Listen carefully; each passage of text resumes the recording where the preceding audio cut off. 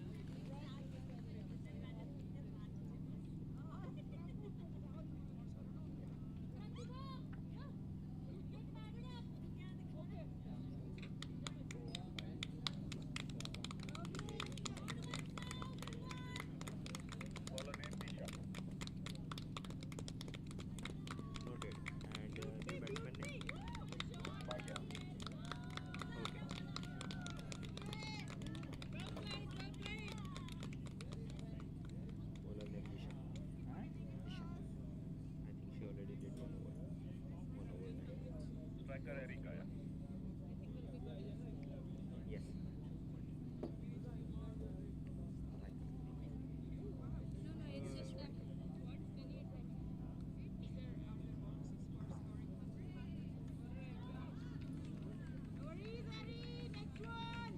Dot wall.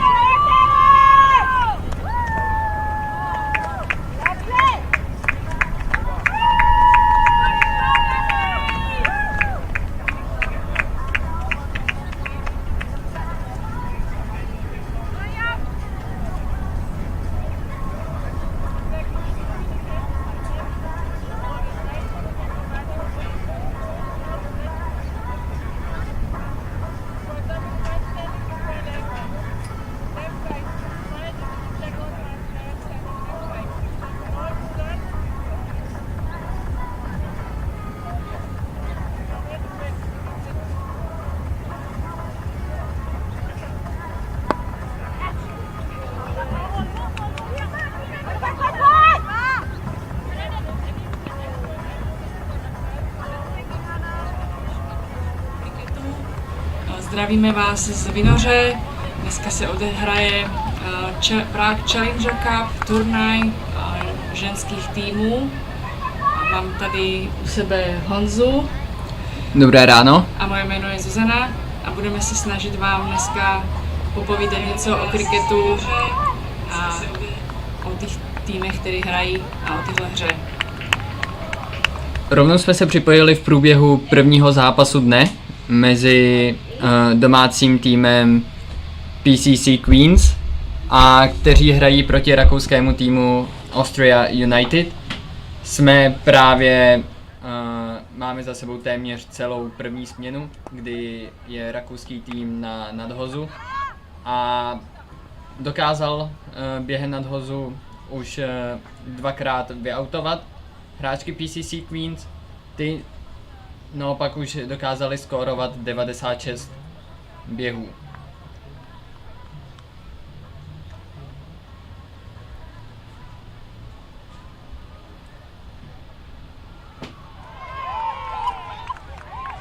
Krásný nadhoz, hráčka Austrian United právě shodila branku české pálkařce.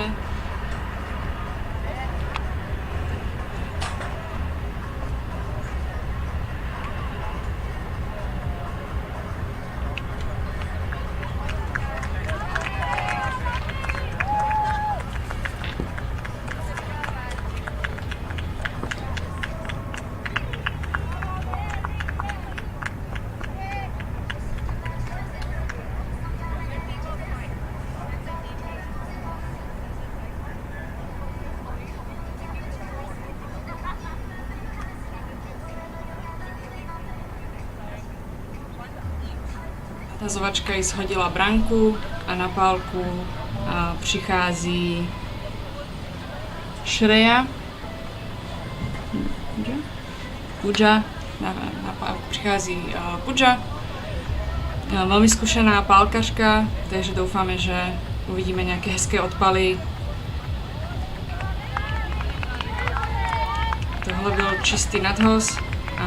Pooja si potřebuje chvíli, aby se propojila s balonkama.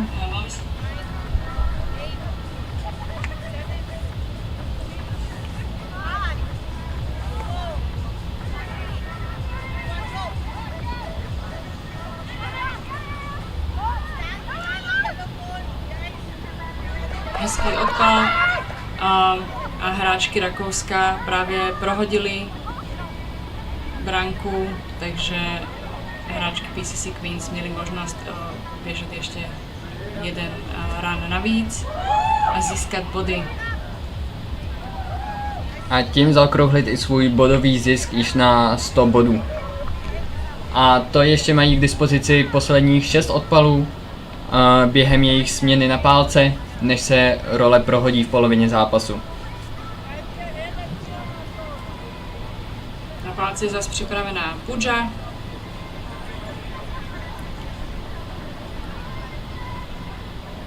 A na nadhoz přichází Vera z rakouského týmu.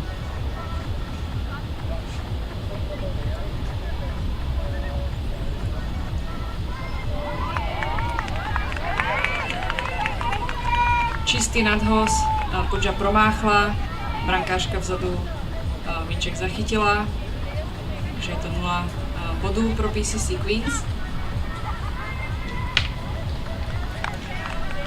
Další nadhoz byl široký míček.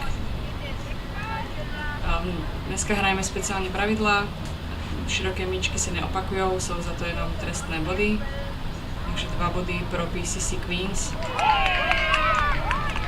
A teď to byl další krásný nadhoz, který znamená 4. aut v pořadí, kde opět nadhazovačka dokázala rozstřelit branky a poslat tak další pálkařku pryč ze hřiště. Skóre je nyní 101 bodů ke 4 autům a ještě nám chybí 3 nadhozy.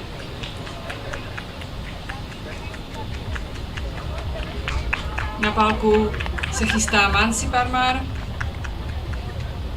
jedna z prvních hráček, která vlastně začínala s ženským kriketem v České republice. Velice zkušená. A myslím si, že doufá, že zaskoruje ještě několik bodů a PCC Queens se snaží nahrát co nejvíc bodů, aby pak to měli při druhé směně Rakušanky těžký, aby to skóre, které se snaží dohnat, je co nejvyšší. Takže předpokládám, že se budou snažit riskovat a běhat co nejvíce.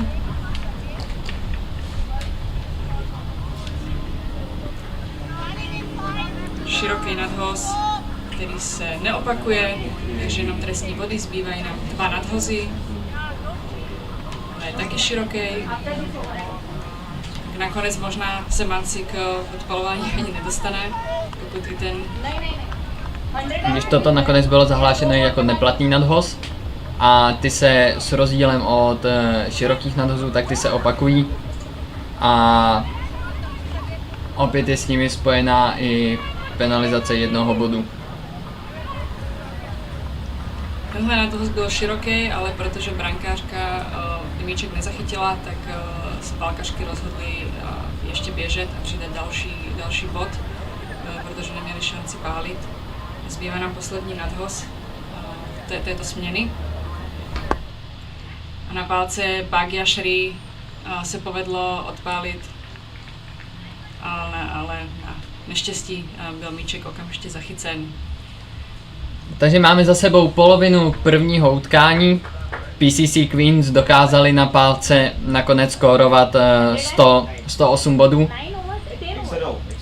Čili dokázalo se jim postavit poměrně laťku vysoko pro své rakouské soupeřky, které nyní budou potřebovat 109 běhů ve druhé směně, aby ještě mohli v tomto zápase zvítězit. Nyní nás čeká 10minutová pauza mezi směnami, nežli bude zápas nadále pokračovat.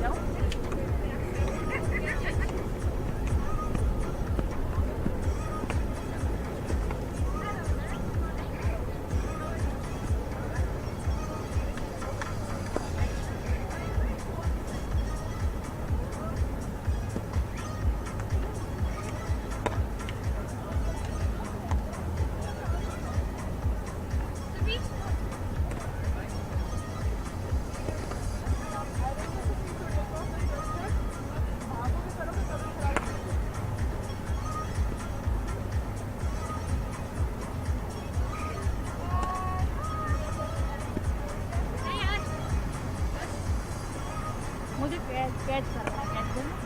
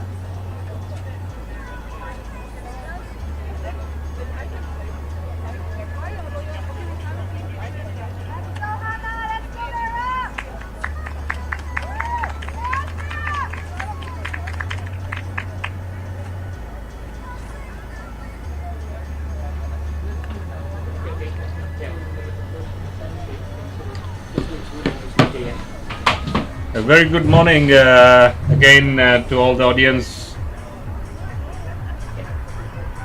We are at the after the break, and we have a challenging total of 108 to be chased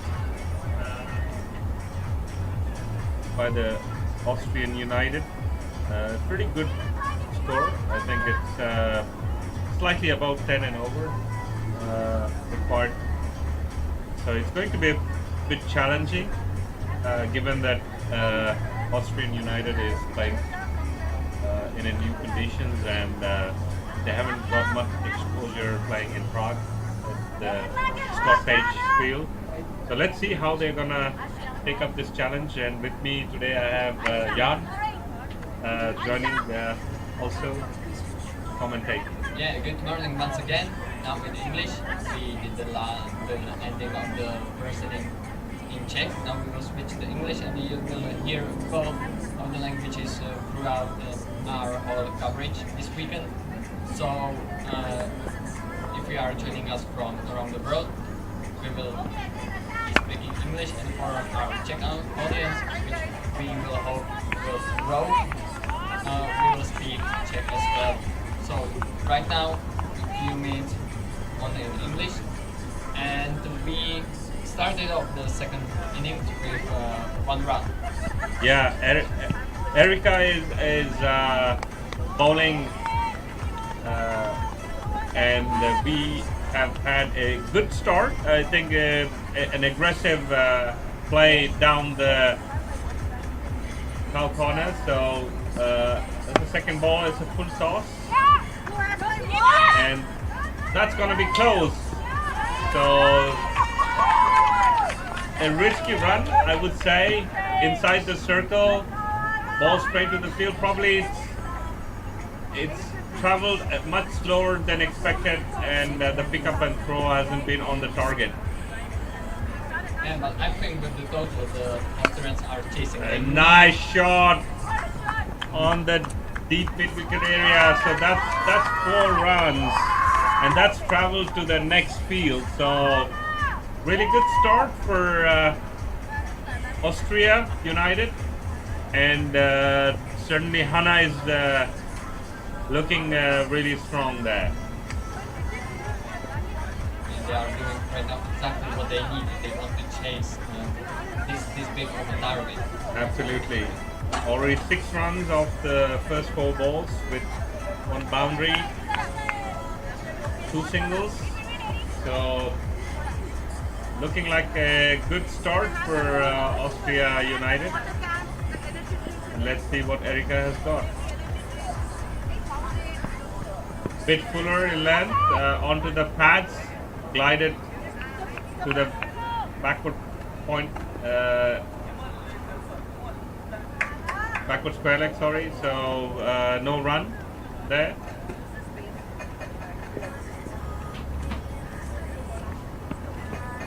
A bit shorter in length, and there is an opportunity, and that's taken. Beautiful pitch in the field, and that's the first wicket of the second inning. Absolutely, short mid wicket, skied. Batsman was targeting to hit the same areas. This time couldn't really connect so well. So a good catch taken by the captain. So the first wicket fallen at right at the end of the first over, I believe. Yeah, exactly. So this is a good start for PCC Queens. Certainly getting one of the opening batsmen. Early wickets really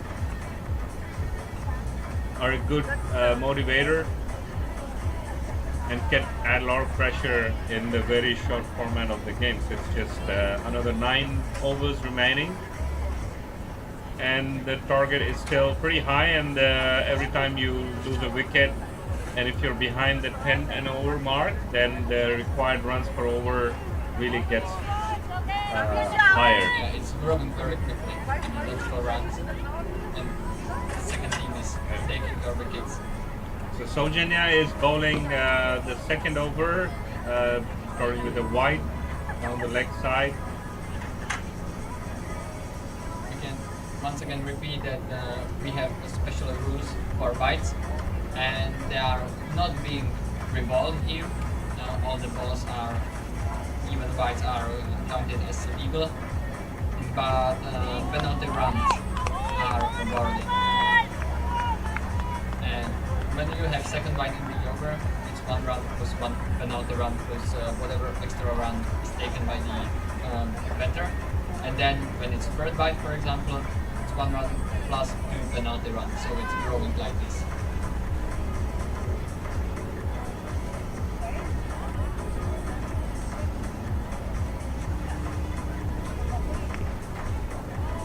That's a good comeback from Soljenia. It's been 2 dots after the first wide, so certainly a good comeback.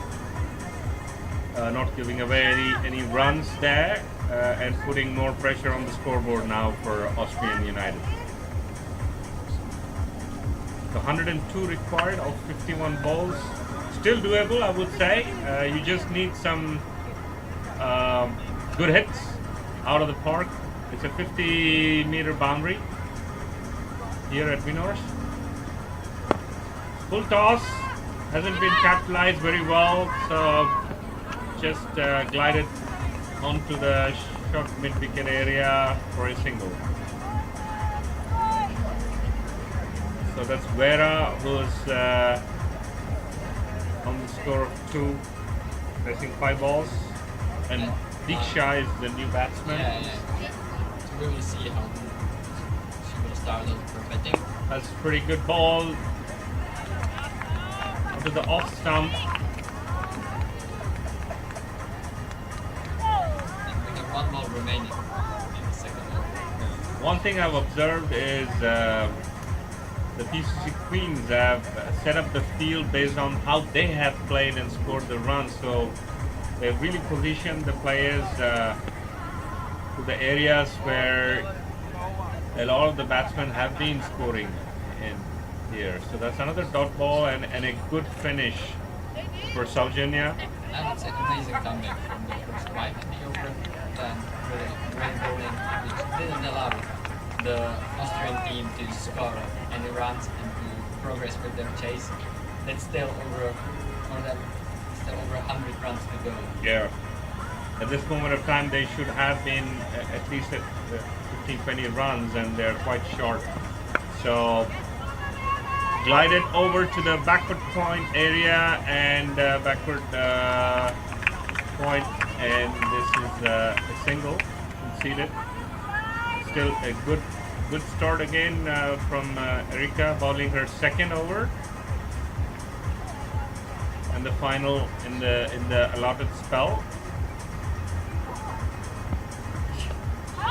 Great stuff there, fuller length, but probably above the hitting on the high area, so probably going out over the wicket. So umpire not interested. But still a good ball. So Dot ball's golden ball. Good run up, but going down the leg side here and conceding a few byes. Not interested in the second run. I really think there could have been 2 runs. So that's a wide signal by umpire Sudhir. first bite of the over. Still again counted as a legal delivery.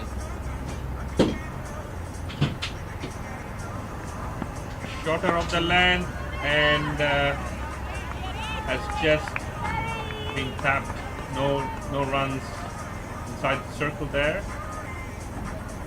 Corvera. Shorter of length, and that's hitting right on the money, on the pads.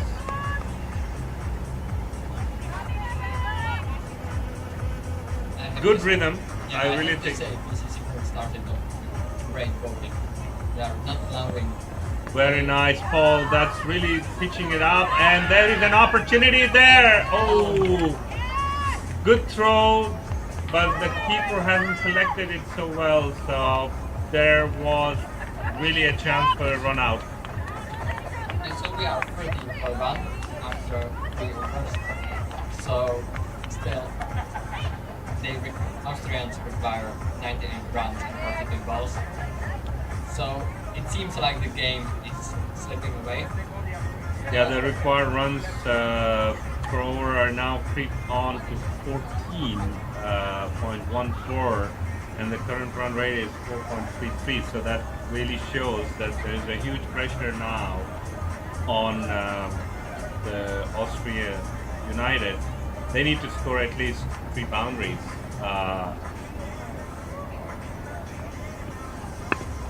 Fuller length onto the hips.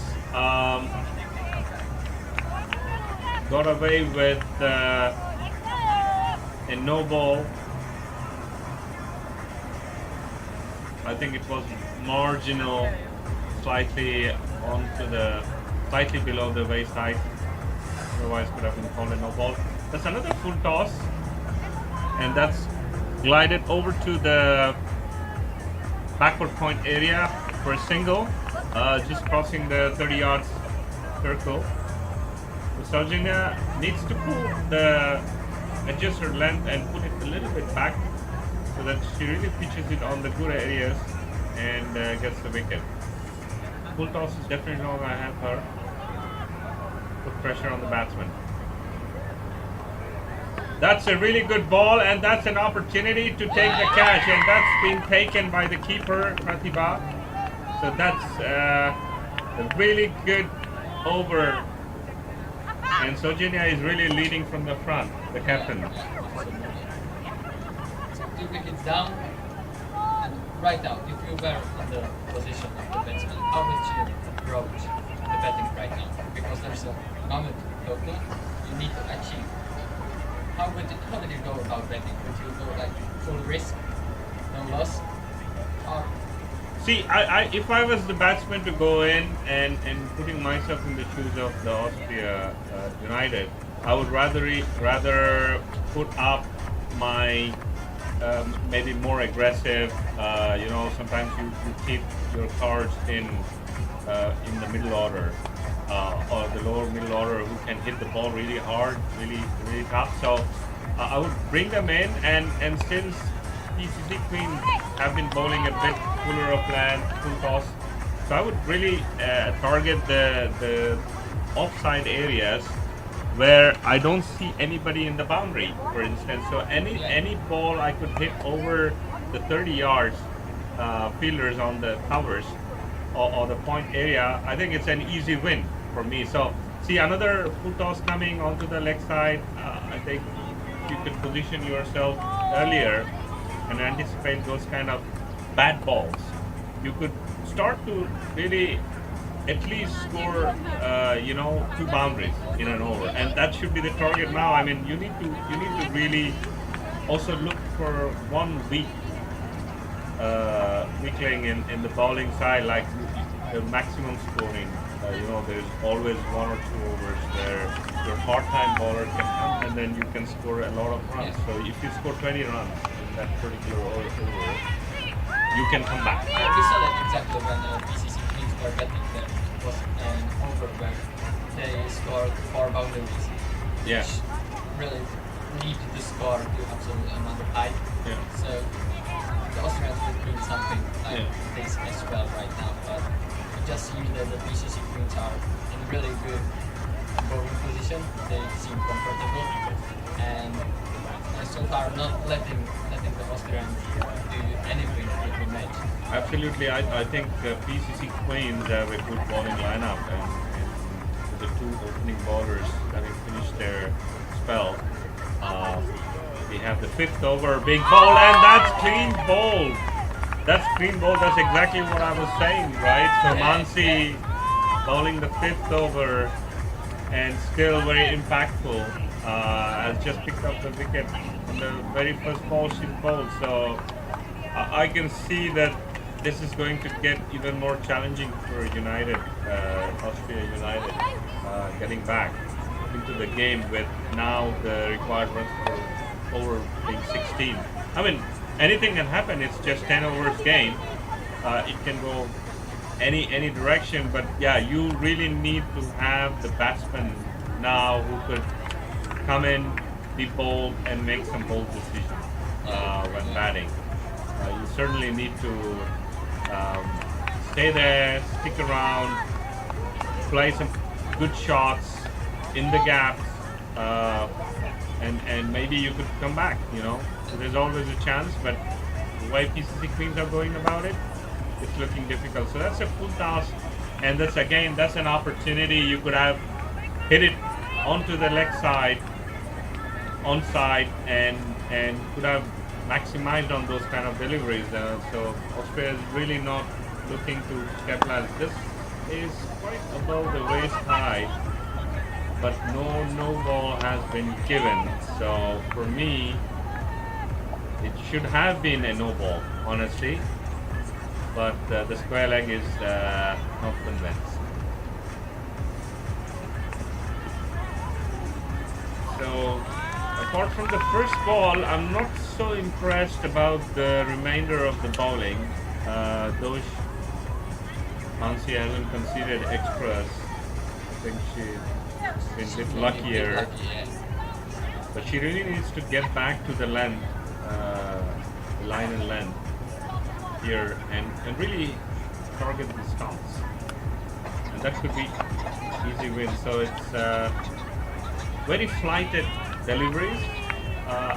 If you would have had an aggressive batsman who wanted to really maximize on these kind of deliveries, could just step out a little bit off the crease and can easily play the pull shots onto the onside or to the offside at this moment. But in the end, Mansi ended up with a wicket maiden. So that's an amazing result for PCC Queens and for the bowler. In the 10 over games, score remaining, and we put the kid on top of it. I think that's absolutely amazing.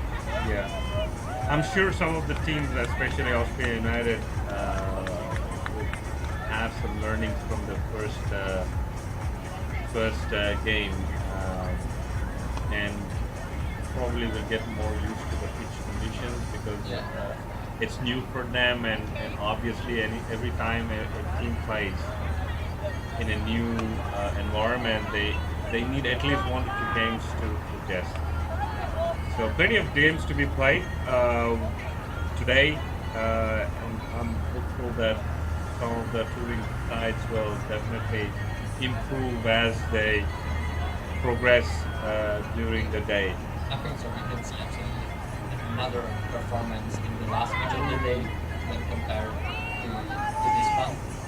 It will be interesting to see in the second match when the away teams are playing, most of us against the Baron Blazers, how they will cope with the new conditions they arrived in today. Absolutely, that's 2 new teams playing in a new venue, so that would be also an interesting game, and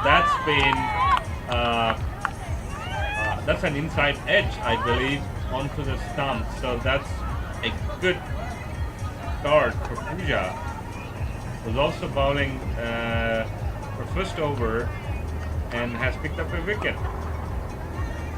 So Austria United, I think it's all over for them at this stage. I guess this is a huge mountain to climb with 20 runs required per over, and you would need at least 3 big hits, right? You need 3 sixes to hit and a couple of singles. So a new batsman in, and we have Puja who's doing quite well. I think right now they will change their because it's not their last day.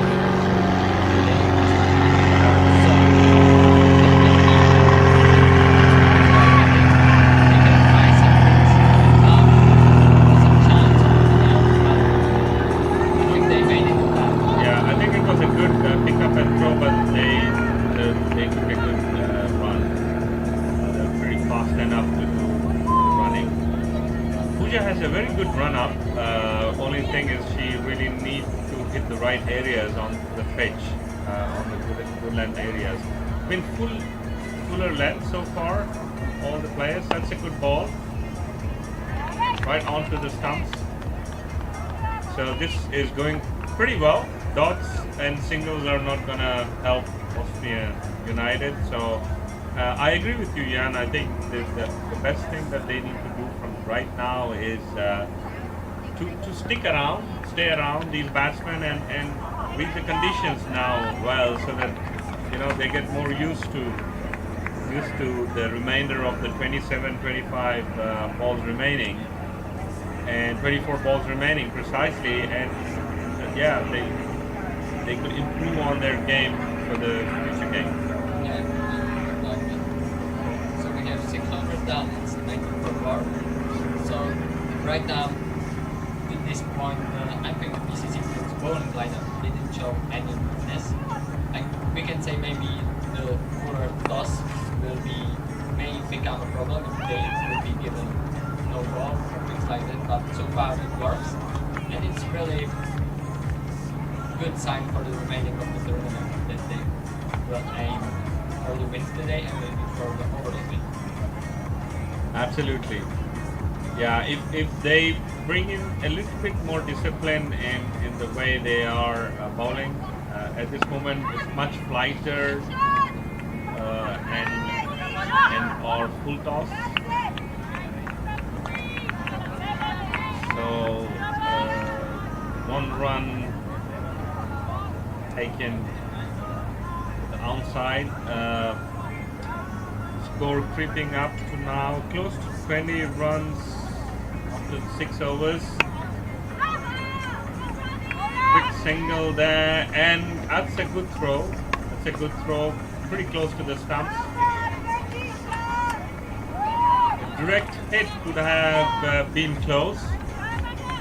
but ultimately the batsman was able to make the ground and has taken a single. So we have Disha and Divya, and Mansi bowling. Another single, breakthrough on the stumps, but batsmen are well inside the crease, so that's 1 run for Divya. But we can see that both Divya and Disha started trying to hit the ball. Now they have creasing missing low, which is at least something. It was much better hit. It was closer to the middle of the bat. It didn't find any gap between the fielders. Oh, that should be called a no ball, and that's rightly called by square leg Roy, hitting the shoulder. But then conceding also on top of that extra runs from the extra throws. Some discipline is required by PCC Queens. Good run. So, really fast to capitalize on a bit of a misfit there. I don't know if umpire Sudhir has given a warning to the bowler, but that should be 1 for the over for the body line bowling. Oh, straight to the bowler. No run. So hasn't utilized the free hit, which was a free hit. Should have really hit it hard. So that's a wide. Mansi has been bowling a lot of flighted deliveries. I think she really needs to work on the length. We will see how she will progress from But so far it's going good. I mean, she has taken a wicket, conceded 7 runs from the 2 overs at her spell. So it's a great discipline, I would say. Hasn't conceded many runs, so this is pretty good. And we have the new bowler, Shreya. That's a very good ball, just close to the stumps. She started off very confident. Yeah. And always the first ball sets the tone for the remainder of the over as well, I believe. You know, it sets the batsman on alert. Yeah, really good ball again on the offside. Even more so, I would say, from the confidence of the batsman. When you come into the tournament, these are the first 2 balls you bowl. That's amazing for you. You can feel good. So far, it's a good line, good deliveries.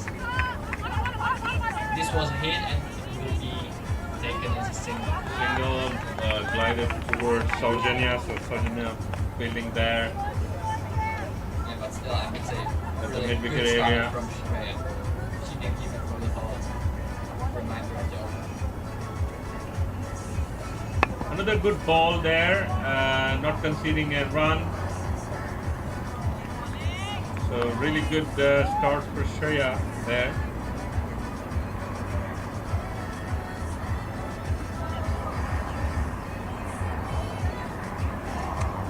It's a lovely day today, Saturday morning. It's been a bit cooler, but right temperatures, I would say, for a game of cricket. But as we progress the day, I think it's hotter. So far, it's 9:21 here in Prague CET time, and it's really nice conditions for a game of cricket. So that's great finish to the over by Shreya, giving away just 2 runs, and this is now a task impossible for Austria United with 2 overs remaining, and they need 84 runs. So 12 balls and 84 runs, only a miracle can make it happen for Austria United. So it's all over for Austria United from my point of view. The only thing is they just need to keep on sticking around, and that's extras conceded now. Oh, there is. There was a very easy run-out chance, but not a proper collection from the keeper. Bit of miscommunication. That's run, you know. Yeah. And when you choose to run, I think you have to be absolutely decided to go for it and twice in one and well. Like they were lucky here, but that's not. Yeah. That won't happen always. I'm a little bit surprised Bhagyashree is practicing after she's bowled the first wide. For me, if you ask me, the bowler should always be warmed up, and the ball they bowl in the match should not be their first ball. Actually, Yeah. they should have been practicing outside and bowling outside, so that they're already warmed up when they actually come and bowl in action. So that's a good comeback from Bhagyashree, and the first, let's say, legal delivery ball after conceding 3 extras. She has a great potential. I've seen her also bowling in the tournament recently, and she's quite capable, quite good. Just need a little bit more discipline, and yeah. It's just a matter of a couple balls and then she's really back on track. So that's good pace. That's really good pace. She has good kind of swing action. So batsman really has no clue now at this pace.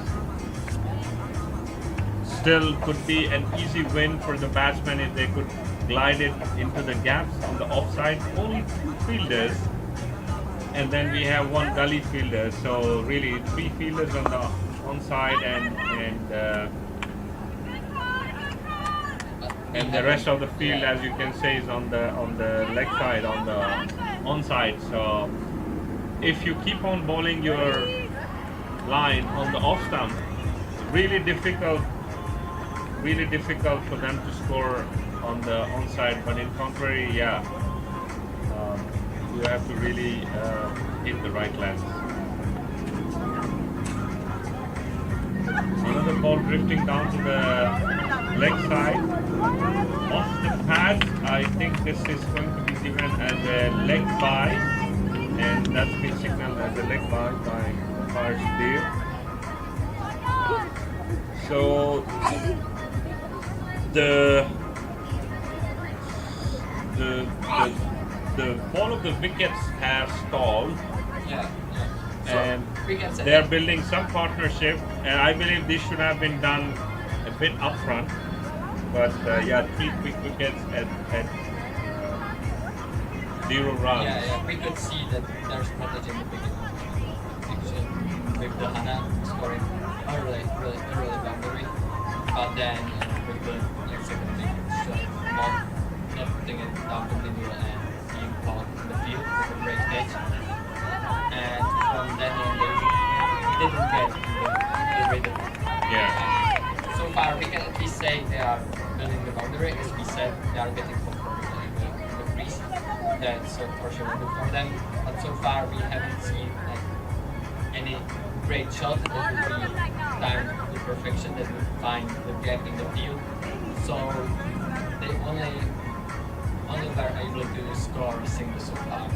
And as we said, there are only 2 fielders in the offside. Yeah. But there was, I think, not the one successful shot of them. Clara is the new bowler, number 192. Yeah, close out the match. So that's the final over of this innings and for the match. And Clara has started with the dot ball. Again, a much flighted delivery. First one. Let's look at the second one. So that's has pretty much pitched outside the green patch. So this is going to be a no ball signal by fire, and this is going to be a free hit for Austria United. Now Mr. Divya has to go for crucial ways. There can't be much of a try at least.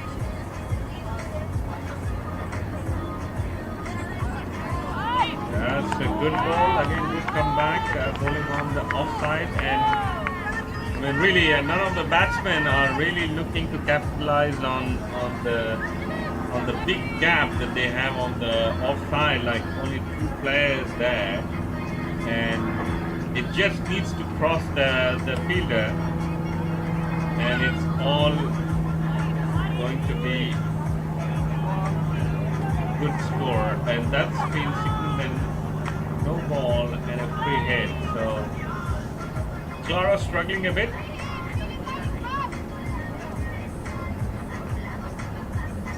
She needs to focus a little bit more. That's another no ball because it's pitched outside the mat. This is a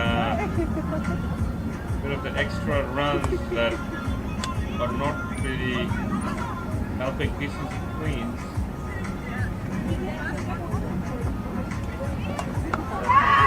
Remember once again that was not a great warm-up the start of the bowling. Yeah, I really believe that most of these bowlers should warm up much earlier than the game starts, especially when they know that the toss is going to be bowling. Everybody should be running around and warming up. So somehow Clara has pulled a few legal deliveries, but still a very flighted balls just going over the top of the stumps. Lucky batsman there, I believe. And then it's a close one. It was a close one, and this is really last 2 balls, penultimate ball of this innings and game. Clara to Divya. It's been tapped down. There was an opportunity, but hasn't been collected well by the skipper. 1 run conceded there, and it's the last ball of the innings. So a lot of learnings from Austria United, and I really believe PCC Queens really have to bring in some discipline on the bowling, because while some of the bowlers have bowled well and some bowlers have been good, it lacks, and that's a score. So That's a punishment. exactly. So this is like going down the leg side, very flighted, plenty of opportunity for the batsman to climb that. Anyways, I think that's a big win for PCC Queens. They won with 68 runs ahead. So a great start for the host club, and I really hope that they keep this momentum going throughout the tournament, and then we'll also win the next game for us. So hard luck for Austria United. Was a tough game to beat. I think at some point we realized that they were far behind, and the required runs were. But we have to say the last part should be used to the sun, and not giving away another wicket. And in the end, very aggressive shot in the match before. So there might be something in it. They might have learned something. So if they will continue this progressive trend, they can get much better for the tournament. Absolutely, I think a lot of learnings for both ends, both sides. Nothing is over yet. You know, just kick-started the session, the day, and the first game has been quite exciting, especially the first half where we have seen some really good shots and aggressive batting. The next game will be played between Mofetas and Berlin Blazers, where Mofetas have won the toss and have elected to bat. So we will reconnect in 4 minutes because we are slightly behind on the first match, but we'll be right back into the action. And with me again, Thank you, Jan. Thank you.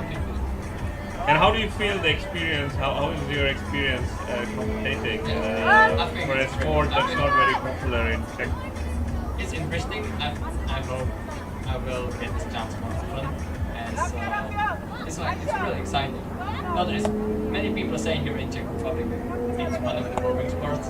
It takes too long, but I think they just need to give it a chance, and they might get close to it as I did over the past couple of years. Absolutely. We have our camera expert Joseph is laughing when you speak about Czech cricket. But you never know. I mean, it's all about a matter of few more years, and with shorter format, like playing the game for an hour and a half, 90 minutes, it can be as popular as football. And can draw more crowd around. So yeah, we just need to involve more local, more Czechs to pick up the sport and play. So it will become interesting. So thank you, Jan, again for joining me, and we'll be back with you shortly. Thank you too. Ještě krátké shrnutí na závěr určitě. Viděli jsme nyní první zápas, kde PCC Innings vyhráli o 67 bodů před Australian United. Viděli jsme PCC Queens výborný výkon na pálce, který potvrdili i následně na nadhozu. I když tam, jak jsme tady si po celou druhou směnu všímali, je ještě co zlepšovat. Trochu větší konzistence, nechce zlepšit i délku nadhozu, které byly často velmi dlouhé, až se pohybovaly na hraně neplatného nadhozu. Nicméně to na první vítězství turnaj velmi stačilo.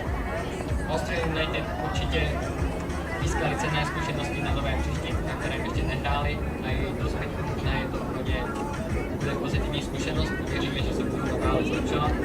A dále nás čeká druhý zápas, který začne za několik minut, a tam se utkají Molfetas proti Innings. Zatím děkujeme za pozornost a za chvíli se přihlásíme znovu.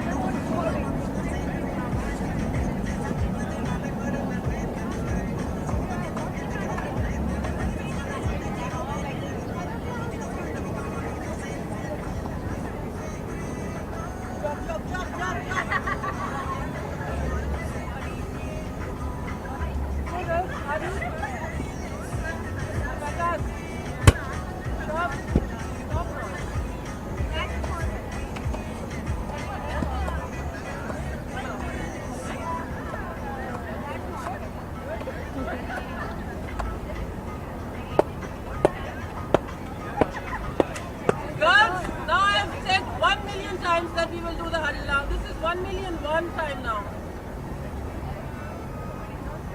Fast, come on.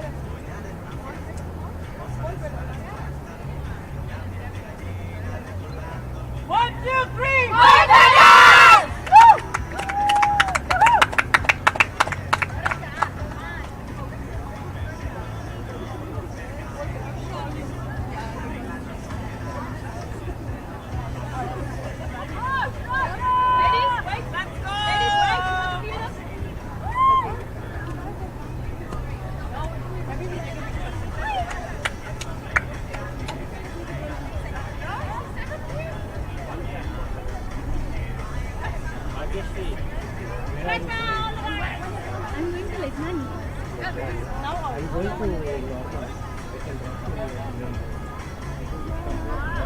You all know where the batting order is?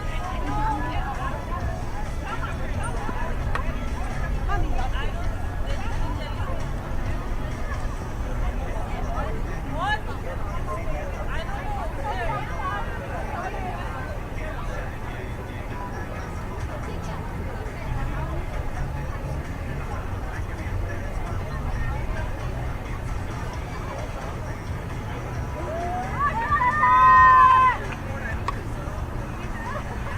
know.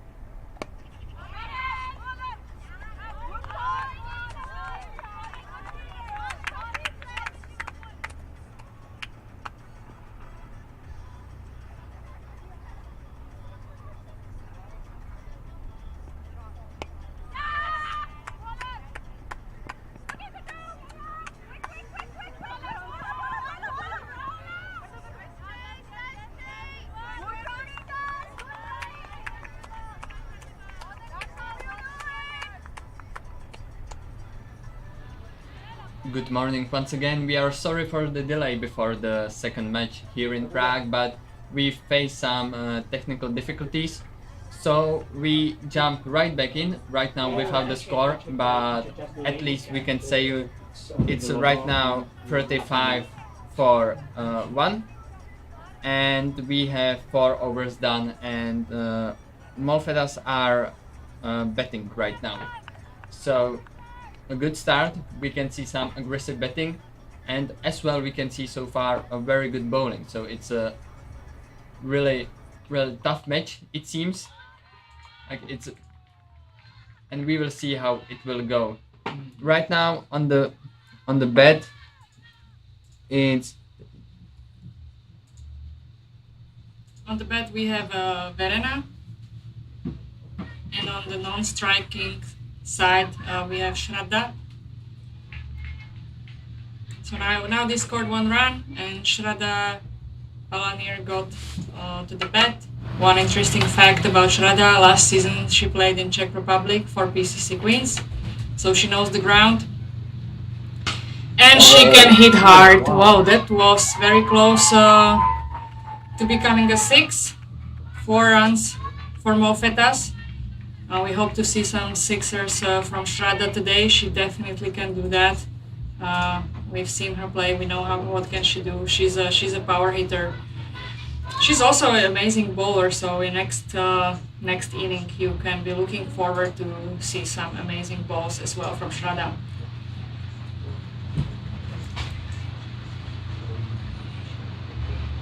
in the last over we could have seen first wicket of the match, and we have to say it was a very good catch in the field. And now another big hit, and it will run away for 4 once again.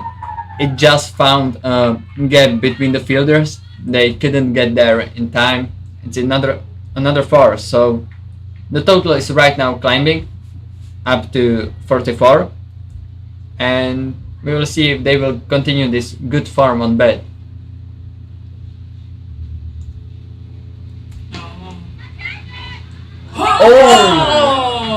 Oh, that was a not really careful hit, not really the good one hit from Shraddha, and the Berlin Blazers player, number 712, almost caught it. She struggled. She was juggling with her hands, and I think both things were like we're scared to see how it will end. But unfortunately, the ball was very difficult, and she dropped it. So Shraddha stays in. Was really lucky. She was really lucky. She needs to be more careful when choosing the direction of her hits. I think that could have been a really big breakthrough for Berlin Blazers. Definitely. I think. I mean, they already got Shravia out. She's also one of the hitters who can score a century in a match. Shraddha is another one. So if you get these 2 players out, your chances to beat them is definitely growing. But with them staying on bat, it's gonna be really hard for Berlin Blazers. Yeah, and so after the first 5 overs, we have a score of 46 with a loss of 1 wicket. And Zuzana, what do you think is the score they should aim for here on the bed? Right now they have 46, still 9 wickets in hand. So what would be ideal for them? Definitely they wanna go over 100, but if Shraddha will stay there and she will continue hitting 4s, I think her personal aim will be even higher than 100. I think they will aim for 110, 115, which is amazing for T10 format we are playing today. So let's see. By the way, the weather is very nice. It's not so warm yet. If you're around Vinoř, stop by, and yeah, you can watch the game live. Have some nice snacks and drinks. We have a meal here. That's why the live stream is sometimes not going. It's when they are frying something and cooking the rice at the same time. But the food is supposed to be very delicious. So come stop by. We have also beer. You can watch the game live, not only on the live stream. And right now we can see that we have our graphics back, so you can see the score as well as that Shraddha is already up to 20 runs just from 13 deliveries, so really good showcase on the bat.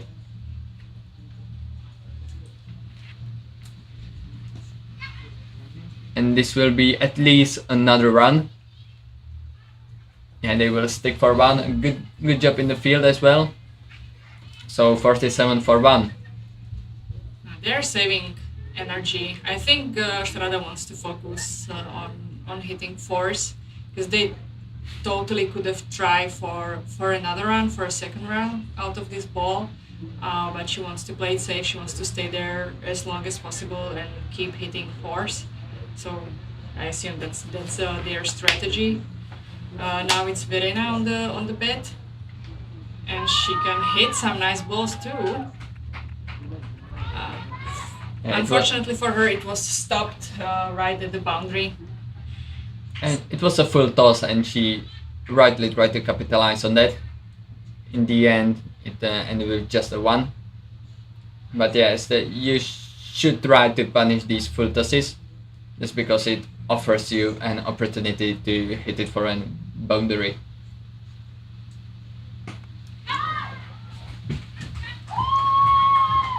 Oh, that's traveling, but yeah, no, it didn't go for 4. They finished one run.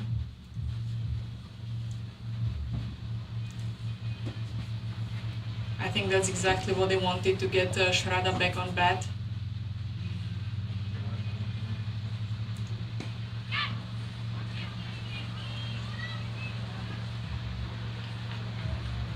Nice placement, nice defense, because it was a really good ball from Gargi.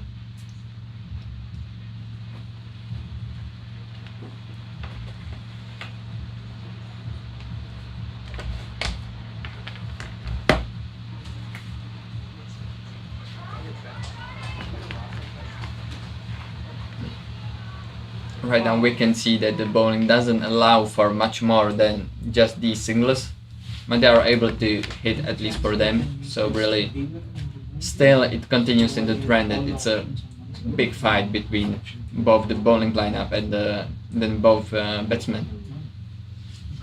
Yeah, Gargi is bowling very well. She's not allowing them to score fours. She's keeping the score slow rising. Oh, and she got the wicket. What a ball! Wow, what a ball! Amazing ball for Gargi.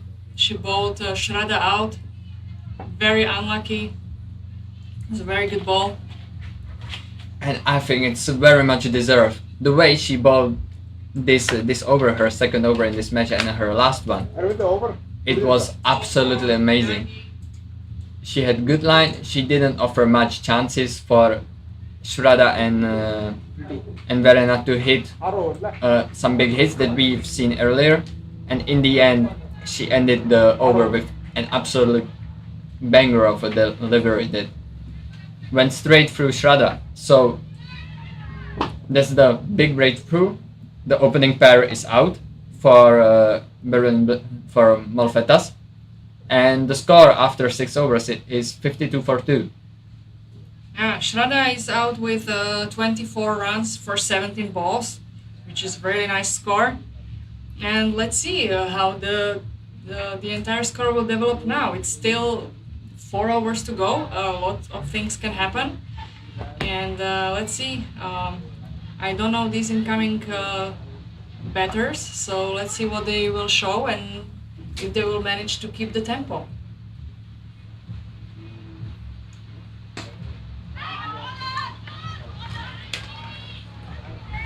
Now, well-placed fielder didn't allow this shot to go for more than just a dot ball.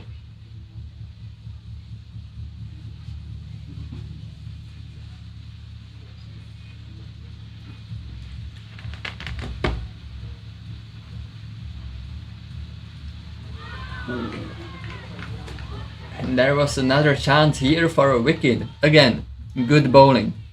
Right down from Now, Snehal. she already picked up wicket earlier, and just 5 runs were scored so far from her bowling. But right now there will be some more, because it's a beautiful shot that will run away to the boundary and for a 4. So Verena managed to score four runs out of Snehal's ball. So she's staying on a strike, and on a non-striking side we have Ramisha waiting. She's a super speedy bowler, so let's see what are her batting skills. I hope she gets a chance soon.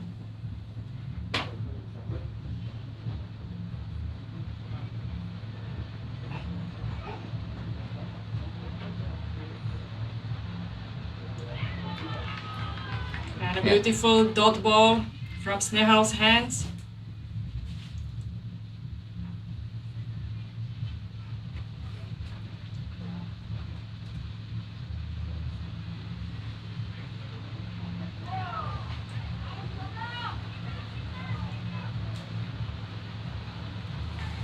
Snehal is bowling these loopy balls, which are really tricky because you cannot really estimate where they are flying, and if you are not waiting for the ball, you can miss it really easily. You need to be really patient while batting those.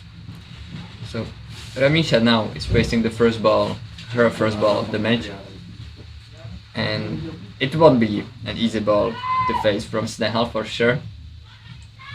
So we will see how she will start this match for herself. Oh, and she will start with a big hit. And it's coming for 4, and it's 4. Beautiful. So yeah, Ramisha is not only a great bowler, but obviously she can hit the ball. So another player to take care and be careful of. Zuzana, you are playing as a batsman normally as well, so how does this help your confidence when you hit your first hit for a 4? Well, it's tricky. I mean, on one hand it helps your confidence, on the other hand you can become reckless really soon, and you feel like you can hit everything, and you might forget that first of all you need to defend your wicket. But I mean, it's a great feeling. It gives you extra energy. And we have another 4 for Molfetas, right behind the wicket keeper. Seems the score is coming up again in a nice pace. And it was no ball as well, so I would say for the first time in this match we've seen some not a great bowling from Berlin Blazers. Up to this point they were for the most of the time almost perfect, or at least very good. But this is very, very expensive delivery to start the 8th over.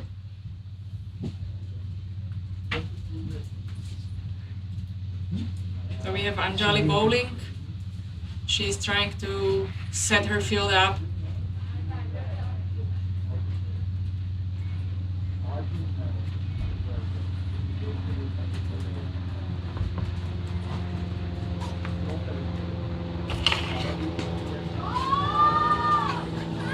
The ball was delivered quite far on the offside, and yeah, she gave it enough power.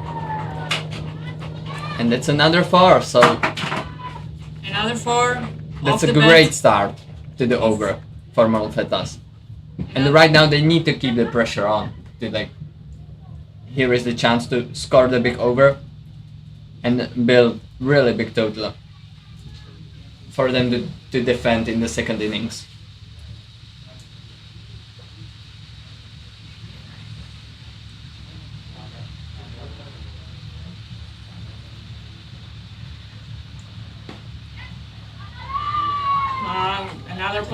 Well-placed shot. It's not really fast, but it's very well placed. There was no fielder around, so Molfetas were able to score 2 runs. And Verena is again on the bat. It's really nice to see how she can adjust when she was in a pair with Shraddha, she was more, keeping Shraddha on the bed and just like trying to rotate the betting pair. Oh, and it's a wicket right now. That was unlucky. She thought it's gonna be a wide. She moved. Yeah, she left the ball in the beginning stages. I think in the end she realized that she made a mistake and it's aiming for the stumps. But it was already too late, so Eighth over or seventh over? another Seventh this side. good delivery, and it's a great comeback to the over, which seemed to be running away from Baron Blazers with the far no ball, then another boundary.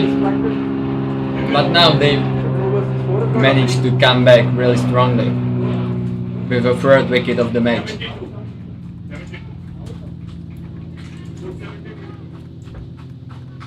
Yeah, that was a nasty one. In this game formats, everything that goes behind the batter's back is considered a wide, and probably she was not aware where she's standing, considering the wicket behind her, and she moved to the front. She thought the ball is gonna pass behind her, but the stumps were already there, and yeah, very unlucky.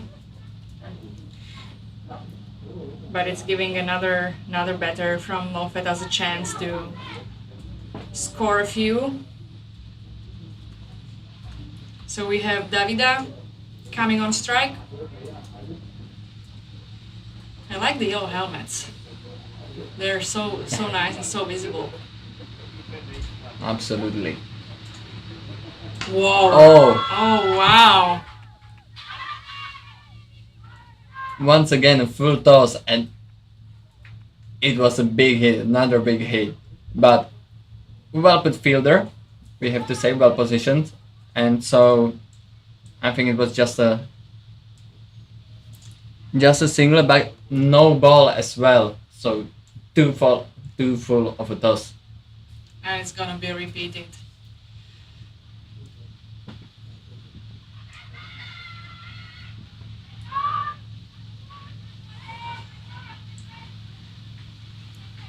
Yeah, Rami was lucky. It was not coming to her bats in front of the stumps. It's just a dot ball.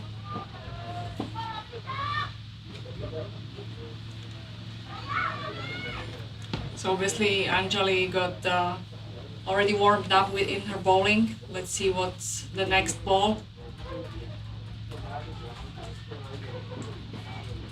This will be signaled wide.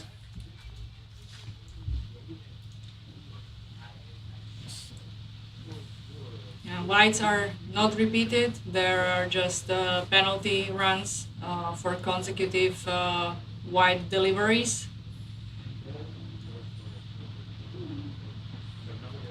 So the last ball of the over. And another big hit, and there was no chance of catching that within the boundary. So another 4. Went right in between the fielders. Yeah. Well timed, greatly placed, amazing shot to end the over, which was very productive for Malfetas. Yeah, they lost the wicket, but in the end they scored many runs. I think they absolutely capitalized on that. For the first time in the match, the Blazers bowling lost some of its consistency, so that allowed them to go for big shots. And they need to keep this pressure on, because the total is right down to the 79. We have last 2 overs, and I would say they still want to get to the 100.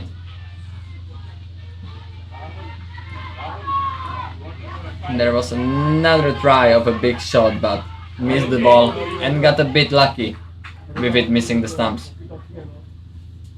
I can umpire. Yeah. Shot by Davida. But a great job in the field as well. Molfetta started to run a little bit more. They know they have 2 overs left. So the second round was a bit risky, but they took the risk because they know that they wanna score more, and the match is coming to an end soon. And we have Davida again on a strike.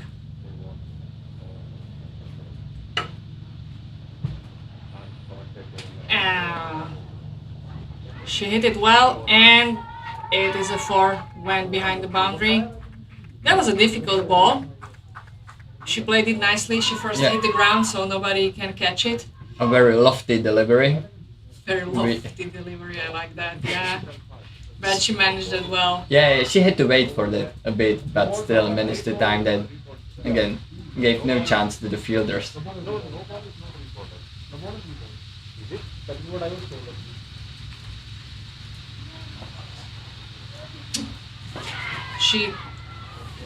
She attempted to repeat her shot, but unfortunately this time she did not time it well.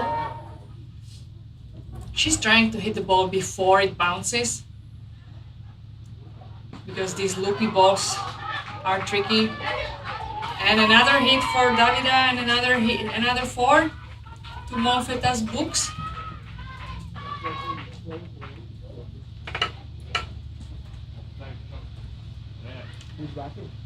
I'm sure Ramisha is getting really sad on the non-striker's end. She's got a really awesome efficiency. She scored 8 runs out of 3 balls.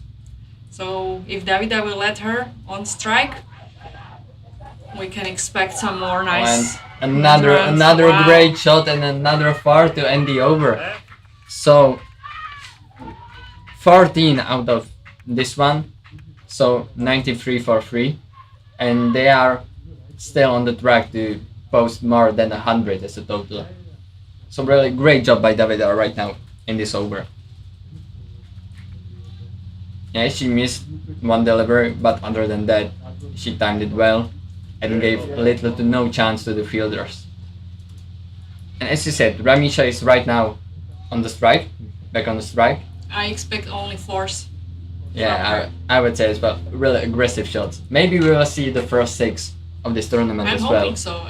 I already said without the 6 I'm not going home. So, but the good thing that tomorrow there is a men's tournament continuing. So if I don't see it today, then at least tomorrow morning I can go home.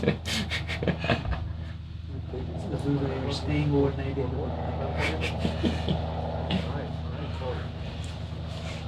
And Ramisha didn't get all of this delivery, but will still try to run back for 2 and will get it comfortably.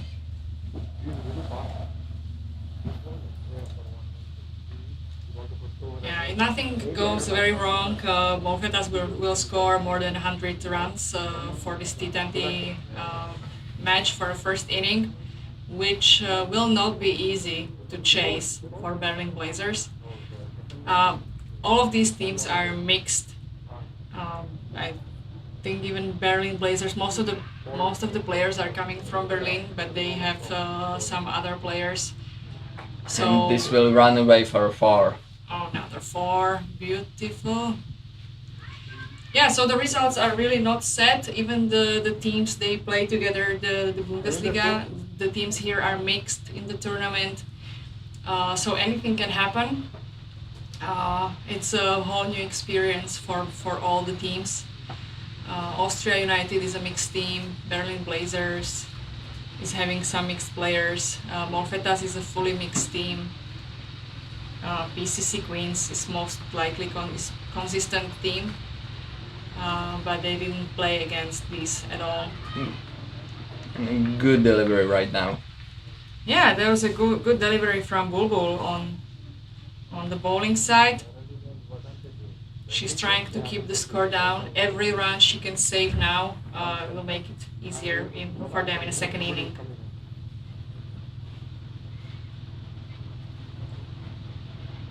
Shot! That was close to 6, but just 4. I'm saying just, but it's like not just. But It's once amazing. again, amazing shot from Ramisha. When she hits the shot, it's almost always goes for a 4. Yeah, she's got really a lot of strength in her arms. Wait for the next inning, see her ball. They can. Last one.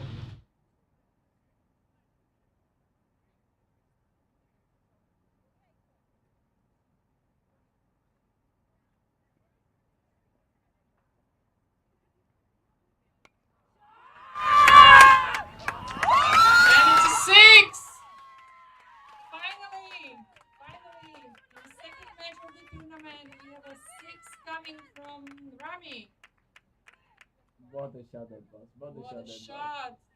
She played so many great shots already, but this one tops it all.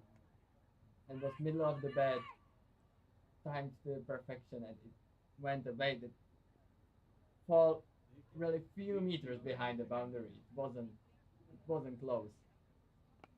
And she tries to go up for to end the match, but this will fall short. But they will run for 2 at least. So great over to end up for Molfetta. Ramisha amazing on strike, and she brings the total up to the 211.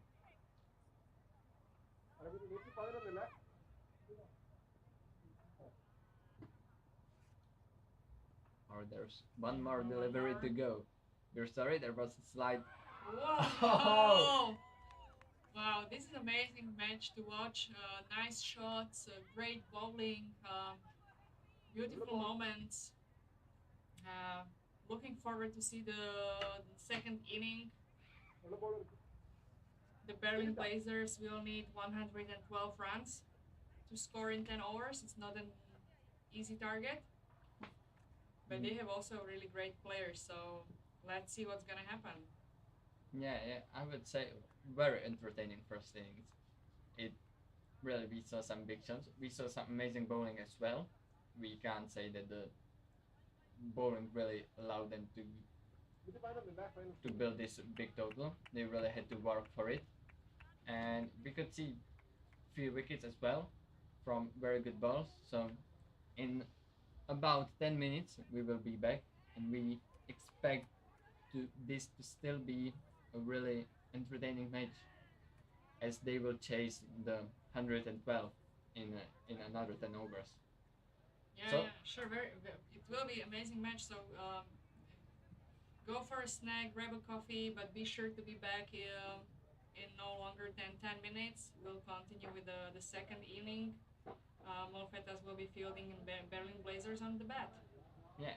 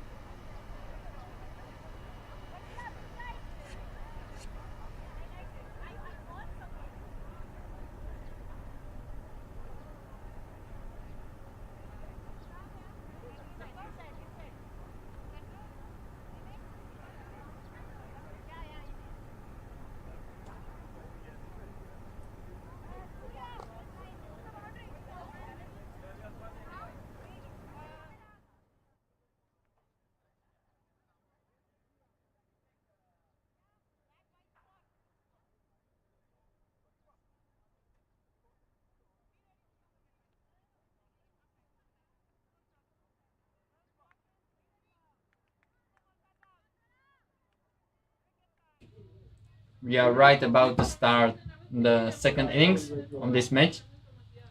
So right now, Berlin Blazers on the bat with Bulbul on strike and Snehal on the other end. And they start off with a good shot that will run away for a boundary. So that's how you start the chase. Before this ball, they needed 112 to win in 10 overs, but they started their chase really very well. Bowling for Malfetas is Shraddha. She is very dangerous, fast bowler.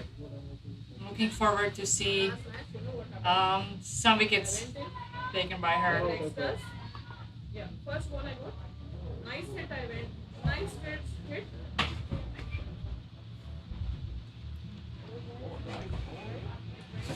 That was a nice ball. Oh, and a Direct hit. great throw from Rami.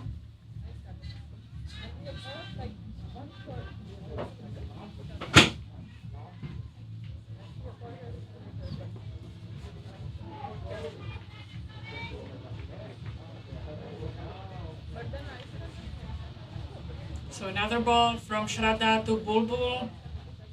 How she's gonna fight it. She managed to hit it, and it's gonna be 1 run. They're not gonna risk. It's just the beginning of the match. Yeah, she tried to go for a big shot. It flew up in the air, but it fell a bit short. So in the end, only a single. But still, they started the match with bringing in some runs and setting off on their chase. A nice ball from Shraddha. The ball is swinging a bit. It's pretty new, so Bulbul is having hard times there, but she's fighting it really well. She's defending the balls.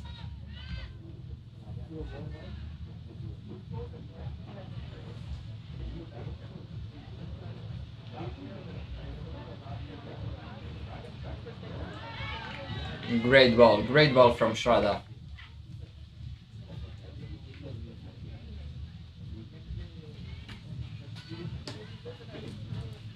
She spent this season playing for Frankfurt Furies in Bundesliga. So she's continuing to improve her skills which are already in really high level. And her balls are proof. Great stopping the ball by Rami. Seems they are a good team. They both play together in Frankfurt Furies. They managed to limit the over only to six runs. One was a 4, so basically they let the Berlin Blazers to score only 1 4 and 1 run. That's a good result. If they're gonna keep this speed, the Berlin Blazers will have tough times chasing the 100+ score. Great comeback by Shraddha in the over. Started off with being hit for a 4, but after that it was 5 great deliveries that didn't allow Berlin Blazers to score another boundary, which they definitely need if they want to win this match. New bowler, there is Aisha on the bowling side, bowling to Snehal. She defended the ball successfully but didn't score any runs, and I think they will very soon start feeling the pressure. Oh, absolutely. They can't waste time. They can't really score too much of dot balls because then the match will just go away from their reach. They need shots like this. This is much better, but it will be just a single. But as we can see, they are trying to be aggressive. They are trying to hit any little bit worse delivery, which allows them to go for a big shot.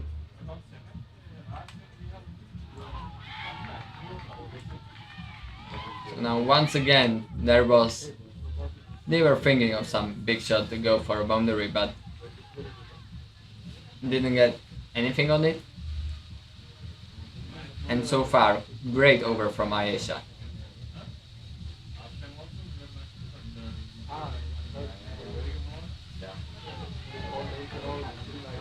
Again, another good ball, another dot ball.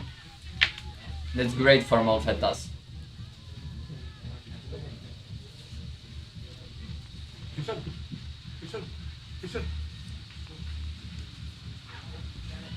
So 2 more balls to go in the second over. 1.4 over. 7 bana kali over. And this will be signaled wide.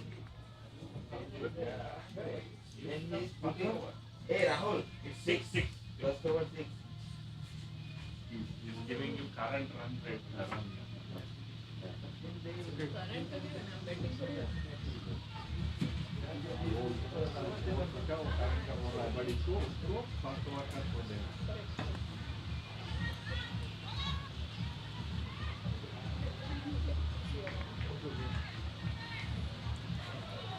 And in the end, single from the last delivery.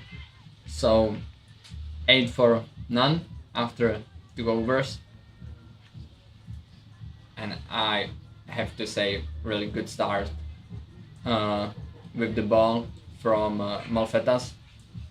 The bowling didn't allow almost anything for Berlin Blazers.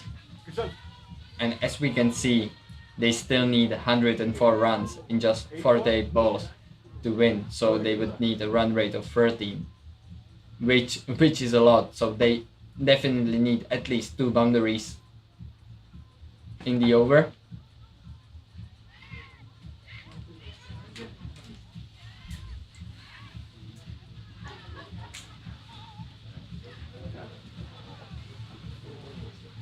Another new bowler, Surya, comes into the attack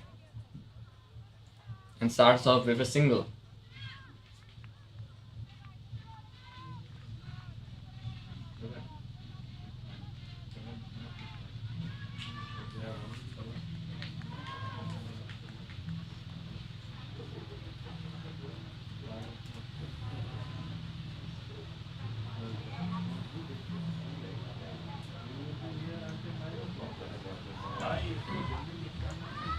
This will be another single taken by Berlin Blazers.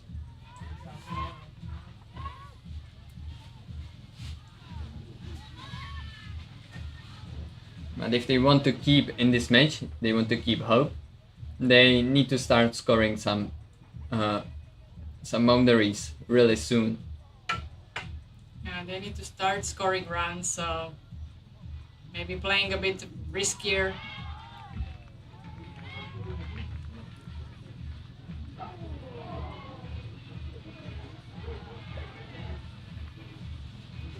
There wasn't a single wicket fallen yet, and it's only a T-Time game.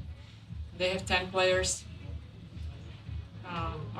9 players on the batting line. So if I would be them, I would start playing a bit riskier and running from anything.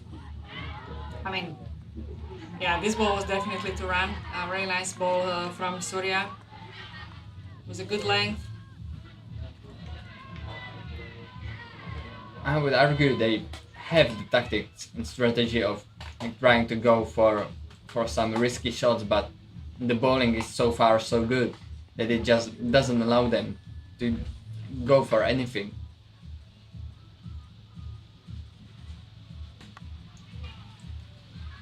Yeah, finally Bulbul connected with the ball, and the ball was stopped just right before the boundary. They were able to score just 2 runs.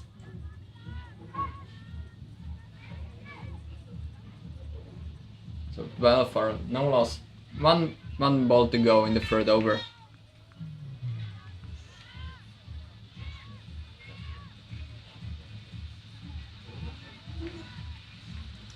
Last ball from Bulbul. From Surya. To Bulbul. Exactly. And another great delivery. Really nice, consistent bowling.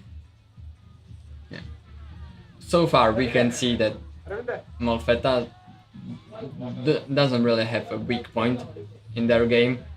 We saw them in the first innings on the bat. They were going for some really big hits, and they were hitting them. It was great to watch, really entertaining. And now we can see them with the ball in hand, and they keep the Berlin Blazers under an immense pressure. They don't allow them to hit good shots. And so far the bowling is again really very consistent, and they just seem very strong. So we will see if they will be able to keep it up in the remaining 7 overs in this first match, and then if they will be able to keep it up even for the rest of the tournament, because there are still at least 3 more matches to go. The next one they will play again Austria United, and they will end their first phase of the tournament against the home team, the PCC Queens.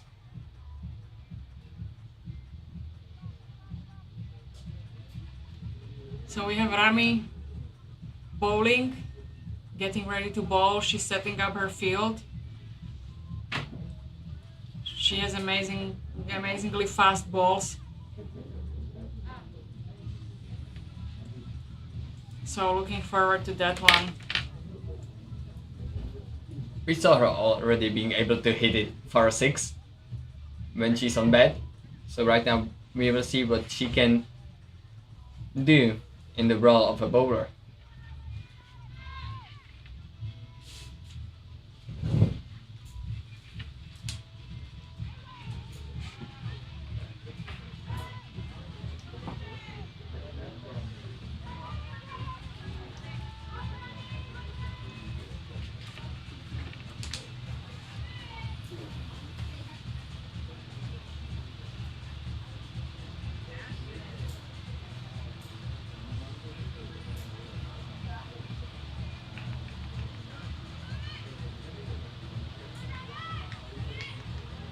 I think those were leg buys. It was a single leg buy.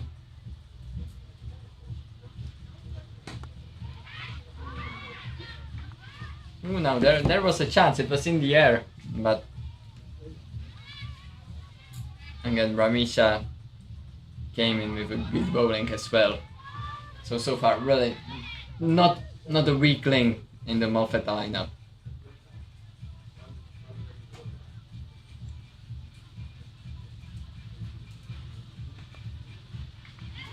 She's bowling from the right side for the right-handed batter, so that's also making it a bit more complicated.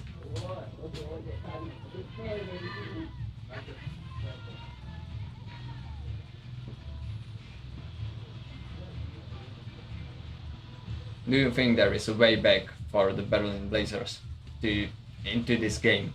Like right now, the required run rate is 15. I'm afraid. Well, But I mean, maybe, just as I said, there's a boundary. You called it. Yeah. Yeah, that's a boundary for Sneha. And now this can help build some confidence, but they need to follow up on this. It just can't be just a one boundary in 3 overs. The only other boundary we saw so far was from the first delivery of this innings. Exactly. Yeah, doesn't seem good for them. There's still a chance. Oh, and it's taken. She tried to go once again for a big shot, which is understandable, but she just edged it into the air, and it was comfortable catch. It went straight to the fielder. I think it was Davida who caught it. Really nice. Looks really easy when you see it like this live or on TV. The catches seem to be very easy. but once you're there, and it's really difficult to estimate the position of the ball, the speed of the ball, and if you have to, step aside or move to the back a bit, it's not easy to catch. But yeah, this one Davida made it to look super, super easy. So that's a first wicket of this innings, and it looked like Malfetas are really running away with this one. And again, good comeback from Ramisha. Right after the boundary, she managed to snatch up a wicket, and she will try to get another one with the last ball of the 4th over.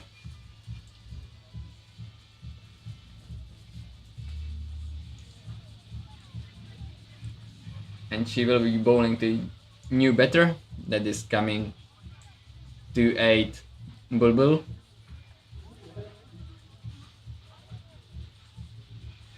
And gonna be Anjali.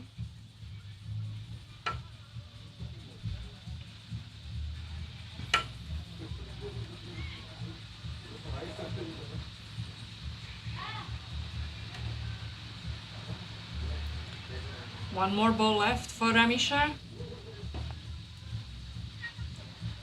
And Anjali decided to use it. It's not fast enough. The ball didn't have enough power to go past the boundary. But she managed to find a very small gap between the two fielders there. Just didn't have enough momentum to go right to the boundary. So after 4 overs, 19 for 1. So still Malfetas on a comfortable way to a first victory in this tournament. But for sure, Berlin Blazers will try to claw their way back into the match, at least make the defeat be as little as possible. This is a very difficult moment in the match where, like, theoretically they have a chance to turn it around, but also it's a lot of mental. It takes a lot of mental strength, because we're almost half into the inning, and the current tempo of earning points, earning runs is not enough. So it's gonna be really hard to also stay present in the game and still give 100% into it, because you might feel down. But it's really nice about cricket that nice. That's nice that you have to keep up and keep fighting till the end, even though you see that it's really difficult. Because if you don't believe it yourself, you're definitely not gonna win. And another aspect of this is what we said in the first matches, that you have still the remainder of the tournament still to go. So you really can at least use this match as a preparation for the other at least 2 matches that you will be playing here. So you can get comfortable in the crease, you can try some things, and you can really greatly benefit from that later on. Exactly. But this was another good ball from another new bowler. Rafia. It's Rafia Khan. So far just 2 dot balls, and she continues to keep the pressure on the Berlin Blazers. That was a wide, but they decided to score the run also off the wide. Yeah, and white is being given. And good running. Yeah, they feel the pressure. They know they have to take some risk now for every ball that goes a bit further from the fielding players. They have to try to run. Okay, that I think was a no ball, which will go for 4. Oh yeah, and it is. It is a no ball, 4. And it will be repeated. I would say it was the first loose delivery that we saw in the Malfetas innings. Yeah. Up to this point, they were almost perfect. So Yeah, very very expensive delivery.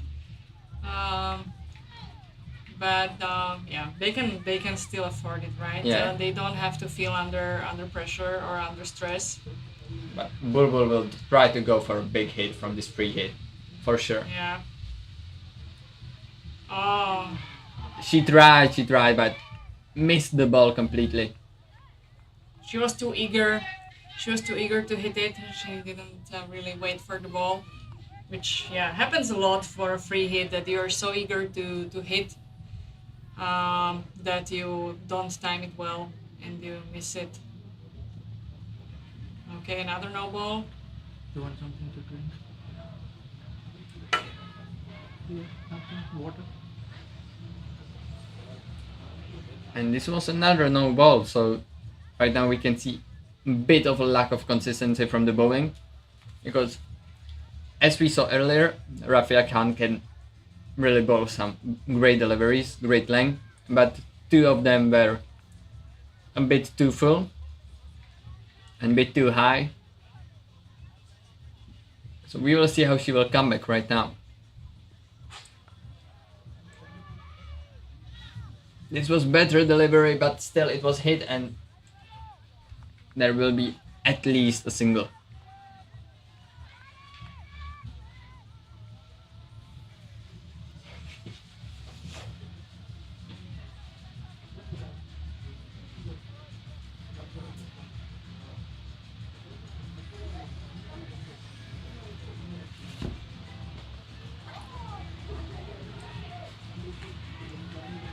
Another shot, but once again well fielded by Davida. She seems very comfortable in the field so far. So in the halfway point of the second innings, it's 28 for 1. So Blazers would need 84 more runs in just 30 balls to still win this game.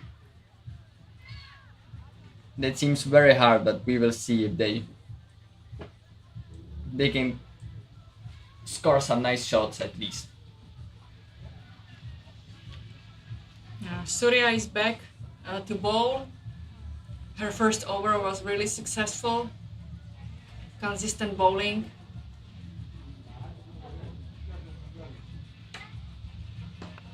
Yeah, beautiful delivery on the offside, just right on the line. Didn't allow much space. It was for almost a Bulbul. catching chance, but it fell just short. The Malfetas are bringing the players closer. They don't have many people on the boundaries. And this was a big appeal, and it's given for an LBW. What a delivery, once again. And that will be the second wicket of this innings. Second wicket down. Thank you. And very nice delivery by Surya. Yeah. You want to go now? I'm here by car. Sorry? I'm here by car.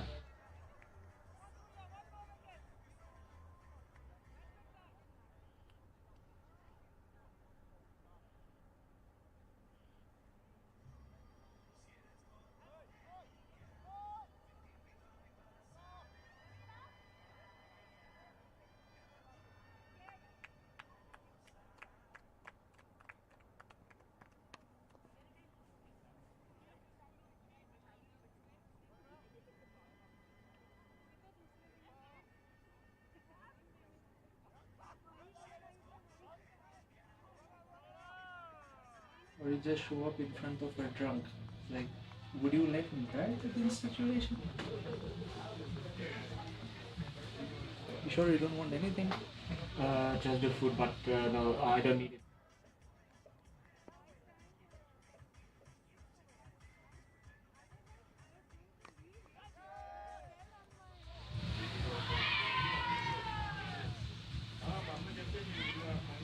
there was once again a bit of an appeal from Surya, but not given this time. But really, what a showcase of bowling so far from her. Wicket in hand and just 4 runs scored from her bowling. Yeah, this game is really pleasure to watch. Full of really nice action, nice balls. The Molfettas put together a really strong team.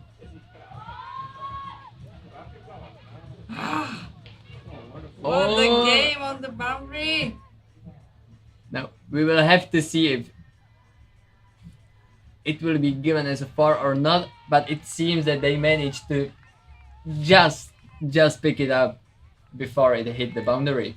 So it will be just a double. There was a nice juggling exhibition right at the boundary. 3 fielders involved, but they managed to save the score.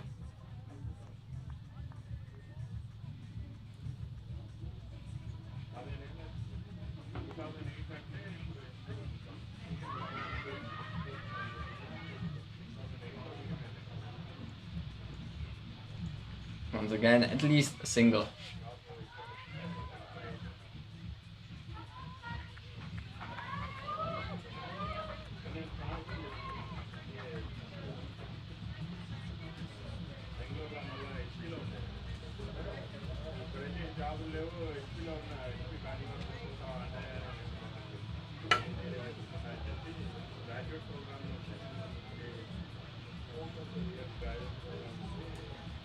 It's the last ball for Surya in this over.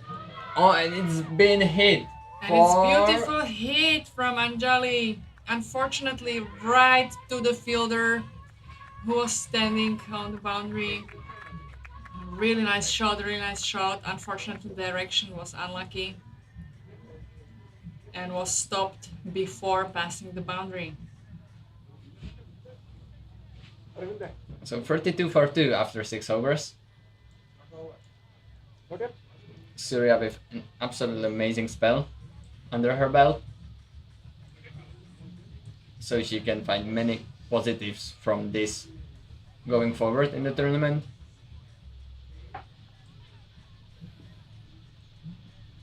And so far, I will say that Molfettas are looking like maybe the favorites from just this performance in the first match. Or do you think the PCC Queens will be able to keep up with them? Well, I hope so. They will be definitely the one of the strongest opponents today, and there are many players which are new for PCC Queens because PCC Queens are also playing the Bundesliga, but they are playing the Eastern Division. For example, Frankfurt Furies, where Rami and Shraddha are playing, they are not part of this division. So PCC Queens, they don't have any experience playing against them. We know Shraddha, she played with us last season, so we know how good she is.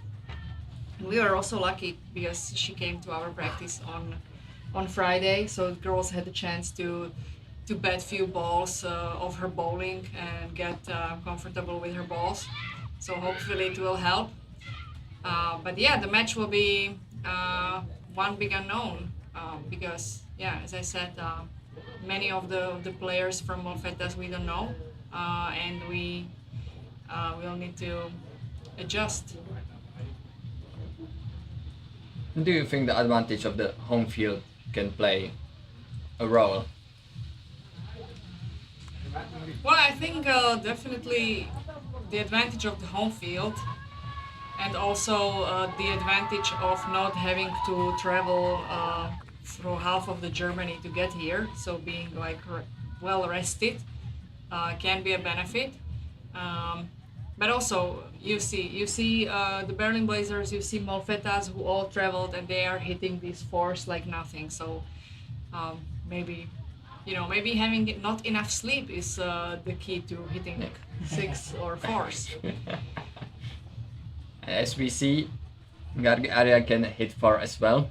She just did from the last delivery. So something to cheer about for Blazers. Yeah, they're definitely putting up good fight, and they are a strong opponent. And this was another good shot that just won't find its way past the fielders. But it sounded very nicely off the bat. It was hit well. But well positioned fielders from Malfetta as well. Just didn't allow this to run for a boundary as well.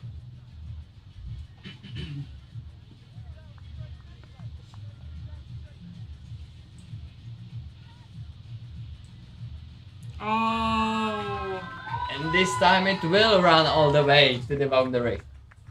that was unlucky. It was unlucky. I think it was Davida. She almost got it, but then she tripped, and yeah, the ball went over the boundary. But I think she was there. She was in a good position to catch it, and she put all the effort in there. But probably our home field did not allow her and put some piece of grass in front of her.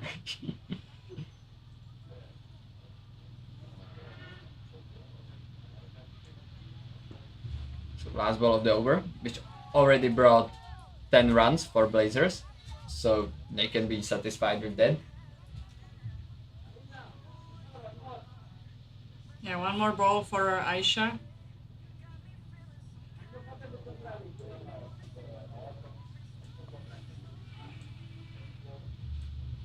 They take some time with setting the field how they want. Yeah, if they have some special plan, like they know they wanna, play it on the offside or the other way around, bowl it like straight onto the striker. The bowlers usually adjust their fields because they know that the most probably the hit will be directed that way. So we will right now see if it will pay off.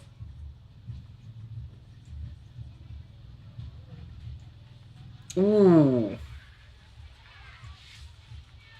Nice ball.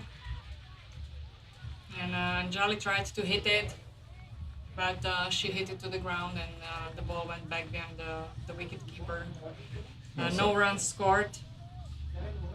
42 for 2 after 7 overs.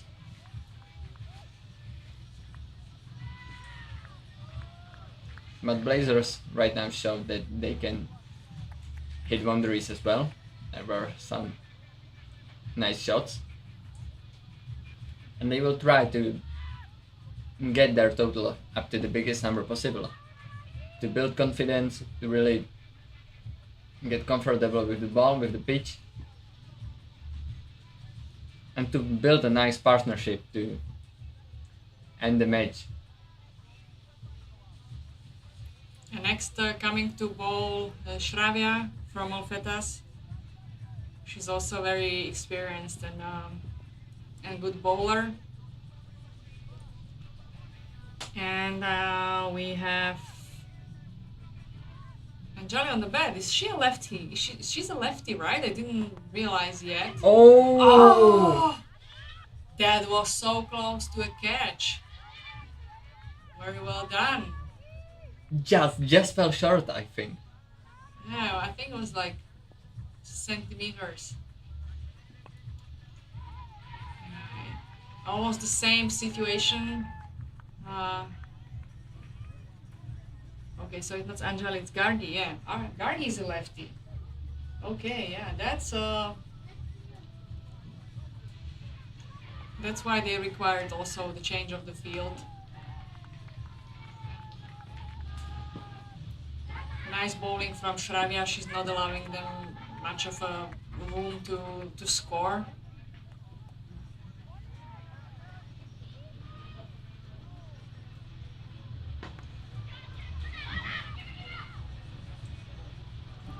Nice hit from Gargi, but it was stopped right there by Bolfetas. It went straight to the fielder. No runs scored.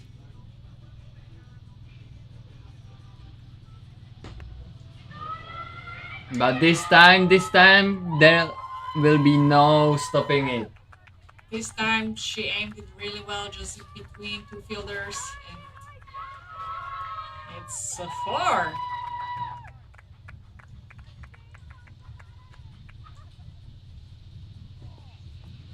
So after 3 dot balls, she finally managed to find gap between the fielders. Now there was a chance of a run out.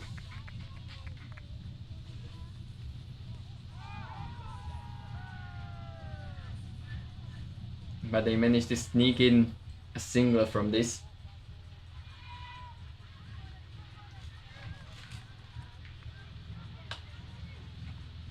So Hansa, what do you like the most about cricket? Well, that's a tough question. I have to say, it's it being different, that much different from like most of the other sports, and that it offers something I would even say unseen in other sports, with just its complexity. It's many formats that can span over the duration of 5 days, which is not anywhere else. And even though it being like very long format game, then it's still being able to be absolutely exciting, and you can be glued to the seat watching it. And then having the possibility to watch, like for example, this 10 over format as well, which is much faster, and again it offers something a bit different from the long games. Again, it's really exciting to watch. Yeah, I mean sometimes from like fielding position, if you are standing somewhere where the ball is not traveling, you feel like it's very boring, static game. But once the ball is coming to you, you suddenly you feel the adrenaline rush and you want to catch it, you want to stop it. So it can very quickly go from 0 to 100% effort for all of the players. Yeah, and you always have to stay concentrated. Because you don't know when the ball will be coming your way. You just can't really. Exactly. Cricket is not only like a physical endurance, but also mental endurance. To be focused and not. So what happened? She bowled the last ball? Also, especially for the keeper, like you have to be on your toes, every ball, be ready. We haven't mentioned the keeper yet. She's also doing a very nice job today. Is it Verena?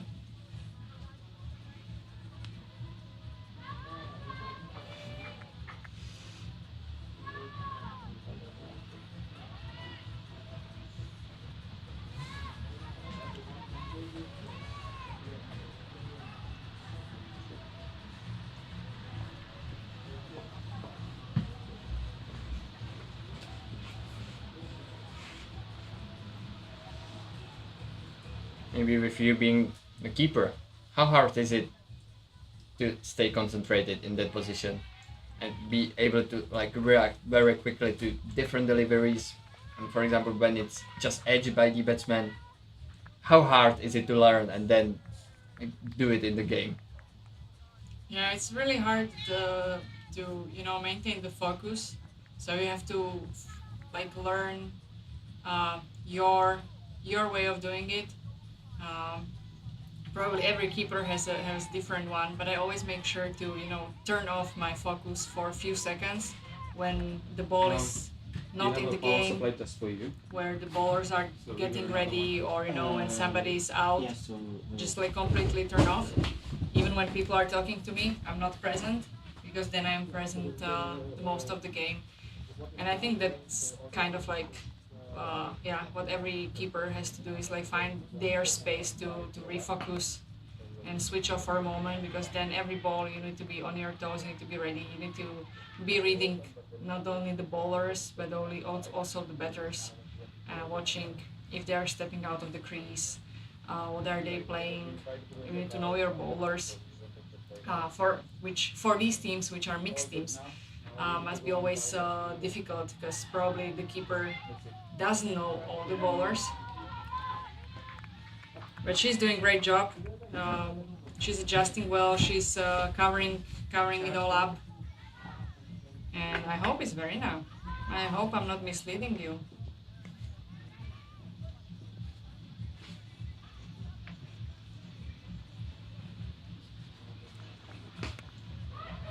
Well, this was another nice shot. Again, found the gap between the field and goes all the way for a 4.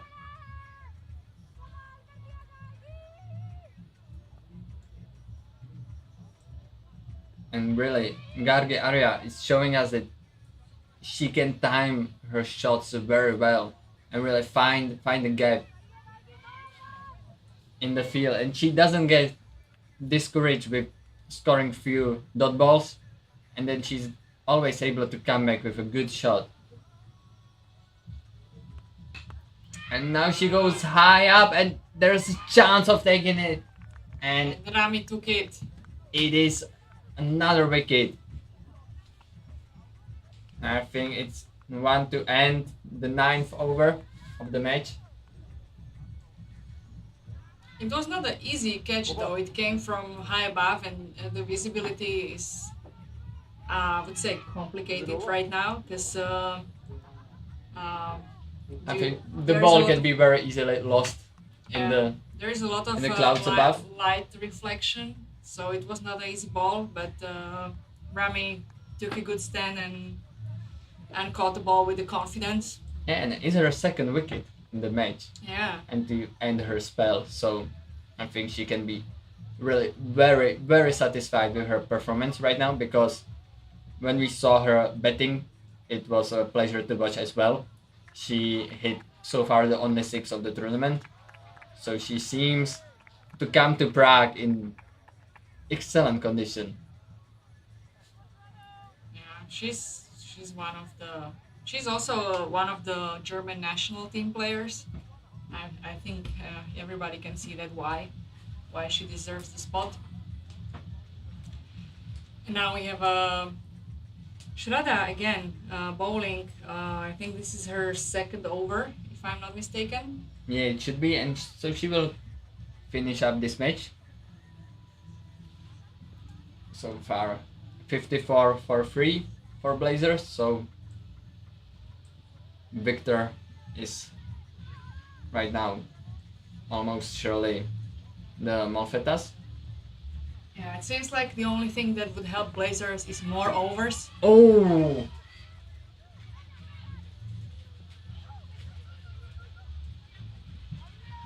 This was another chance to take a wicket. It was in the air, but just fell through the arms of the fielder there. So a double for Blazers. And for Ivone from her first ball.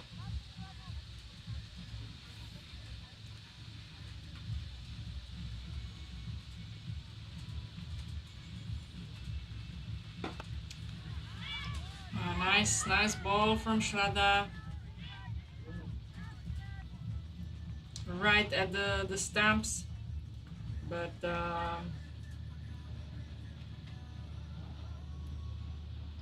Anjali was able to defend that. But yeah, defense is not gonna score them runs. This was a nice shot. She got use of the energy that Shraddha gave her when bowling, and it went for a 4. Went over the boundary. That was a beautiful shot, really beautiful. I think one of the best that the Blazers produced in this innings. Yeah, she didn't fight the ball. She just used the energy which was already coming with the ball, and she just directed it to the boundary between the fielders very easily. I mean, looked easily. Not easy in reality. It looked very, very natural, like something that she's doing every other day. Yeah, with these fast bowlers like Shraddha, if you manage just to redirect the ball the direction you want, all the power is there.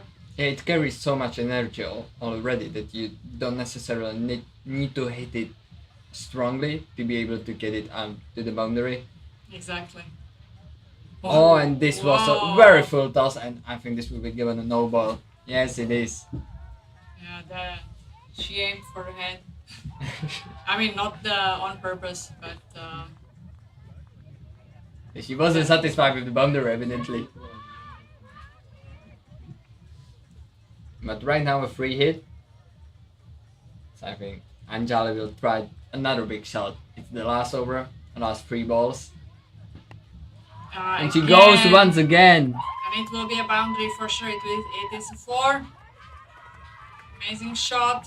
Amazing redirection of the power by Anjali.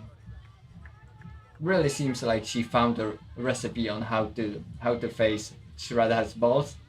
She seems she doesn't want to give Yvonne a chance to bat. yeah. She wants to take the last over for her.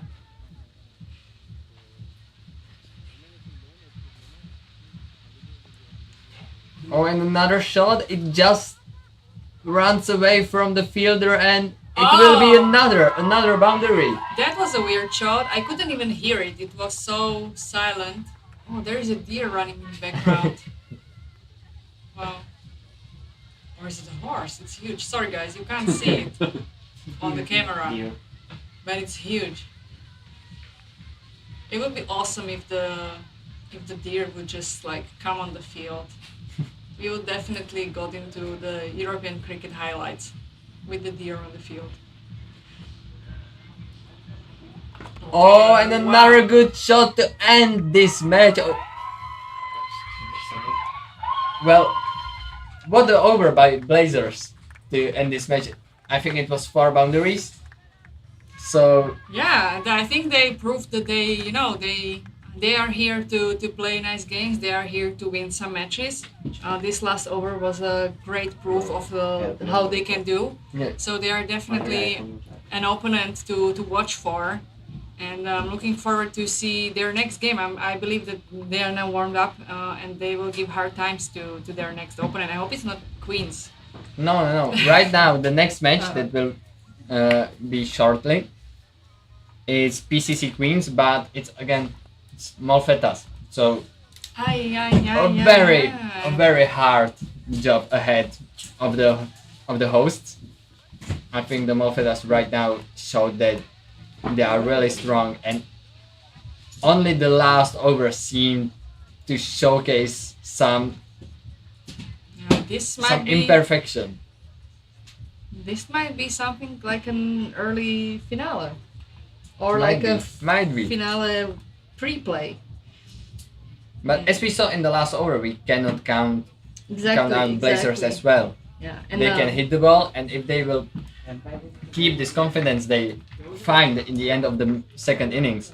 Yeah, and Austria United also has good players. I mean the loss or the game they lost the first game. There were some unlucky wickets for them. And for again, for their key players and key scorers. So I think they also can, aim for a win. Yeah, against Hannah any looked of like these. she will be able to hit some Well, great Hannah, shots. Hannah is a hitter, so I think she can also hit a 6 here. But let's see if she will be allowed Yeah. by the bowler. So Malfetas won this match against Blazers by comfortable 38 runs. Great performance from them, and we will continue shortly once again with the hosts now against Malfetas. So it will be probably again very interesting match. As we saw, Malfetas always go for a big shots when there's an opportunity. So PCC Queens will have to keep their bowling as consistent as possible to not allow any chances to be taken against them. And there's a hard job ahead of them. But I think with a good strategy, with a good rhythm, they can score a second win, which would almost surely put them into the final that will be played tonight from 18 o'clock. So we will Yeah. be back shortly. Stay with us. Take a break, come back, or come see us in person. We've got good food, we've got drinks, and we'll be back. Thanks for watching for now. Thanks also to our sponsors and partners. And hear you and see you soon. Yeah, bye for now.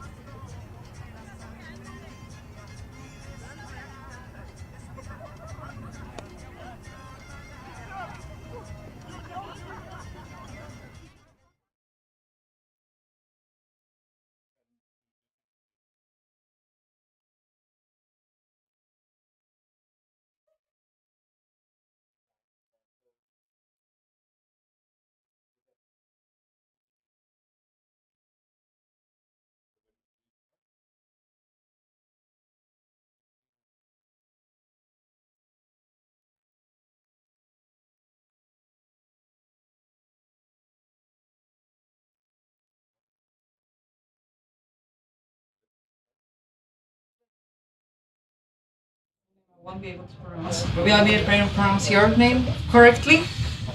I can start. Don't worry. Otherwise, Do you want to start? start. Let's start it. Hello. Good afternoon once again, and this is the match number 3 at Winners Cricket Ground, Scott Page Field, and we have the two very competitive teams. Both have won their first game this morning, and off to a start now, starting with a wide down the leg side. So on strike is Shravya, and on the non-striker end is Shraddha, and Erika has opened the bowling for PCC Queens. So together with me, I have the privilege again of having Zuzana, who's also part of the PCC Queens. So hello and welcome, Zuzana. Thank you. Hello. I'm really looking forward to this game. I think it's going to be nerve-wracking because PCC Queens, I think they have a lot of dedication to score runs or to bowl nice balls. But we've seen a really amazing achievement by Morfetta's, a really great game. So they have many high-quality players. So it's going to be a nerve-wracking game. Yeah, and the ball down the leg side has been clubbed over to the backward square leg area for a force, a powerful hit by Shravya. So a good start for Morfetta's, starting with one wide, a 4, and so the score is now 7, and we are in the middle of the first over. So this is going to be a very interesting game, as you say, Zuzka, with both teams having a very big margin wins, their first game they have played. So look forward to very competitive games. Yeah, Queens are opening with Erika as a bowler. Erika is one of the most consistent bowlers in entire Czechia or like Czech team, and you can always rely on her balls. She's even though she's quite young, she has enormous amount of skill, and she looks like she was born for cricket. So I'm looking forward to see her today. An excellent shot down the wicket there, straight drive, 4 runs. So turning out to be a good over for Morfetta's. Yeah, Shravya is definitely a batter who is. There is an opportunity and a catch is dropped by the skipper, but there is a run out. So that's a great wicket. So. That was amazing. That was amazing game from the Queens. Even though they dropped the catch, they didn't put their heads down. It's mostly the captain Savjania who just didn't, let her team down. Even though she dropped the catch, she threw the ball straight to the wicket, and it was a run out. Absolutely. That's a good rebound. And the irony is that in the first game, Saujanya was the first to take the catch as well, and she started with the first wicket contribution there. So again, in the next game, very nice to see that even though the catch was dropped, she didn't put her head down. She was attentive, and she immediately threw it back to the non-striker end. So same result at the end of the day. Yeah. So good start now with 1 wicket down. I think that was a key wicket. I think also it was a key wicket because Shravya is definitely a batter who can score a century in a match. She's a hitter. So, Morfetta's have many great batters, so there are more to get out. But it's a great start. And yeah, Saujanya as a captain you can always rely on. She's always in the game. She has great game awareness. She's not, letting herself down. And most of the time she's 100% with the catches, and if she's not, she can always cover. Even if it's not a catch, she can throw the ball really fast to the stumps. Right on the money with the first ball in this session, Saujanya. skipper of the PCC Queens. It would be really interesting. Ramisha has been quite impressive in the last game. That's been a full toss, smacked over to the backward square leg area. So that was easy pickings. And that's what I think Ramisha will be looking, is to put away the bad balls. So definitely Stalgenia has to pull her length back, ball in the right areas, a bit of on the good length area, and probably on the more on the offside area, so that they don't have easy runs going away down the onside. Yeah, you should not give much space for Rami to swing. She used to be a kickboxer, so you don't want to give her any space to swing her arms. Wow. Because she's gonna swing hard. And that was a good ball. I think that's a really good execution. I think good comeback from Sojanya, because as we were just discussing, she's bowled in the right area, off stump line, so that there's no room for Ramisha to free up the arms and play the sweep shot. So yeah, sweep shot seems to be the strength of many of the players here in this team. And that's again a sweep shot played and narrowly missed. The ball kept low, but probably missing the leg stump, going down the leg. But close call, I believe. Umpire Sudhir not convinced. So really turning out to be a good over and good comeback for PCC Queens.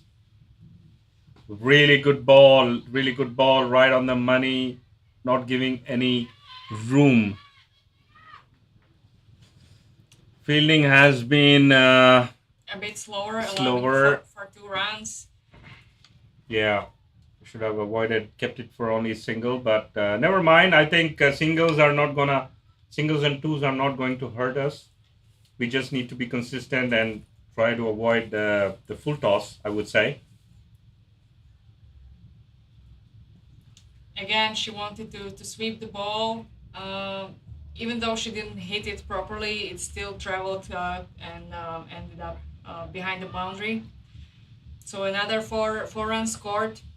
Yeah, that was easy for the batsman who was already looking to play on the leg side. So just a full toss going down the leg side. So just gliding it through, not hitting it powerfully, but also that's the downhill on the chateau end area. So it's easy for the ball to travel across the 50-meter boundary. So yeah, if I would have one advice for the bowlers from PCC Queens, it would be definitely try to bowl on the offside and don't allow them to sweep the ball or pull the shots to the leg side, because they are really strong there, and we might see some sixers also this match, because they have the strikers built for shots.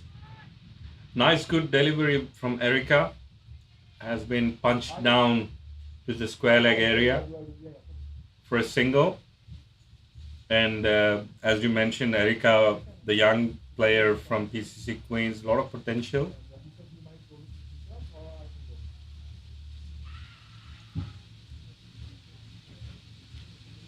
The keeper missed the delivery. Could have been a dot, but turned out to be a bye. A single considered as a bye. So unfortunately, some runs leaking behind the stumps. I understand, Zuzka, you are the regular keeper for the team and couldn't be part of the squad, unfortunately. So, yeah, I see, Pratibha filling in for you, but not a regular keeper. So she's excused, let's say. She's doing a good job. Yeah, PCC Queens should avoid misfieldings and be really focused in the field, because these, one run here, another run there, is gonna cost them at the end of the match.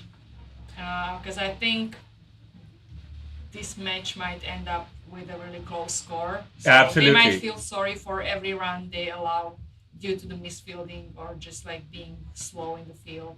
Yeah, absolutely. It's those 2 or 3 runs that could really hurt you at the end of the session, and this is a really short format. The more pressure you put it inside the circle, the more the batsman will look at hitting or doing something more creative, and that's what you just saw the ball before Ramisha playing the reverse sweep. So that means that she has realized that the leg side is pretty packed, so she's trying to capitalize on the offside where you have only 2 fielders. We also see that she's not that strong on her offside. Really good fielding there on the deep square leg area. So a lot of the runs have been scored predominantly in the leg side area. Everybody's more comfortable slogging and playing it down the leg stump area. So I think the bowlers should really, as we were discussing, and as we have seen, must focus on the off stump line. Exactly. There's another over for Saujanya, for captain of the BCC Queens. She is also very consistent bowler, and you can always rely on her. Whatever the game situation is, she can deliver the best over. She always put 110% into every ball. She's now, she has a Ramisha on the bat, and even though she bowled more on the leg side, she was not able to fully connect. Ramisha was not able to fully connect with the ball, and it's just a 1-run score. And if we keep it this way, that's completely fine. Absolutely. I mean, if you can keep the runs per over below the 10 mark, it's a good over, I would say, in this very short format of the game. Really nice execution, bowling outside off stump, and player are really now trying to do something different, and this will put more pressure on the batsman because the runs won't come very easily if you bowl the right line. Exactly. Shraddha was eager to bat, and she didn't time it well. Let's see how she decided to defend this time, which is, great sign for PCC Queens that she switched to defending rather than hitting force. I think with the 1 run scored per ball, we can live with that. Yeah, it's going pretty well, I would say. 1 wicket down. We are in the 4th over. The score is still not that higher. So on the cow corner there, and we have good fielding. Yeah, good fielding. We had the fielders there, so we stopped the ball before passing the boundary, and it was just 1 run for Mo Fetas from a nice hit, actually. So Yeah. I think we leveraged what we could. So this is the 5th ball of the over, and really nice ball. A cheeky single. Stopped by Mansi in the field. Really well done. It seems, comparing to the previous match, that the Queens are not allowing that much space for Mo Fetas to play their game. And if they keep it this way through the entire 10 overs, I think it's going good. I think they have a fair chance. Now the ball is really high, but unfortunately it was too far for a catch. I think that hit the rope. For me, I think that's a 6, but the umpire is confirming. It's a 4 with the scorers, and that's a 4 given. So just maybe slightly drop in front of the rope inside. Still a good hit. Yeah, it was amazing. It was an amazing hit. I mean, just from Shraddha, who we played last season when we had a friendly, and I remember she was bowling and batting, and really good player. She's an amazing player. She played, I think, state level in India, which shows. And Really good bowling action, also quite impressive, and with the bat, as you can see, and also the previous game, I think she made a very good contribution. So, yeah, pretty balanced side this Morfetas, and now coming on to ball is Mansi, jersey number Wow. 4. Nancy has a very tricky balls. I really like her bowling because it's loopy, and for impatient batters, you can get out really quickly. Unfortunately, this one, she hit it On the covers, gone for a 4. gone for a 4. Unfortunately, Queens were not able to stop it. Not a bad ball at all, but I think as we were discussing, only 2 fielders to guard the whole offside. Anything in the gap, if it's hit powerfully, they'll have a very difficult chance to stop it. So, yeah, good start from also Shraddha in this over. Yeah, this ball there was a wide, but yeah, I like Mansi's balls. They're loopy and people get impatient. It's quite They flighted deliveries that Mansi bowls, so it's sometimes very deceiving because batsmen are very impatient. They want the ball to come onto the bat and they want to hit it, and that was a catching chance at the point area. Whoa! There was a throw straight at the wickets. It came a bit too later, but amazing action from Clara. Yeah, She Could have been another- she attempted the catch, but again, also like Saujanya before, she didn't fell down. She didn't look down when she dropped the catch. She grabbed the ball, threw it straight to the stumps, and hit them. And I think it was just like a half a second away from a run out. So amazing action from Clara. There was a misfield there at the backward square leg, so that's gone for a 4, even though we had the fielder there. It's unfortunate for Mansi because she really deserved that wicket. That was a good comeback after conceding the 4 in the first ball. Slightly demotivates the bowler if you have this kind of fielding efforts, but nevertheless, I really hope that she would get 1 wicket because she's the ability to come back for sure, and in the last game it was the same example. So Yeah, Good ball. this ball was also a good example of how impatient the batter can get, and she missed it and trying to sweep everything. trying to sweep. Yeah, and they attempted to call for LBW, was not accepted. But it's coming. I hope it's coming for Mansi because there are already 2 or 3 One times. more ball in this over. Well, oh, that was a second opportunity. It was hit really hard. Was hit really hard, but unfortunately, yeah, it's the second drop catch. Probably the fielders are going too hard on the ball. You need to go with the soft hands. But yeah, definitely this catch was much more difficult than the previous one. Yeah, it was really like strong ball, Yeah, straight. it coming came like a straight. bullet. So Yeah, and I hope she hasn't injured her hands. I think it's. I can't see from this. I think it's Pooja. She's also very experienced all-rounder. She's great in the field, great on the ball, great on the bat. So I hope she's not injured. Yeah, I hope there's nothing serious, but we'll have to take a short break. But I mean, amazing attempt to catch it. It was really hard ball. I think most of the people would But she was very brave naturally- rather than just leaving it go yeah. alone. I think most She of did the people stop the would 4. just, That would could just have duck down. that could have been easily a boundary.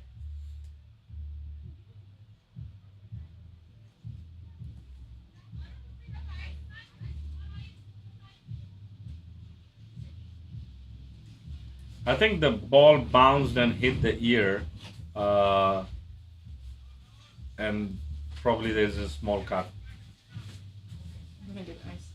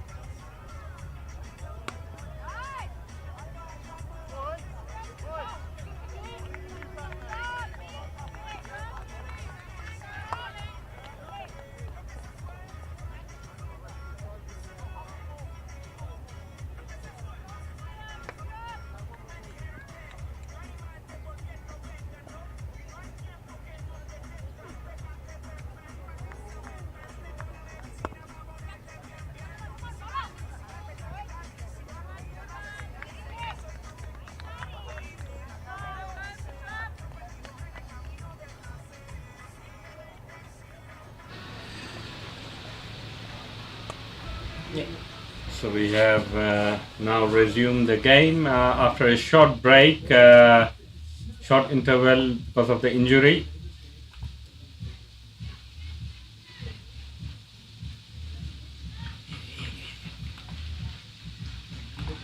So Fetas are scoring almost at 9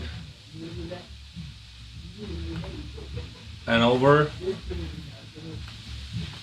and we are at the 6th over. Charged and punched over to the extra cover area for 2 runs there.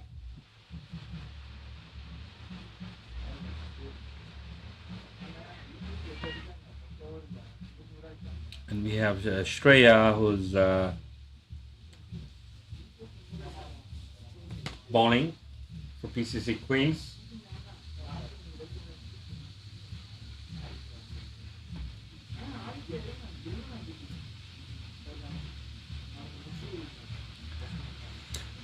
It's going down the leg side. This delivery given a wide by umpire Sudhir.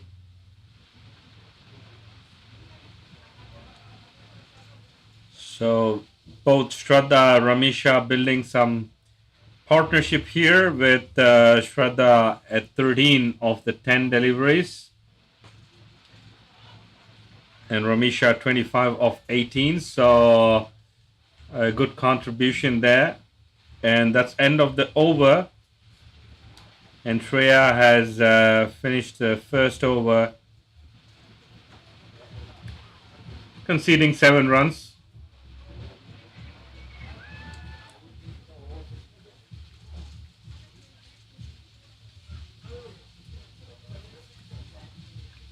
And Mansi is back. Mansi was really impressive in the previous over. Unfortunately, some misfields, 2 drop catches, one for down the backward point area has costed a few runs. That's a full toss, really clubbed again on the onside backward point area, backward square leg area, and this is easy pickings for Malfetas. This is something that PCC Queens really need to rethink and adjust their line and length. The focus has to be on the offside, not the onside. Very few runs being scored on the offside, so that's another full toss that's been powered over to the cow area, and this is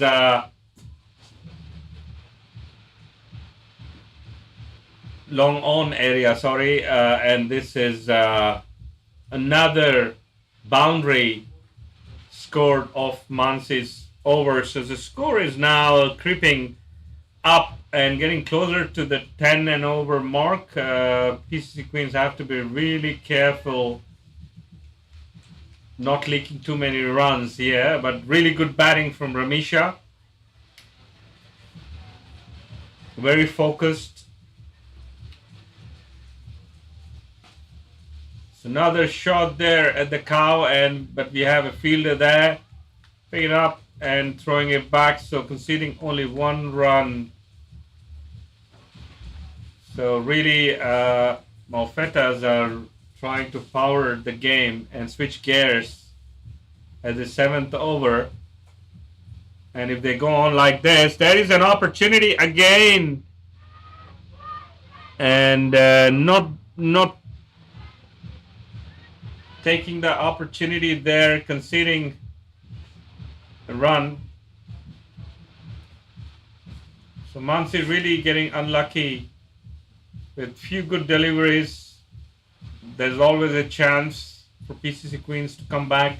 All they needed is to get these 2 batsmen out, and they can put brakes on the scores.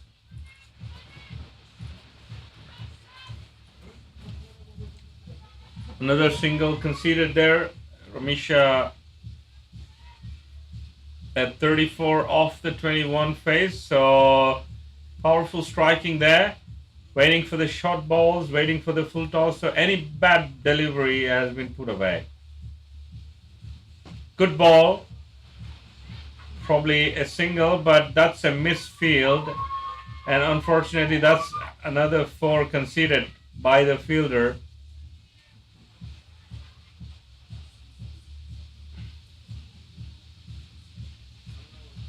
This is the end of the 7 overs. And Mansi has conceded 28 from her 2 overs. So 14, the rate of 14 and over. The projected score is 100, which is going to be a very competitive total for PCC. So current rate is absolutely on mark, 10.00. And Molfetta's having a slow start has really switched their gears and now scoring at 10 and over. So Klara Kiskova is the new bowler.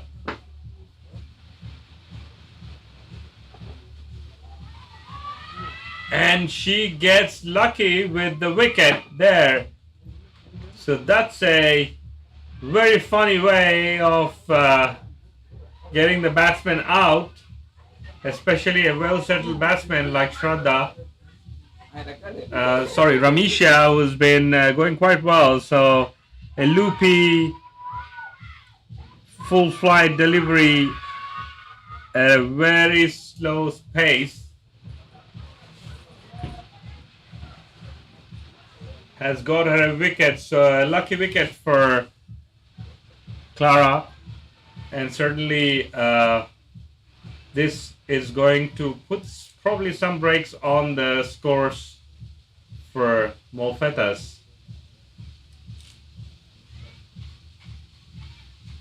We have almost 2.9 overs remaining, and we have the new batsman in, number 19.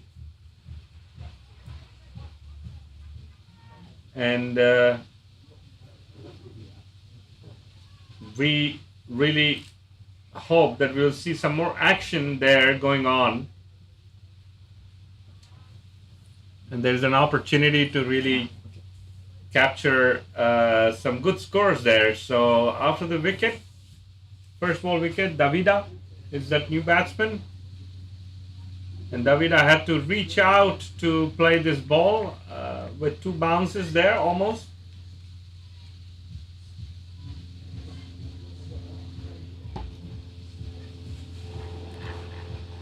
Davida facing Klara. Another loopy delivery, very deceiving. Run out opportunity at the non-striker end, but batsman quickly in.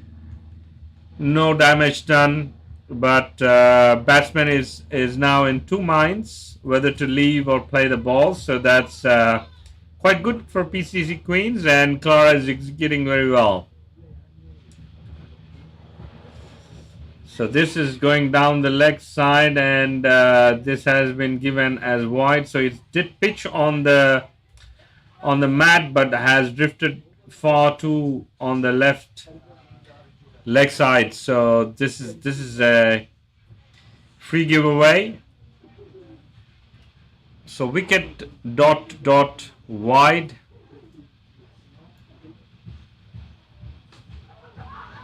And this has been clubbed on the cow area, so plenty of time for the batsman Davida to place it over, punch it over. Shraddha is on 21, has faced 14 balls, so Shraddha would like to also switch gears.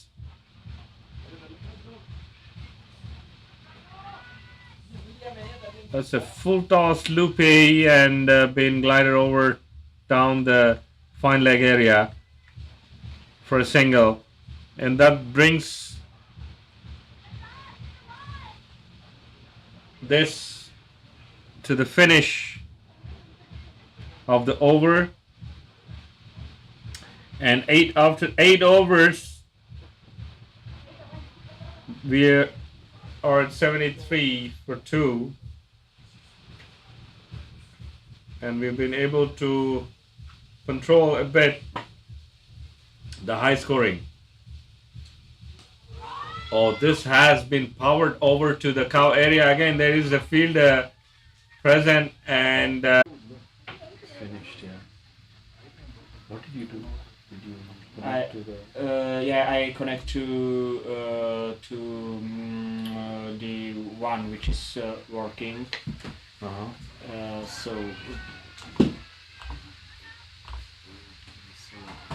We are basically almost back.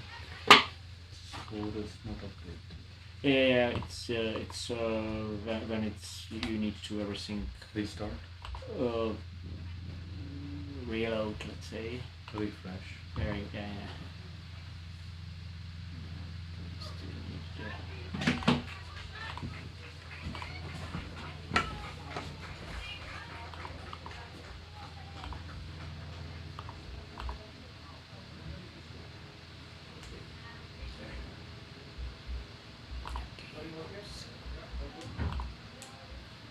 You want to tell something or no? It's, yeah, it makes sense.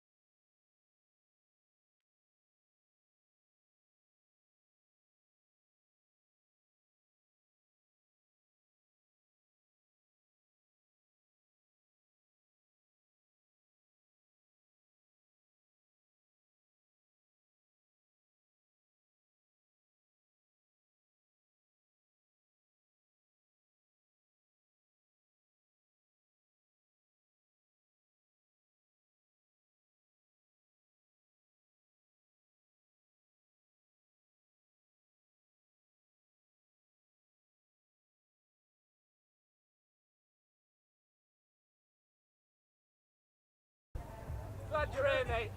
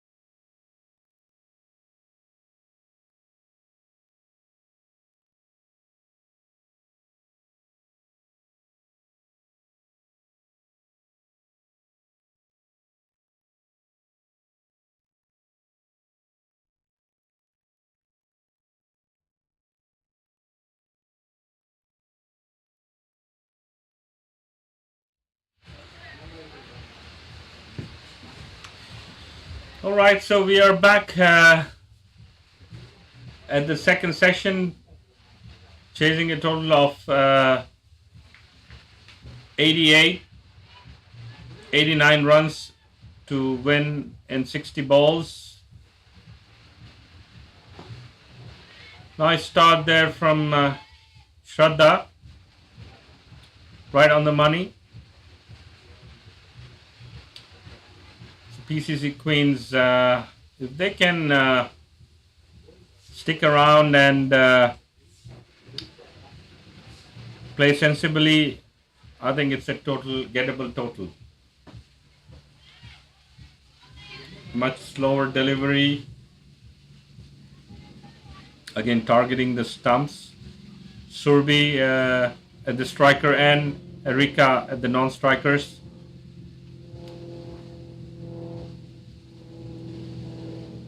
Lovely day for cricket.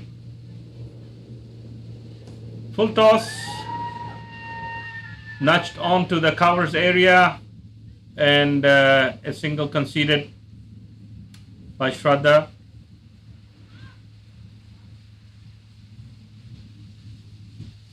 .88 required of 57 balls now.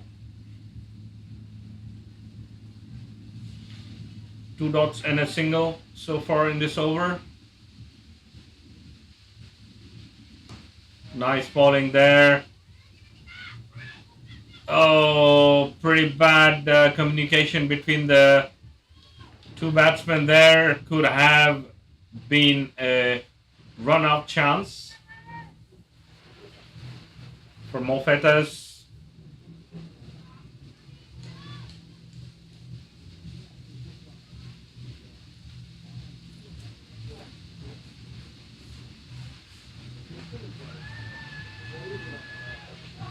Nicely placed over on the cow area. 2 runs.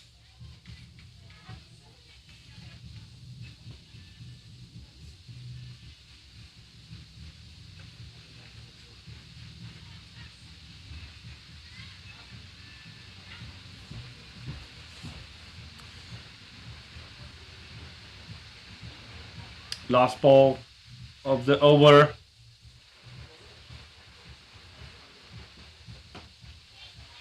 Nice shot there, an opportunity but missed. Fielder not getting under the ball very quickly, and that's 4 runs on the long on. So good recovery from PCC Queens, scoring 7 runs off the first over from Shraddha. Still a pretty good start for Mofetas, keeping it under the 9. So the required run rate will creep slightly over 9, and the required runs per over 9.11 now.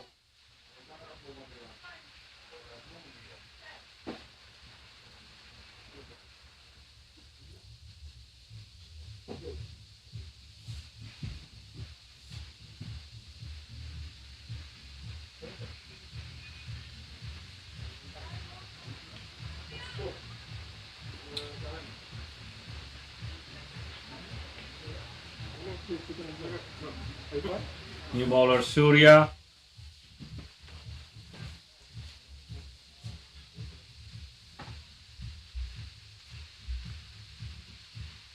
It's given a wide, going down the bit wider on the off stump line, so 1 extra conceded there.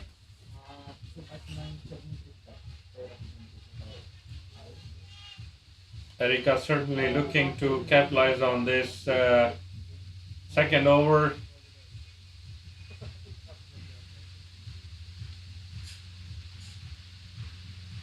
Good ball nudged over to the deep backward point area, and good running between the wickets by the batsman.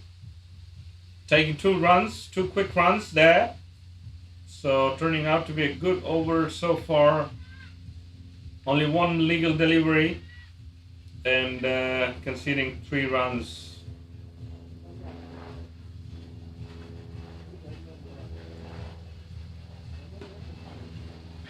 Nice shot there, opportunity, and there was a direct throw at the stumps, just slightly missing.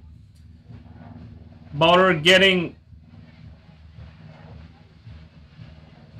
in front of the ball, and I think it hit her leg. In pain. Hopefully nothing too serious, but seems like the bowler is down and in pain.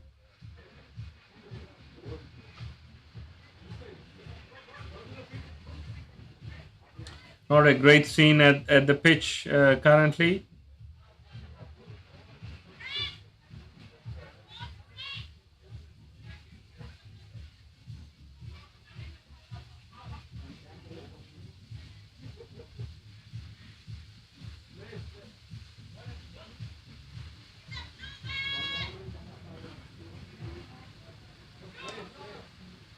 Players rushing towards the injured player to get the first aid. Probably the magic spray should help relieve the pain. He'll be back shortly.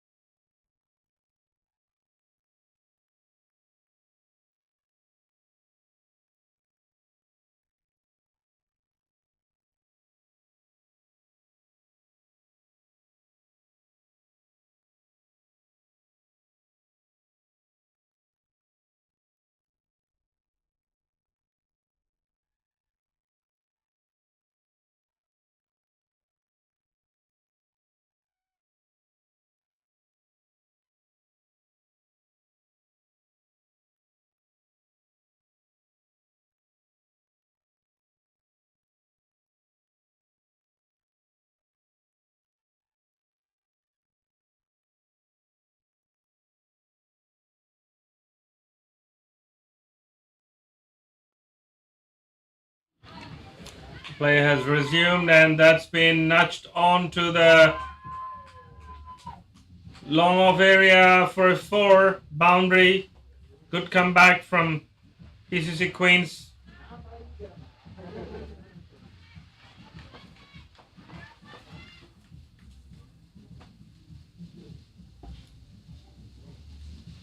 Closing in on the gap between the runs required here.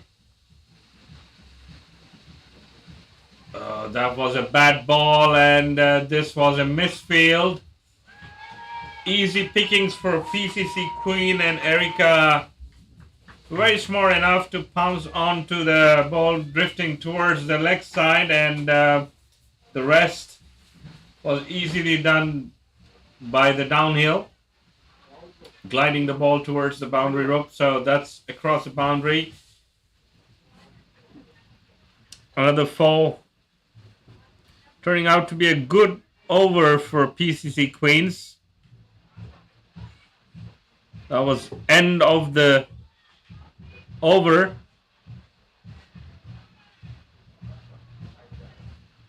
So the required runs and over has come down to 8.5 from 9 plus. So that's going well.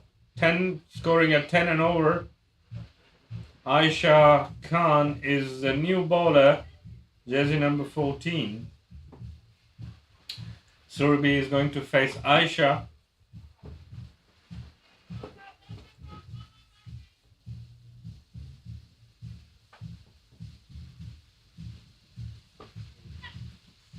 It's definitely going to be called a wide signal, and a run. So 2 wides It's better she goes. in PCC count. She's not good with this. Yeah, but I was hoping she did not leave because of that. No. It's good that she's leaving. Good line there, outside off stump. A single, a dot ball. We need to score at least a boundary and a couple of singles each over. Really nice line again, pitching it up. Good collection behind the stumps from the keeper.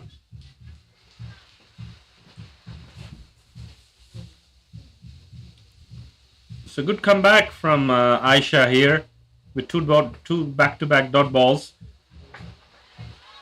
Another nice ball outside off stump there. Getting it difficult for the batsman to free up the arms and hit it over the covers area.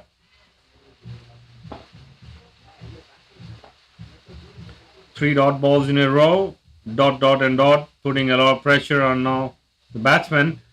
That's been called a no ball.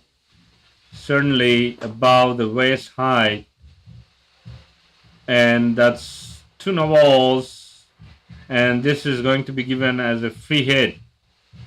So after a pretty good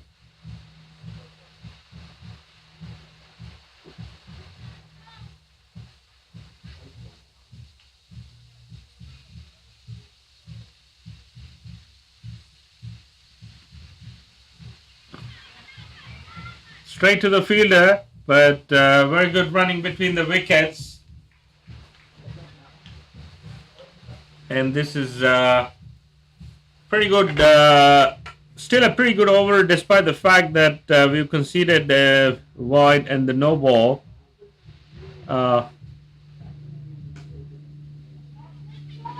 And that's beautifully stuck over to the long on area.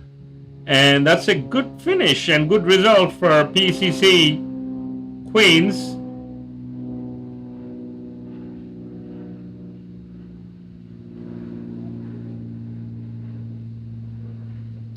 So keeping the current run rate at 10, so exactly at 10. So 3 overs, 30 runs at no loss. So this is going quite well for PCC Queens here. They're pretty much on track. And we now have the new bowler, Ramisha Shahid. A very good all-rounder. Has proven her mettle while batting. So certainly she has some game plan here, checking her field.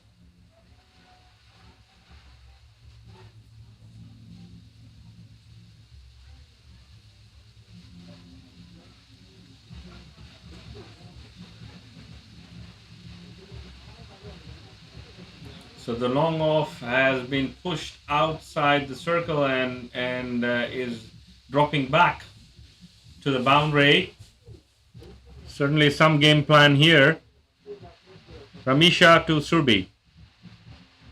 Nice ball there by Ramisha. Nice pace. Good line and length. Batsman couldn't do anything but had to leave the ball go alone. Good start for Ramisha. Coming around the wicket. Doesn't give much opportunity for the leg before. Nicely glided over to the backward square leg, and that's a boundary. So left arm, right arm over. Apologies. And good placement from the batsman there, Surbi.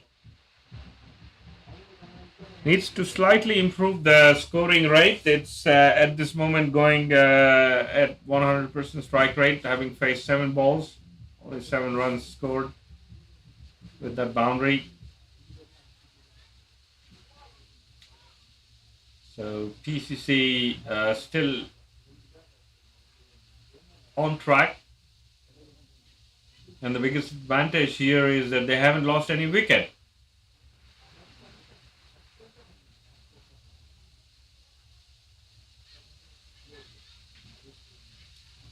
With the power play gone, we have 3 fielders out guarding the boundary. So deep square leg, cow, and fine leg area. So that's going down the leg side. Anything missing the leg stump will be given as a wide. So that's 5 runs conceded so far, with just 2 legal deliveries bowled.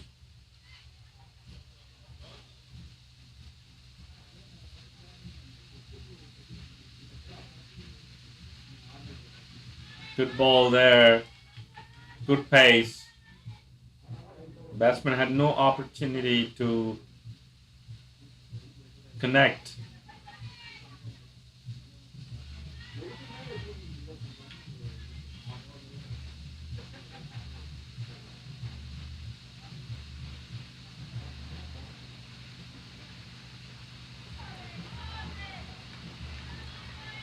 Another good smart bowling, really bowling wider, not giving any room for the batsmen to play any shots or make room for themselves.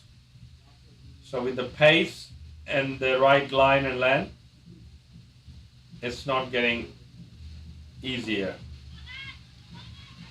A chance there, but an underarm throw, but the batsman has made his ground.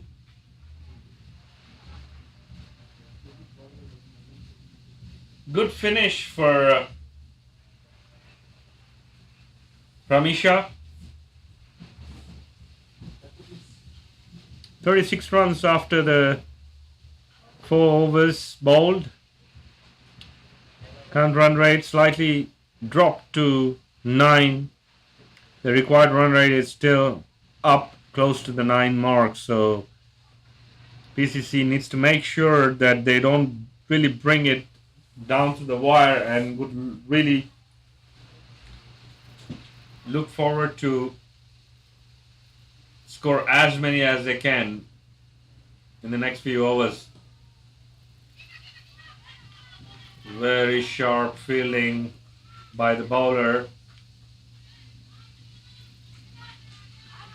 Started with a dot ball.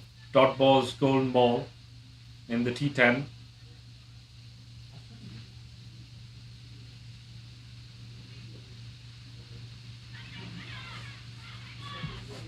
Nice one gliding towards the gully area.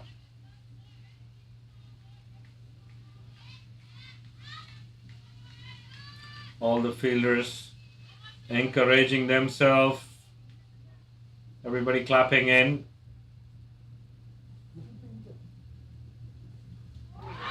And that's bowled.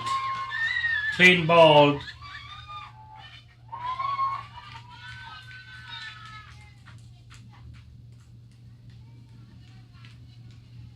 I think at this point, Erika, after having faced a couple of dot balls, hasn't really been able to push the scoreboard. Some frustration there and leaving the wickets creep in. But good effort there. One of the young players in the PCC Queens squad.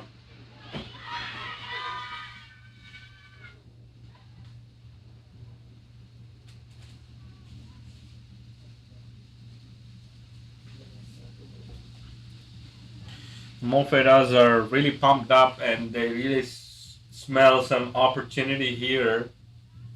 As we say, one brings two, two brings three. But we have our skipper from PCC Queens now taking the charge, and Saugenia will be facing Rafia, who's bowling her fourth ball in the 5th over.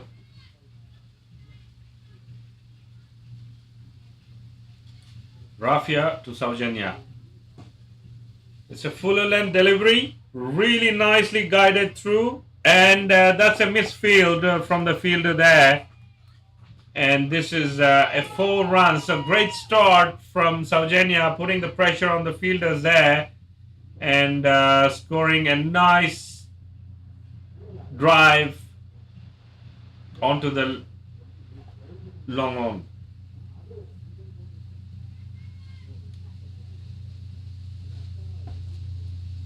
Rafia to Saugenia.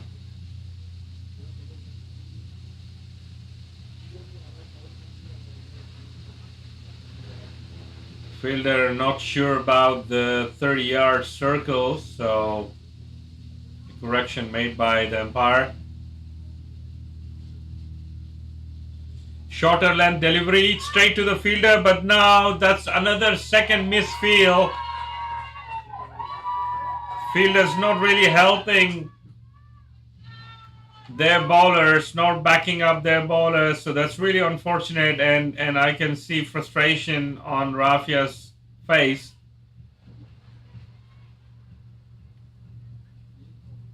A full delivery was hit just a ball before onto the long on area, and now nicely swept over to the mid-wicket area.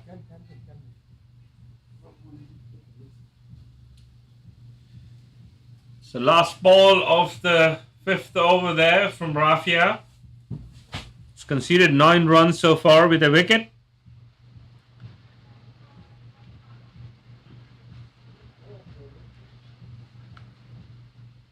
Saugenia facing Rafia. Final ball of this over. Fuller delivery. Opportunity to 2 runs, but has only settled for 1. Obviously, with the form Saugenia is going into, she wants to take the strike back when the new over starts. So at the end of 5th over, score is 46 for 1 wicket. 43 required of 30 balls, still very much doable. Just need to keep up the momentum and keep scoring at least a boundary in each over. Required rate is 8.6, but PCC Queens going nicely. Just halfway through.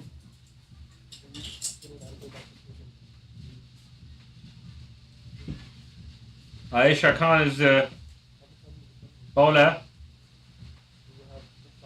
bowling her second ball, and that's a beautiful catch taken by short cover. Amazing fielding. The ball really dipping, wasn't hit really hard, but diving towards her left and taking an excellent catch. So very nicely done. In-form player has been dismissed. Aisha starting with a wicket.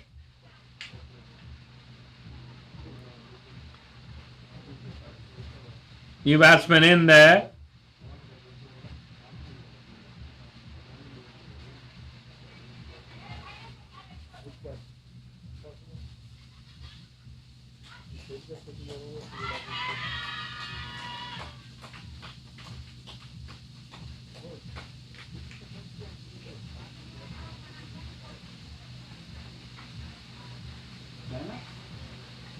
How we decide the high quality? I think the high is going to Saugenia certainly disappointed. She was really looking good. Having scored 2 back-to-back boundaries and taking the single, was looking in a good form. Pratibha, the new batsman, wicketkeeper for PCC Queens. Aisha to Pratibha.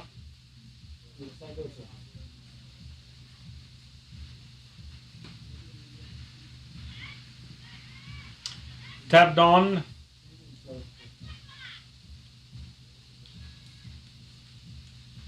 To the short mid area.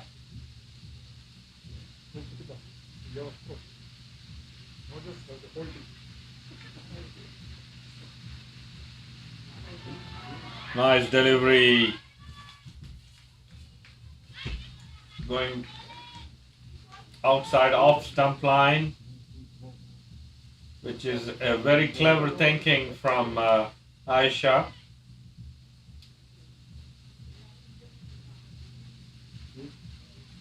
Fuller length down the leg side will be given a wide, and rightly so, signaled by the umpire. Sudhir.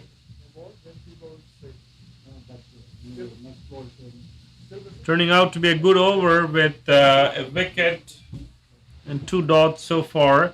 Just 1 run conceded. This is going to be crucial now for PCC Queens.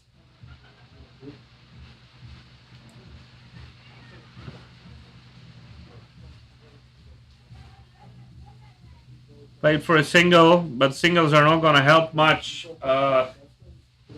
They certainly need a boundary in this over to recover from the loss.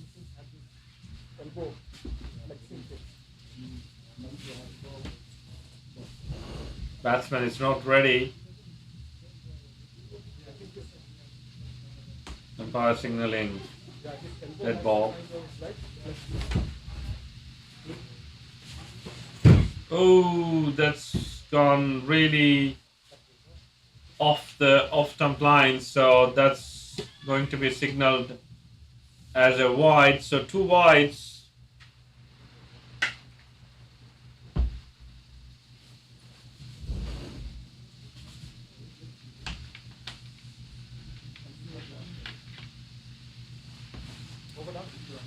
End of the over, end of the 6th over, 50.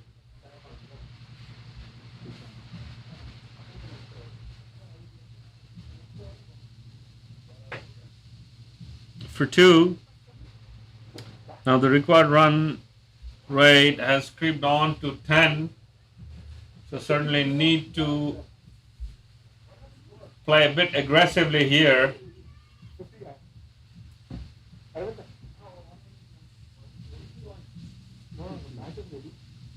Ooh, that's way over the head, signaled as the no ball.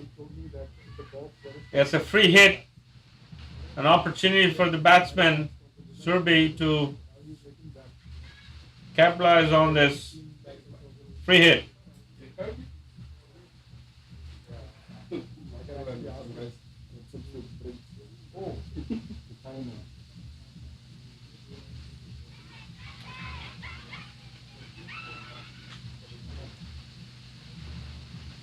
Wouldn't have been out even if it was caught by the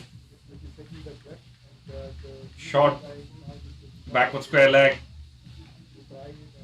Was a free hit, conceding 1 run.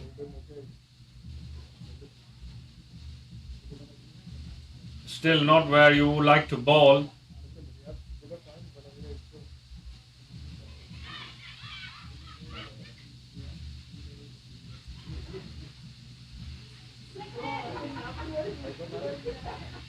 Has skied the ball, but there were no fielders around, so lucky single for PCC Queens. Singles are not going to do it for them. They really need to push the scoreboard. 35 off 22. And with just 2 wickets down, they should take chances and look for big boundaries. Down the leg side, probably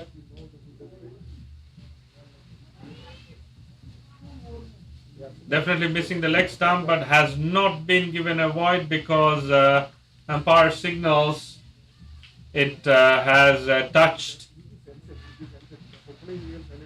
the player, the batsman. Nice placement there, and that should be going for 4 runs there. It's a downhill. Good placement there from the batsman. A much needed boundary for PCC Queens. And this is certainly going to be a very close game with 31 required of 20 balls. And we are in the 7th over here. So already 7 runs conceded. And 2 balls remaining in this over. So Surya to Surbi. Shorter length delivery, but just nudged over for a single.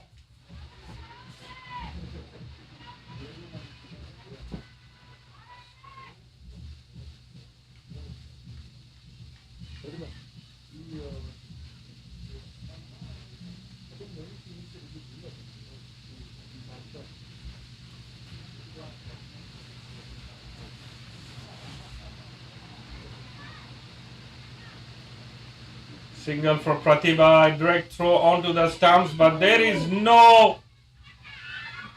was no run there, and that's a wicket thrown away.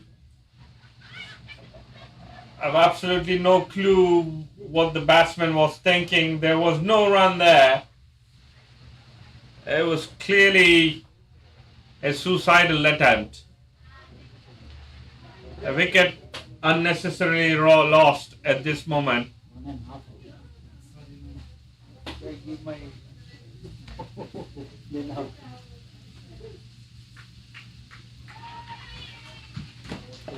Yeah.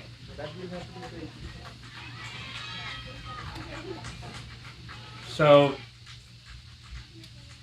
60 score at the loss of 3 wickets after 7 overs. 3 overs remaining, 29 runs required, still very much doable. The required runs per over is still below 10. So definitely if the batsman could push for a few boundaries, there is an opportunity, but we have Ramisha coming back onto the attack here, and she's been quite impressive. Mansi Parmar is the new batsman in. 60.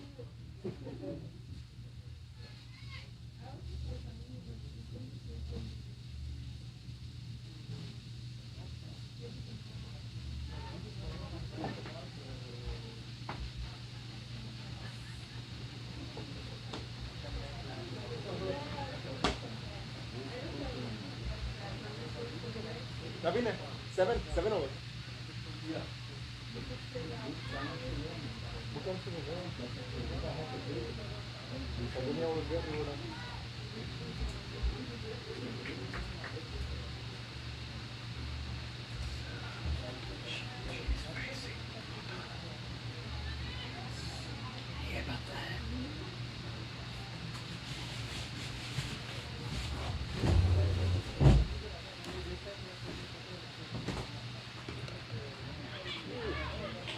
Run out chance there, not collected. Conceding a single, nicely bowled by Ramisha.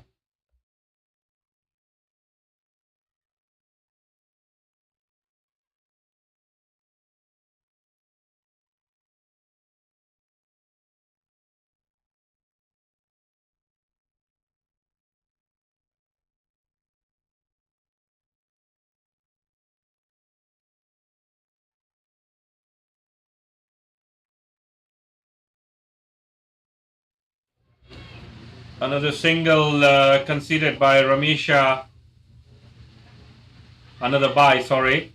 Apologies.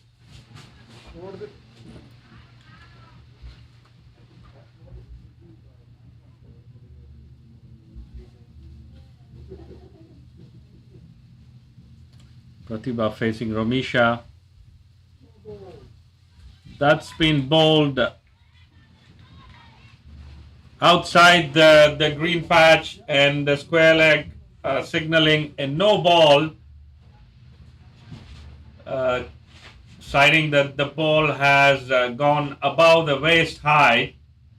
Honestly, didn't seem to be going above the waistline, but definitely a much wider delivery, but a good opportunity for PCC Queens to come back, and this is a free hit.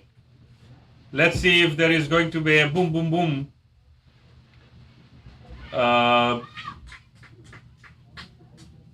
Single taken, not capitalizing on the ball going down the leg side. Should have been easy pickings for PCC Queens, but only one run, not taking full advantage of the free hit delivery here. Getting a little bit tougher for PCC Queens now with 10 runs gap for the required for the available balls. A pause in the game. Umpire checking the score.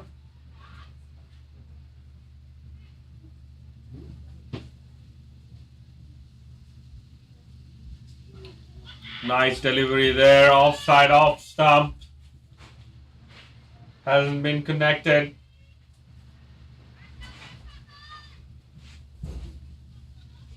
PCC Queens feeling a bit of pressure here. Every time you leave a ball, give a dot. Another dot ball. Pretty nice bowling from Misha.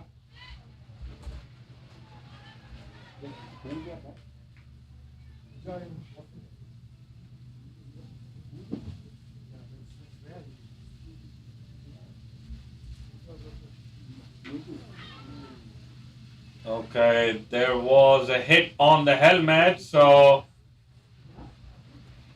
the batsman will be checked for concussion. I think no damage done, but still the umpire has to make sure that there is a quick concussion test.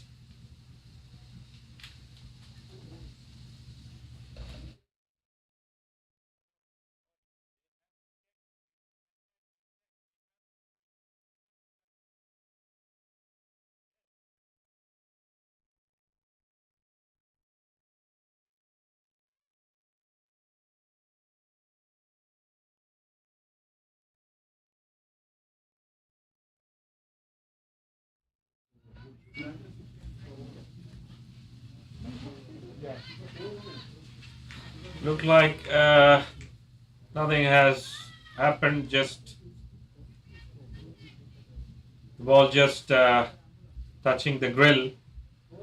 Scoreboard being asked to be updated.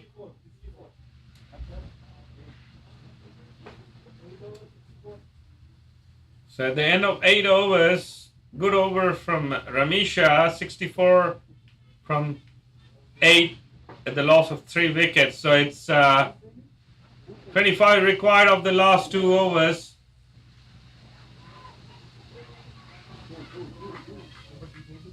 Opportunity there for PCC to maximize the runs there. 2 runs taken from Rafia's second over there.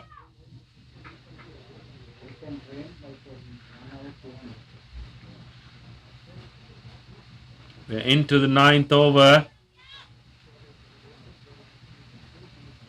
and you literally need 2 runs and 2 runs a ball to make this happen. A wide delivery gonna be 2 runs. So pretty much narrowing the gap here for PCC. So we need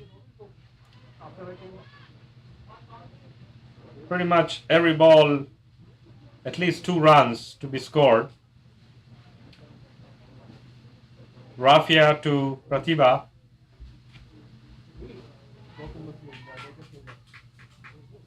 Should be 2 runs there.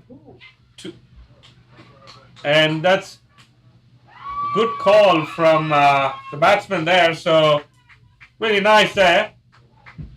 6 runs from the 2 legal deliveries bowled so far.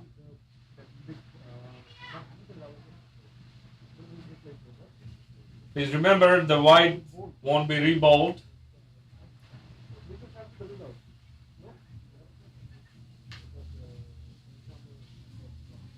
"20 required of 9 deliveries." I say this is going down the wire. Could be a very close game.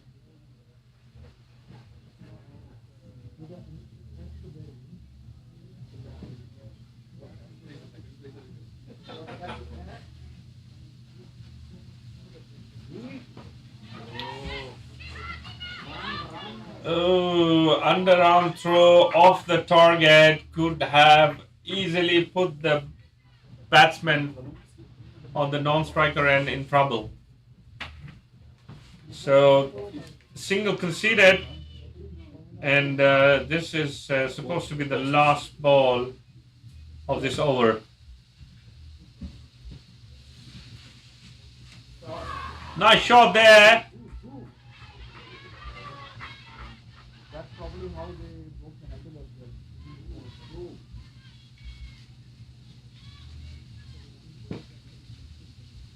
Sorry, one more ball remaining in this over. 10 runs so far. Hopefully this should go for a boundary if they want to dead ball. That's not ready. 8 runs so far.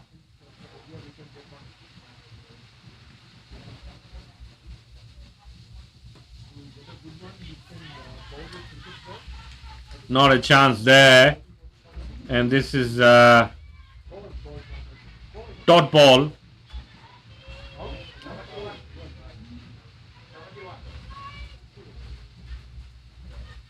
So we need 18 of 6 in the final over.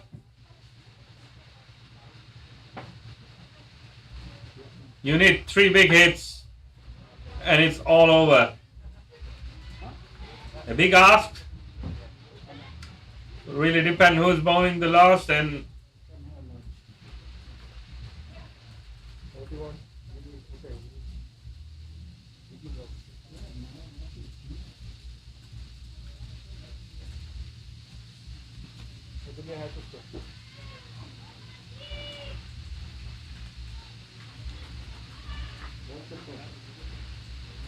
so we have bowler number 1, Shraddha, who's going to bowl the final over. Has been really consistent.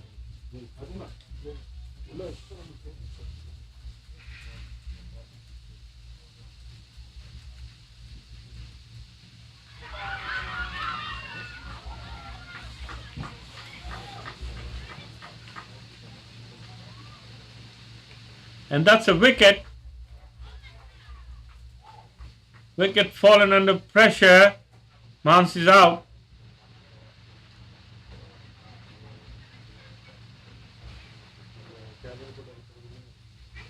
So this is becoming a really uphill task now for PCC Queens.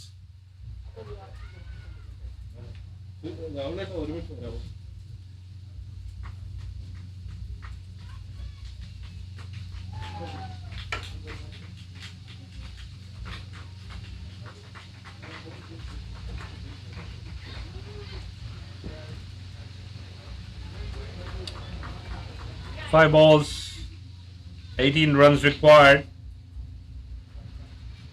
We have Shreya Bhosale, who is the new batsman in.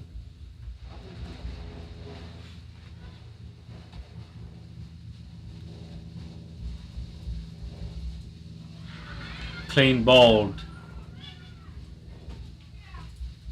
It's a great comeback from Shraddha. 2 on 2, 2 wickets, straight up.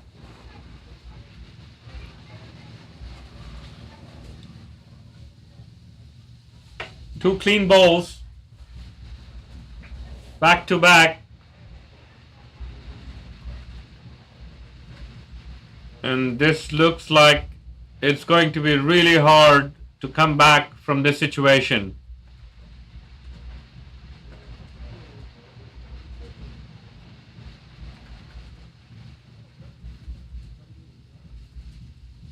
Clara going in. With the fall of 5 wickets, score is 71.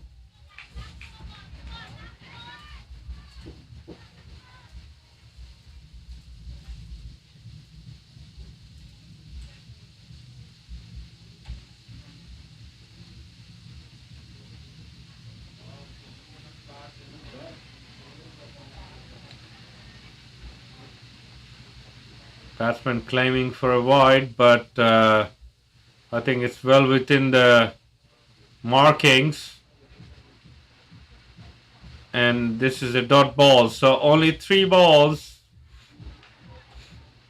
remaining. Clara on strike.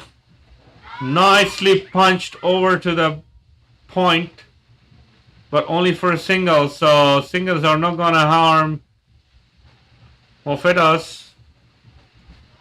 What we need are big scores. Now this is all game over because it's 17 required of 2 balls. Unless there is an extra coming off, there is no way we can pull it through.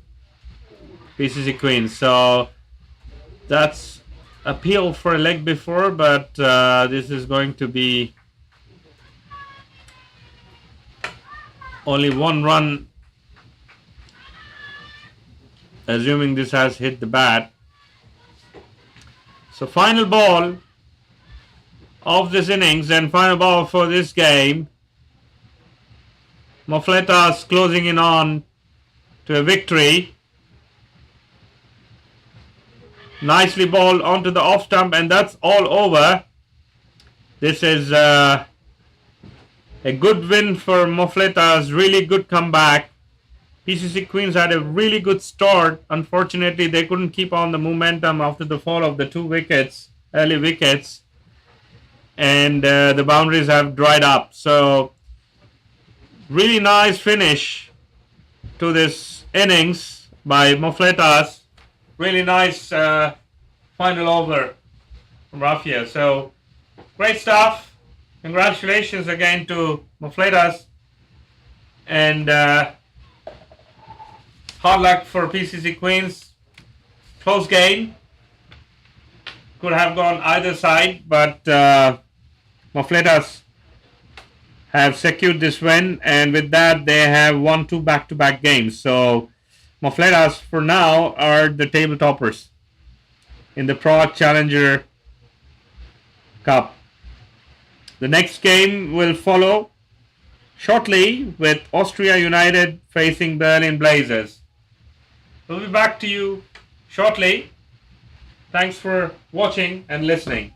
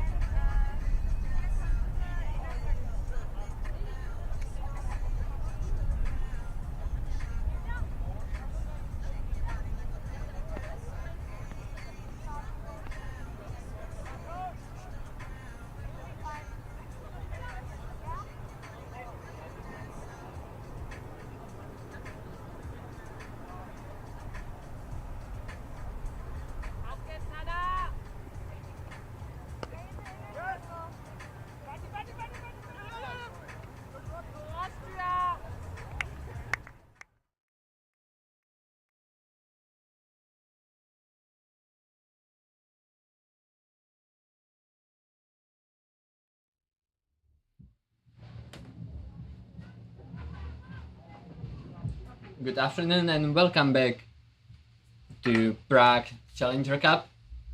We have right now here the fourth match against Austria United and Berlin Blazers.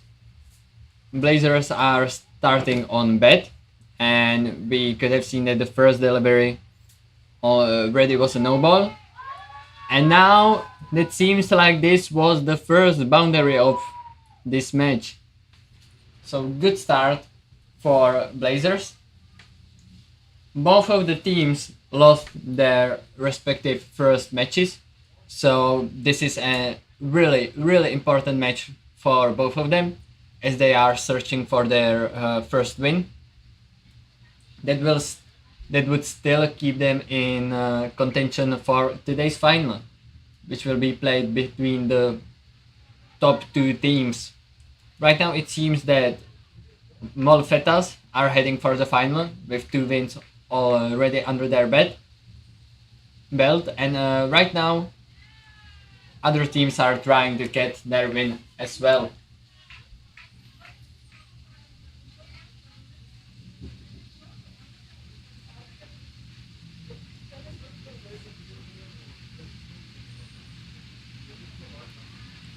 Again, a fuller toss, but absolutely missed by the batsman, and it's been given as an LBW, so that's the first wicket of this match.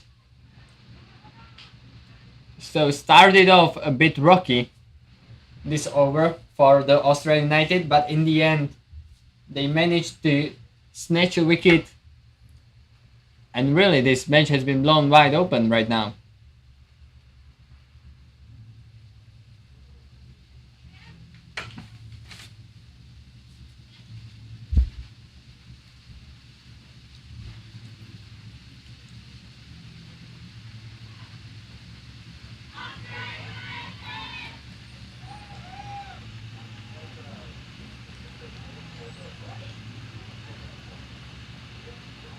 And once again we repeat that this is a 10 over format, so really quick, really exciting, and many things can happen. So far 6 for 1.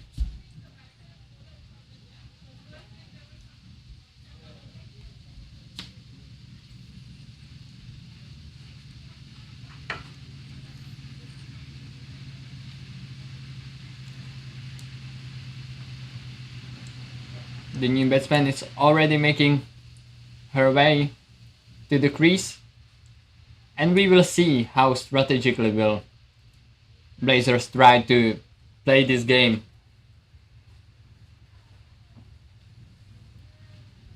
Because in the first game both of these teams were betting in the second innings, and both of them were under big pressure by big totals that their opponents managed to put up.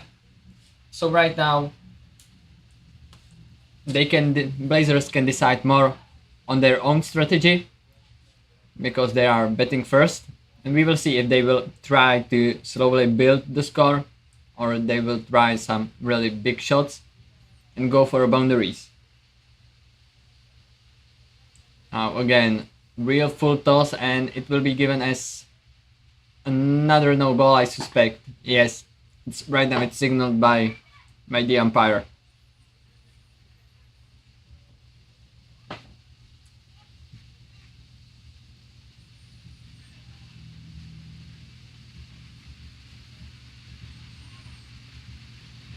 And this will be wide.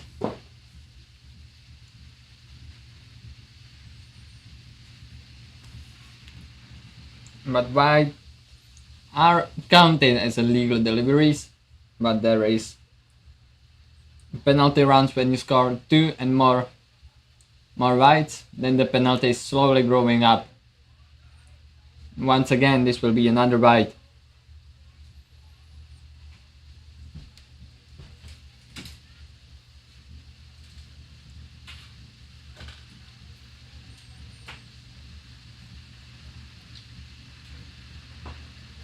And a shot in the air, and it's taken. So that's the second wicket of this match already in the first over. So a bit of a roller coaster for both of teams.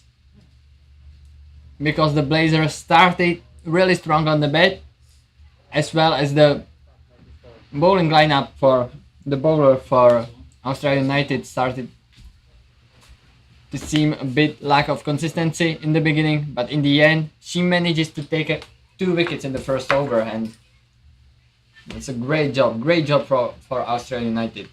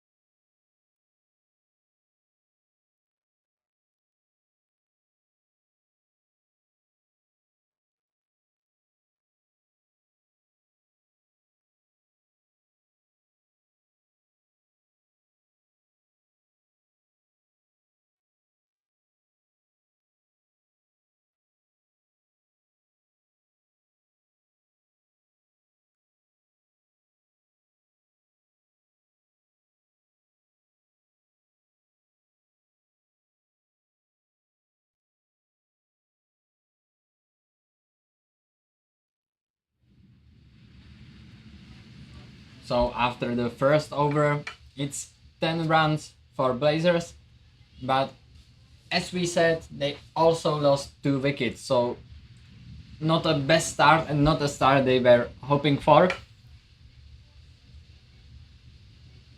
And Austria will try to continue taking wickets. Oh, but this is a great shot, but well fielded, will be just the one.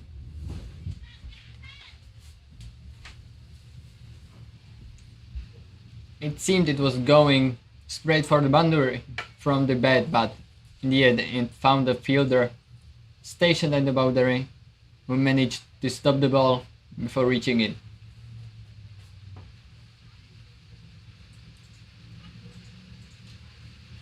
And this ball found the gap between the fielders but didn't have enough momentum to go to the boundary.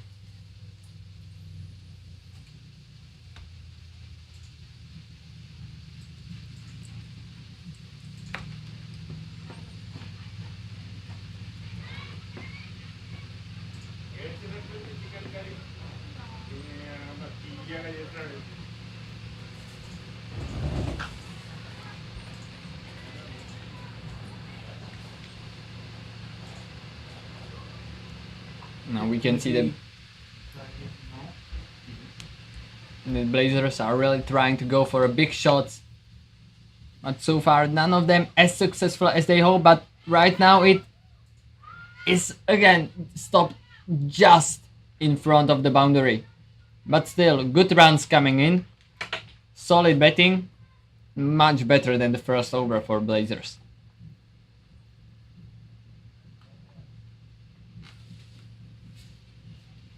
As we saw in the last match between PCC Queens and Malfetas, every run, every single that you run can be decisive and can decide the whole game in your favor. So it's important to take all the chances that present themselves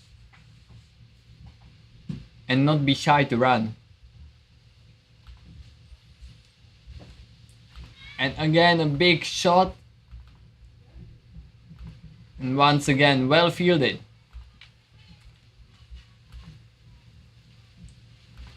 As we can see, Australia United managed to set up their field exactly where Blazers are playing their big shots. So far, they didn't allow much boundaries.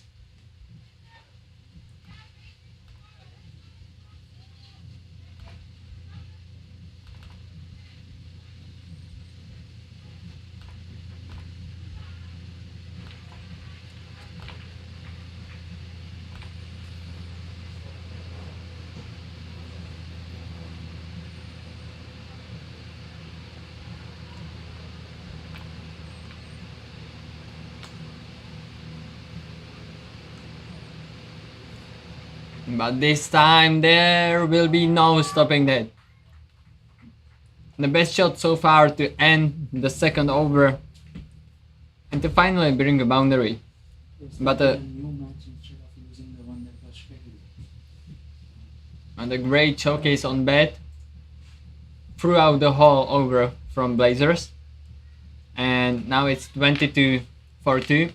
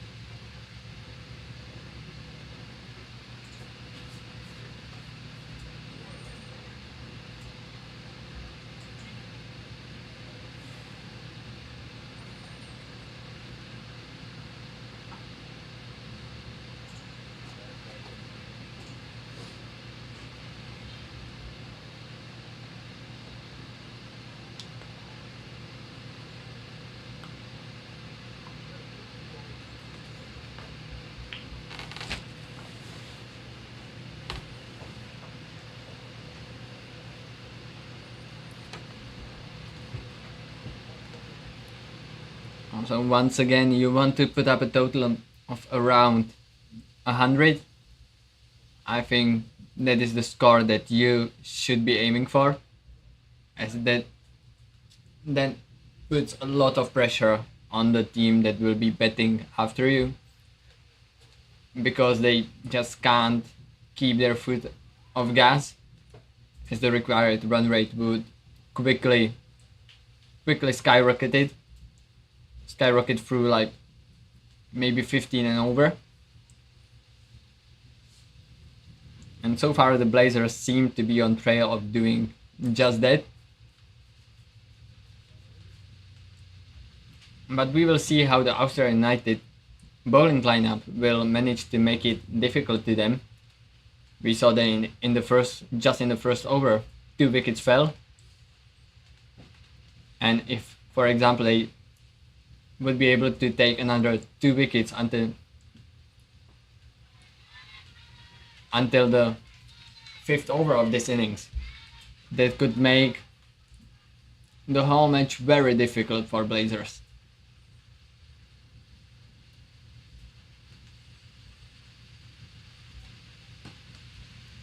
Again, in the air, and not a chance for this to be caught. And it's another boundary.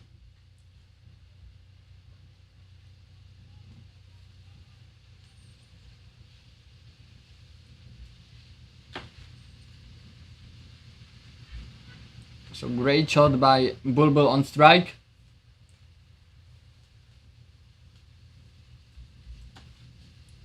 And she is showcasing her skills as a batter, which are obviously very high.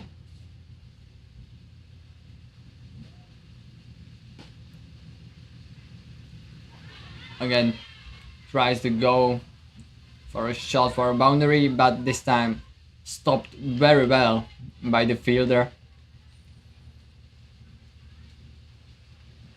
That allowed for them just to take a single.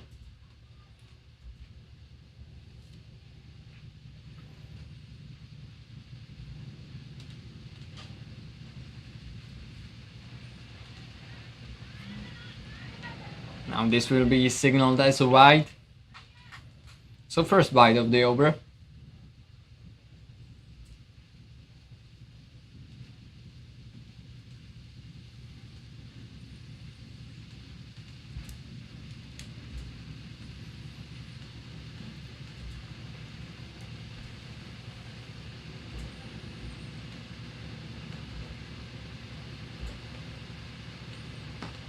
Again, in the air, there was a chance of taking it, but just dropped. Really, that would be very, very hard catch to take.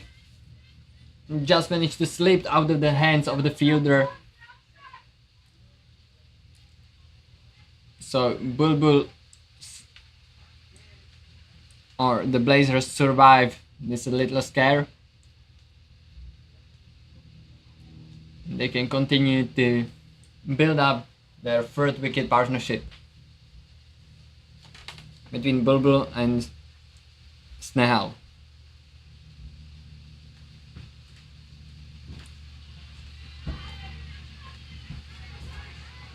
Very well bowled. That will be just a dot ball to end the third over. So after 3 overs, the score is 29 for 2.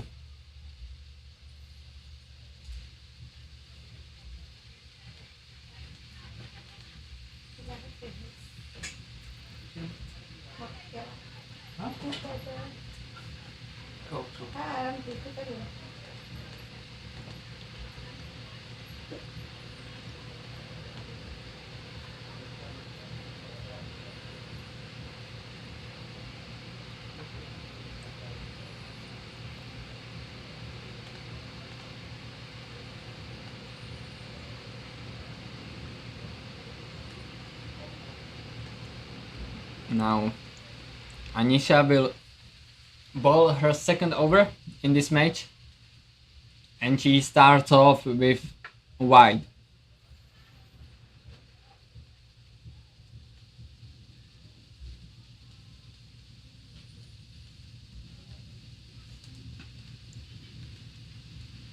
Now this will be a run. They will take the single, even though there was a slight hesitation between the pair of batsmen of Blazers.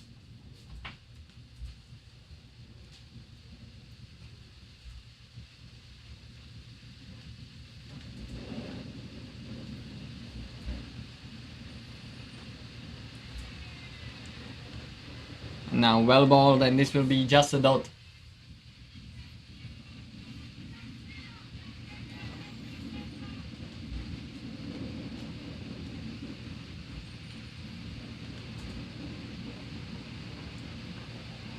This will be another wide in the over.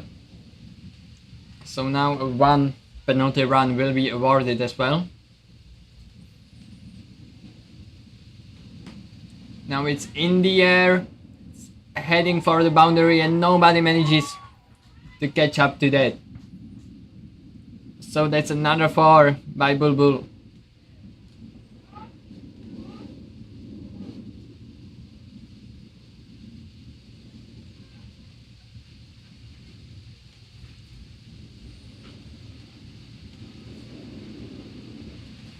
And really it seems like both of the Blazers batsmen are beginning to build up their confidence in the crease.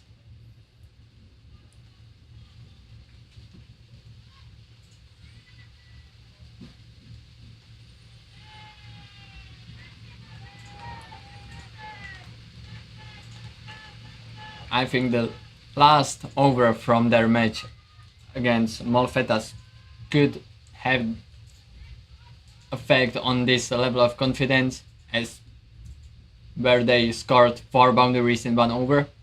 Was amazing way to end a match, even though they lost to them. And right now, as I said, they seem really comfortable with the bat and are slowly pulling in the runs, not taking any unnecessary risks, running where they need to, and they are already up to 38 runs after 4 overs. So still the score, as we said, the score of 100, which would be amazing for them, seems totally possible.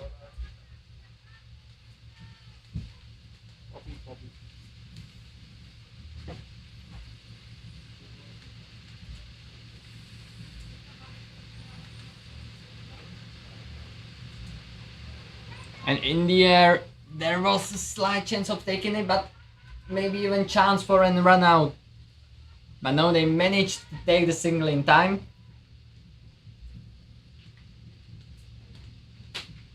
But just to prove me wrong, this wasn't as confident of a shot as were the previous ones.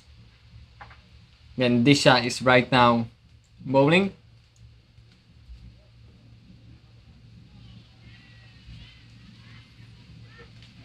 and very, very good ball.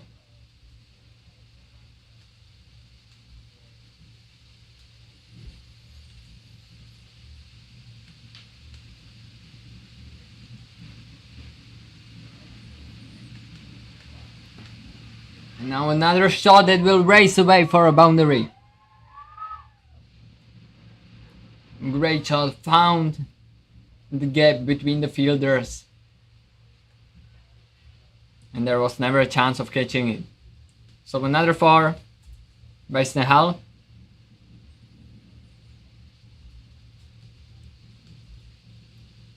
The score goes up to 43.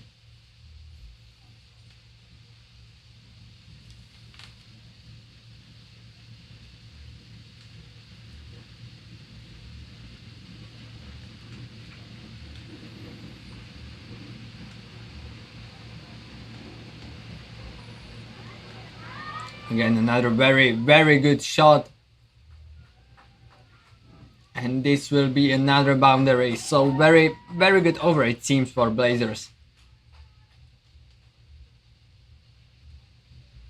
Still 2 balls to go, but already 9 runs taken out of it. And the score is up to 47 for 2.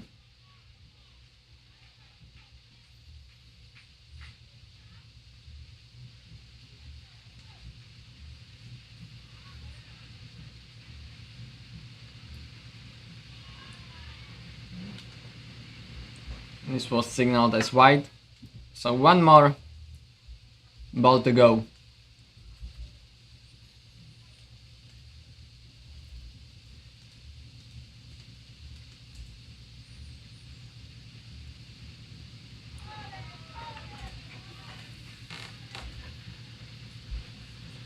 And the 5th over ends with very good delivery. It was straight, it was heading for the stump, so not a chance to play a big shot out of it. So 48 for 2.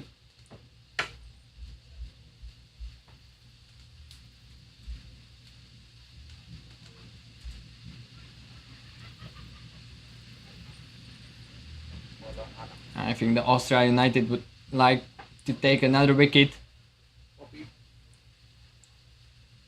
and to break through this 3rd wicket partnership. It's already built a nice amount of runs.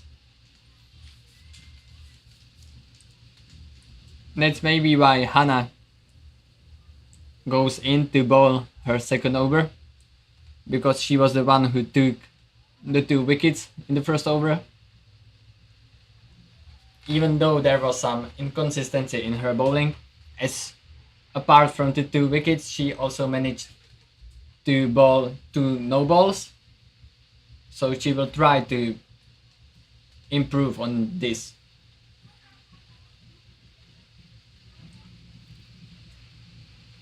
And at best to take only wickets.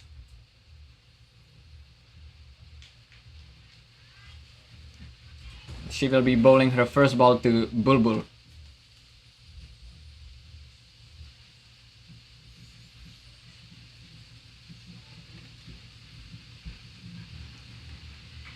And she starts off with a wide.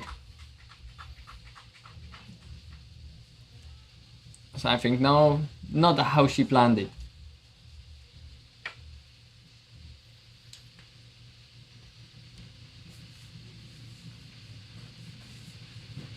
And this will be another no ball, as it bounced twice before reaching the batsman. So now a free hit and a chance for the Blazers to add another boundary to their score. And Bulbul is trying to take it. It goes up in the air, but it will fall just short and again into the hands of a well-positioned fielder. So 1 taken out of the free hit.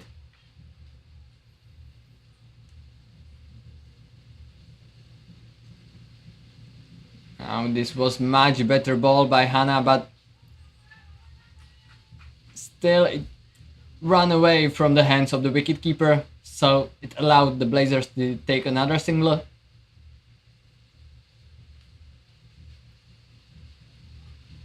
Really now better bowling.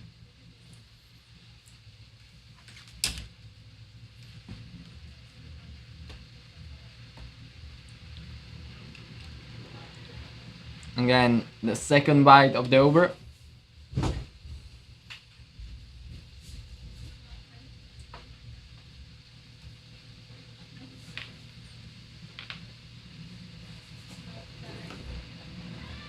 Another hit, and again it ends up in the hands of the fielder.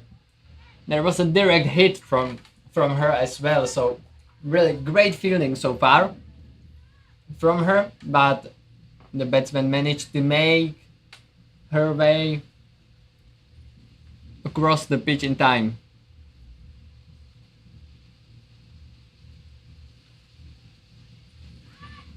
And this seems like it might go for the boundary. Yes, it does. It just runs away from the fielder. So good way to finish the over.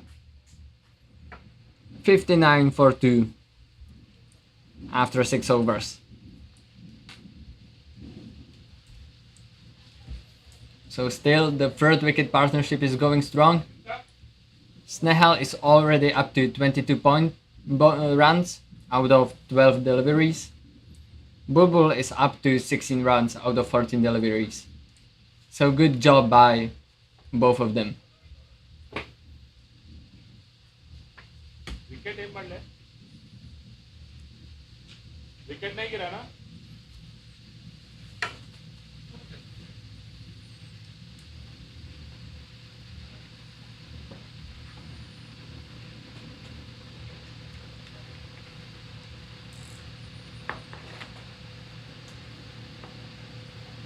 Now a new bowler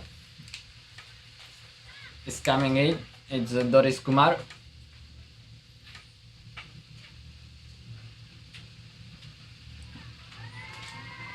And really full toss from the first delivery, and it will be 4 and a no ball.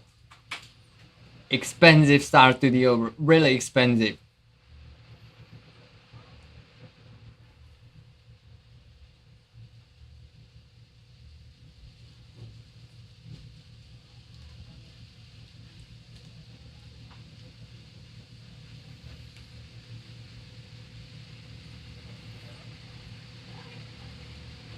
And another great hit by Bulbul. She waited for the high ball and managed to put it away to the boundary.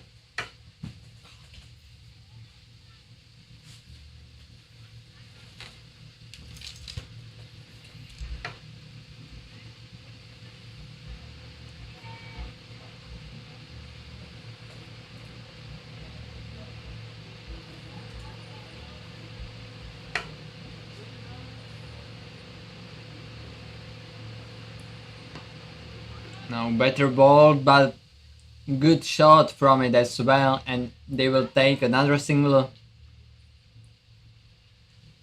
So they continue to pile up the runs. Their run rate is already more than 10 per over, and this might be another no ball. We will see how the umpire will decide.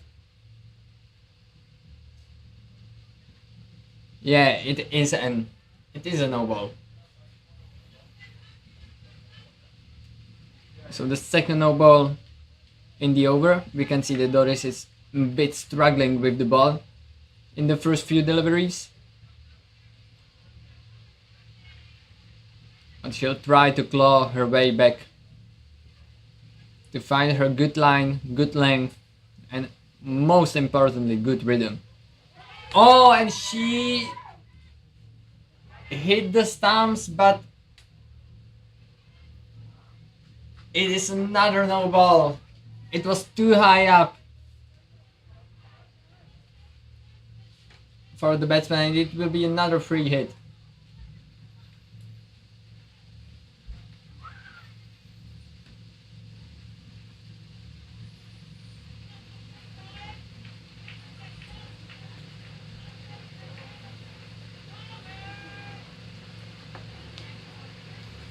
So Blazers will surely try to make most of this over that they can. As with just one legal delivery, they already scored 8 out of it. So it's a really good chance to make deciding lead here. This will be wide.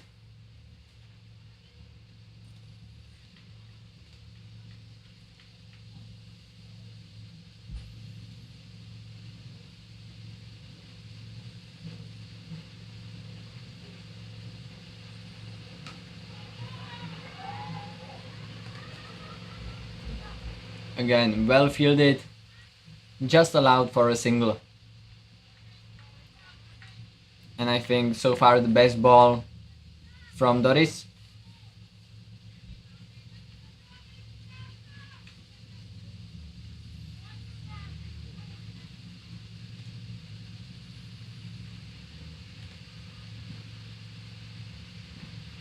And now there was a chance to take this catch. It was up in the air, it just flew out of the hands of the fielder. This might have been the breakthrough that they are hoping for, but in the end it again slipped away by a little.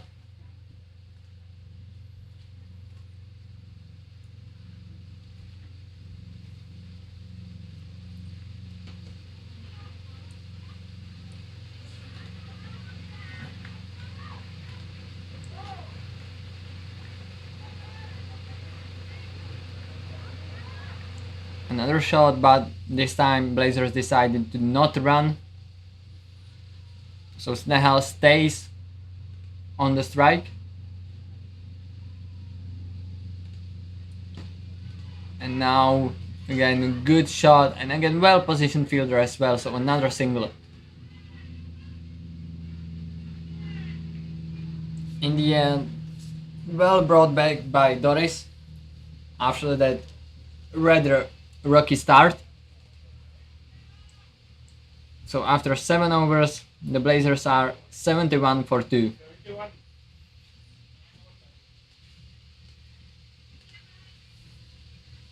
And the third wicket partnership still keeps growing. Really good job by Bulbul and Snehal.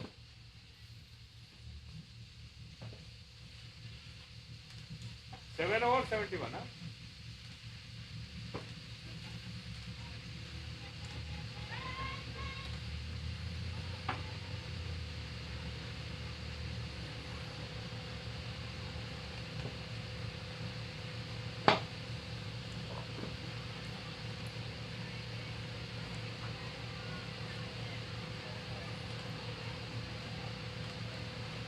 Now another new bowler, it's Vera.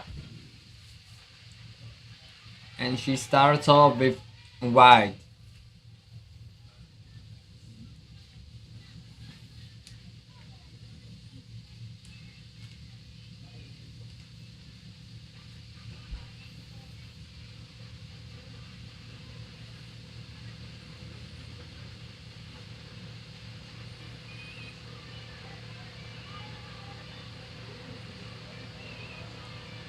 This will be second wide of the over.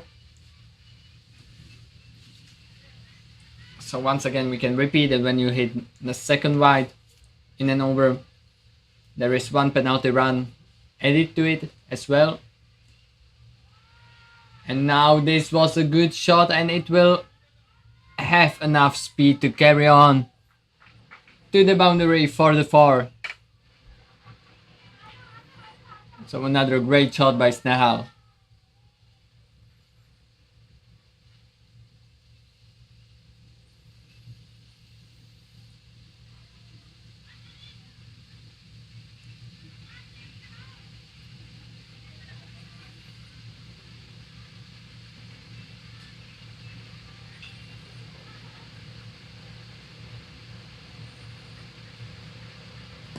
Now much better delivery. No run out of it and dot ball. This is how Vera will want to bowl the remaining balls of the over. So 2 more deliveries.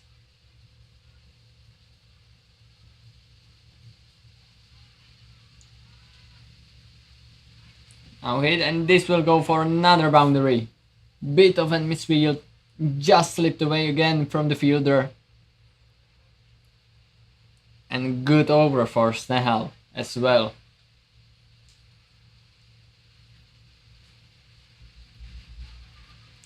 She's in the 30s with her score as well. She already managed to take 32 runs out of just 20 deliveries. So great job in the crease for her. Now well left, and it gets missed even the wicket keeper, and it will be wide and a 4.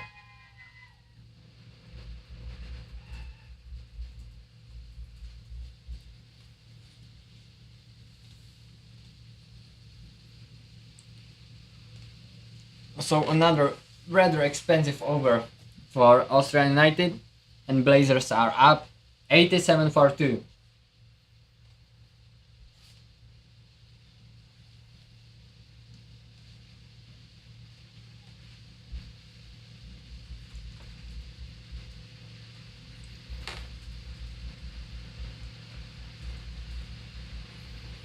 And they are really looking to reach the 100 in this match, and they will surely, that we can say without a doubt, that they will surely put up a great total to defend. It's already up to 87, which would be enough for a win in every match so far. And they'll try to add more, and Bulbul will add another signal.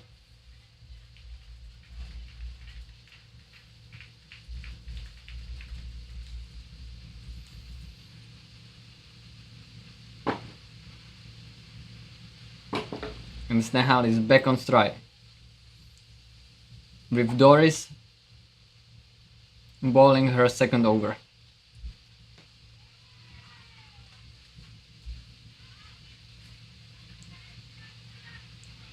Now another shot that will allow them to go for a single. Nothing too risky right now.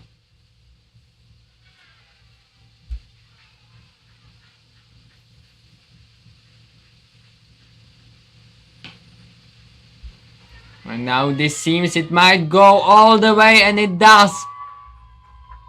It's out of reach for the fielder, and great shot for 4.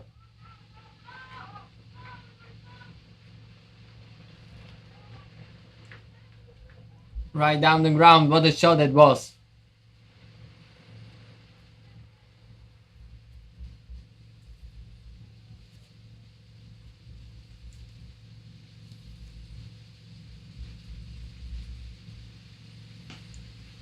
And this might be even better. Oh, and it is. It's another boundary by Bulbul. 2 4s in a row, and again, great display by both Bulbul and Snehal.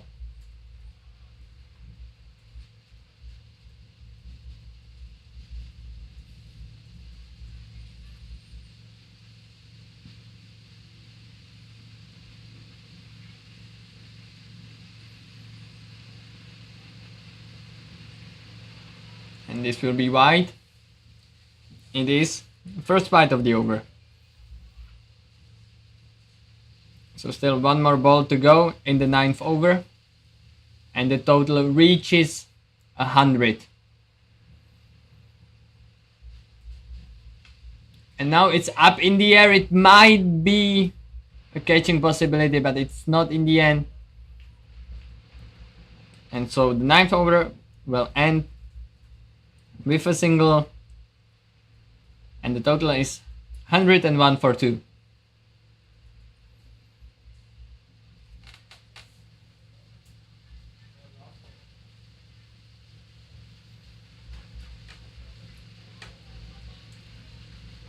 It seems like Vera is coming to bowl her second over to end the first innings of this match.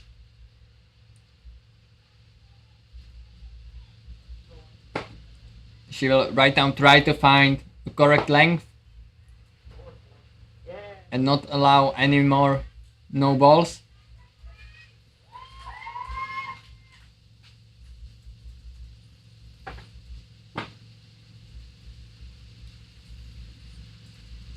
Ooh.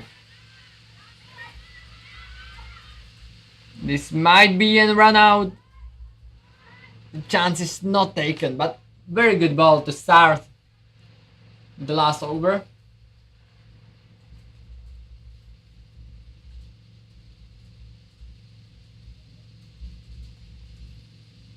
It was one by given by the umpire.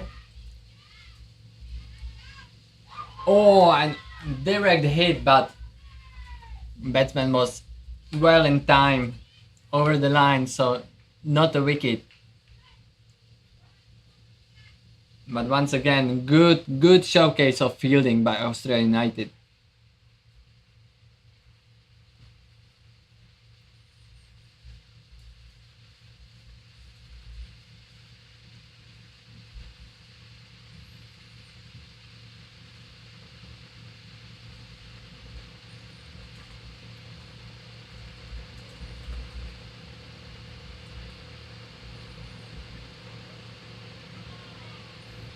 This will be first wide of the over.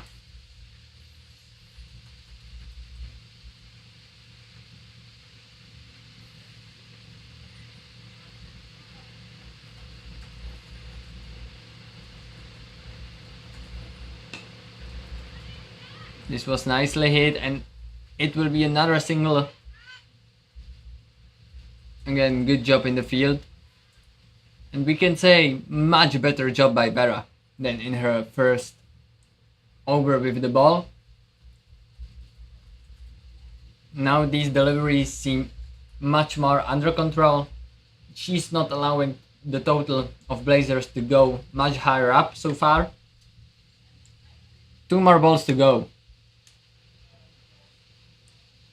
Oh, and just as I said, I am afraid that this will be a no ball, or at least a wide. Yeah, and it is signaled as a no ball.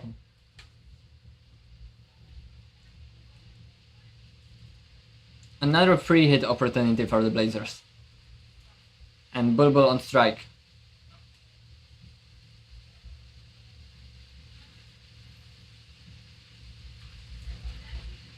And this will be another no ball as well.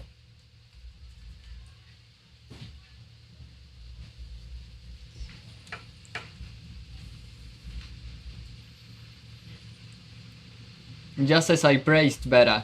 Again, 2 more loose deliveries, but now in the air.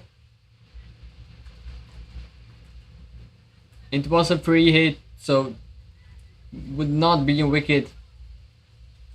And in the end, just a single. So 1 more ball to go in the first innings of this 4th match of the Prague Challenger Cup.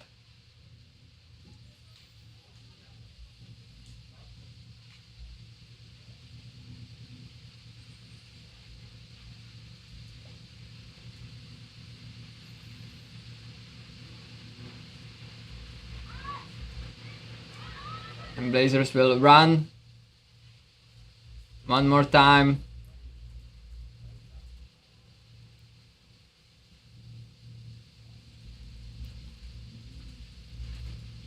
And it will be given wide.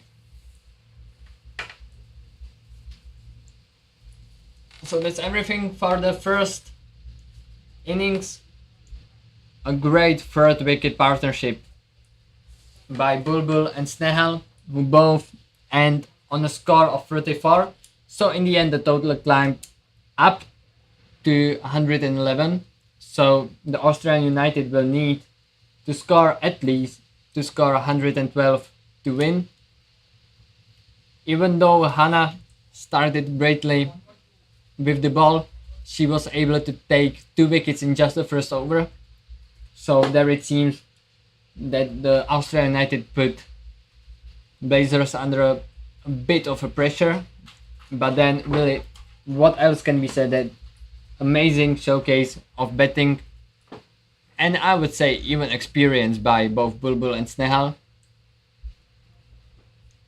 who took their time, slowly built up the partnership, made some amazing shots where they found gaps between the field, and in the end managed to take the total up to 111. So once again, a 10-minute break between the innings. Be sure to be back with us after this short break. And still, I think this is not at all decided match, even though it will be very hard for Australia United to come back in. So far.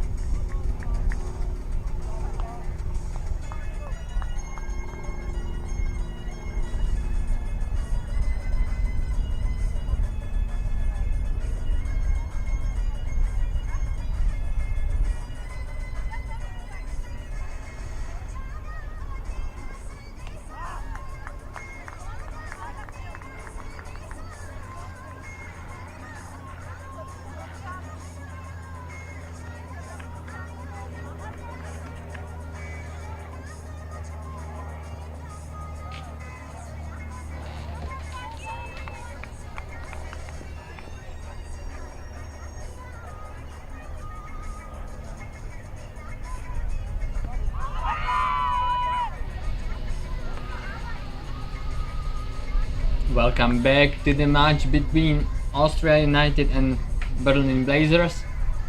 We just saw the first delivery of the second innings, which Gargi bowled to Hannah, and there was already an appeal for LBW, but the umpire was not interested.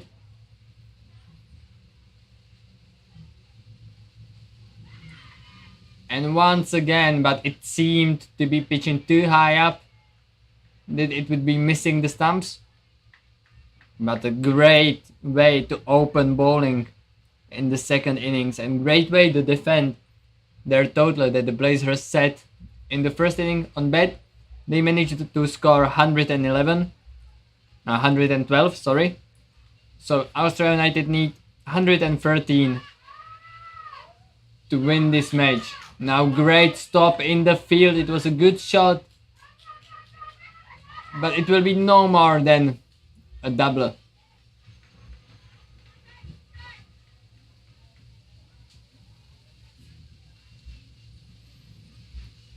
Hannah will surely try to go for boundaries. We saw her do the same in the first match, where she unfortunately was dismissed very early. But she is very capable as a batter. And another appeal, and again not given by the umpire.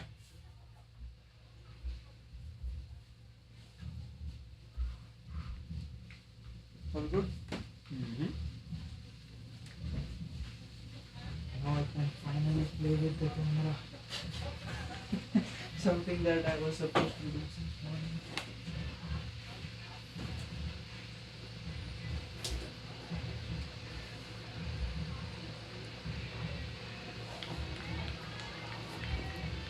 Again, another great ball by Gargi. One more to go in the first over.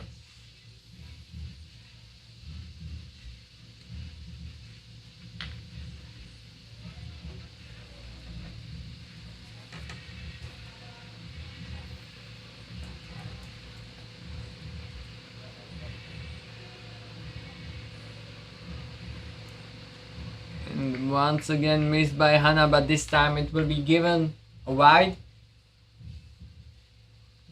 So one more run for Austria United, but still just 3 scored out of the first over. So amazing bowling to start of the second innings.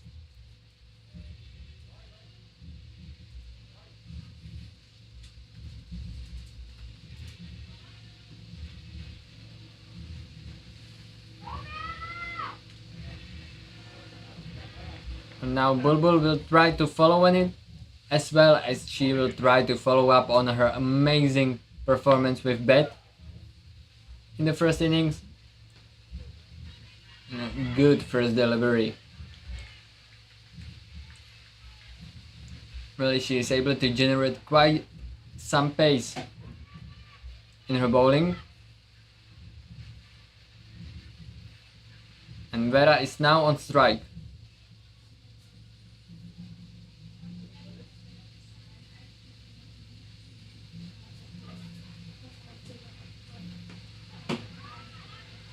Now a shot, but no run taken.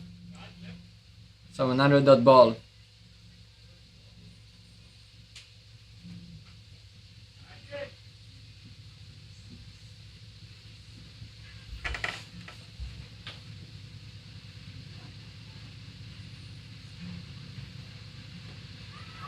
Now this shot will find the gap between the fielders, and it might just be the first boundary of the second innings. Good shot by Vera. And good four.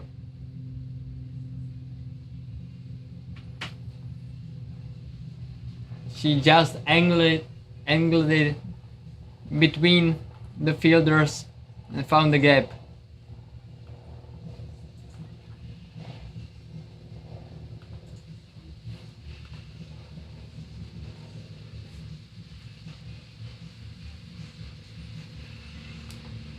So 7 for none after 1.3 overs.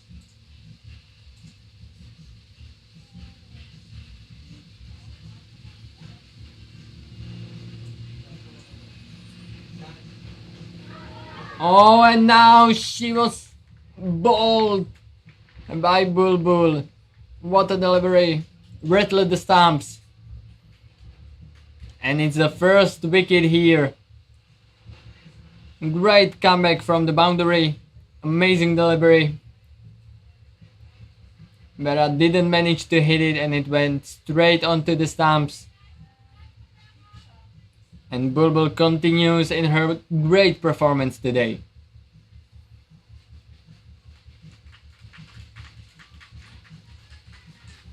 And Blazers are doing everything to ensure their first win here today and to keep in the contention for the final. The next match that will be following up this duel is PCC Queens against Berlin Blazers.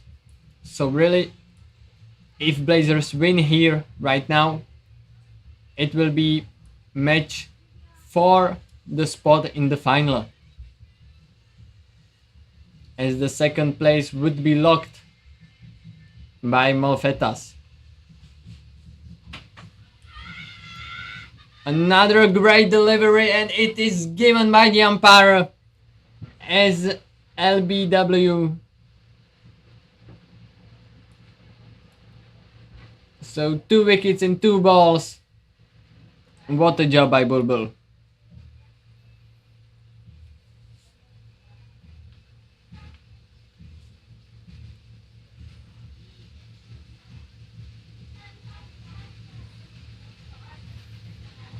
But as we saw in the first innings, 2 wickets don't necessarily mean that you have lost everything, because Blazers also lost 2 of their wickets in just the first over, and right after that Bulbul and Snahal came in and managed to get their team up to the final score of 112 with amazing third wicket partnership that managed to score more than 100 runs. So really nothing yet lost for Australia United, but a monumental task is right now laying ahead of them.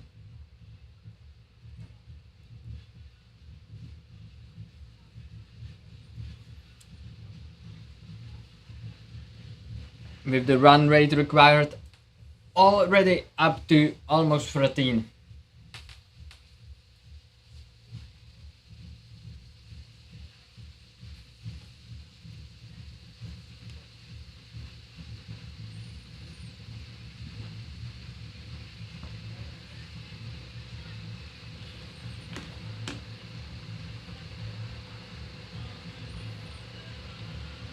Now a hat-trick ball by Bulbul and it will go away in the end to the boundary. Wicketkeeper just didn't manage to take it in her gloves, and it will be, I think, 4 byes. So 2 overs done, 12 for 2 by Australia United.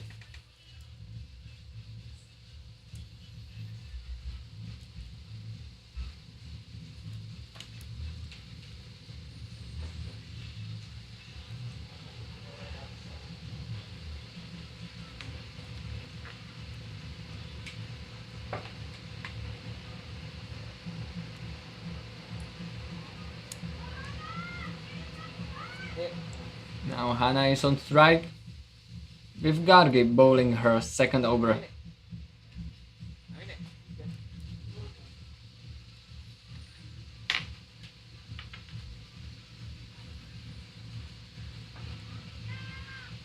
Oh, and they will take a single here, Australia United.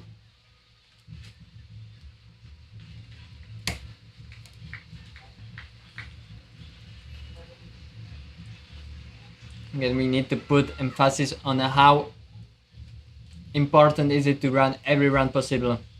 When you have the chance and you know you can make it to the other end, you really should run, as really these short matches can. come down right to the wire. And again, this will be at least a single. Yes, it is.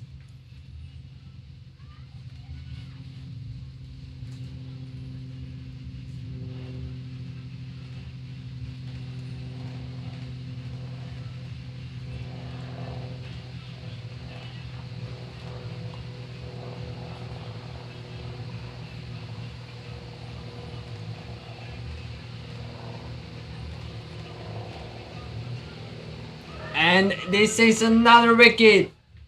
What a ball by Gargi. Hannah never looked comfortable facing her balls, and right now we know why. Amazing, amazing delivery. Again, rattle at the stumps. Third wicket falls. And it's the second opener for Austria United, which has to depart. So 14 for 3. Blazers seem really in control of this match. And it seems like they are cruising on their path to victory, to keep their chances of reaching the final here in Prague.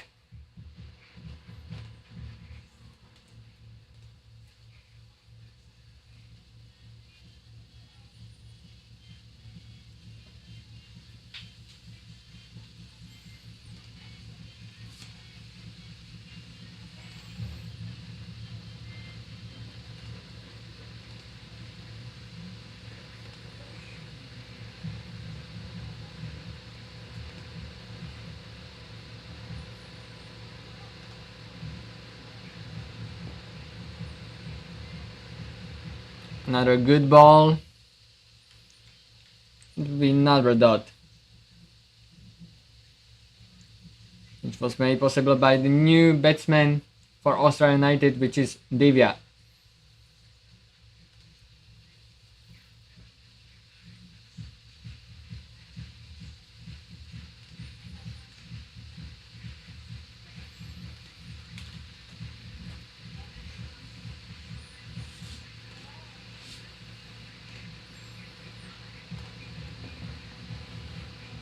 This will be another good delivery and another dot.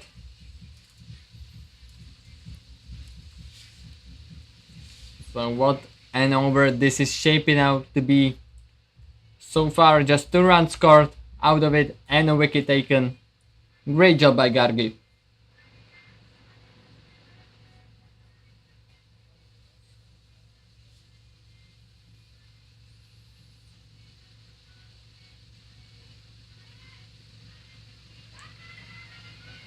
And this will be one more single to end the third over. So after 3 we are 15 for 3. And Blazers still firmly in control. 3 overs, 3 wickets.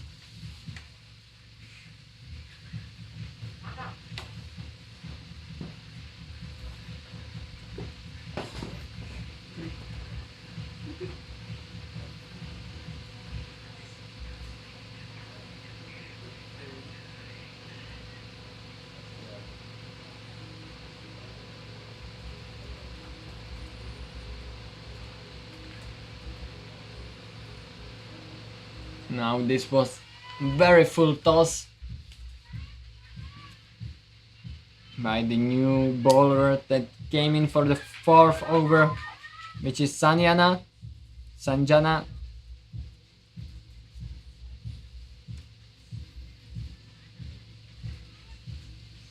And it was given as a wide.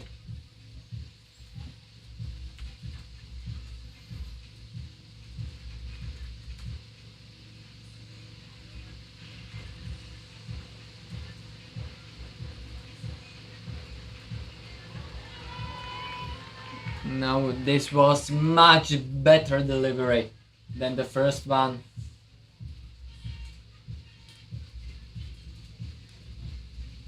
Divya didn't manage to get a bat on it, so just another dot.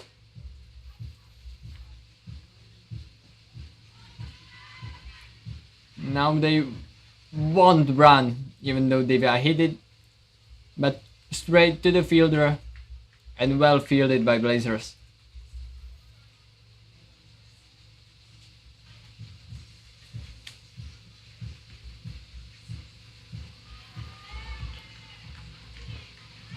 Now a bit of an appeal, but umpire not interested. And we can see from the field setup that Blazers have all of their fielders almost in the inner circle. So they are not expecting really powerful shots right now. They will run away to the boundary. And this will be another dot, I think.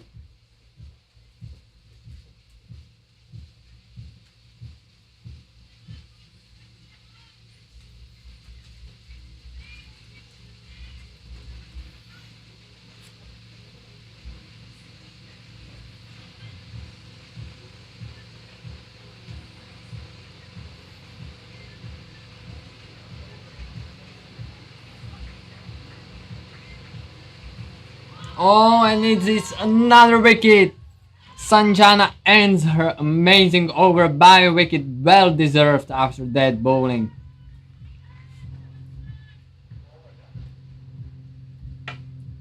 She cleans up the stumps and it's a 4-1 down for Austria United, which lost 4 wickets in the first 4 overs. So it really seems like there is little to no hope of coming back into this match, considering how well the Blazers are bowling right now.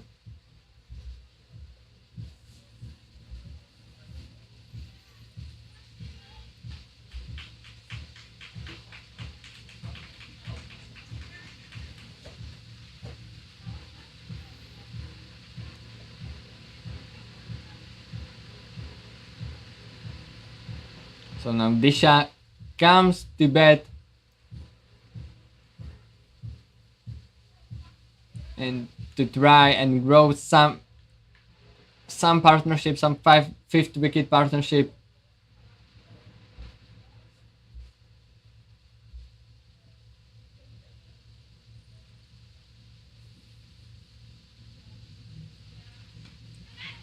And it's in the air, and that will be another catch taken.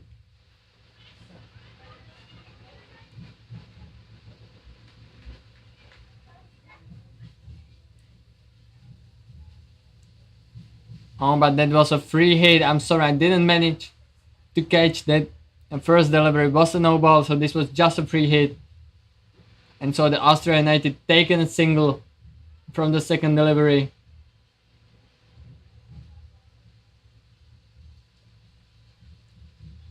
And now that's another no ball. So Snehal so far didn't find the correct way to ball here.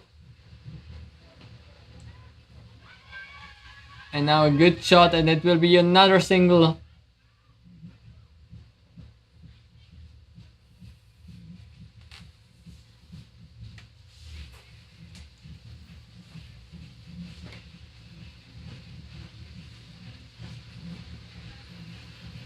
So some runs are right now flowing in for the Austria United, and this is a big appeal.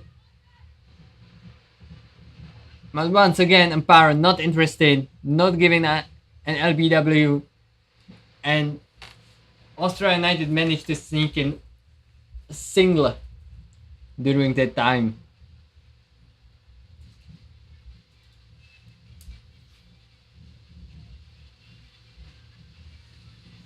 I think this will be signaled wide. Yes, it is. First wide of the over. Still 2 more balls to go. Oh, and this will be another no ball.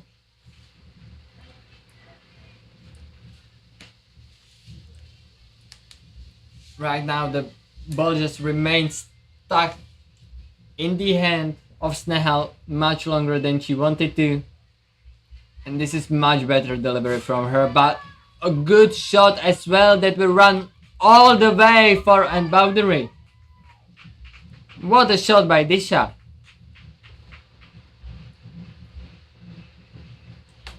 She waited for the shot and managed to find the gap between the fielders that, as I said, are all really close to the batsman. They are all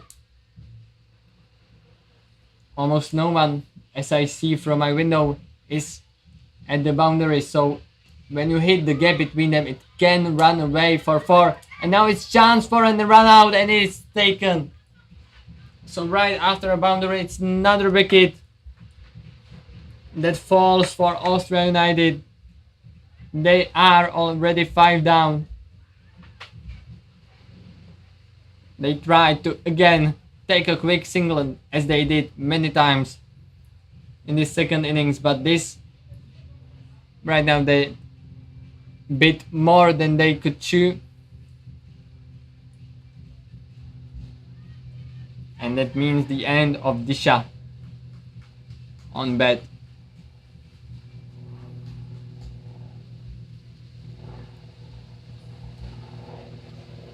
So 27 for 5 after 5 overs.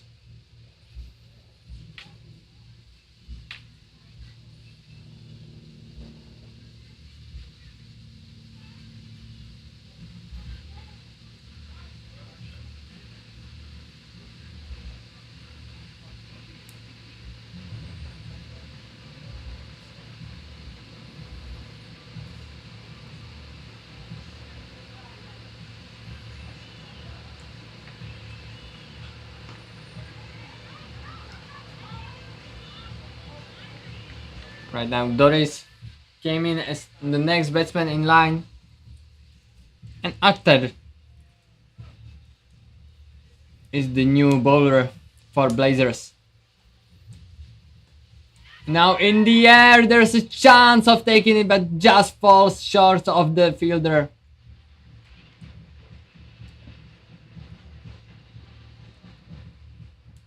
But really good effort. And we can see that Doris is trying to score some runs, trying to get the ball to the middle of her bat to put it away for a boundary, but this time she missed it, and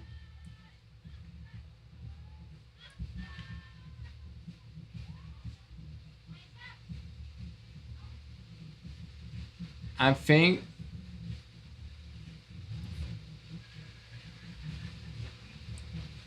think it was given in the end by the umpire. So the 6th wicket falls for Austria United, 27 for 6.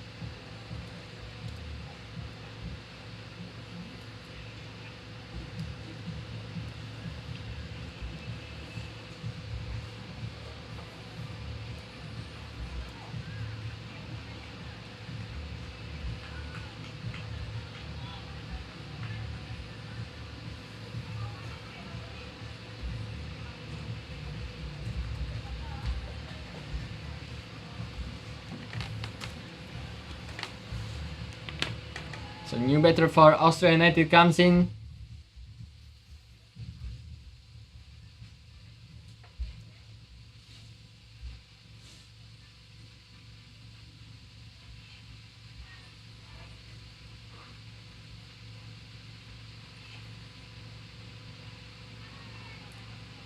Now just missed the ball.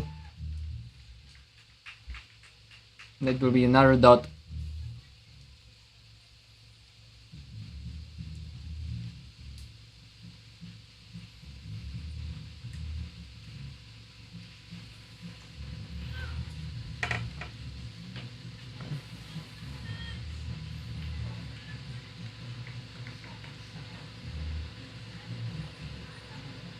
So Aisha being the new batsman in.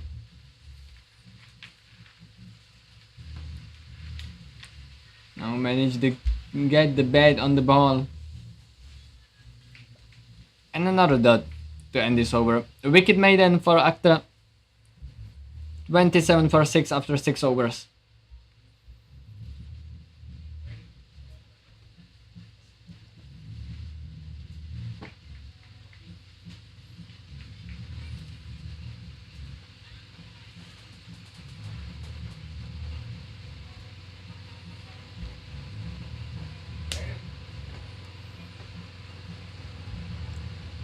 So now Sanja will bowl her second over.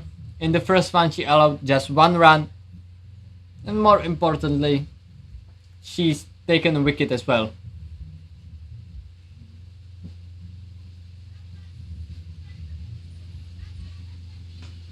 Oh, and this was a very good shot that found the gap between the fielder. It won't go all the way, but still a very nice shot and a single for Anisha.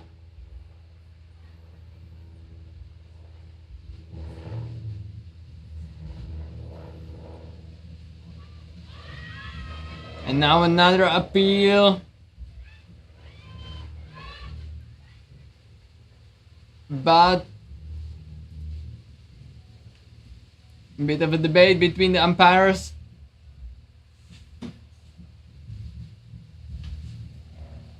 Not given in the end.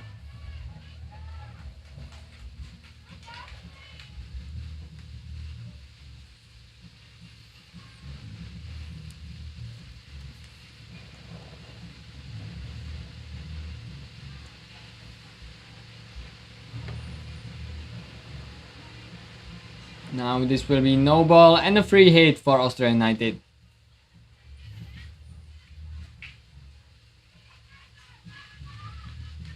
So Aisha will try to hit it as hard as she can, I think, this ball. Right now she's got nothing to lose here.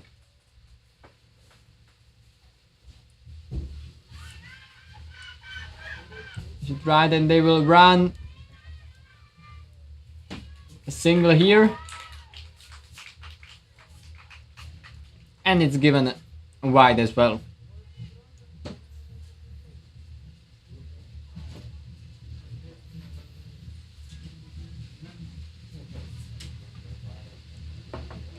So Austria United break through the 30 runs mark.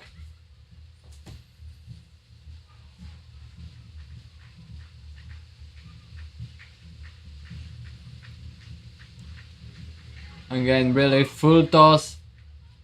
It will be given another wide. It wasn't so high up that it would need to be given a no ball, but the second wide of the over. 2 more balls to go. And now I think this might run away all the way, and it just stops right ahead of the boundary.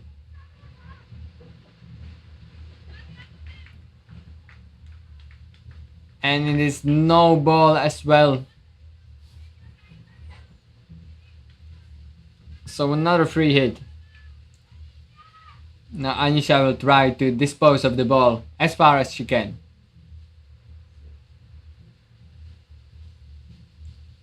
Oh.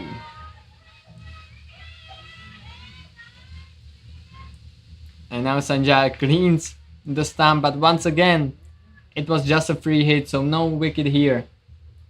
But a good delivery to follow up on the no ball.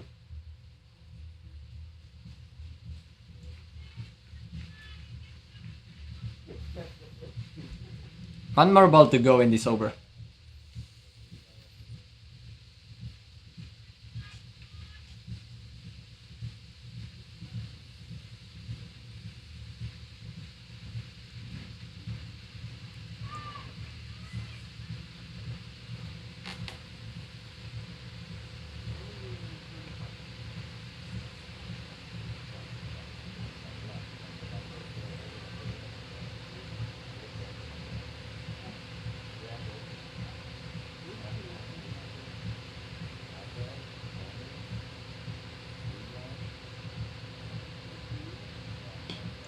And that sounded like a very nice hit, and it goes down the ground and all the way for a boundary. What a shot! What a shot by Anisha.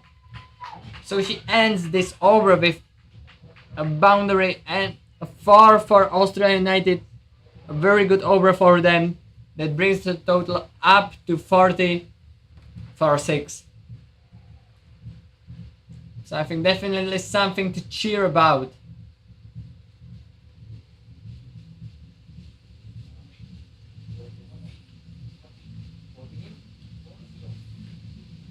For Austria United.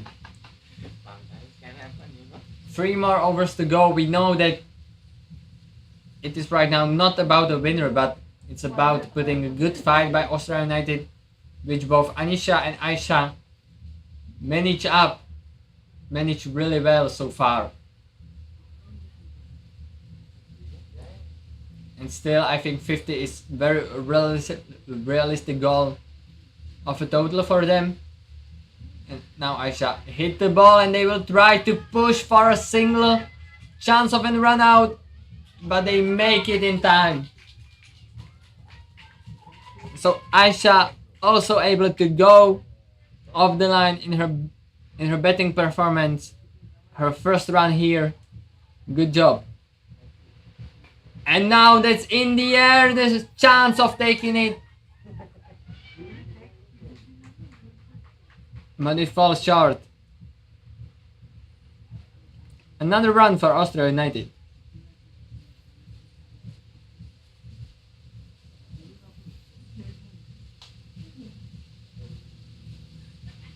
And now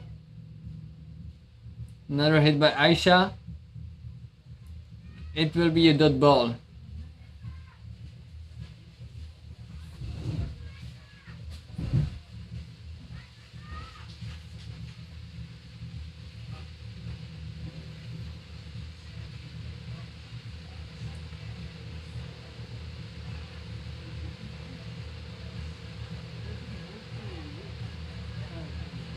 Aisha hits the ball, almost knocks her own stumps down, but manages to keep away from them. 2 more balls to go in the over. And now in the air, and it's taken. So the 7th wicket falls after a good showcase by Aisha, who put up a real fight.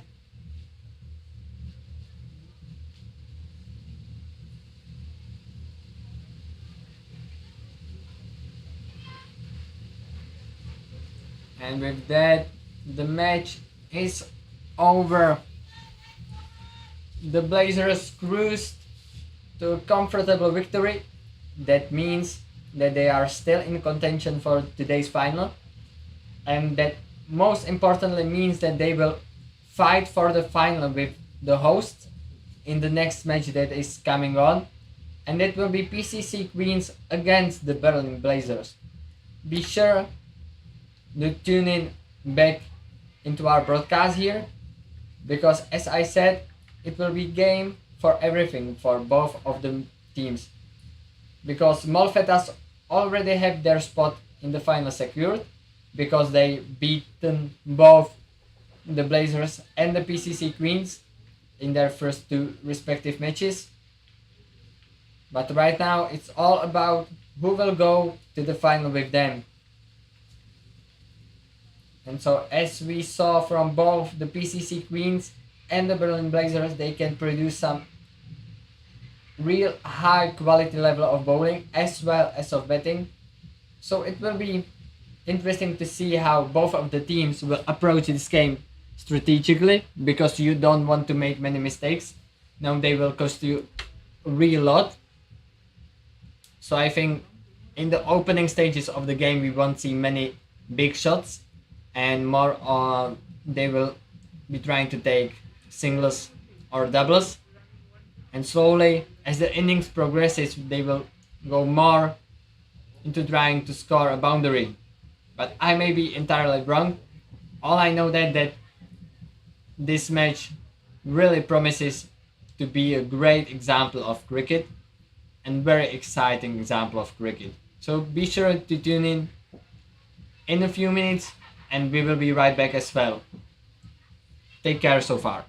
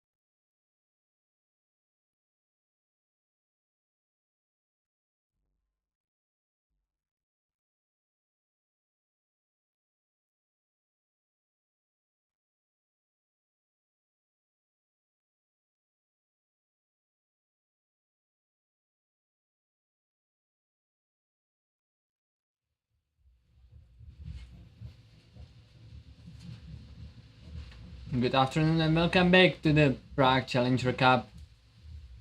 Right now we are just before the start of a match between the hosts, the Prague PCC Queens, and the Berlin Blazers. As we emphasized earlier, this is a match that is a direct fight for a spot in the finals against the Molfettas. So really a lot riding on for both of the teams.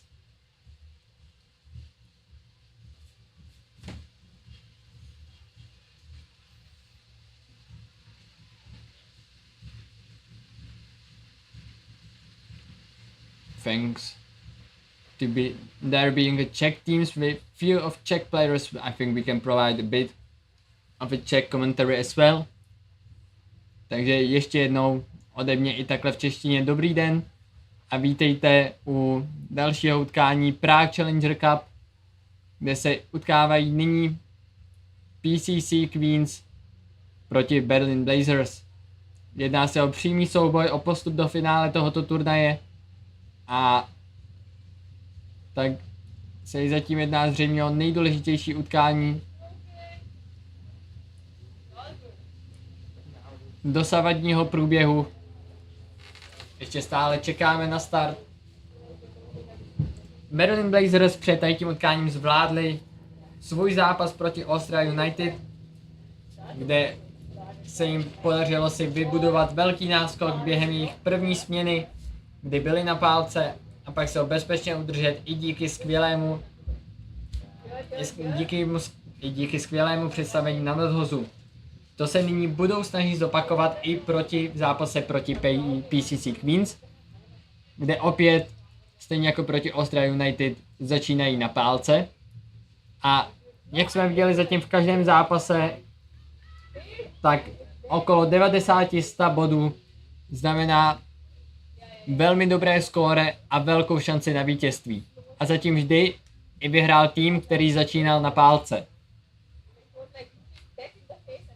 Takže možná dobrá pozice pro Blazers. Samozřejmě na druhou stranu PCC Queens zase se budou snažit zhodnotit výhodu domácí půdy, toho, že znají toto hřiště a že tu hrají déle.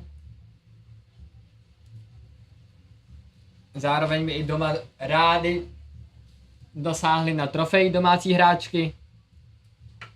A viděli jsme, že v zápase proti Molfettas, které zatím vypadají, že je můžeme zařadit do role největších favoritek na celkové vítězství, tak příliš mnoho nestrácejí. Ba naopak, ten zápas se rozhodoval až v posledních 2 sériích, přičemž to ještě asi si žádá do vysvětlení. Každá směna je složena z 10 sérií a každá série je složena z 6 nadhozů jedné hráčky. Každá hráčka může za celou dobu utkání absolvovat maximálně 2 série nadhozů a pak musí být vystřídána někým jiným. A také nemůže ty 2 série nadhozů absolvovat za sebou. A nyní už máme za sebou první nadhoz utkání a ten nepřinesl žádný běh, takže zatím celkový stav zůstává na 0. Jak 0 bodů, tak 0 autů.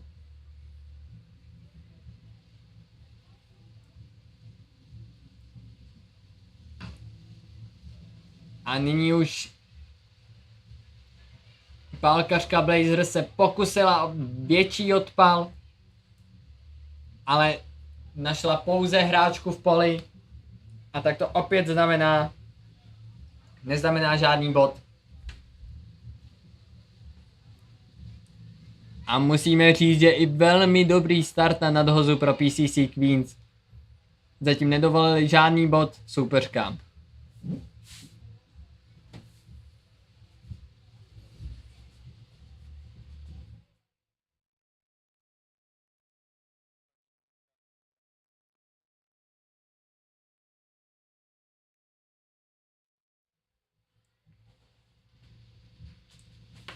A nyní už to bude první bod po dalším odpalu Blazers. Ale stále, pokud by se takhle podařila celá první série udržet pro PCC Queens, tak to bude pro ně výborný začátek utkání.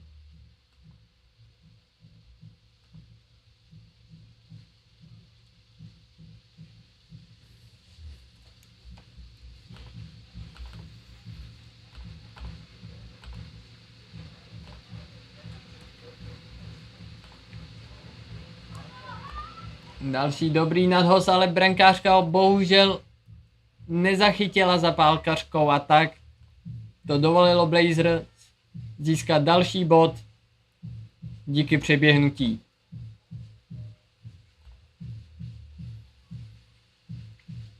A máme před sebou poslední nadhoz první série, který obstará Erika Kuncová. Zatím velmi dobrý výkon s míčkem v ruce. Pokusí se ho zakončit dobrým posledním nadhozem sérii.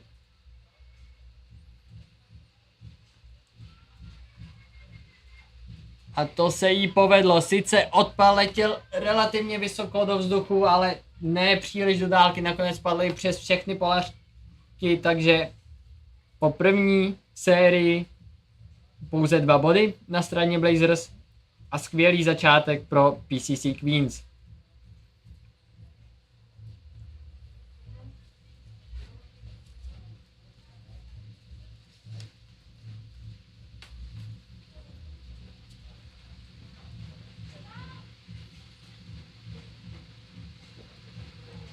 As we saw, this was a very good start from PCC Queens and Erika with the ball, allowing just 2 runs out of the first 6 balls of the match, and Blazers will really need to start hitting it to be able to slowly build up their score. Now Bulbul on strike. But this will be just another dot ball. We saw an amazing performance from Bulbul in the last match. After the 2 quick falls of the first 2 wickets, she managed together with Snehal to build up the third wicket partnership. And now she will try to do something similar here.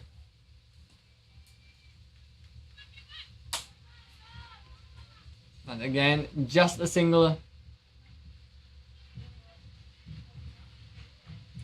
So far, good bowling by Sovjania, who came in as a second bowler after Erika.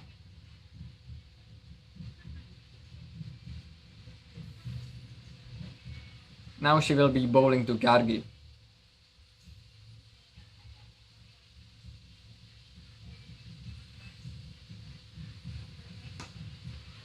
And it sounded nice off the bat, but there is a fielder prepared there, and it will be just another single.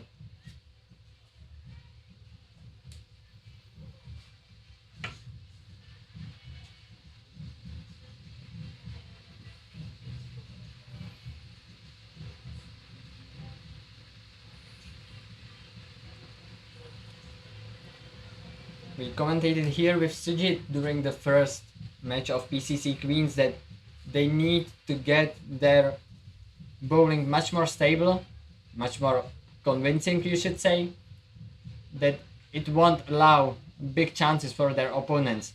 They did much better job in their second match against Molfetas, when I think the whole bowling lineup did a much better performance. And now we can see it once again. So far so there wasn't a bad delivery, and the Blazers have so far big problem with scoring runs. Even though, as I just said it is the first wide of this match. But still, the first extra, nothing too serious for PCC Queens. They just need to end this over with another solid ball and not to allow Blazers to put pressure on them.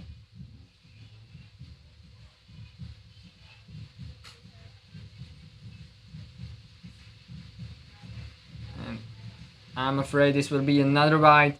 Yes, it is. So 2 wides to end the over.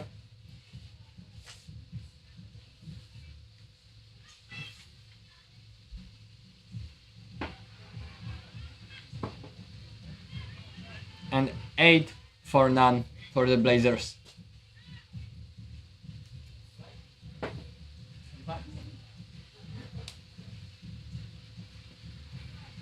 Tak ani ve druhé sérii jsme neviděli velký příliv bodů pro Blazers. Uvidíme, co nabídne třetí série. Opět se vrací Erika Kuncována na nadhoz.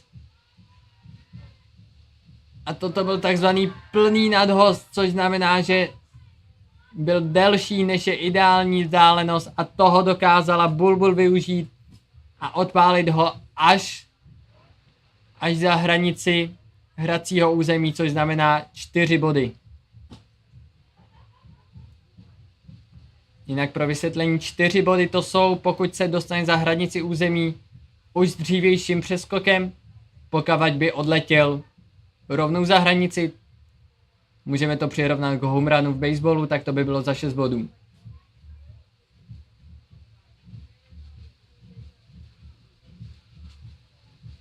A vidíme, že Bulbul se postupně dostává do tempa.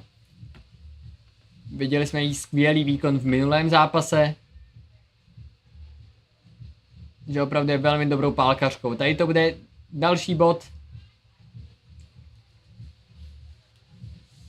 do sbírky Blazers.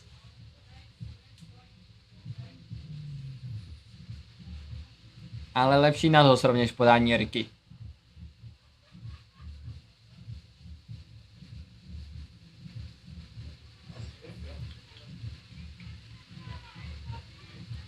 Tady je další dobrý nadhoz, tentokrát nedovolil žádnou možnost na běh a na skórování pro Blazers.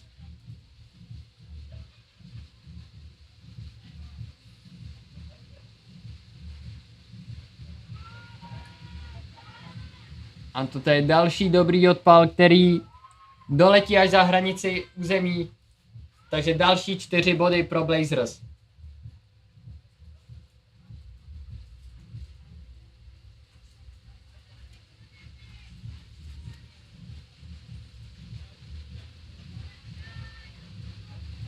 Tentokrát to byl výborný odpal Gargy. A vidíme, že po úvodních 2 slabších sériích, co se týkalo bodového zisku, tak postupně začínají tento zisk hráčky Blazers navyšovat. Nyní už se vyšplhal na 17 bodů.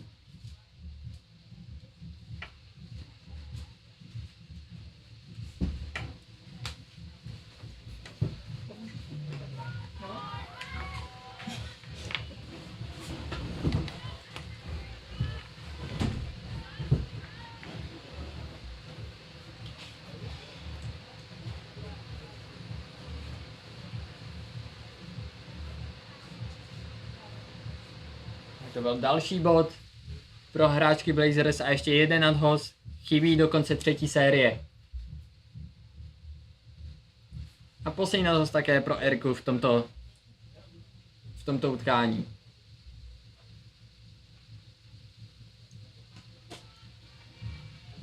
A to byl další velmi vysoký odpal, ale přímo před ruce polařky, která si s ním poradila. Takže to bude ještě jeden bod, který ukončí třetí sérii, po které je to 19 bodů, 0 autů. A tu se mnou opět vítám i Zuzanu. Ahoj, ahoj. Jsem zpátky z nemocnice. Hráčky PCC Queens jsou oslabeny o jednu hráčku po zásahu míčkem do hlavy. A naštěstí je vše v pořádku. Dneska hrát už ale nebude, což je teda škoda, protože Pooja je skvělý all-rounder, to znamená, že je na pálce i při nadhazování nesmírně cenná hráčka, tak jsem zvědavá, jak se holkám bude bez ní vlastně dařit.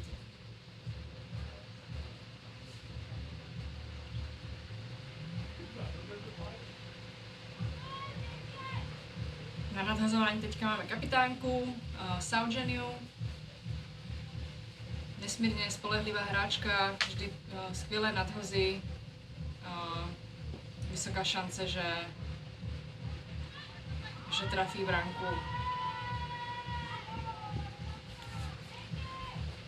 Tenhle vysoký odpal šel na neštěstí až za záda hráčky v poli.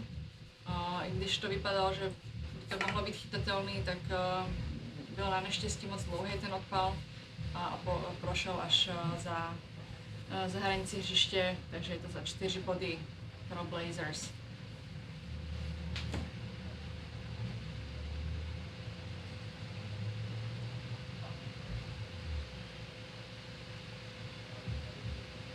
Tak a toto bude signalizováno jako široký nadhoz. Při normálních pravidlech kriketu se tento nadhoz jakoby nepočítá. Je za to pouze bod pro soupeře a pak se ten nadhoz musí opakovat. Nyní zde platí speciální pravidla, že i tyto široké nadhozy tak se počítají do série právě 6 nadhozů. A jenom pak, kdybych jich bylo více jak jeden za sérii, tak by pak za ně byly udělovány i trestné body pro tým, který je na pálce.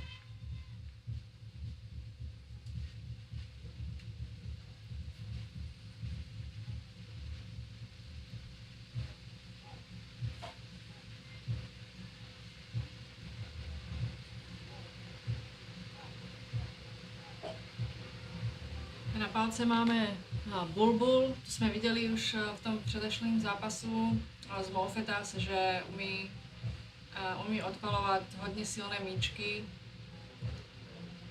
a že umí tam sázet 4.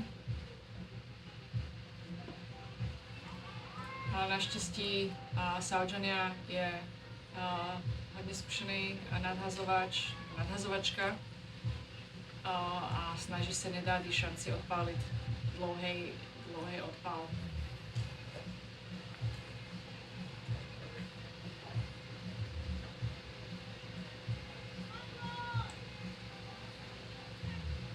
S jakým skórem myslíš, že by byli PCC Queens spokojení, kdyby dovolili Blazers na pálce? Aby to bylo ještě přijatelné pro pak dohnání během jejich vlastní druhé směny na pálce. Já si myslím, že s čímkoliv pod 80 budou spokojení. A v podstatě těch 80 bodů je nějaké přijatelné skóre na tu sérii. Takže jako náhle to už začne být pak víc, začíná to být složitější. Když už se pohybuješ kolem té stovky, tak vlastně musíš nahrát kolik? 13 bodů za tu jednu sérii a to už začíná být docela náročný. Takže myslím, cokoliv pod 80 bude pro ně fajn. Tomu zatím vypadá, že vykročili poměrně nadějně, protože po prvních 4 sériích tak je bodový stav 27 pro Blazers. Ale samozřejmě s přibývajícím časem v této první směně tak je možné, že se budou pokoušet Blazers o více riskantní údery. A například jedním z nich byl i ten, který zahráli právě nyní. Ten si našel cestu skrze všechny polaře. A jsou to další 4 body pro Blazers. Tuto sérii nadhazuje Mansi Parmar, zkušená hráčka týmu PCC Queens, taky součást české reprezentace. Je známá svými sice pomalejšími nadhozy, za to jsou velice náročné na odpalování. A už strefila už hodně branek a vyautovala hodně hráček, protože ty její nadhozy jsou nečekaně náročné na odpal a když ten pálkař nemá trpělivost a snaží se to švihnout, tak největší pravděpodobností to promáchne. Výborná práce v poli nyní na hranici území. Divya zastavila balonek těsně před hranicí a povolila Jenom jeden Jenom jeden. bod pro hráčky Berlin Blazers. Jak jsme tady už několikrát zmiňovali, jak jsme hlavně viděli v zápase s Molfedas, tak právě tyto drobnosti, kdy hráčky nedovolí pár bodů navíc soupeřkám, tak můžou nakonec rozhodnout o celkovém stavu utkání. Takže právě důležité je být i po celou dobu 100% koncentrovan právě v poli a zastavit všechny míčky, které letí proti vám, pokud je to možné samozřejmě. A nedovolit tak soupeřkám lehce získávat body navíc, které by se pak o to tíže doháněly.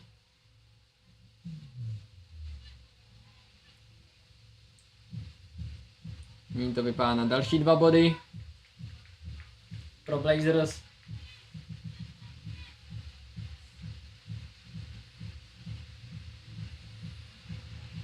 A zatím můžeme říct, že to je velká přetahovaná mezi oběma týmy. Je zjevné, že hráčka z Berlin Blazers Bulbul, že ví, co dělá, vždy se před odpálem koukne, kde hráči stojí a snaží se to směrovat mezi hráče v poli, což se jí na neštěstí někdy daří.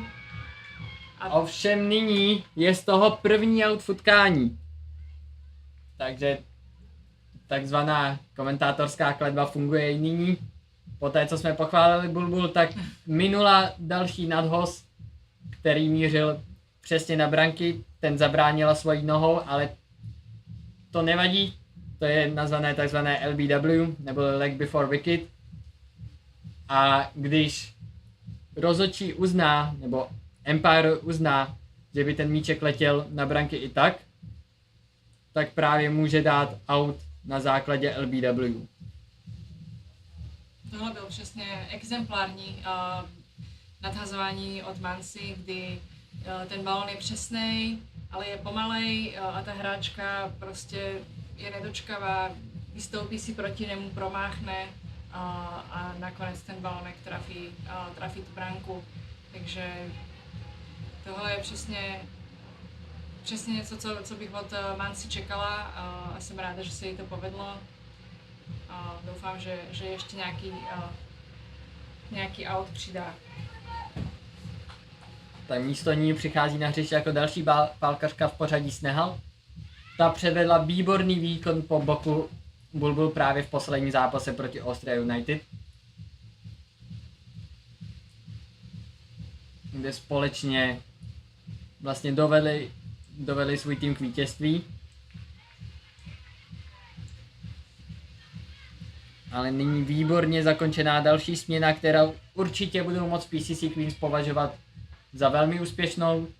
A v polovině jejich směny na nadhozu je skóre 34 bodů a 1 out.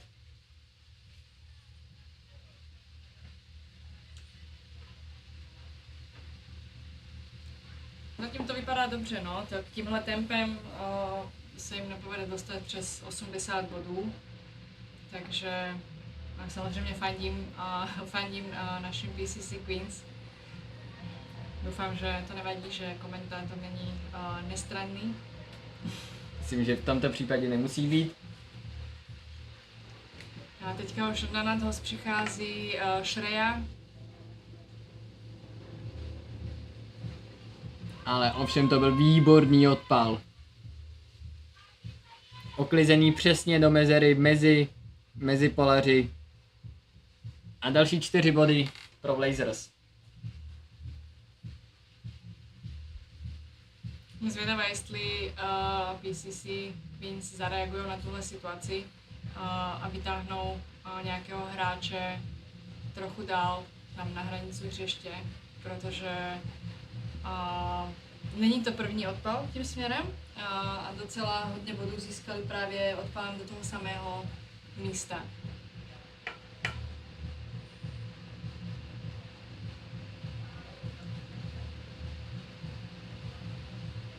A sám taky můžeš vysvětlit blíže, jaké výhody má mít právě nějaké hráče blízko hranice samotného hřiště a naopak další hráče zase blíže samotnému pálkaři.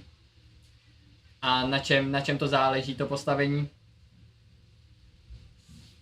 Tak samozřejmě jsou tam určité pozice nebo určité místa na tom hřišti, kam hráči mají tendenci odpalovat ty delší balony. Většinou je to pro pálkaře, který je pravák, tak je to většinou na druhou stranu, čiže za jeho zády, kam umí hráči dát větší sílu. Samozřejmě závisí to od pálkaře, jsou i pálkaři, kteří umí dát tu sílu kterýmkoliv směrem, takže je důležité to sledovat. A pak je fajn mít nějaké hráče blíž, aby zastavili vlastně takové ty kratší odpaly nebo odpaly do výšky, nebo jenom tak, když vlastně se ten míček otřel tu pálku a pokusili se ty hráče vyhontovat buď chycením ze vzduchu, nebo minimálně jim nedovolit běžet tím, že zastaví ten balonek už na začátku.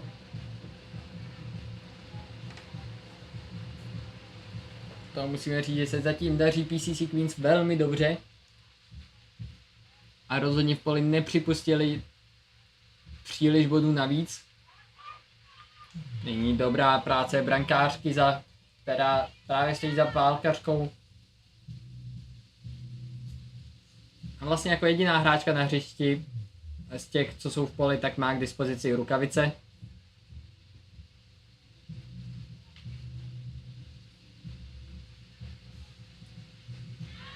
A tady to byl výborný nadhoz a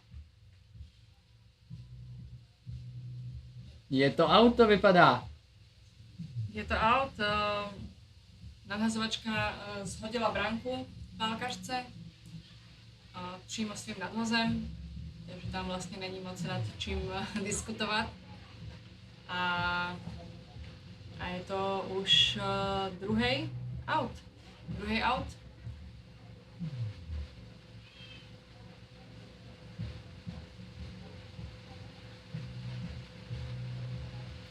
Vyautování hráče neznamená jen to, že se vlastně zbavíte kvalitního a dobrého pálkaře, zvedne to taky nějak sebevědomí toho týmu a nabíjí to energii do další hry, takže tyhle ty momenty jsou skutečně důležité a každý jeden out vždy pozvedne ten tým o kruček blíž k úspěšnému zakončení toho zápasu. Musíme znovu připomenout, že v tomto zápase je to o to důležitější, že se jedná o přímý souboj, o vstupenku do finále. Vzhledem k tomu, že oba tyto týmy tak mají po jednom vyhraném a jednom prohraném zápase, tak právě mezi nimi se rozhodne o tom, kdo jako druhý postoupí do finále po boku Molfetas, které už mají jistý postup díky 2 vyhraným utkáním.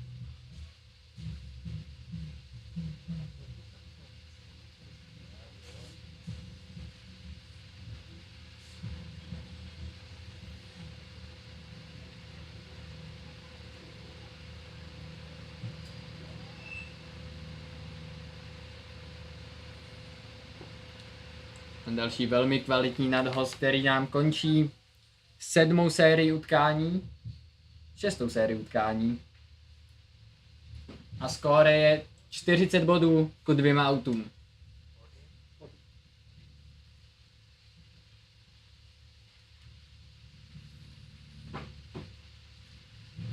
Na nadhoz se nám vrací Mansi, tak jsem zvědavá, jestli uvidíme nějaký další out.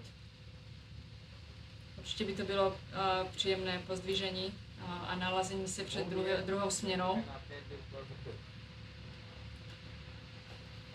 Na palce je připravená Angeli.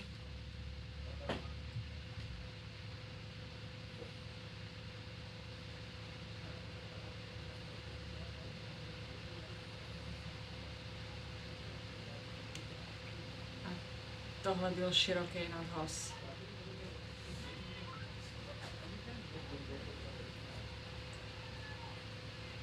To tak a právě široký nadhoz, tak Empire hlásí právě roztažením rukou.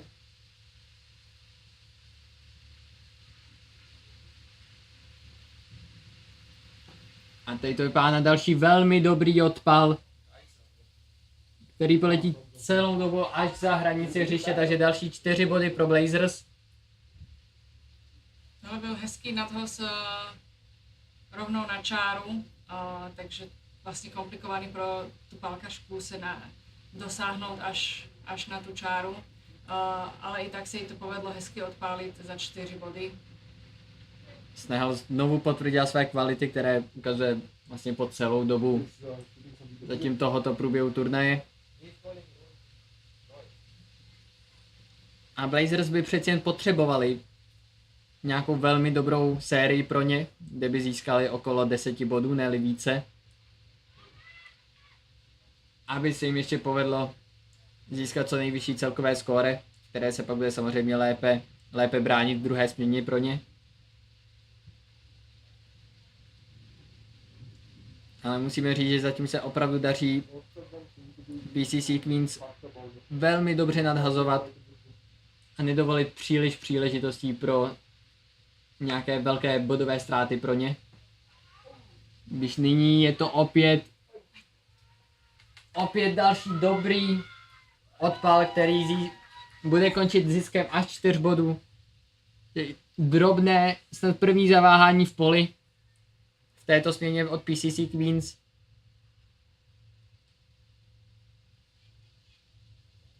A už je to druhý zisk 4 bodů v této sérii.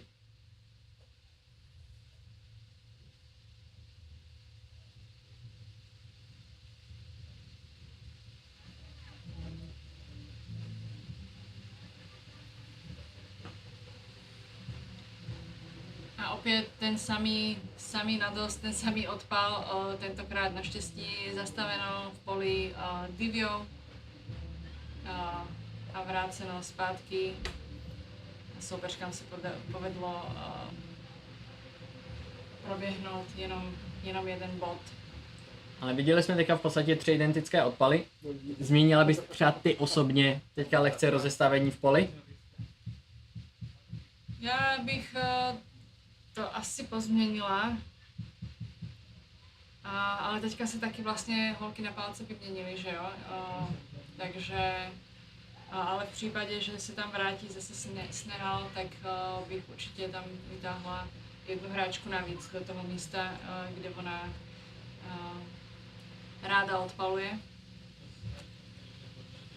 A ono to ale nezávisí vždy jenom od té pálkařky, že jo? Závisí to i od toho, kam ta nadhazovačka nadhazuje a jaké typy nadhazu nadhazuje.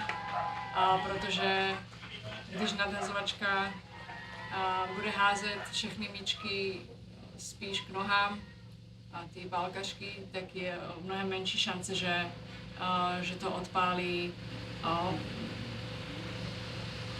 do té strany, kde má pálku. A kde je tím hlavním určujícím v rozestavení pole? Je to kapitánka? Je to kapitán. Poradný hlas ještě má i brankář, protože vlastně taky vidí tu situaci z docela dobrého úhlu pohledu, protože stojí přímo za tím pálkařem. Takže vidí, kdo kde stojí, vidí na ty odpaly a zároveň vidí i velmi dobře, kam přesně ten nadhazovač nadhazuje.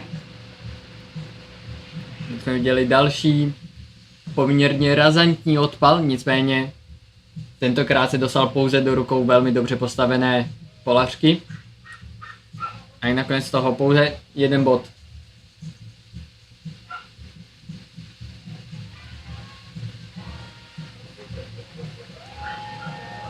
Nyní už to jsou ovšem další 4 body pro Blazers, které se v druhé polovině první směny snaží ještě získat co nejvíc bodů, aby pak mohli bránit právě ve druhé směně na vlastním nadhozu.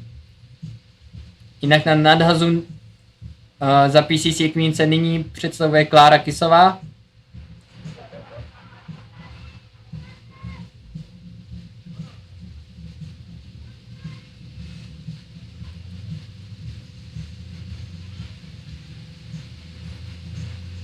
Uvidíme, jestli se jí podaří už nedovolit další odpal za 4 body.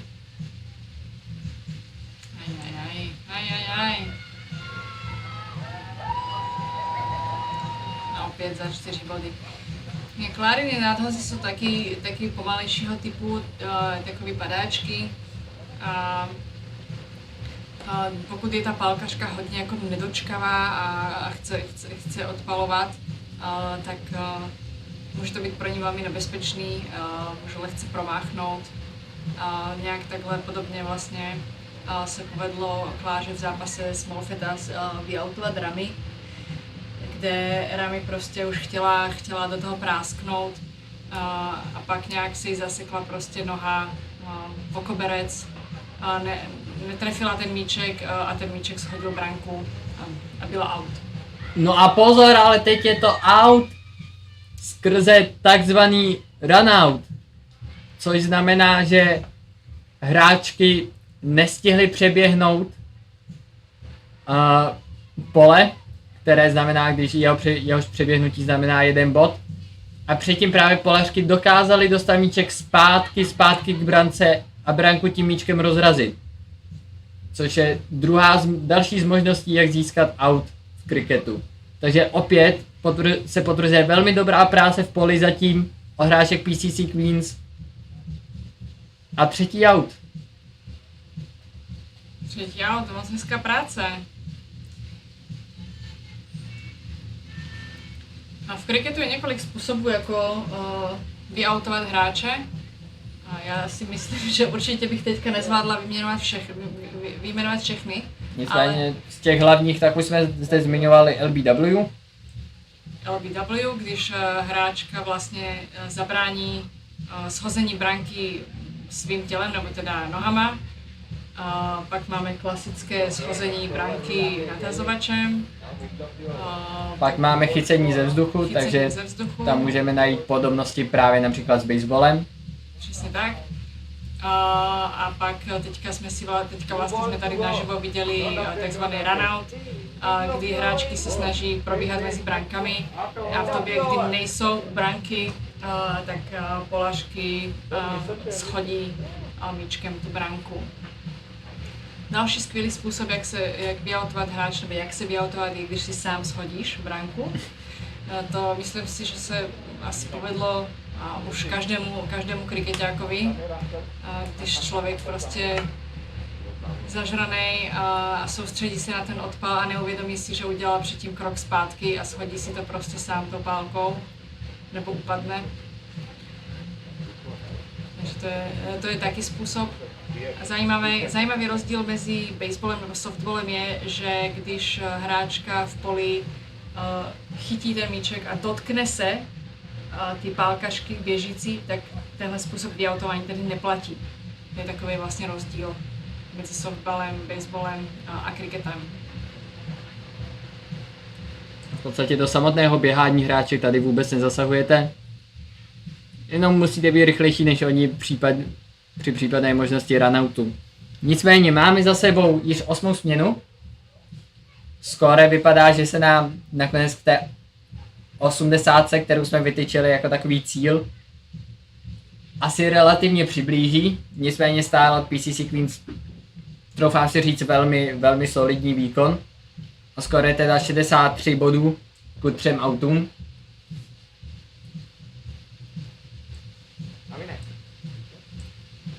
A máme před sebou posledních 12 nadhozů první směny. Sérii otevírá Shreya, který nešťastně vyklouzl míček z ruky. Se taky stane, že jo, je docela vedro a jdem se potí ruce. Takže teďka si vzala nějakou hlínu do ruky, aby si ruce osušila a připraví se na svůj další nadhoz.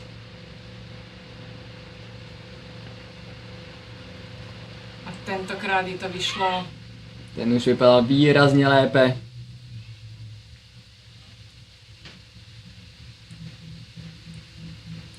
A nedovolil žádný další bod pro Blazers.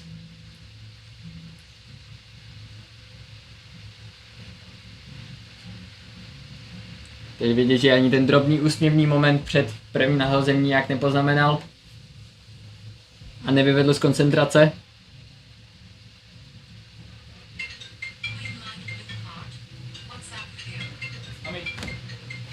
we will go after this match.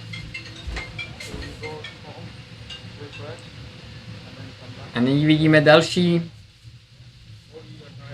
ze situací, která může nastat v kriketu, což je takzvaný neplatný nadhoz. Ten se musí opakovat. Tady nyní byl kvůli tomu, že si míček dopadl dvakrát ještě předtím, než vůbec se dostal k pálkaři. A po neplatném nadhozu, který je tedy opakován, ještě následuje takzvaný free hit, čili volný odpal. A z něho nejde získat další out. Takže to můžeme chápat jako takový trest právě pro tým v poli po nepovedeném nadhozu.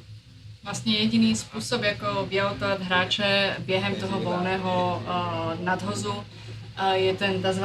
Runout, kdy poté, co on odpálí a míček je ve hře a pálkař běží, tak polař vlastně schodí branku. To je jediný způsob, jak se vyautovat hráče v rámci volného nadhozu. Ano, ale jinak rozstřelení branek či chycení přímo ze vzduchu tak v tu chvíli nic neznamená.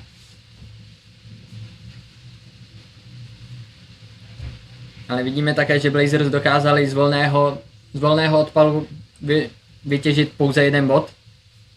Tam se většinou hráčky právě snaží odpalovat ideálně alespoň za 4 body. A nyní je další šance na runout. A teď je otázka, jestli byly branky schozeny míčkem nebo rukou brankářky. Rukou bez míčka, že jo? Ano. Protože právě brankářka může pak i tu branku schodit rukou, ale v té ruce vždycky musí být míček. Aby se jednalo o platný runout. Rozhodčí se domlouvají. Z naší pozice to příliš dobře vidět nebylo. Takže musíme počkat až na oficiální verdikt.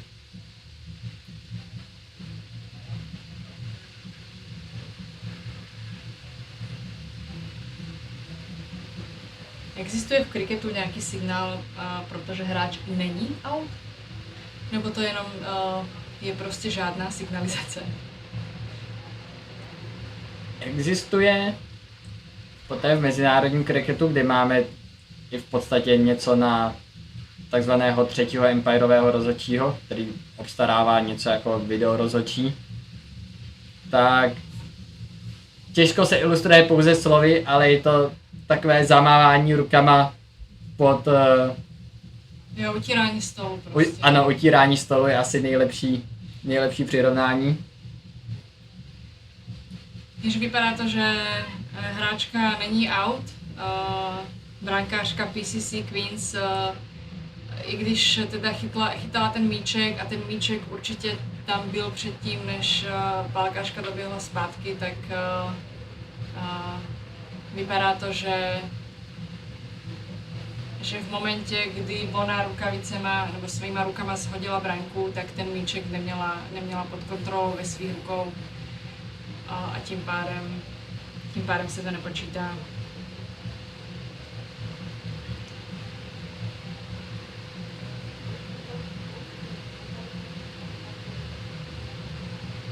Stále ještě sledujeme nějakou komunikaci mezi rozhodčími, možná i pak. Ještě se tam vrátí Shreya, bylo tam nějaké nedorozumění, kolik nadhazů zůstává Shrey v sérii a byla už na nadhazování poslaná další hráčka, ale rozhodčí si to ověřil a vrátil Shreyu na nadhoz, protože jí zbývají ještě podle mě 2 nadhozy, protože vlastně ty neplatné nadhozy se opakují.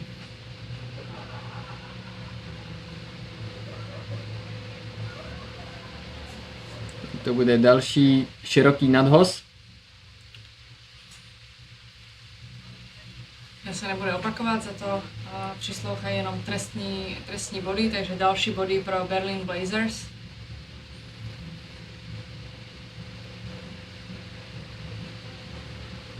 Závěrečným nadhozem Šreja uzavře 9. sérii první směny.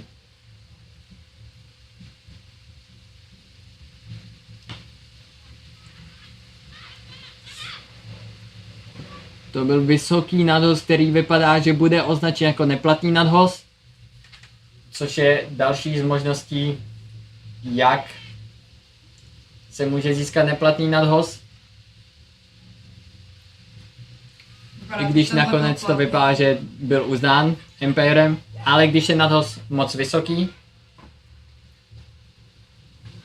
tak také může přijít za trest právě, že je označen jako neplatný nadhoz.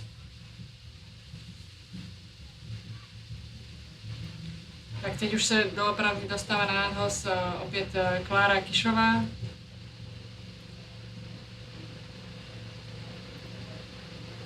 A uvidíme, jestli bude mít šťastnou ruku. Byl nadhoz úplně na hranici širokého balonku. A daleko do pole, krásné zastavení šrejou. A nakonec 2 body z tohoto odpalu pro Blazers. Které se blíží k zisku 80 bodů. Nyní 72 ku 3 autům.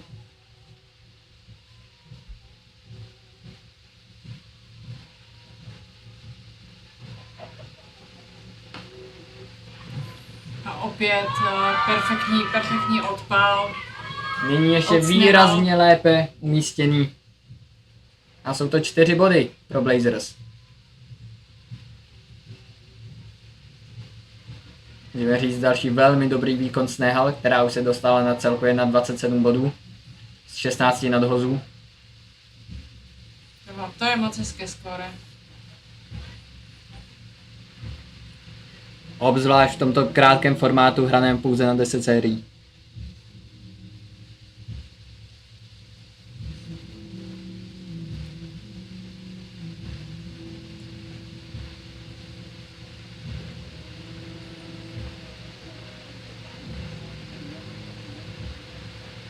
Nyní už to vypadá, že tento nadhoz bude označen jako široký.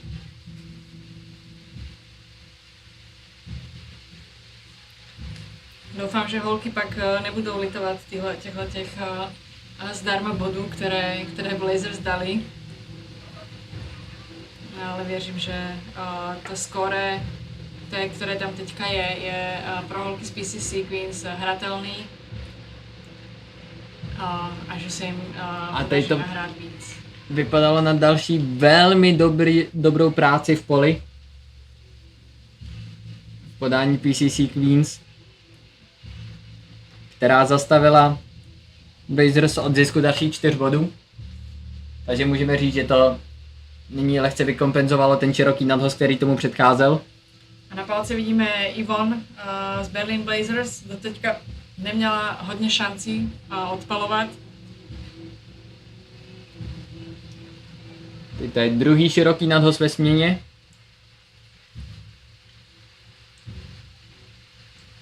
A chybí nám poslední nadhoz do konce první směny. A do konce působení Berlin Blazers na pálce.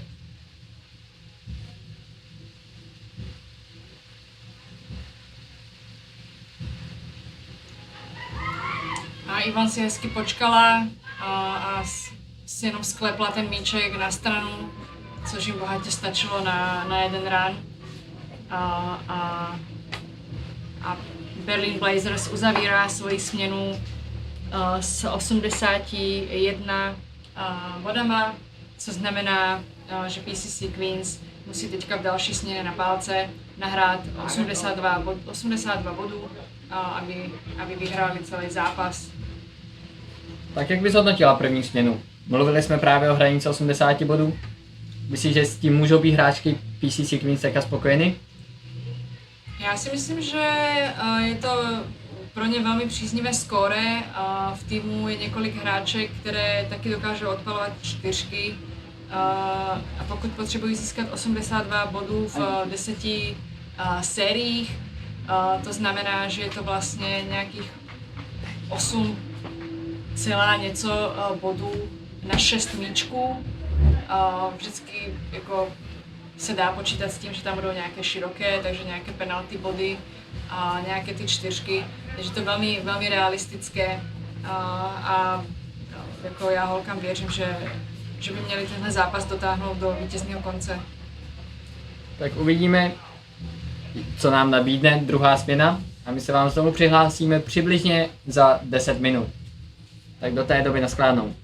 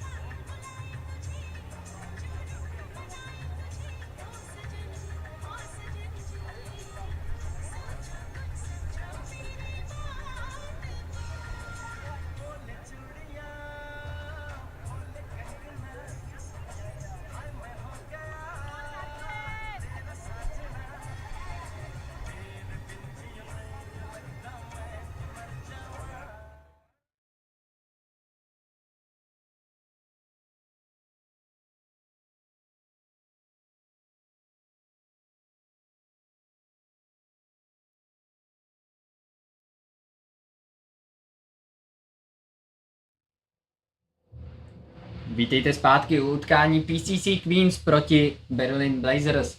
A máme zde přímý souboj o jedno místo ve finále turnaje Prague Challenger Cup 2025. V první směně tak PCC Queens získali celkové skóre 81. Samozřejmě Berlin Blazers získali na pálce skóre 81 bodů, které se nyní snaží bránit na nadhozu, o který se první postarala Gargi a rovnou první nadhoz je označen jako široký. Naopak domácí PCC Queens se pokusí nyní dohnat tuto ztrátu a potřebují ještě s tím jedním bodem, který už mají za široký nadhoz, dalších 81 bodů v dalších 59 nadhozech, aby vyhráli a postoupili do finále.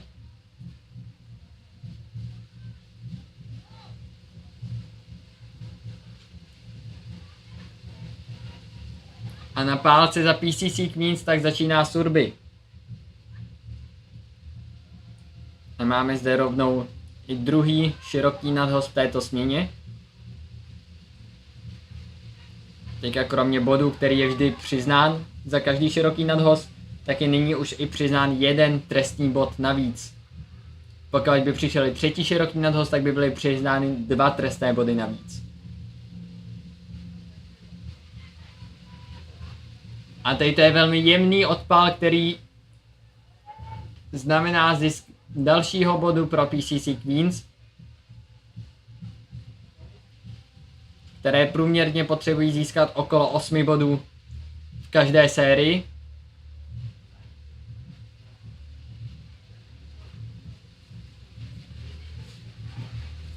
Aby dosáhli na vítězství.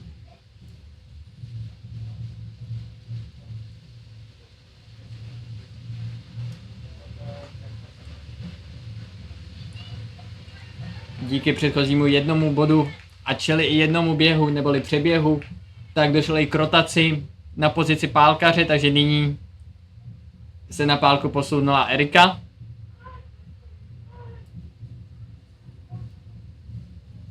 Další z velmi šikovných a mladých hráček, která umí velmi dobře jak nadhazovat, tak i odpalovat.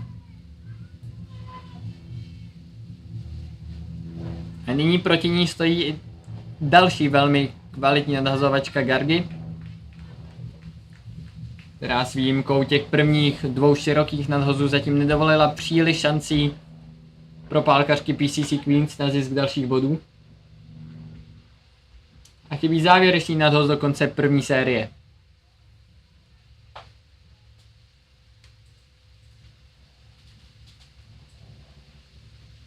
A to je nyní nadhoz, který letí do vzduchu, ale pouze přímo do rukou jedné z hráček v poli a je to první out, který bohužel přichází již na konci první směny. A to není začátek pole představ pro PCC Queens. To rozhodně ne. S Erikou jsme počítali jako s někým, kdo nahraje alespoň 20-30 bodů. Erika je zkušená hráčka na pálce a umí odpalovat čtyřky, umí odpalovat daleké míče a tenhle vývoj situace vůbec není příznivý. Takže v první sérii pouze 4 body pro PCC Queens a k tomu navíc je 1 out. Takže jistě ne začátek zcela podle představ. Ovšem stále nám taky zbývá ještě dalších 9 sérií, během kterých se to utkání dá ještě zcela otočit.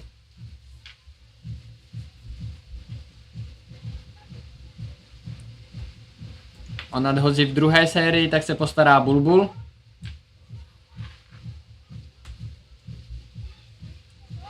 Další z extrémně kvalitních hráček nejen na odpalu, ale právě i na nadhozu.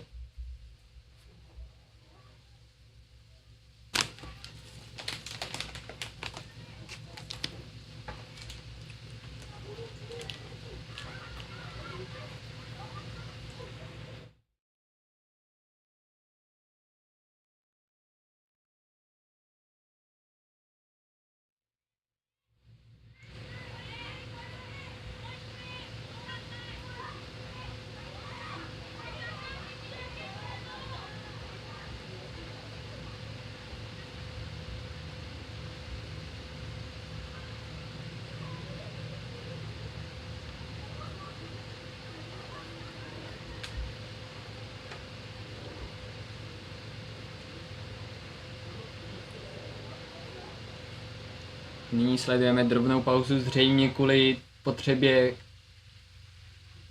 krátkého ošetření.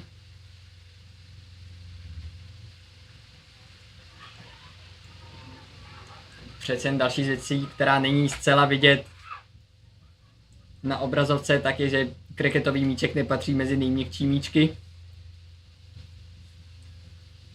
Je to vlastně, si myslím, že ten míček je z něčeho jako korek a pak obalený v kůži.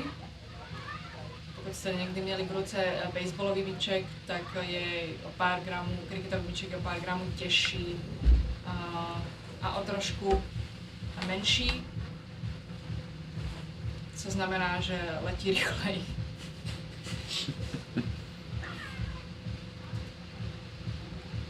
Takže o to víc důvodů ho chytat pouze do holých rukou a ne do rukavic jako baseballisti.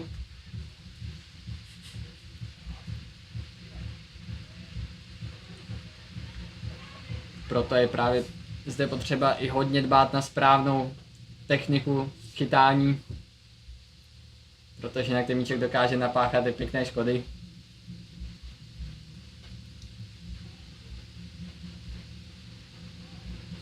Třeba i pálkaři, kteří by stáli hodně blízko tomu pálkaři, ty hráči v poli, kteří by stáli blízko tomu pálkaři, tak podle pravidel musí mít taky helmu.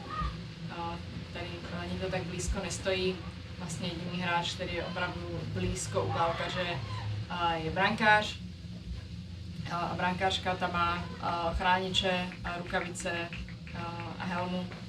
I když teda musím říct z vlastní zkušenosti, že i přes ty rukavice to dokáže hezky bolet.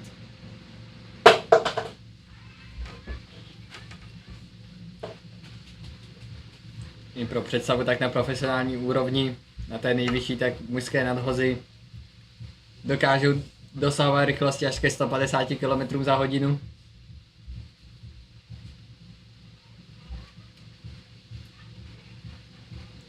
Ale vidíme, že i Bulbul dokáže vygenerovat velmi dobrou rychlost.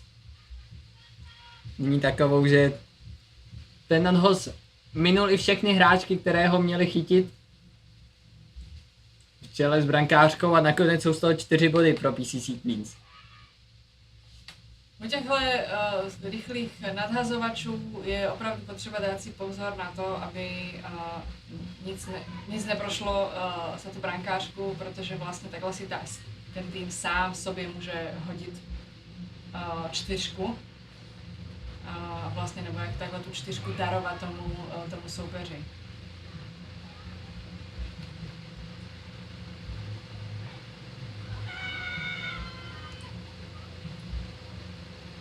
A tady další nadhoz a vlastně nebyl to odpal, míček se odrazil hráčce od nohy, což pořád platí a taky došel až za hranici hřiště, takže je to za 4 body opět.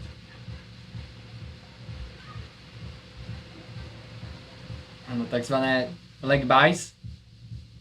V současnou chvíli nemáme přesný český ekvivalent. S bohem noho.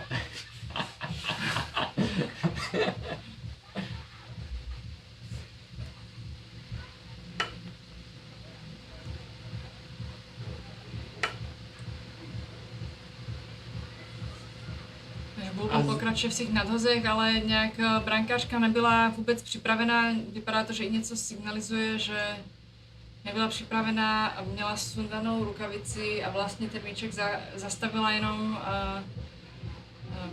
chráničem. Ono to vlastně vypadá jako hokejové betony, ale jsou to vlastně docela velké chrániče. Nakonec myslím, že z toho byl široký nadhoz. Takže taková trochu chaotická druhá série. A toto byl velmi vysoký nadhoz, který bude ohodnocen právě jako nadhoz neplatný. K čemuž ještě dokázali získat díky dobrým přeběhům další 2 body hráčky PCC Queens. A nyní na závěr druhé směny tak dostanou ještě jeden volný odpal. Krásný příklad toho, jak vlastně i z ničeho, když ta pálkařka neodpálí, dá se vlastně z toho vyždímat klidně ty 4 body úplně jinak, že?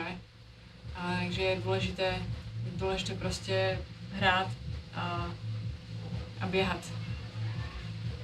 Ale nyní došlo Trošku horší komunikaci mezi oběma pálkařkami. Naštěstí to nevyústilo až v runout. A tak celkově můžeme to označit za velmi úspěšnou druhou sérii pro PCC Queens, díky které se vlastně vrátili zpět do té druhé směny. Zatímco v té první sérii tak získali pouze 4 body a ztratili 1 out, tak najednou po druhé sérii mají bodů 18 a nyní ve zbytku utkání už potřebují získat jenom 64 pro vítězství. Já bych normálně řekla, že to je jeden z 3 zásadních dovedností pro pálkaře. Je samozřejmě jako odpalovat, pak běhat a ta třetí je určitě komunikovat se svojí dvojičkou. A protože když dojde vlastně nějaký špatné komunikaci, tak se najednou můžou ocitnout obě dvě na jedné straně a tu druhou bránku nechat úplně odekrytou, nebo vlastně úplně zbytečně se rozběhnou nebo se nerozběhnou a pak nezískají bod, takže ta komunikace je nesmírně důležitá a může někdy být i náročná v těchto třeba kulturně rozmanitých týmech, kde vlastně na sebe hráčky křičí každá v jiném jazyce, ale vlastně důležité je, že si rozumí. Taky v PCC Queens většina vlastně hráček rozumí či už českému běž nebo anglickému run a některé ty dvojice jsou vlastně spolu tak sehraný, že jenom jim stačí prostě se na sebe kouknout a vědí, že se utíká nebo že se neutíká.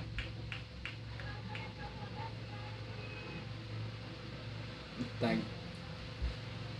Třetí sérii nadhozů obstará Anjali.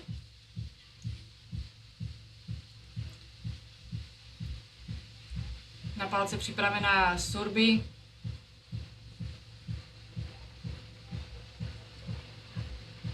Úplně jednoduché sklepnutí míče tam, kde nikdo není. A teď perfektná komunikace od Saudžany, která sledovala míček a viděla, že už ho vlastně ta polařka Berlin Blazers má v rukou a je připravená ho hodit a zastavila Surby, že už nebudou běžet ten druhý run. Rovněž to ukázalo, že na všechny odpaly není nutně potřeba nějaká velká síla, že pokud se dobře umístí, tak i když samozřejmě nemají šanci na to, aby to byl zisk 4 bodů, tak ale můžou přinést alespoň bod, klidně při nejlepším 2 body, které nakonec můžou rozhodnout celé to utkání. Tady to byl ovšem výrazně silnější nadhoz, který se blíží až k hranici hřiště, ale nakonec dobrá práce polařky, která se včas stihla vrátit a ještě hodit nazpět, ale i tak jsou to další 2 body pro PCC Queens.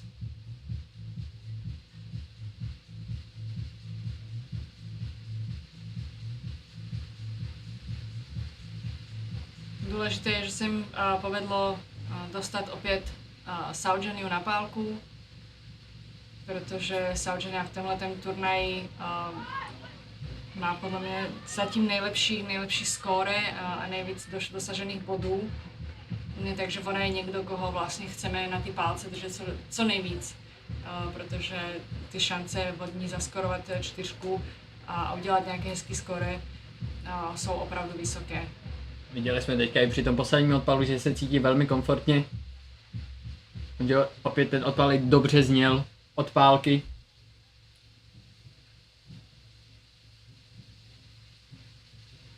A široký nadhoz, kde Saudžania přečetla hru a byla připravená a věděla, že stihne doběhnout k brance.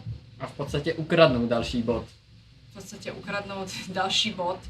A zároveň se opět vyměnit a dostat se na tu pálku.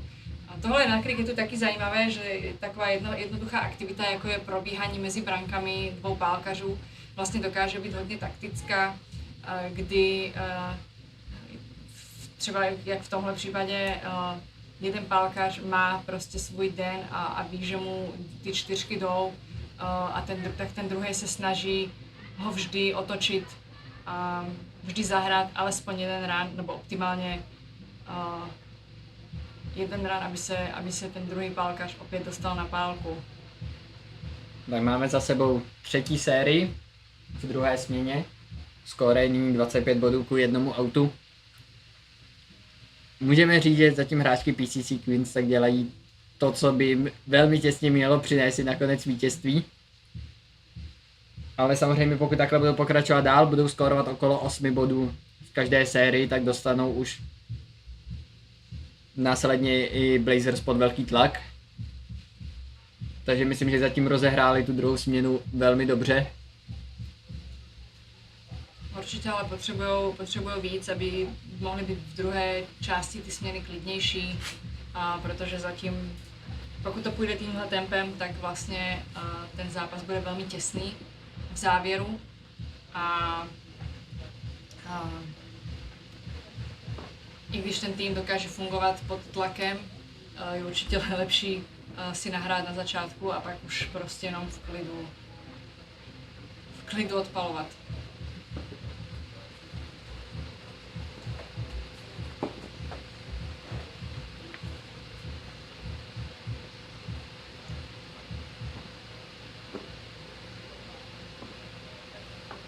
Tak na náhod se nyní opět postaví Gargi,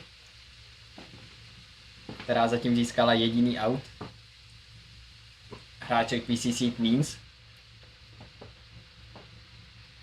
A ve své první sérii tak nadhazovala opravdu velmi kvalitně, takže se toto opět bude snažit zopakovat a dostat znovu pálkařky PCC pod tlak.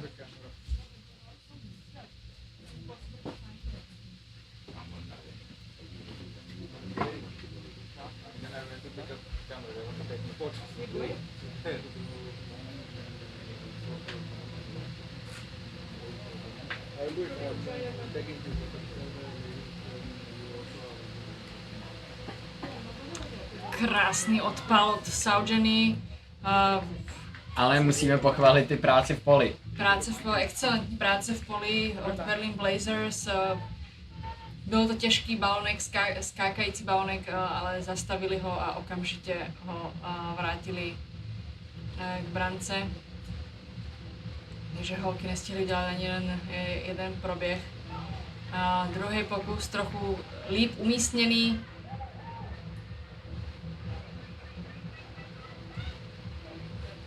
Ale zastaven na hranici hřiště, takže je to jenom za jeden bod. Předpokládám, že teďka Surby se bude snažit sklepnutím nebo obranou a získat jeden run a opět se vyměnit a pustit na pálku Saudženu.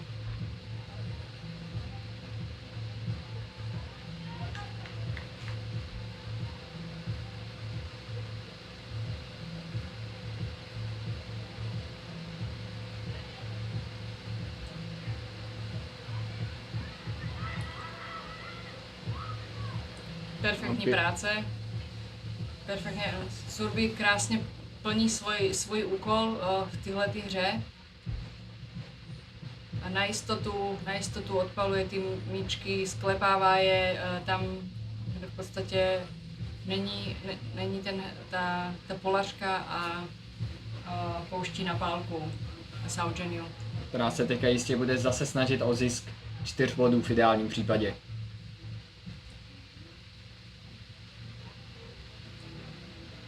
Ale nakonec tady nemusela ani odpalovat, protože to byl široký nadhoz a znovu jsme viděli zaváhání brankářky Blazers, která dovolila, aby po tom širokém nadhozu nakonec míček doputoval za hranici hřiště a jsou to další, můžeme říct, velmi jednoduše získané 4 body pro PCC Queens. No, Gargi na nadhozu dala do toho sílu a bohužel to tam Vzadu nikdo od nich nezastavil a takhle 4 darované body pro PCC Queens.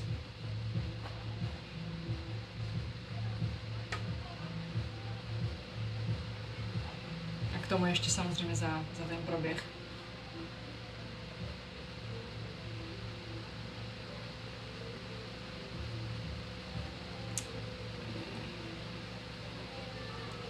Nyní sice nevyšel odpal, ovšem je nakonec toho další rychlý přeběh a alespoň jeden bod zachráněný.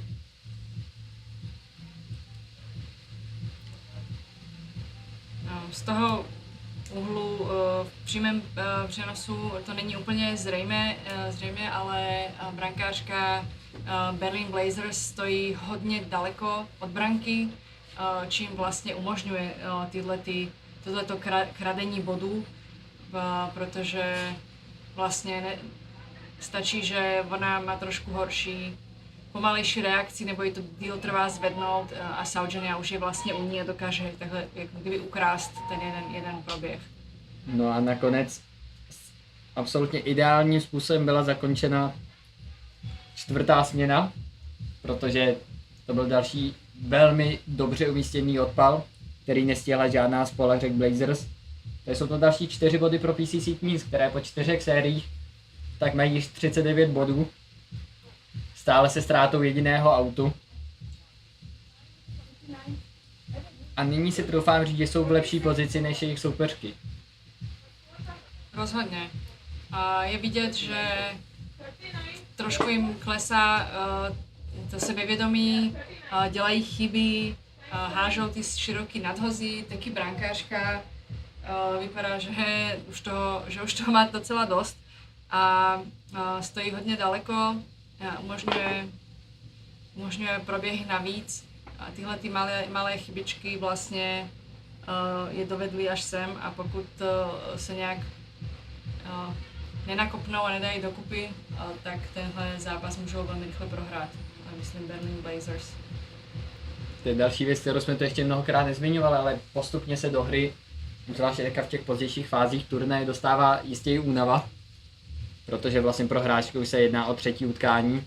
Pro hráčky Berlin Blazers tak je to 2. utkání rychle po sobě, takže samozřejmě z toho pak může vycházet už nějaká únava, nějaké ztráty chvilkové v koncentraci a z toho můžou také pramenit další body. Je možné, že to bude taky jeden z faktorů, který bude rozhodovat i následné finále, nehledně na to, jestli se do něho dostanou buď PCC Queens nebo právě Berlin Blazers.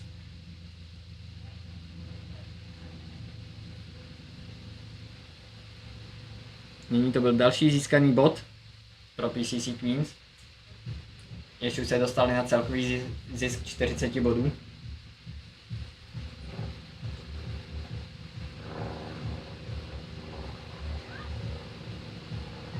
A opět skvělá taktické řešení situace od Surby, kdy opět prostě Berlin tam má místo, nebo vysloveně prostě díru v poli, kde je jednoduché pro ní sklepnout ten míček a pustit takhle Saujeniu na pálku a zároveň získat bod.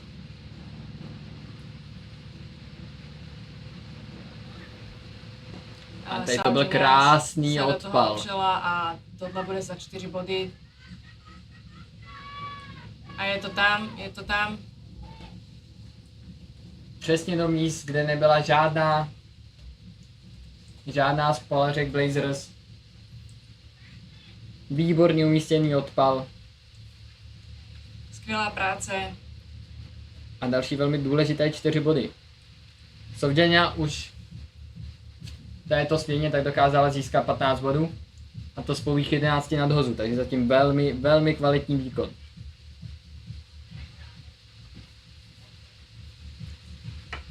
Zůstává na pálce, což je taky hodně důležité pro PCC Queens. Vypadá to, že Blazers na ní zkoušejí pomalejší nadhazovačku, protože v kriketu taky platí, že když ten nadhoz má energii a je silný, tak vlastně stačí ho dobře trefit a ten míč opravdu letí daleko.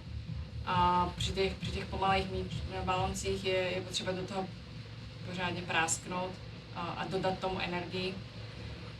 Myslím si, že Berlin Blazers uznalo, že Saudžania dokáže odpalovat fakt silně a zkouší na ní pomalejší nadhozy, že jestli bude schopná i tak pořád přinášet ty čtyřky. Ale i ty zatím evidentně poměrně sedí. Tohle bylo velmi nešťastné uklouznutí toho balonu na ty pálce a hrozilo, že ten míček Polařky chytnou ze vzduchu. Naštěstí pro Saudžaniu se tohleto nestalo a mohla dokončit svůj běh.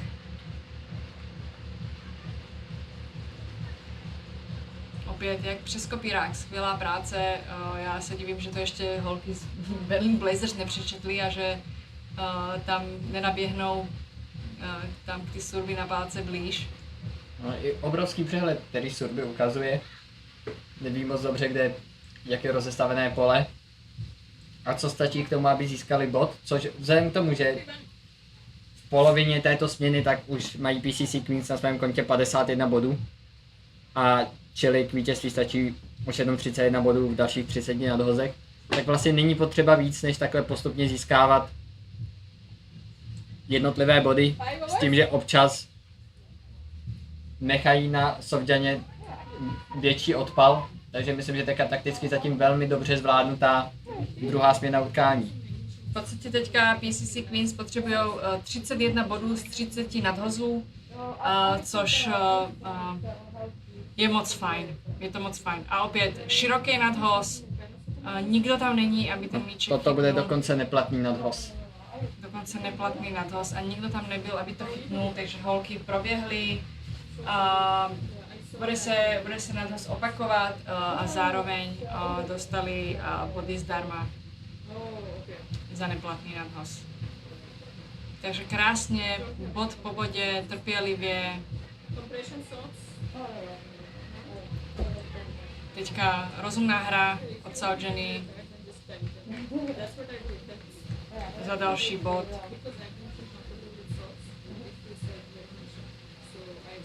Myslím si, že hlavním cílem PCC Queens je teď udržet tu dvojici na pálce, protože jsou sehrané a jde jim to krásně už i týmově, i individuálně. Takže problém je, že v těchto vlastně v tomhle krátkém formátu, kdy se hraje jenom 10 sérií, tak jakýkoliv out a následní výměna pálkaře znamená, že vlastně ten pálkař vždycky mu to trvá pár nadhozů se rozkoukat a jak se říká, propojit se s tím míčkem, propojit se s tím nadhozem, aby začal pořádně odpalovat. A v těchto krátkých formátech někdy těch pár nadhozů na propojení může rozhodnout hru.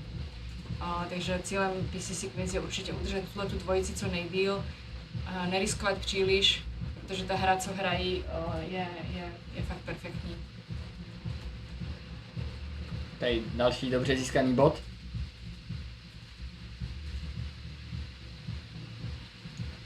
Takže znovu už mají 5 bodů celkově z této série.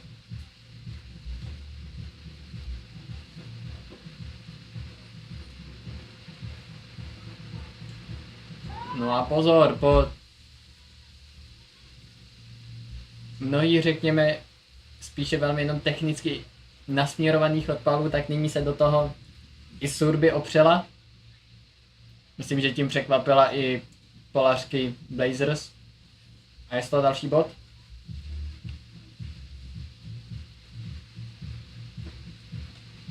Silný odpal od Saudžanie. A to budou další 4 body. Prošel holce v poli pomezi nohy a zamířil až za hranici hřiště.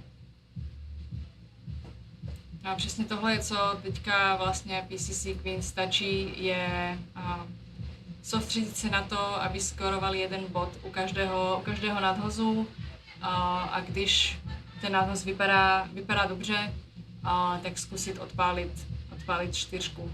Ale v podstatě to ani nepotřebujou. Tam stačí pouhých 21 bodů v dalších 25 nadhozech. Teď je to hlavně o tom ještě udržet koncentraci až do konce utkání, nedovolit ještě se vrátit Blazers zpátky. Vlastně nepolevit až do té doby, než je hotovo. Krásné odpálkování od Saudženie. Opět jeden bod pro Queens.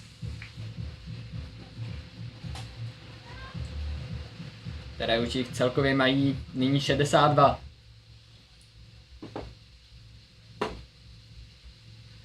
Po 6 sériích si myslím, že je docela fajn výsledek.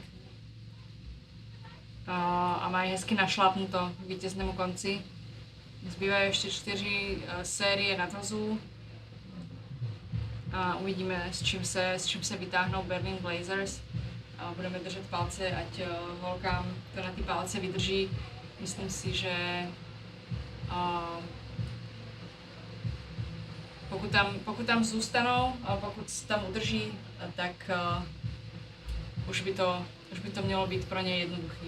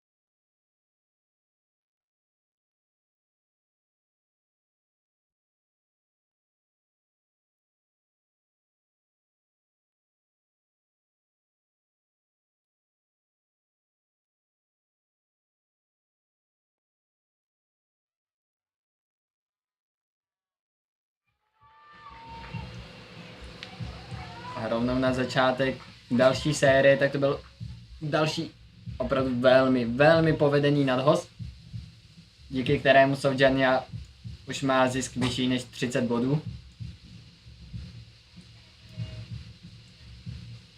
A vypadá to, že teď už je to opravdu v rukou PCC Queens dotáhnout toto utkání do úspěšného konce. Potřebují pouze dalších 16 bodů. Což jsou teoreticky 4-4, že? A zatím, myslím, Saudžania drží nějaký standard 2-4 na sérii, takže mám docela důvěru v ní. To byla nepříjemná situace, kdy míč trefil Saudžaniu do chráničů a Berlin Blazers se chtěli dovolat na leg before wicket out ale rozhodčí rozhodl, že nestála před tou brankou a že teda vlastně nebránila tomu shození té branky a není out. No tak opět ještě toho dokázali obě hráčky PCC Queens velmi rychle využít a získat další bod jedním přeběhem.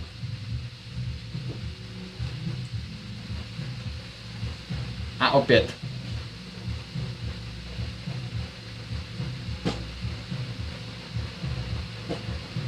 Myslím, že počet bodů, které získali pouze přeběhy z různých nedorazů v poli Blazers, tak nakonec bude poměrně vysoký pro PCC Queens. Což můžeme taky dát do kontrastu s tím, jak vlastně dobře hráli v poli celou dobu Queens v první směně, kde příliš těchto bodů navíc nedovolili.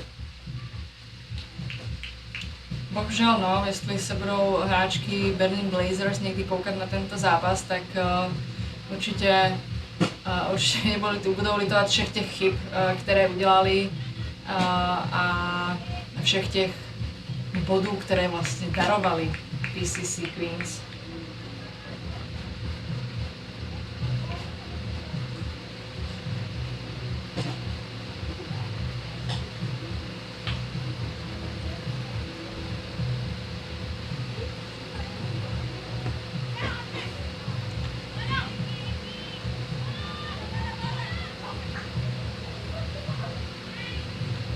Tak další dobrý odpal, který dovolil komfortně si doběhnout pro další bod.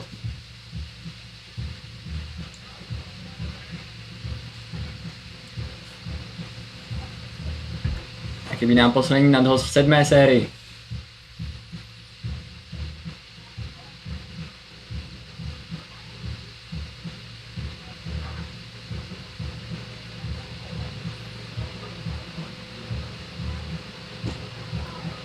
To bude podle mě široký nadhoz, je to tak. Takže první široký nadhoz na konec této série, čili ještě další bod pro PCC Queens, které už mají celkově 70 bodů, stále se ztrátou pouze jediného autu. A čili k vítězství a postupu už jim stačí posledních 12 bodů v dalších 18 nadhozech.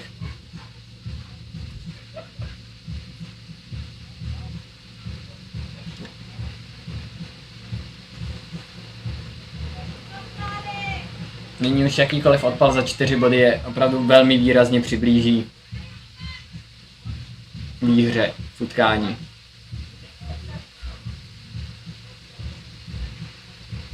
Myslím, že se dostaneme vůbec do 9. série. Já myslím, že teďka máme 8. Myslím, že se jim povede dát těch 12 bodů během této série. Myslím, že nebudou zbytečně riskovat v současnou chvíli.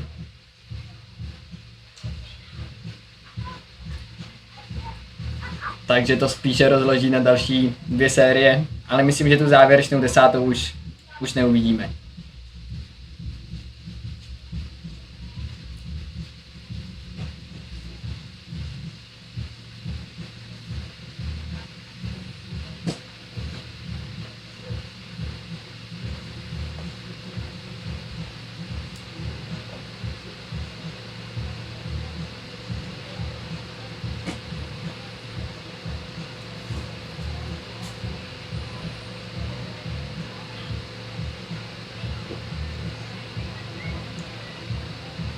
Tak nyní další bod získaný.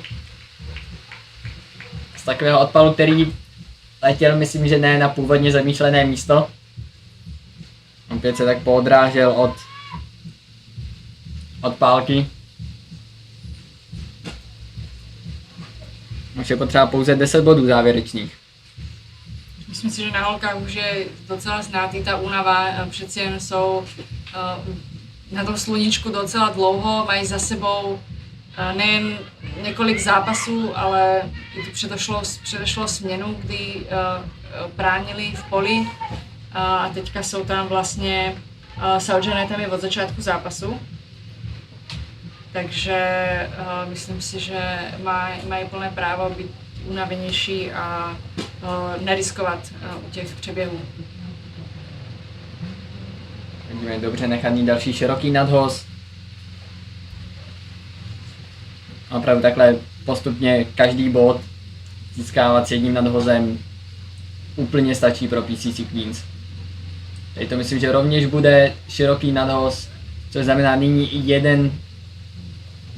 jeden trestný běh navíc, plus ještě se k tomu přidal i jeden bod za další předběh, takže je krásný vidět, že když vlastně holky jsou fakt unavený, tak jsou pořád tam, soustředí se na tu hru. Saudžania viděla, že ta brankářka, že to vlastně pustila, nebo že jí to vypadlo z rukou, zavolala na surby, běžíme a zaskorovali ten bod navíc. I když samozřejmě v téhle situaci to není pro ně podstatné, je dobrý si navyknout hrát vlastně takhle naplno, protože jsou v jiných zápasech, třeba jako finále, ve kterém je teďka uvidíme, tak každý takovýto bod může rozhodnout zápas. je to tak, ale nyní už to vypadá, že konec tohoto utkání, které v podstatě hrálo roli takového semifinále, je na spadnutí, protože PCC Queens už se dostali na celkový zisk 80 bodů, čili jim stačí pouze poslední 2, aby mohli oslavit postup do finále, což rozhodně na domácím turnaji budou považovat za velmi povedené. A myslím, že jejich první zápas s Molfetas naznačil, že mají šanci rozhodně i na to bojovat o celkový titul zde. Krásně s rozumem zahraný balonek od Surby. Polaška trefila Saudženiu, ale naštěstí tohle není způsob, jako hráče vyautovat, takže myslím si, že se blížíme ke konci zápasu a je dost možné, že tohle bude poslední nadhoz s rukou Snehal. A je to tak, toto utkání zakončuje široký nadhoz, který znamená rozhodující bod pro PCC Queens, které můžou slavit vítězství v utkání proti Berlin Blazers. Můžeme říct zcela zasloužené po výborném výkonu jak na nadhozu a hlavně v poli. Bych řekl v první směně, taky potom velmi dobrý následný výkon na pálce. A mohou se těšit na finále proti Molfetas, které ještě čeká poslední zápas v rámci základní fáze. To je i další zápas, který bude následovat, to je Austria United právě proti Molfetas. A pak na 18. hodinu, vidíme podle toho, jak se vše bude stíhat, je naplánované právě finále, které bude mezi Molfetas a PCC Queens, které budou usilovat o domácí titul. Jak vidíš naděje PCC Queens do finále? PCC Queens chybí, a myslím si, že bude hodně chybět Pooja, která vlastně po zásahu do hlavy během toho prvního zápasu s Molfetas má nařízený klid. A naštěstí teda vyšetření ukázala, že je v pořádku, není tam žádný otřes mozku a takisto nemá zlomenou žádnou kost v obličeji, což je skvělé, ale bude týmu rozhodně chybět, jak na nadhozu, tak na pálce. A myslím si, že PCC Queens se umí poprat a věřím tomu, že nebudou ten zápas prostě chtít pustit za žádnou cenu. Takže jsem sama zvědavá. Myslím si, že s nějakým štěstím, když si na začátku povede nějaký dobrý catch, chytnout balonek ze vzduchu, třeba někoho vyautovat, tak ty šance, že by to vyhráli, jsou reální. Tak uvidíme, necháme se překvapit a zanedlouho se opět přihlásíme u dalšího zápasu Austria United proti Molfetas. Zatím děkujeme za pozornost.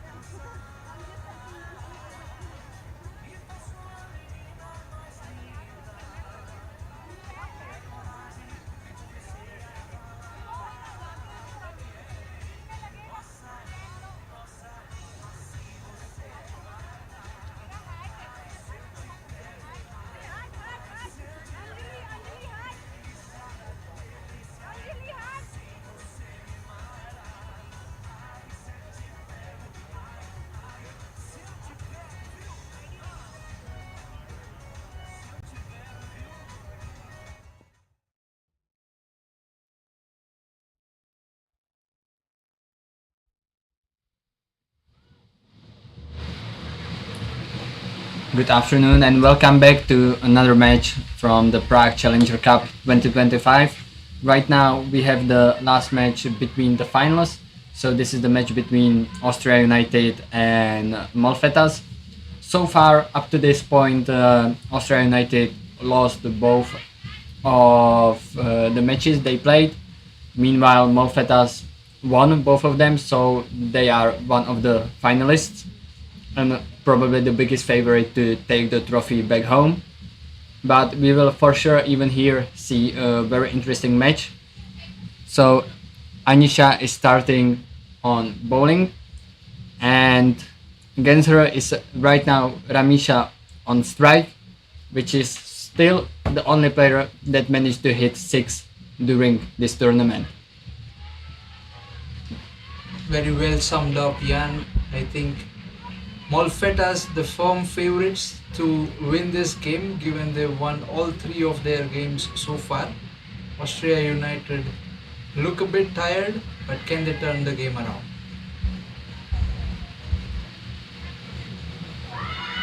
And they probably can.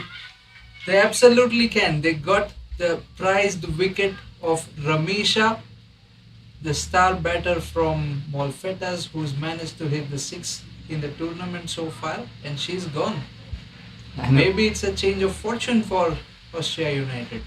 Yeah, and what a delivery this was in Anisha. It was clean through the stumps and really great start from Austrian United. They once again strike right in the first over. It was same in their match against the Berlin Blazers, where they took first 2 wickets in the first over. So again, very good start from them, and they need to continue this good form, because even though they are the underdogs here, they can for sure win.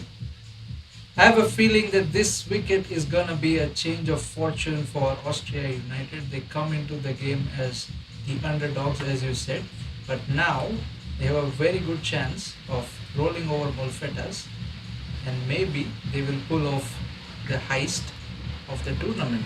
Oh yeah, What do you think?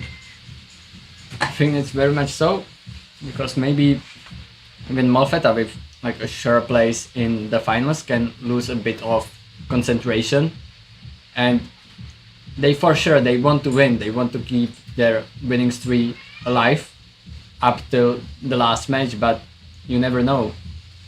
Or maybe it's a strategy. They're taking it easy, conserving energy for the finals. The outcome of this game will have no bearing on who goes into the finals. It's already decided. Maybe it's a strategy. What do you think? That's possible as well. As we can see, they really changed up their betting lineup, when we could see like a different people right now coming on in the early stages, with Ramisha opening, and right now Shravya and Verena on as the second wicket partnership. It was a brilliant stroke down the ground to the leg side from Shravya. She opens the boundaries for Molfetas with a 4. And we can say it was a very interesting first over of the match. It had 7 runs everything. out of it, and a wicket as well. It had everything. Excitement for both the sides. Maybe they're testing out the depth of their squad, giving all the players a chance to play before the finals, so they are ready, their eye is set, and they're all warmed up before the big game. Yeah, you don't want to get some players to bat their first ball in the final. I think that would be very dangerous, and that could allow PCC Queens to take some quick wickets without much of an effort. So with them right now building their comfortability in the crease can really help in the final. So right now Hannah came to be bowling, but started with a no ball. It's gone for a 4, also down the leg from Verena. The no ball gives her the opportunity to free up her arms, and she's managed to put it away to the ropes for her first boundary. And the next one is going to be a free hit. So not a great start from Hannah, not what she expected and what she planned. She'll try to come back from it. She also had like not a great start against the Blazers in her bowling spell, but then managed to take 2 wickets. So we cannot write her off after just 1 delivery. Absolutely. Cricket is a funny game. Someday you get hit for 6 sixes in an over, and the next day you can come and take a hat-trick, 3 wickets on the same over. So Yeah, you and never know. as we saw just now, this was much better delivery. Much better delivery, almost got the leg stump of the bat. Yeah. So just a dot ball, So nothing from the free hit. Very good recovery. Good recovery.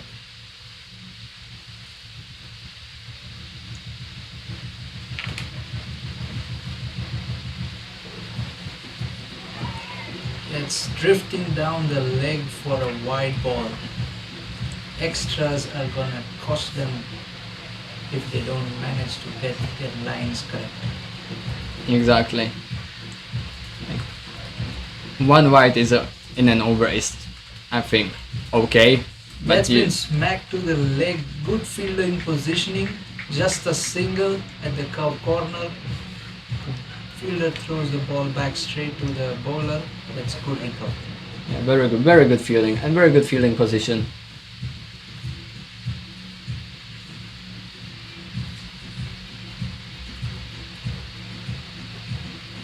False start there from Hannah.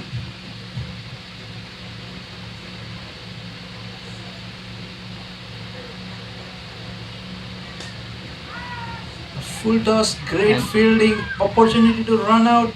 Ooh, Very close. it looked very close to direct hit. That's a great fielding, and it looks like the fielder might be injured. She might have caught it on her legs. Yeah, I think it might have been somewhere above ankle, which is always very painful. But hopefully she'll be able to continue without any problem. Austria United team already playing with just 10 players. They're short by one fielder. Hopefully they'll not be short by two. Fielders and umpires gathering around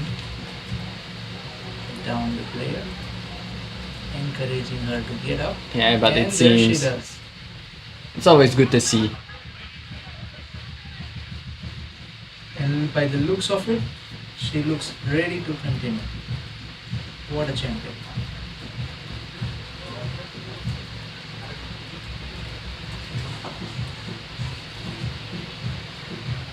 And then we continue.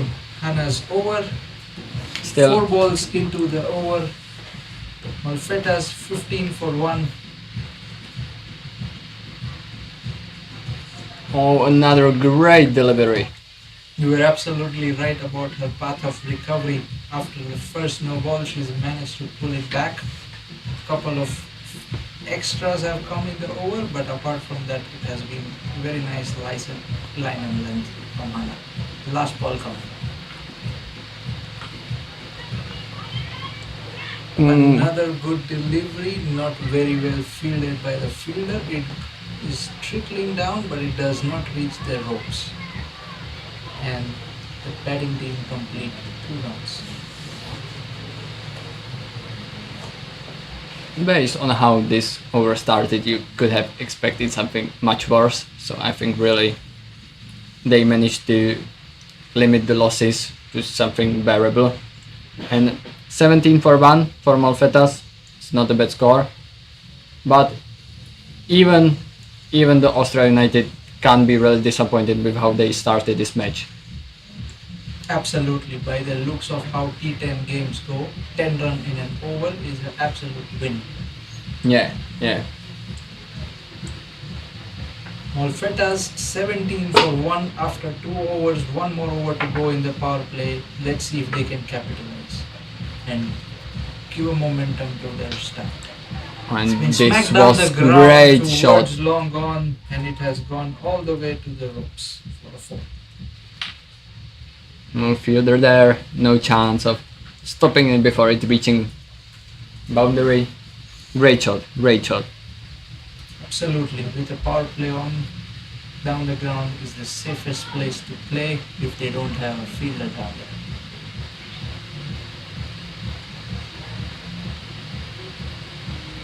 And that will be called a dead ball.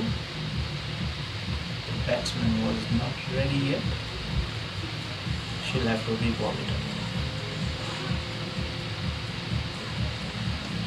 A good forward defense from the batsman, missing out on an opportunity to capitalize on the power play.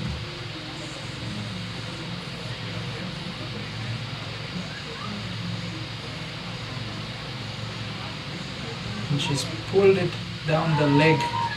It has gone for a 4.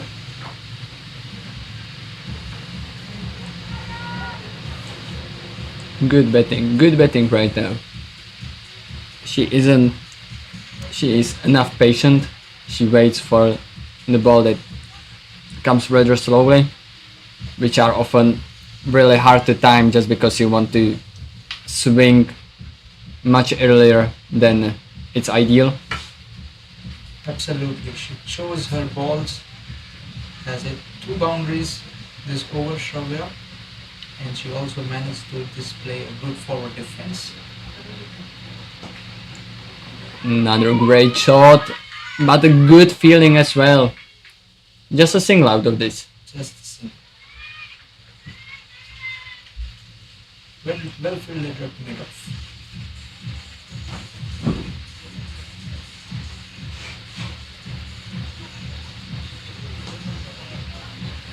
It's been hit through the covers, it's racing towards the boundary and it will end up crossing the boundary ropes for a 4.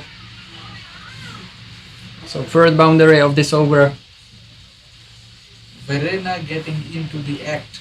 She deposits 1 boundary in this over as well, along with the 2 that Shravya has hit so far.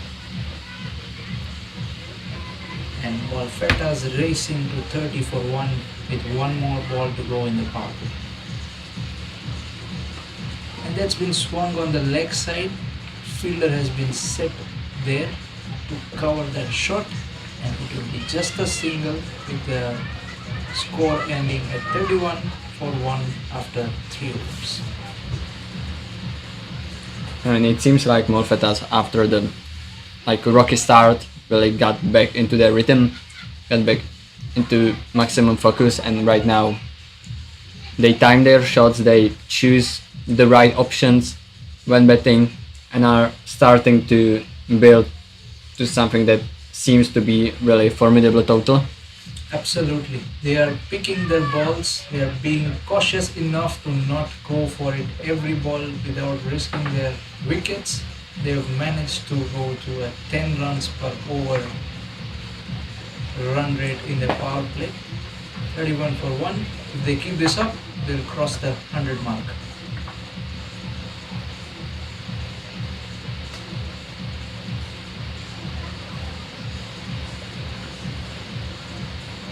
New bowler Disha steaming in.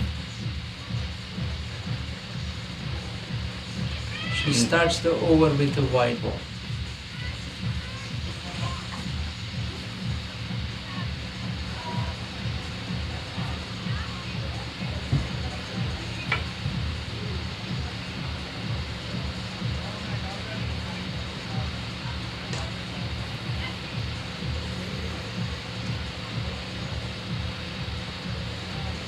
Again, they will take another comfortable single after this shot.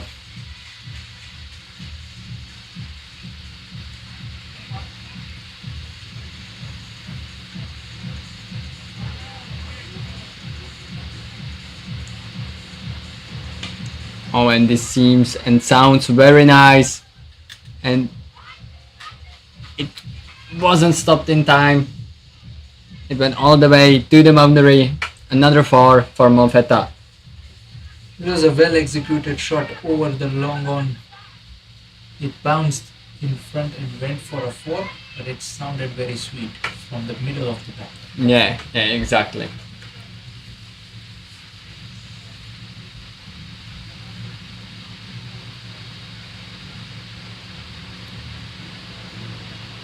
It's racing downhill and the fielder does a great job in saving the boundary by diving.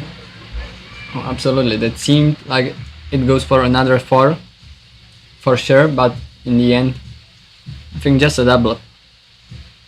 Just 2 runs.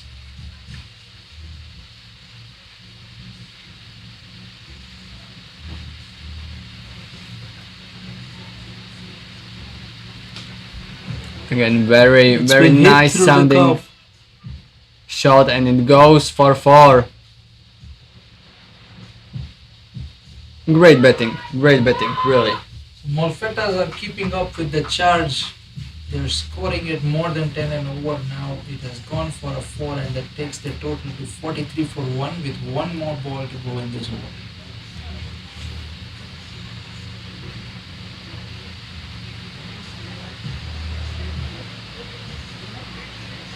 It's up in the air. That will be a single. Well fielded at the boundary, stopping the boundary, what looked like to be flying away down the leg. And that's the end of the over. Score is 44 for 1 after 4 overs.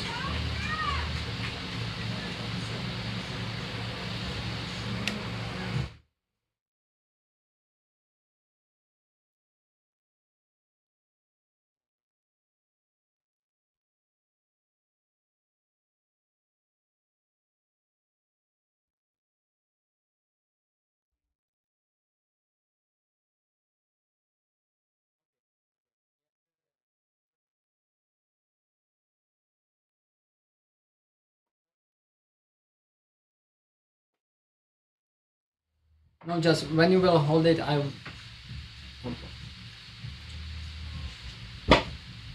And Divya starts with a wide. Let's see what she can do. How does she follow and come back from that?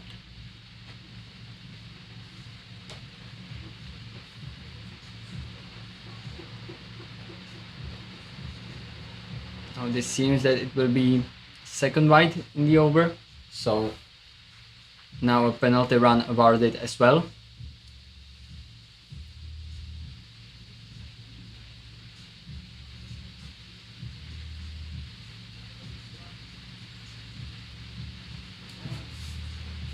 It's gone down the leg for the third wide signal by the umpire.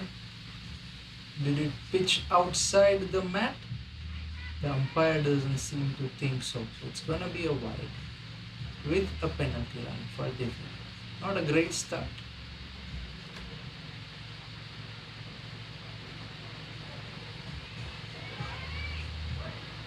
That's the dot ball of the over that she's looking for. Maybe she's got her rhythm back. She'll have to continue for 2 more balls to salvage this over. Yeah, she will be surely trying to get another 2 dot balls to end the over.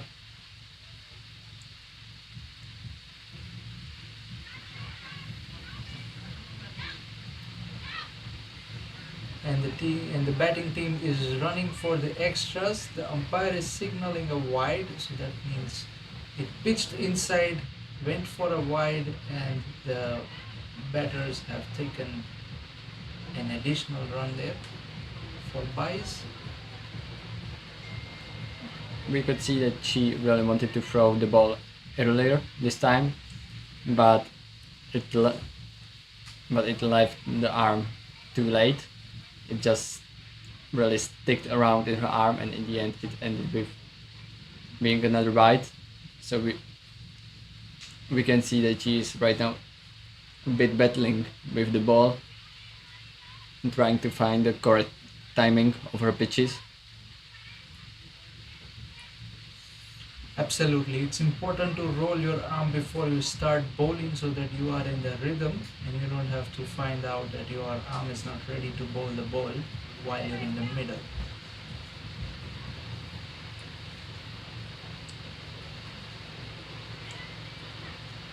That one goes down the leg as well for a wide. That's gonna be wide with penalty runs, but at least that ends the over for Divya, so she's out of her misery.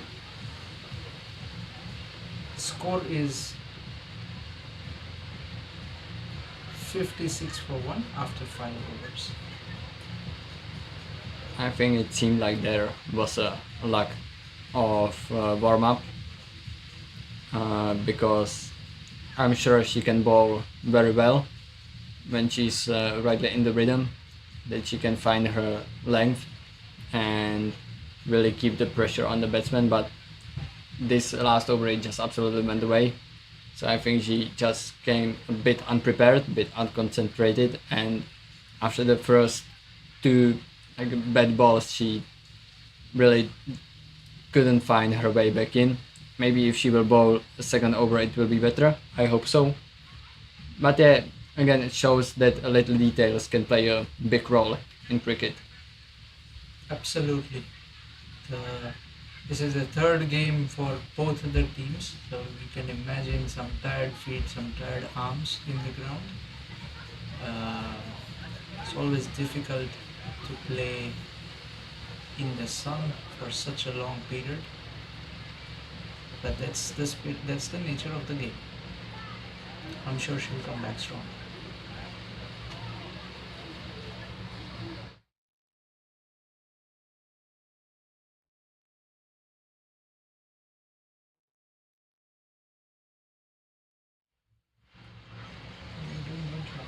Thank you.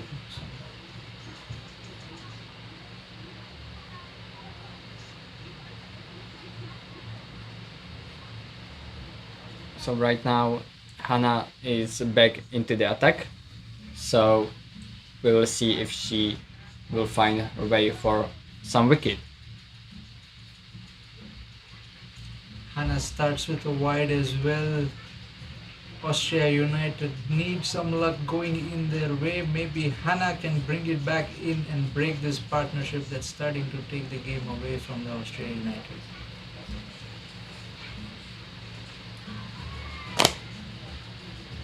And this was a very nice delivery, but in the end it ends with a single for Molfetas, but much better ball than the first wide, and we can really see that Hannah can bowl some very nice balls that really put a lot of pressure onto the batsman. Absolutely. After the first delivery, she's come back extremely strong, almost got the breakthrough that she's looking for. Unlucky with an inside edge. Let's see what she can do on the third one. Another brilliant delivery, well played to the point fielder, a chance for a run out, but not executed well, the throw. And Molfetas managed to scramble through for a single, adding to their total 63 for 1 after 5.3 overs. Good delivery from Hannah, a dot ball to follow.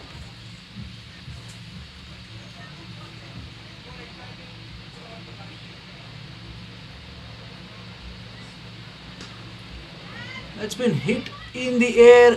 Fielder coming underneath. That was a great attempt at taking the catch. She seems hurt. It came down from the ceiling like a light bulb falling.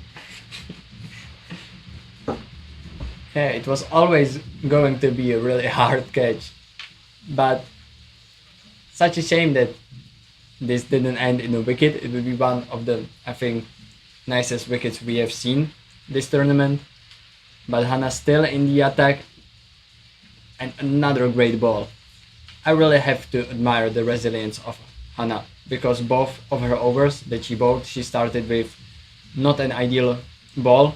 Once it was a no ball, in this over it was a wide, but every time she managed to really come back and then play 5 absolutely amazing deliveries. So really good job from her with bowling. Absolutely. And the next bowler is Disha. She's coming back in for her second over. She went for 13 in the first and she'll be looking for a redemption. Now she will have the opportunity to break the partnership. Molfeta 65 for 1. It's not a great start down the leg. It's been called a no ball. It was pitched outside. And coming up is a free hit to fall, which means Shravya, or rather Verena, has an opportunity to free her arms and smack it anywhere she likes.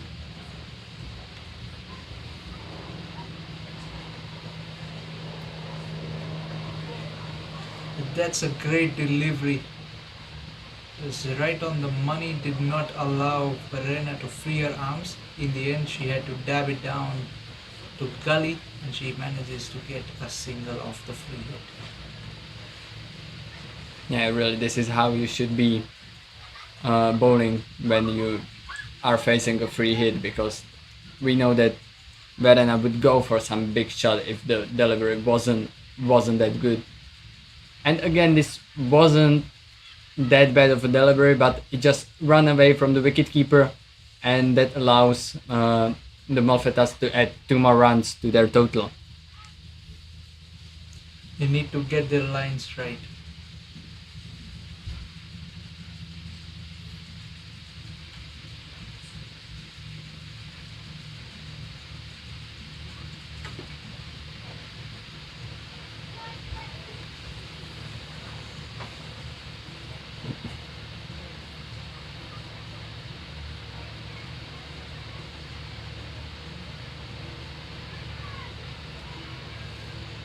Now another single taken. You can see that they almost from every delivery they are able to get at least 1 run. So they are building the partnership. They already have 70 runs in their bag, so they are still, their run rate is over 10, so it seems on a very good path to reaching at least 100 after the 10 overs. It's been very well cut to the point. Fielder does not race away to the boundary. It will just be a single. And what a partnership this has been. It started with a wicket after 1 run, and they've managed to push it all the way to 71 for 1. It's been a 70-run partnership so far, and it has come at some pace.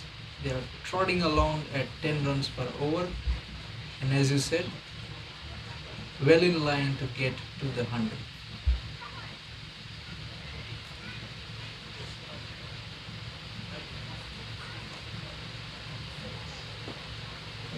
It's been driven down the ground to the long on. Fielder. Will just be a single, very well fielded, and a good throw does not allow an opportunity to take a second there.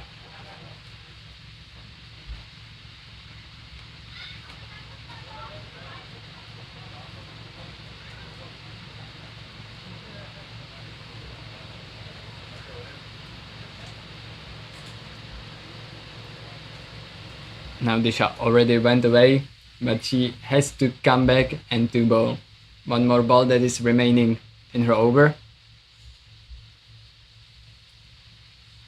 I think that certainly won't help your concentration. And hopefully she will be able to deal with this little hiccup. Last ball of the over coming up.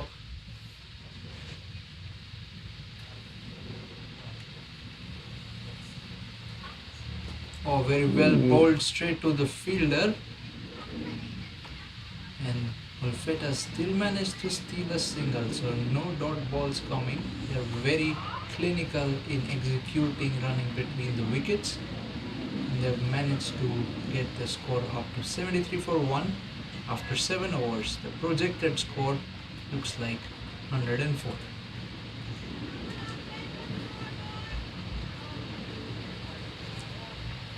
So now Vera comes into the bowling attack. So we will see if this change can bring about some wickets. I think the Austria United would be very glad to finally break the 2nd wicket partnership and to limit the runs scored to a minimum. But it will be hard stopping Malfettas. It wasn't a bad delivery, but it was greatly put away. But again, good work in the field as well. This will be another 2 runs for Malfettas. That's good running between the wicket, I would say. It was looking like it would go down the ground for a 4, well fielded. Eventually, the Malfetta ladies managed to scramble back for the 2nd. See you tomorrow.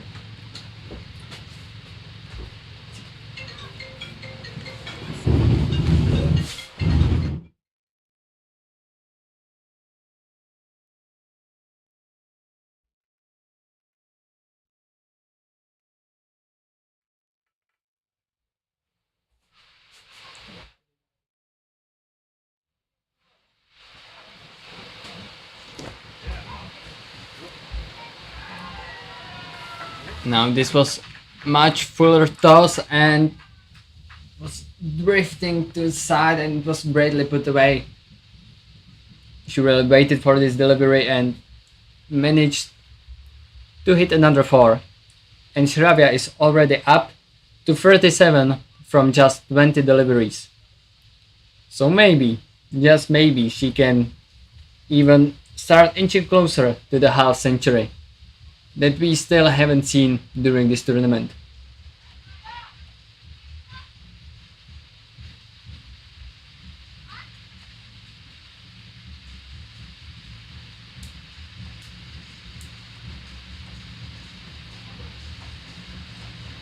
And it goes away from the wicket keeper and it goes to the ropes.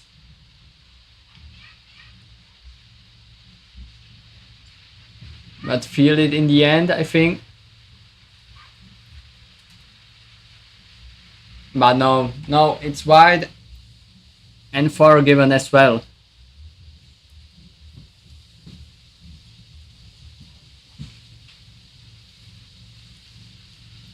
Still 2 more balls to go in this over.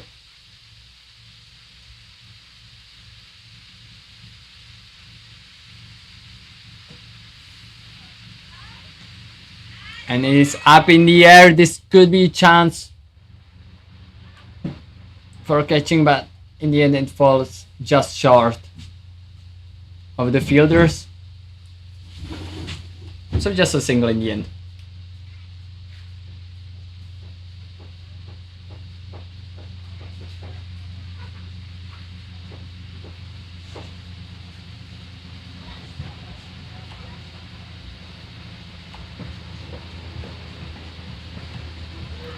Oh, and we have a wicket. What a delivery this was.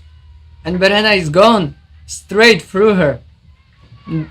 Got Vera with her last delivery of the over. And just like that, she managed to take a wicket. Absolutely, the 2 wickets in this innings so far have both been clean bowled.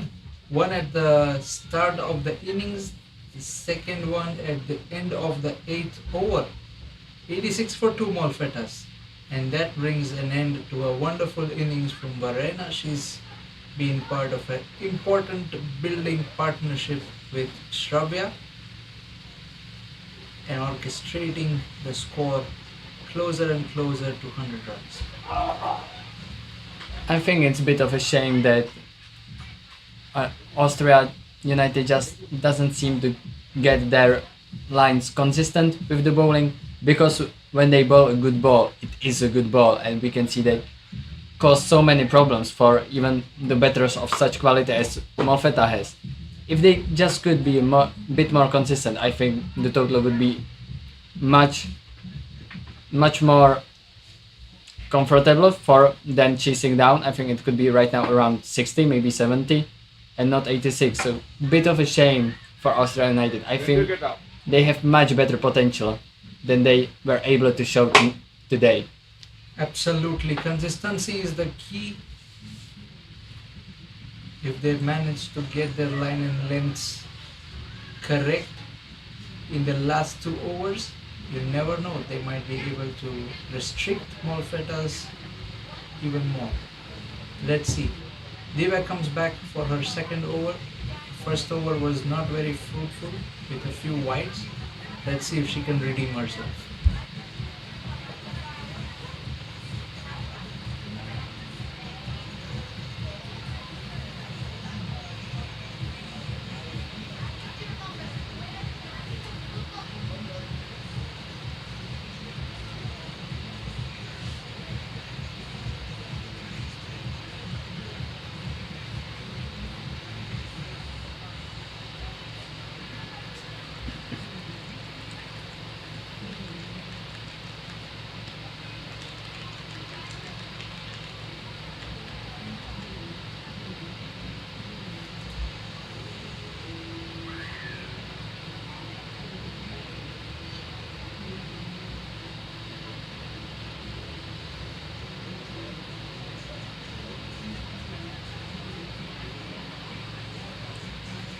So now, bit of a delay before the first delivery of the 9th over.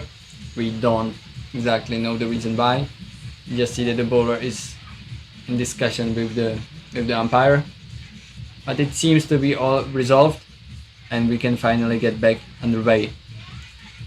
So they were into the bowling attack.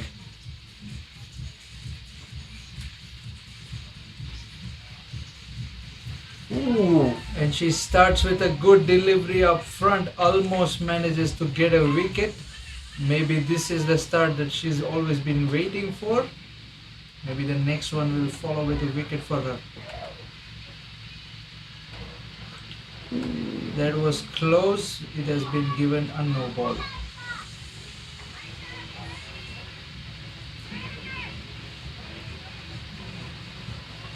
I think we can expect a really big shot from Shravya right now.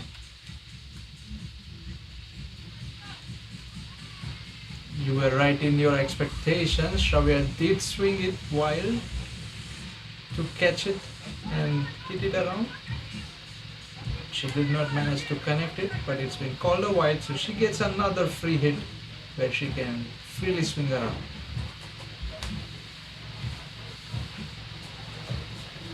It's a very good delivery. It's just gonna be a single, or is it? There is a chance for a run out, not executed. Just a single.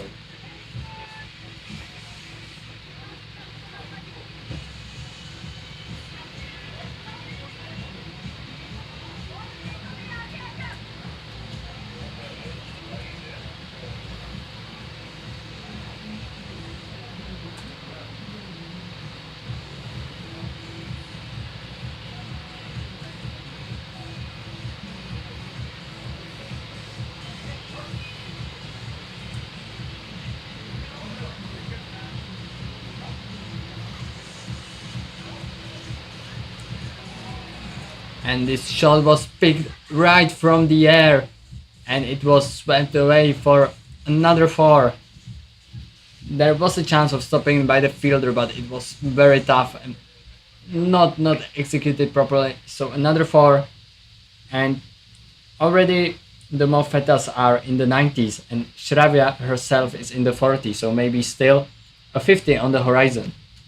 Absolutely, she's got an opportunity to score a 50. She'll be looking to capitalize on the remaining 8 balls of the innings. Hello? Would it be Yes? possible?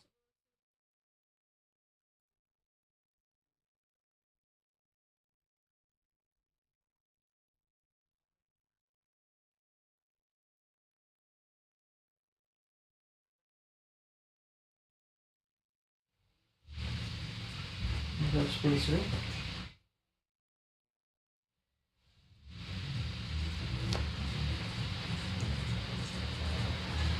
So wild swing there from Aisha, did not manage to connect, and that will be a dot ball to end the over. So now that brings Shravya on strike.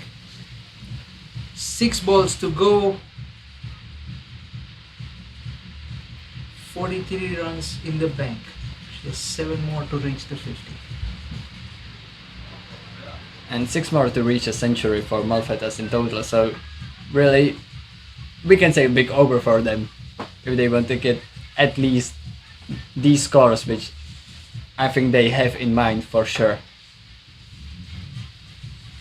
Vera is back to bowl the final over of the innings. She starts with a good delivery. It's gonna be a dot ball. Thank you so much.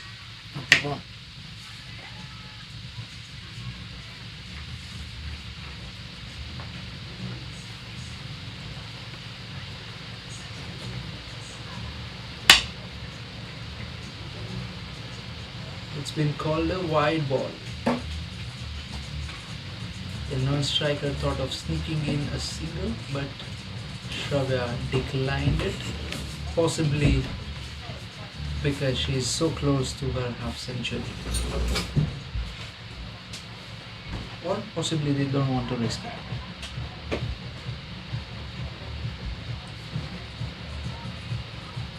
That's a beautiful delivery. batsman did not touch it. It's been called a wide. Well, I'm pretty sure the umpire can see better from the middle of the ground than what we can see from the com box. For sure, but from the gun box it looked like very nice delivery.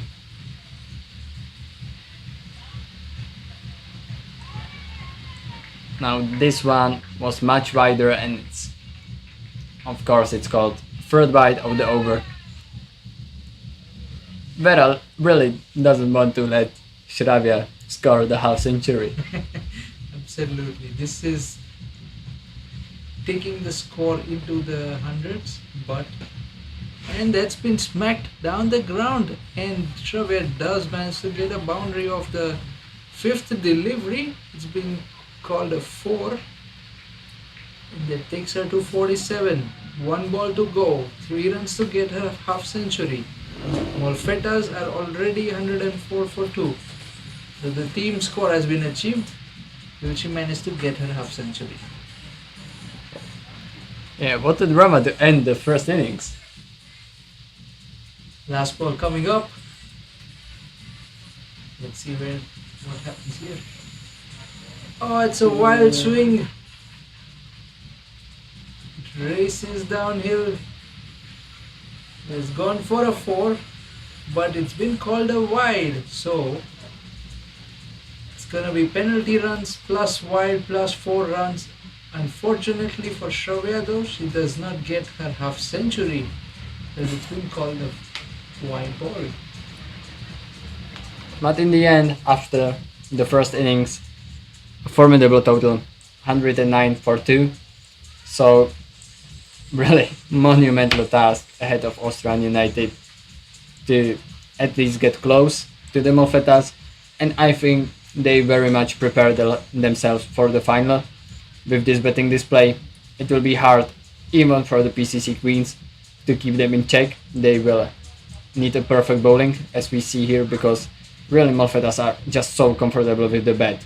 They can wait for the big shots and they hit them absolutely perfectly. But we will see what Austria United will manage to do with bat in the second innings, which will start in approximately 10 minutes. Signing off and see you in a bit.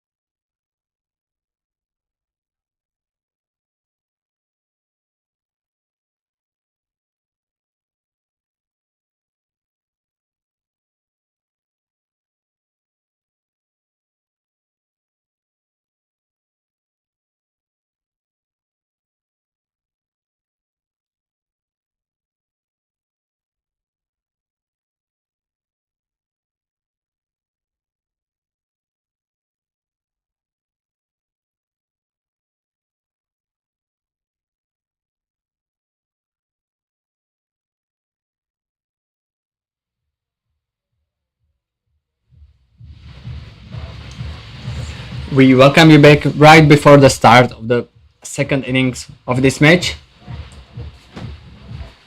With, for this time, Austria United on bat, with Anisha on strike and Deva on non-striker's end, and Ramisha is opening the bowling attack for Malfetas.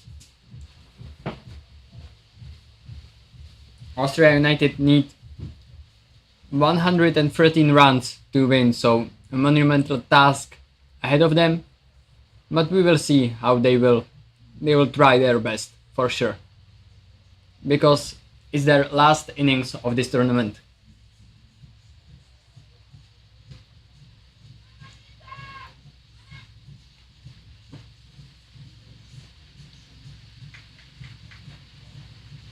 Nice shot, but well fielded as well.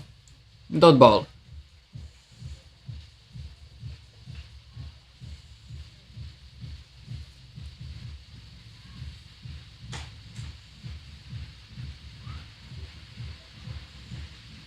And now it's up in the air. It seemed like there was a chance of catching it and maybe a chance of a run out as well, but nothing from it. And good running between the wickets. First run for Austria United.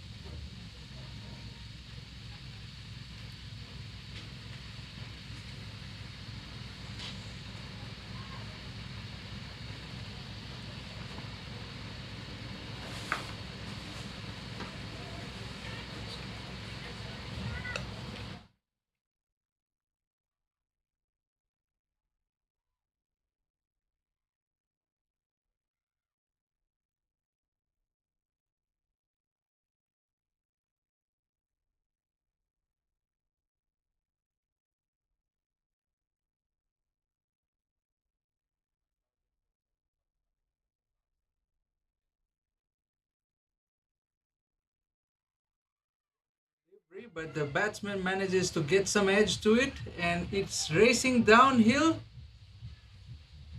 It's gone all the way for 4. I think the pace of the ball carried the ball all the way to the ropes. And that brings up the first boundary of the innings for Austria United. 5 balls in, 5 runs so far. Yeah, we really can't underestimate them. There's still a lot to play for. Their last game of the tournament. They want to leave a good mark behind. So I think we can expect some very nice shots from them in the second innings.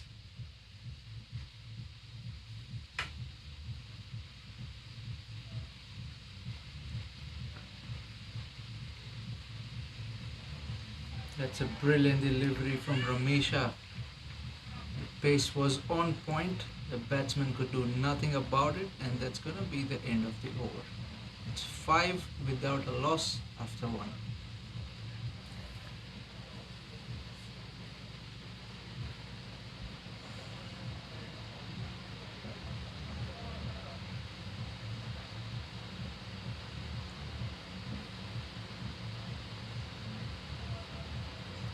Do you think that Molfetas can use the second innings as a preparation for the final that's still to come? Absolutely, that should be the strategy. Use the second innings. It seems like the score is going to be very tough to chase. Might as well use the time on their hands to get some practice before the big game, but also not overkill themselves because it's a hot sunny day outside and they still have one more game to go. They would want to keep their cylinders ready for the final game.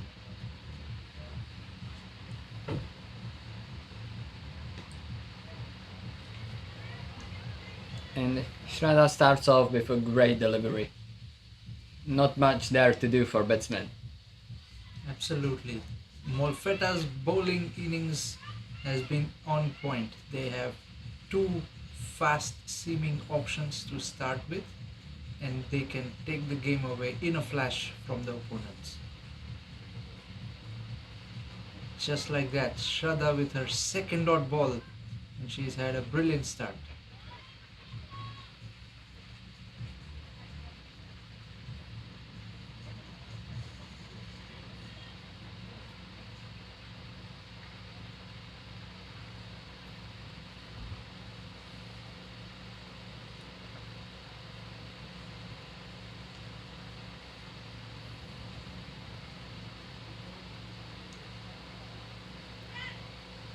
What a delivery!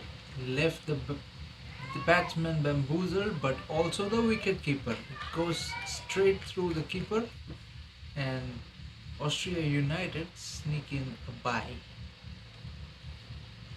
And Anisha finally managed to escape the strike. So now we will see what will Divya be able to hit against Shraddha, who seems absolutely amazing so far with the bowling she produces. Absolutely, but Divya has also managed to hit a boundary so far, the only boundary of the Austria United innings. Let's see if she can turn up some heat.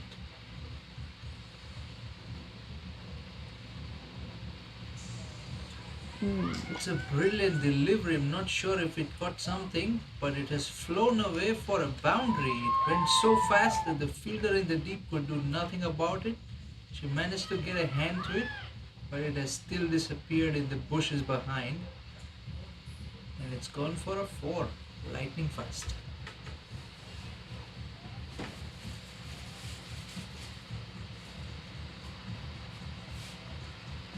Really too good of a bowling for even her own fielding team so far, it seems, because in this over, batters didn't manage to connect with the bat, but still 5 byes were given.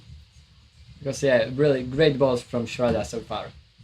Absolutely. Imagine being the kind of bowler that not only leaves the batsman bamboozled, but also the wicketkeeper and the fielder in the deep. And that's a brilliant delivery. Right on the toes, they sneak in one more extra bye. So the batsmen have, or rather the batters, have not been able to connect at all in this over, but they still managed to get 6 runs out of that over.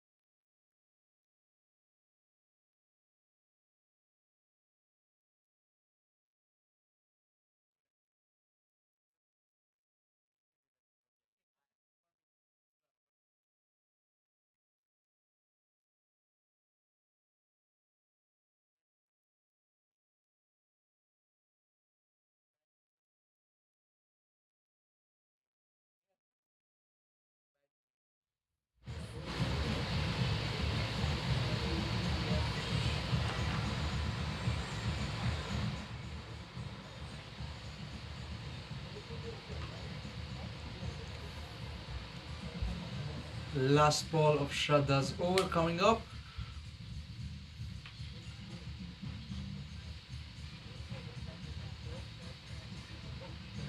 And she follows it with a dot ball. So this over from Shraddha has been absolutely magical. She's given away 6 runs so far, but all of them have come as byes. Nobody has managed to get bat on ball. Almost nobody didn't even manage to catch the balls. So really, what a bowling performance so far. We will see who will continue in the bowling lineup for Malfetta.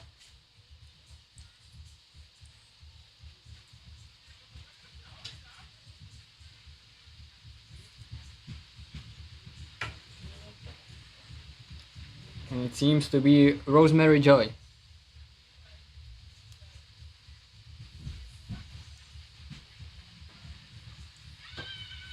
And great ball to start things off. There's a run out possibility, but not taken. I think this even should have ended in a run out.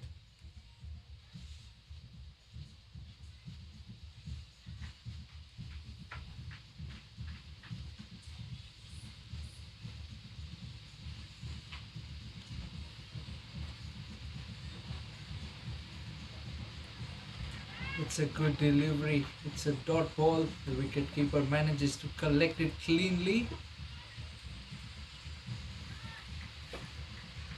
If I'm not mistaken, we haven't seen Rosemary bowling so far in the first 2 matches, so I think maybe even Malfetas are trying some new strategic moves ahead of the final. And that's a run out. Very well executed. The lady on the strike called for the run. The non-striker did not respond at all, and a good throw and a good collect from the wicket-keeper sees a run out for Austria United, and that's how the first wicket falls.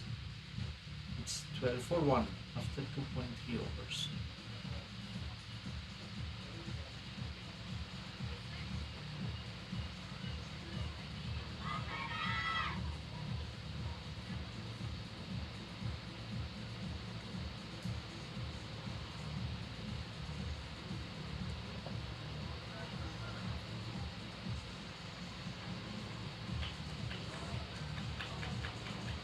Now it seems like that Hannah is coming on strike. She was a joy to watch when she was bowling, so I hope she will bring this confidence even into her batting display. Absolutely, I'm looking forward to seeing some really good cricketing shots from Hannah here.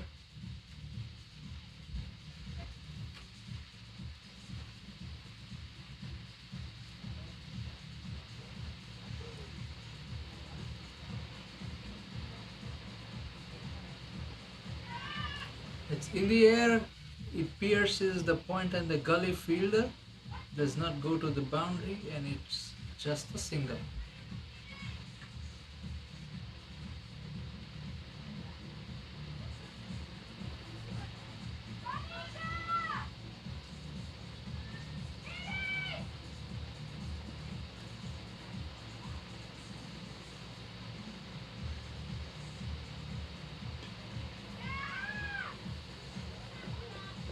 It's a very nice on drive just for a single though. So it was a very good looking on drive. Just before the shot, we could hear her teammates shout at her to hit it, and we can see that Anisha took this advice to their heart. Very nice shot for a single. Oh, and what a brilliant catch! Goes straight to the fielder. She manages to grab it with both hands. Does not drop it. It was going very fast. I was just about to say what a hit from Hannah. Out of nowhere comes the fielder who manages to pluck it out of the air. Yeah, me as well. I was already trying to scream, what a hit by Hannah, because that would go for a boundary for sure. But amazing job by the fielder. I think that might be the catch of the tournament so far. Absolutely amazing. Absolutely, that would be amongst the contenders for the catch of the tournament.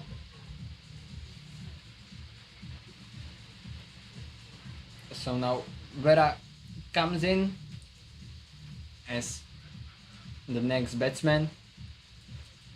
We will see if she will be able to find some boundaries.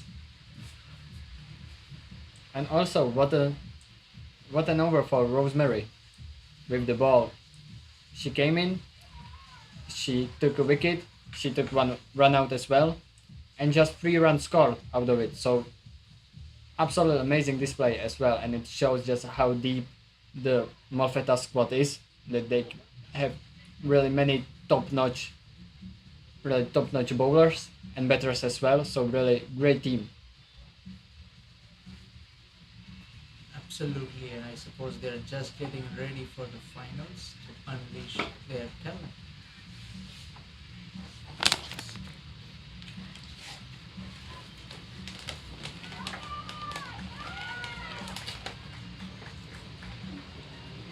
A very precise shot from Vera to start off her innings, and with a single.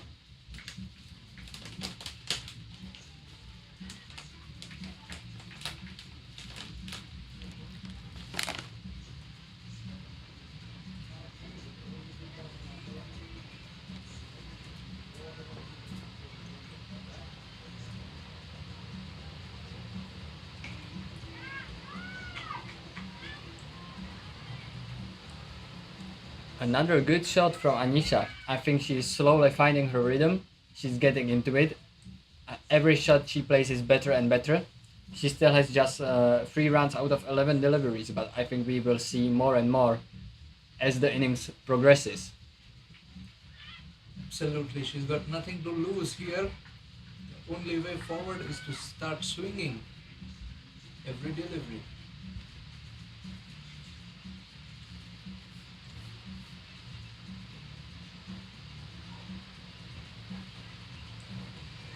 This will be called wide.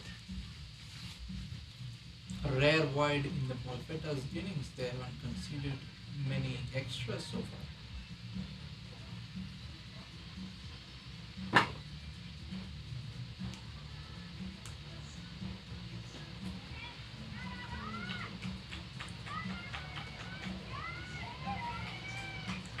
Again, a shot from Vera that just allows them to sneak in a single. We can see that she doesn't go for like a big shot that would aim for boundary. She just tries to angle it somewhere between the fielders to allow them to run for 1, maybe 2. As you rightly said, Anisha is just getting started and she's managed to pull that away for a boundary towards the square leg. That's her first boundary. And that also ended the 4th over with 22 for 2. And really, I hope Anisha will continue this trend of getting better and better with every shot, because I think Austria United deserve a good result here. Absolutely, and all of us are looking forward to some fireworks.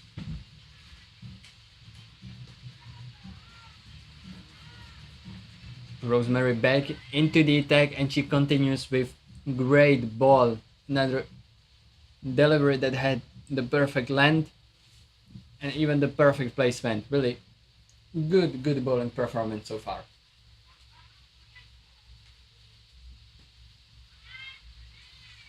It's a brilliant delivery. The only thing where I could do was just dab it down and block it from going on to hit her stumps.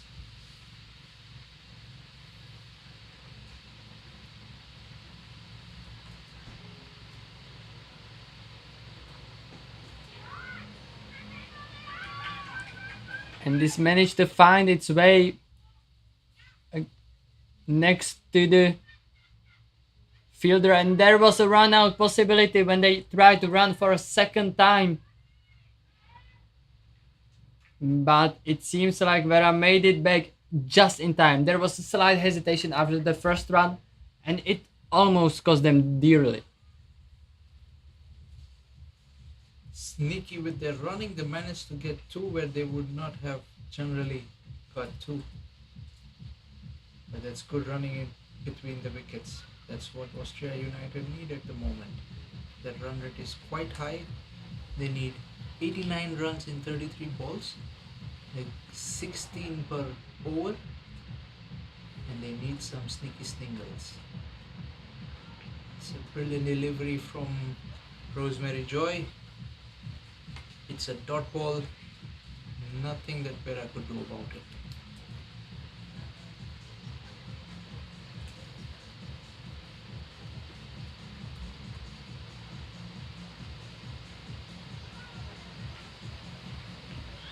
Another great ball, another dot ball. Vera tried to go for a hit but missed the ball. 1 more ball to go in the 5th over.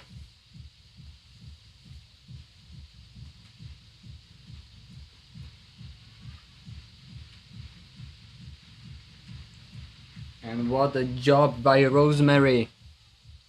In her bowling spell, she took a wicket and only 5 runs were taken from her. Just 2 runs this 2nd over. So really, absolutely amazing. She was right on money with the length and didn't allow almost anything else that just the batters to defend. Absolutely, what a joy from Rosemary Joy. Captain's delight, 2 overs, just 5 runs and a 1 wicket. and she also had a run out in her over. So she's basically broken the back of Austria United here. Next up, Rafia is into the attack.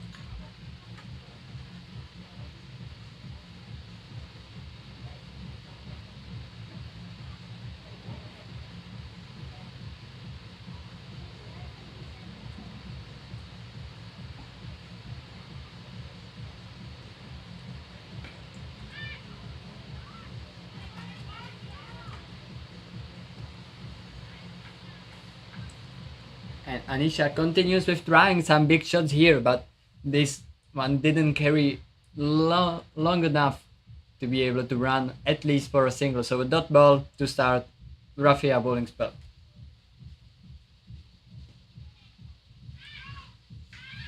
And now it was in the air again, and it was taken this time. Anisha tried to go big, tried to go high, didn't get all of it, didn't sound that amazing from the bat, and it was very well caught in the field.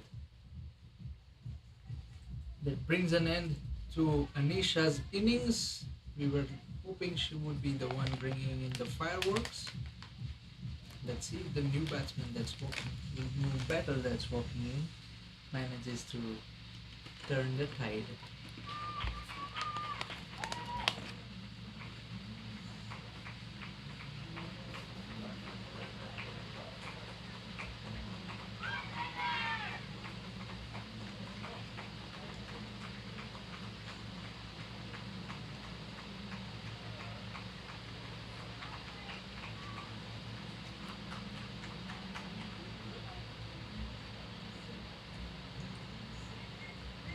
Diksha is the next batter to take up the crease and to face Rafia's deliveries.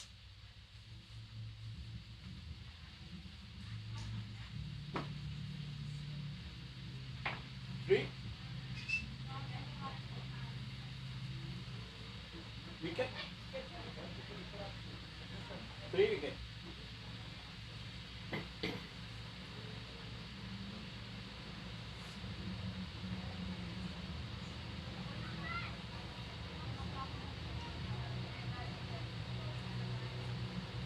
Another great ball by Rafia, another dot ball by Rafia. Good job.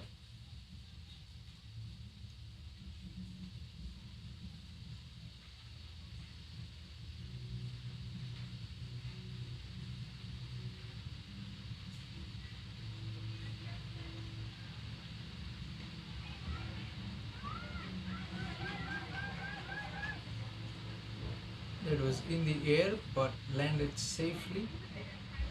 The fielder in the deep covering it and just allowing a single. What a spell from Rafia as well. She's bowled 4 balls so far and already taken a wicket. But that's the commentator's curse. Just as I say, it's gone down the leg. And Austria United sneak in one more run as bye. Do you believe in the commentator's curse? Oh yeah, I think every time I said something, even this tournament, it always drastically changed right after it, so I think it's very much real. So we have to be very careful with what we are saying. I think the 2 examples that we've seen. Ooh! And that's been a brilliant catch. It's been taken. A fielder position close to the batter has managed to grab it out of thin air. Again, another great example of catching from the Molfetas team. Really, they need, if they will bring this level of catching into the final, that will be hard to beat them. Because, again, it was close to the ground, there was little time for reaction by the fielder, but she managed beautifully and just grabbed it out of the air. So 4th one falls, and it's time for another batter to showcase her powers for the Austria United.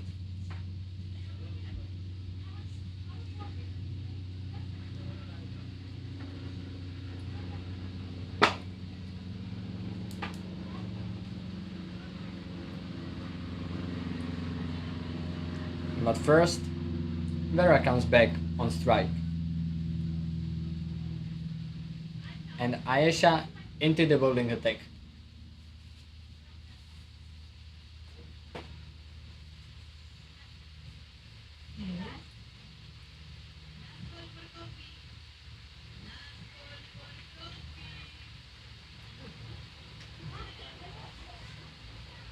What a great start to the over. With a dot ball.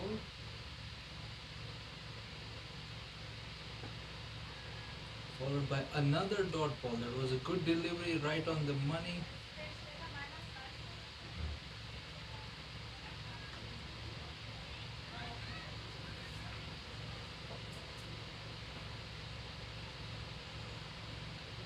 It was called a no ball, and the upcoming ball is a free hit.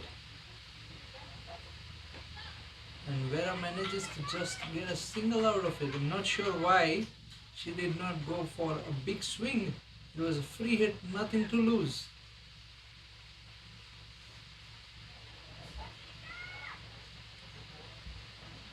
We've just heard over the speaker that there is a last call for the coffee.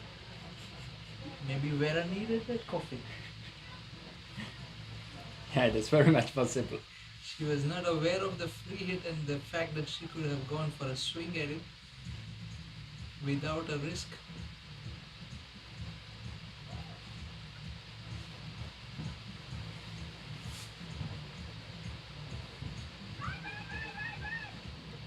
And now this delivery seems to run away from everyone. It's a wide and a far as well, so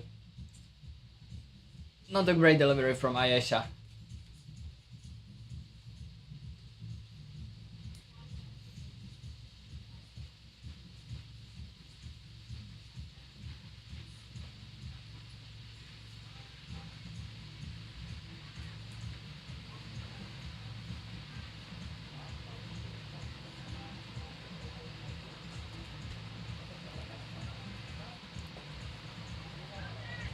But this one was much better, much better. Didn't give Disha on strike any chance at all. One ball to go in the 7th over.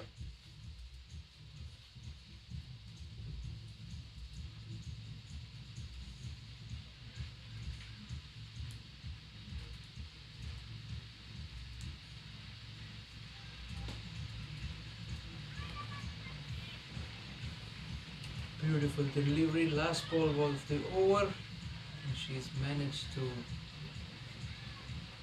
No, we have one more ball coming up. Right on the pads, umpire raises the finger, and that's curtains for Disha. She's gone without opening her account. And Ayesha also manages to get a wicket in her over. So the score at the end of 7 overs is 33 for 5. Austria United seemingly at a stage where they cannot reach the total from here. Now it's all to play for Molfettas to test out their squad.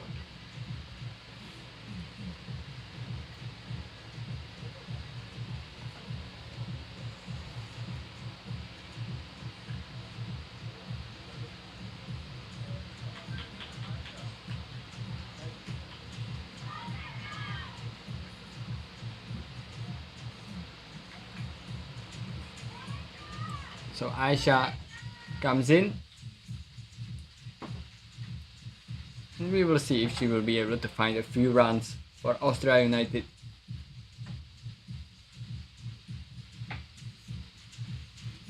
So it's Ayesha facing Ayesha. No, it's not. It's Ayesha facing Ramisha. Was the end of the over. So Vera will be on strike.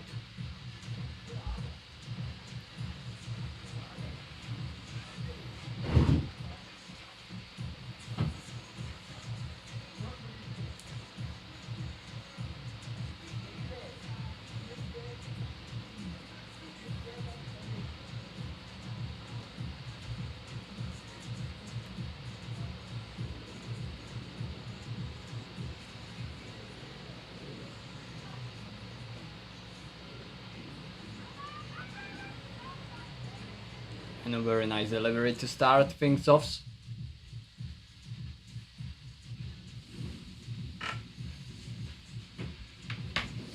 Ramisha begins her second over lightning fast with a dot ball.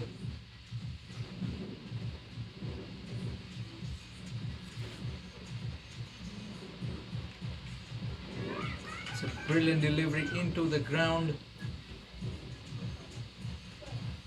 Gets a leading edge.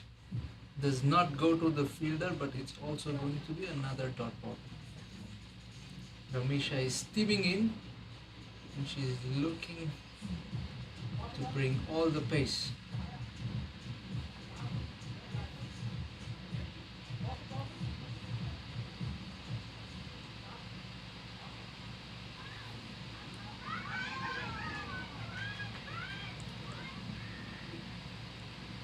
Another good ball and bit of a miscommunication now led to Austria United not scoring any runs, where I think there was definitely the possibility of at least a single, maybe even 2 runs. Absolutely, not sure what happened there.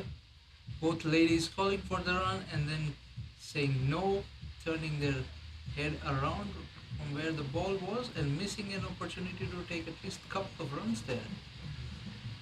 Oh, what a brilliant delivery. Gets past Vera. No runs off that. It's been a fantastic over so far. 4 dot balls. Maybe we have a maiden on the horizon.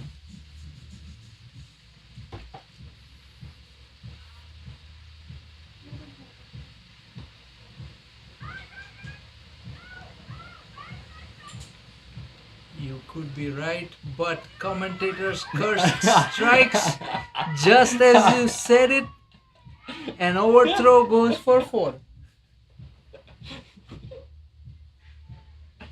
A good example of commentators curse. 4 dot balls and we thought it's gonna be a maiden. We called it, and then out of the blue, of the most silliest of things, it's run down for a 4 of Ramisha's own hands for an overthrow. And that's what we call a toe crusher. The ball landing right on her toes. An appeal for an LBW declined by the umpire. End of a brilliant spell. Just 9 runs off her 2 overs.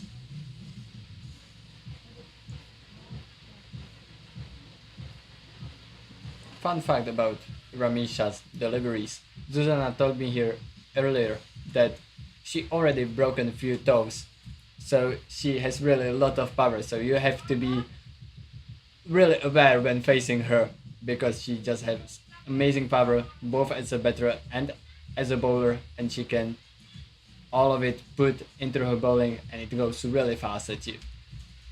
It's a good fun fact to know. If you are on the batting end of Ramisha's bowling, then you can expect a few toe crushers and you know what you need to do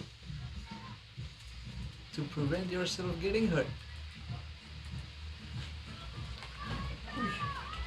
Now we have Ayesha bowling against Aisha batting.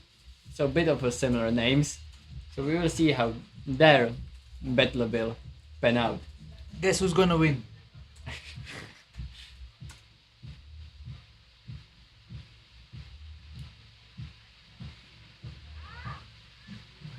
Run out opportunity.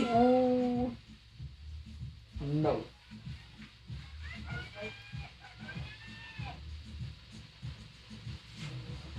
Look at the field setup. Everybody is in closing in on the batter. They're trying to prevent Austria United scoring any runs there. It looks more like a test cricket right now. Absolutely.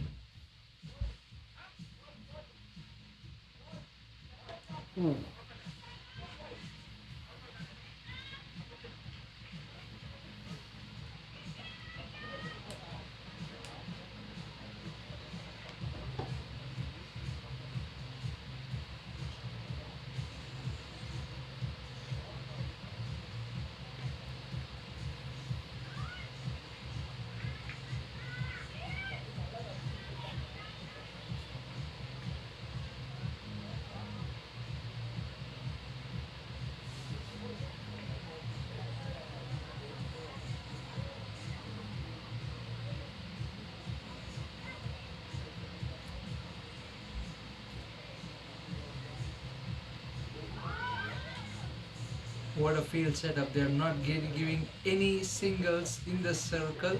All the ladies have closed in, preventing any runs to flow. So they're basically choking Austria United.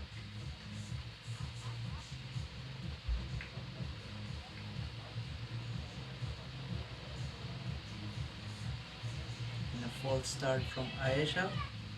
2 balls to go in her over. Just 1 bye conceded so far.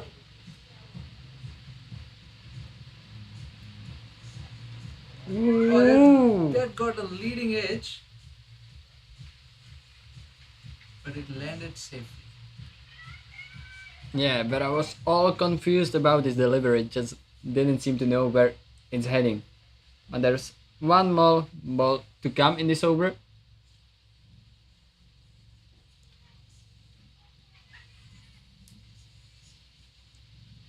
And it will be another dot ball.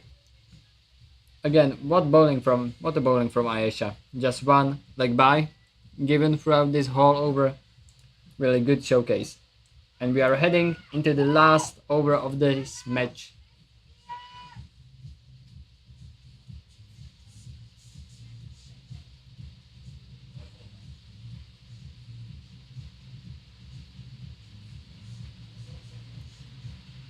Final over coming up for Austria United to bat through.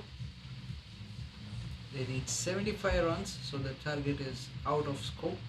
9 overs up. All fielders in, closing in.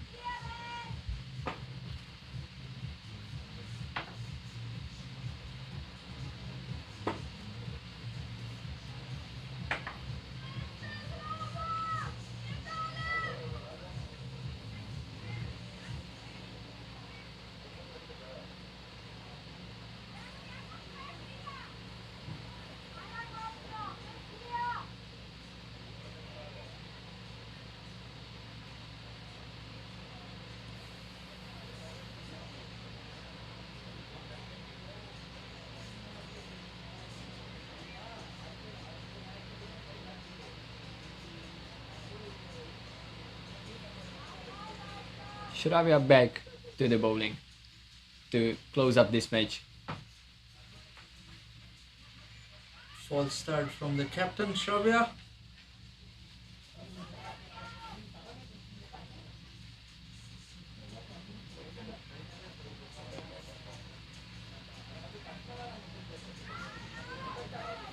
And she starts the over with a wide ball. You can see by the number of green t-shirts in the middle of the screen how close are the fielders. They don't want to give away any singles here.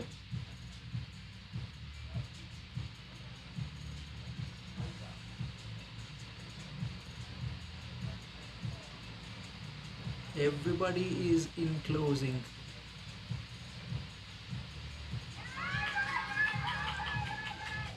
But the wides are not helping. They need to bowl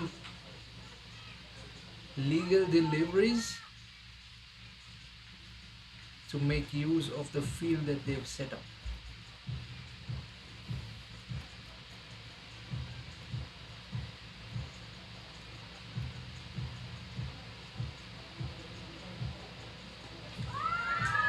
And what a shot by Vera! She used the field setup to her advantage. And this will be at least 2 runs. Absolutely spot on. She turned the tide on Molfetas. Everybody was closing in. She went over the fielders.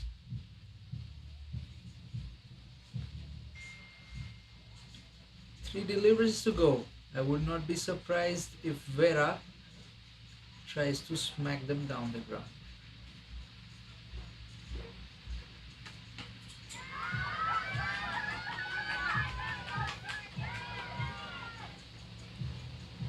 And that's a single that takes Vera off the strike. Aisha to face, last 2 deliveries to go in the innings.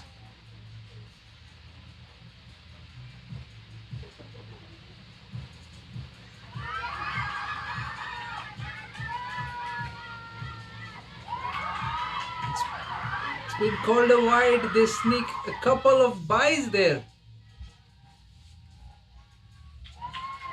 Great running between the wickets at the end of the match. So one more delivery to go.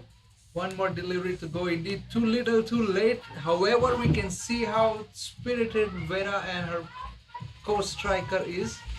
They managed to sneak in a couple of runs there. It was a wide ball, some penalty runs to add to the tally, plus 2 runs that they ran as a bye.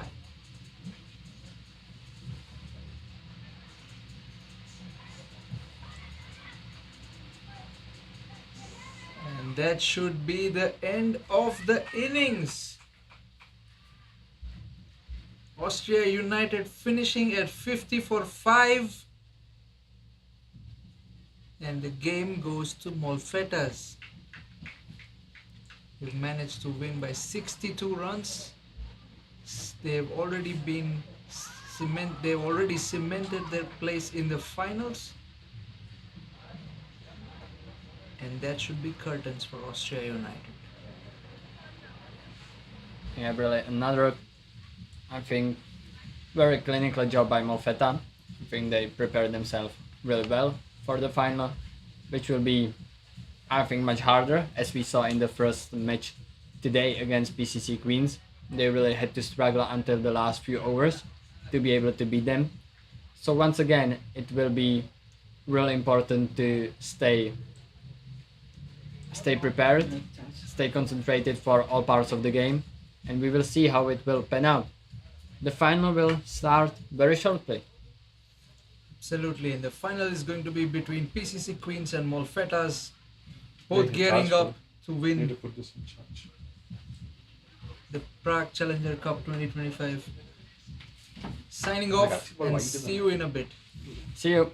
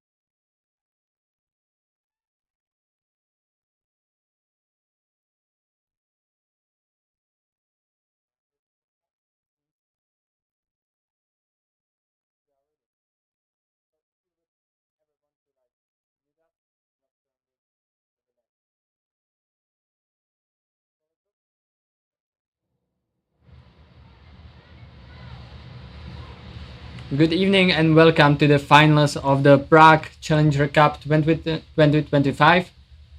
We are coming right in to the first delivery of the match, which will end up with a single. And it's PCC Queens who start betting with Erika and Surbi. And Bramisha starts bowling for the Molfetas. Sorry. And with me today is one special guest, my special co-commentator. Hello, my name's Vinny, and I've been invited into the comedy box, Jan. I've got to say, you've been doing a great job. You can even have the sip of water there. It's down the leg side, it's past the keeper. A bit more work to do for the fine leg. But yeah, I've just actually come back from London, and I've been watching on TV, and because, I'm living here in Prague now, I thought I'd come down and watch. I didn't expect to commentate, but Jan, I've got to say, you have done a great job because this is such a long day and even the players haven't played every game. So well done to you, I would say. Let's have a great final. Yeah. Thank you very much for this kind words. As we are heading straight into the third ball of the final. And also I'm going to say well done to Zuzka. I know she's a little bit busy now with her dogs, giving them a run around. Yeah. And last time I was here, I was commentating Zuzana when she was playing for the Czech women's side. She got a little bit of an injury, but I was really happy to see her. Looks like she's recovering, and hopefully she can play again. Yeah, I think in a few weeks she will be back on the field and not here in the commentary box. By the way, this is Ramisha bowling. Now, Ramisha plays for Germany, the national side, and in just about a week or two, she'll be playing in the World Cup qualifiers, the next round, where Germany are going to play against Ireland, the Netherlands, and Italy for places in the World Cup. So you can tell she's a very good bowler, very quick left armer. I just think she's quite difficult. And she's also great with a bat. She's still the only player today that managed to hit a 6 right in the first match. So really tough facing her, both as a batter and both as a bowler. Yeah, she's very good all round. And so my co-commentator over the last couple of weeks, Tina, she also plays for Germany. I know she's watching as well. She's still in London. Lucky for her, or unlucky. But anyway, it's been a good over. Last ball of it coming up. Or not.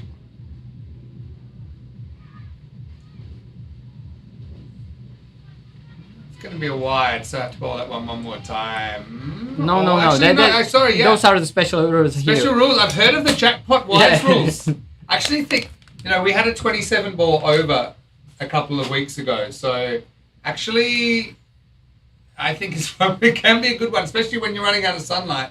So that's the end of the first over. It'd be 6 without loss. A pretty good start for the German side, but the Queens haven't lost a wicket yet. Let's see. How many do you think the Queens will need to be able to have a chance of winning here? As I saw here the whole tournament, we can say that around 90 is a very good score to put up. That is possible to defend. As we saw in the first match between these two, the Molfetta scored 88 when they were batting, and it was just enough for them to win their match.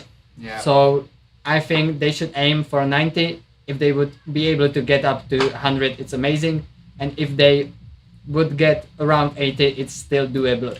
Definitely. And it's in a final, so sometimes in a final, especially with it getting a little bit dark by the end of the day, maybe you can defend a slightly lower score. But I think Molfetta probably come in as favourites. They haven't been beaten today. They've got a good looking side, I can tell. I know plenty of their players actually from international cricket. So looks like this is Shraddha Palanier, who's going to bowl over number 2, bowling to Erika, another one of my favourite players. And a great shot between the fielders, and that might be the first boundary of the day, and it is. This is such a fast outfield, especially because I don't think there's been a lot of rain. I haven't been here for a couple of weeks, but it's been pretty dry, right? No, it wasn't. The last few days there was no rain. Yeah, and this field, when it gets dry, it gets very, very fast. We actually had some records scored for the amount of 4s hit when I was here. I think it was last year, where just balls were impossible to stop. And you could see that one. Erika, she doesn't say much, but she lets her bat do the talking. One of my favourites to watch. And once again, another great shot, but this time well fielded. The fielding's really important, isn't it? As we've seen some fielders maybe just going with the foot, something like that, but that was a confident piece of fielding. And I think the Germans, generally, they field pretty well.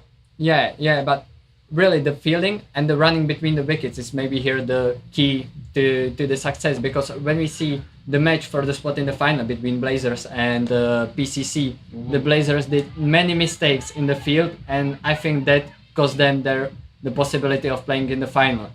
Yeah, and running between the wickets is something that I do think sometimes, I think especially if you're only just breaking into cricket, you don't practice it very much. You tend to practice hitting the ball, you practice bowling and catching, but especially here, looking for twos. This is a fast field. So many of the players, I think they get one, they stop watching the ball, but I think you got to push for every run. Good fielding again, but they'll be able to get a single. So it's a good, confident start from these two against Schrader, who's a pretty good bowler. I mean, both the opening bowlers for Molfetta got a bit of pace, but it means if you hit the ball, it goes faster as well. Yeah, and Erica seems to time the Schrader's balls really nicely so far. Ooh. That one will probably be a wide, plus they get an extra run there as well. That's good running as well. So yeah, just kind of ticking along nicely. I think they'd be pretty happy, as you say, that 9 and over or so. They should have to bowl and field very well. But also, I think the first couple of bowlers for the Germans are pretty tricky. If you can get through them, you're in a good shape. Oh, and now in the air, Oh, it no. falls just short. I see this all the time. The batters stop looking at each other, and one ran, one didn't. I was really lucky that it fell safely, and that won't be a run out. So that's the end of the over. So 9 off that one, and PCC Queens are 16 without loss after 2. But you fascinate me with your story. So you were telling me before we came on the commentary together that you actually visited Lord's in London, and that's how you got interested in cricket. And then you came back here, and you've obviously continued your interest here. Yeah, exactly. It was kind of a long way from being in London to like getting here, because it took a few years just to learn everything, started watching the cricket properly. Yeah. But then I found this club. I didn't even know we had a cricket club in Prague, and I have to say I'm very, very kindly surprised with how they manage things. Great people here at Absolutely. PCC. I know them very well. I actually played. I had a team in this tournament, the men's tournament 2 years ago here. I had a team. I played in it. I really loved it. It's very hard for me to find time to play. It's actually still the last time I played. Here's Rosemary getting a ball. So, I suppose that's the thing. You can have the interest, but if there's not the structure in your country, it's hard to go forward with that. So I'm really pleased to see you here, and like I say, it's a big job doing the commentary all day. Yeah, it's tough. I have to say it's tough. Yeah. And now, But I've got my eye on you, because we would do this kind of a day. We do it every day of the week. And you're young. You got energy. You know the game. I know that now. You've even got better language skills than me, because my Czech is not very good. Dobry den to all our Czech viewers. Rosemary's just got to get the ball up towards the batter a bit more. She's been a little bit short. Early call. I have to say I'm a little bit surprised with how Rosemary is bowling right now, because in the last match against Austria United, she bowled 12, I would say, perfect pitches, but right now she's missing a bit of the length. There was one no ball, so she needs to find her confidence back. Yeah, it's a good shot, this one, actually, as it's pulled towards the boundary. Yeah. Oh, and great fielding. Two fielders collide, and they get 2. They might have even got a 3, potentially, if they'd gone for it. But it was great commitment from Molfetta. Yeah, but I think Rosemary obviously had a long day. So I think for the bowlers, not particularly easy. You get into the 4th game you've played today. It's the heat as well. It's been a pretty hot afternoon, all the players have been saying. But yeah, PCC just ticking along pretty nicely at the moment. Ooh. That might be a no ball as well because I think And- bounce is the yeah, second yeah, time. I think so. It will be. Umpire signals no ball, so second no ball of the over. Shout out to the umpires as well. All Absolutely. Of them. I think we had quite a few going out there, but I want to say very well done to them and also everyone organising in the background. It's been a really nice afternoon to come down. Yeah, we are a little behind the schedule, but otherwise, I think absolutely perfect day for cricket. Oh, and another great shot and another good catch in the field. Great fielding. And it's a bit of a hot spot there at mid-on, so definitely stops that going any further. Yeah, but Erika looks so far really good with the bat. Kind of in the zone, isn't she? Yeah. Last ball of the power play. Here we go. Maybe there is possibility of scoring 2 runs. Oh, and bit of a miscommunication. Again. They get away with it. And so it's the end of the third over. So 24 without loss. Yeah, one thing when you're running between the wickets, especially if maybe you don't play very often, you don't bat with this particular person very often, is to look at them. Don't look too much at the ball. So look at the ball a little bit, but look mainly at your partner. If they run, you copy them. If they run, you run. If not, you don't. And use your voice, but also use your body language to avoid mix-ups. But yeah, so I just came from London, and I'm really, really happy to be back. I'll be in Prague now for the next week. And I've got to go away to Germany, actually, but the north of Germany for a few days for another tournament. So I know you love your cricket, and if you don't realise, so I work for the European Cricket Network, ECN, and it's free on YouTube every day to watch. So I know you love your cricket. Yeah. You can just, and you know how to use YouTube because you're below 50. So yeah, come and join us, okay? Okay. I might have a job for you as well, but we'll see. We'll see. I think you probably need to play for a bit more, and while you're young, but definitely I think with your commentary skills, that maybe one day we can do this, not just for one game, we can do it for a whole week together, maybe. Yeah, for sure, for sure. Or we get you to come in the Prague tournament next year, normally around June. Yes, yes. We had 2 weeks here earlier in the year. Plus we had some extra T20s for the women. Anyway, here we go. Rafia getting a bowl. Wide. This is the other thing, Jan. The team that gives away less runs might be having the advantage here. Oh, yeah. Make the batting team earn the runs. I think they're very happy when they see the wides. Sometimes they're worth even more than one today. Exactly. We saw some overs today with like 4 wides, and you give up so many runs thanks to the penalty runs that are here under the special rules. So you really want to make the batters work for their runs and just not let them get them this freely. Yeah, exactly. So tell me, how are you playing in the regular competition at the moment during the summer? I'm not because it's not the only sport I'm interested in. So I play beach volleyball more. So I love beach volleyball. 2-on-2 you play? Yeah, 2-on-2. Yeah, it's a tough game. So there's not that much time for cricket right now, but that will hopefully change in the future. You know, you can always play now and then, keep in it. Ball sports are ball sports. Yeah, You know what I say? yeah. Ooh. There was a bit of an appeal, but umpire is not interested. Yeah, beach volleyball is a great sport. Even when in Australia, before I moved over to Europe, they even have an indoor beach volleyball, you know, and it has nets all around, so you don't have to be very tall like you. You can still just smack it. So it's a little Yeah. it's effective, but it's not that exciting. That's good, but I would like to be a little bit taller to be Join a the good, club. I think we're all like that. yeah. But okay, so you like beach volleyball? You have other sports that you like? Yeah, for example, I do a bit of ski jumping as well. Ski jumping? Oh, wow. Yeah, real daredevil. So there's a lot to do. Oh, and there was another nice shot that will be, I think, similar. You might be the first ski jumping, beach volleyballing cricket commentator I've ever met. I wouldn't be that surprised if I was.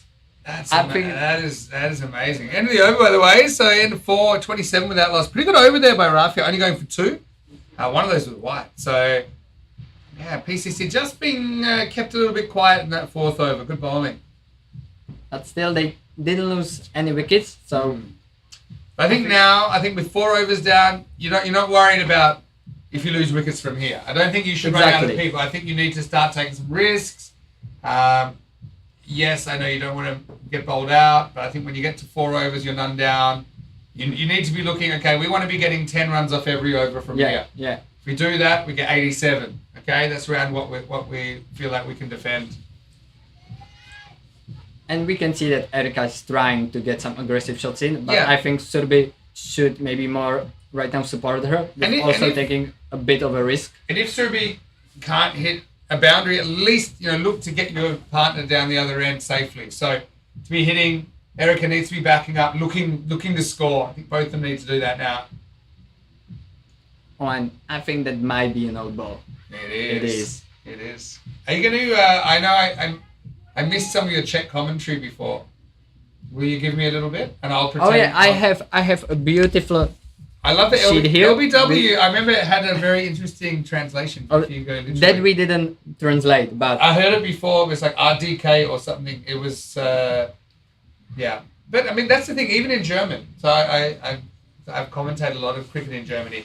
But there's always a debate whether you translate the terms or whether you just. I think normally just use the terms because. yeah, because like no one commentates it Yeah. here Except because you. except me and And Zuzana. Zuzka. Yeah. Because it just isn't on TV, Yeah. so there is no Czech terminology for cricket. Yeah. So we had to come up with this today Yeah. to at least have something. So if you want a no ball, you can say neplatný nadhoz. So literally no ball. No ball would be žádný míč. Ah. So we kind of You tweaked did it your best. It's the in-between check bits. Because I think, popped up. That, but falls safely. Probably 2. Again, this is a good example. Look for 2. Take it on. That's excellent running by Surbi. Yeah, and these might be the deciding runs in the match after all. So you never know, and you should take every opportunity. I think for the Queens, no matter what they score, it's very important they remove those dangerous early batters in the second half. So, yeah, first things first, they need to get 80 plus, I think, is what they'll be looking for. Projected score is 69 if they go at this pace. So they definitely want to raise it a little bit. They need some boundary, but it's really hard to get through the fielders of Malfetas because so far they are fielding very nicely. And they stopped few boundaries already, so... Yeah, they've been good on the ground, that's right. A lot of balls have been hit hard, but they've managed to stop.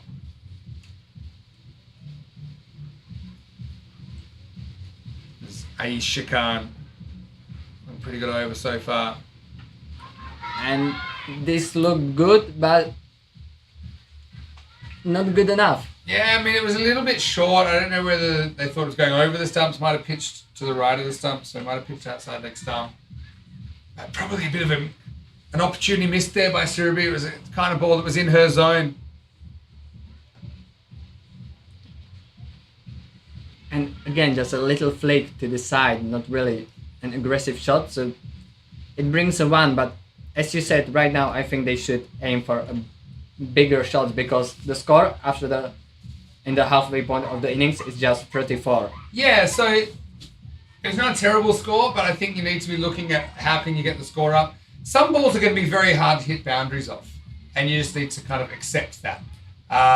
So what can you do? You can be a bit more aggressive with the running, and I think you could just essentially trust that if you get out, that whoever comes in next will be able to go at the same speed that you might be able to go. So I think that would be the plan. But a big 5 overs coming up to see if the Queens can turn this into something a bit more competitive. As Surya looks like she's going to bowl here in over number 6.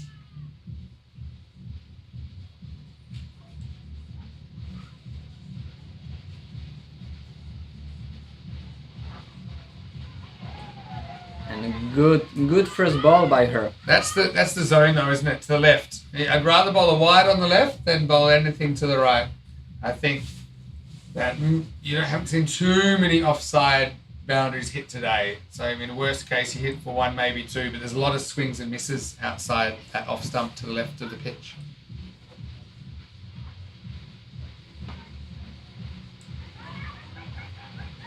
again, kind of a careful shot from Serbia, and this time not even enough for a single. Yeah, good field placement though. Right in there. Something I noticed that they did earlier on is they kept the field really tight, just trying to not allow a single. Saying, okay, if you really want to run, you're going to have to hit it past us. So I like that pressure from the Germans. Yeah, really, they want for the batters that are not comfortable with it to try to hit big shots, to go over them, and from there you can pick up some wickets.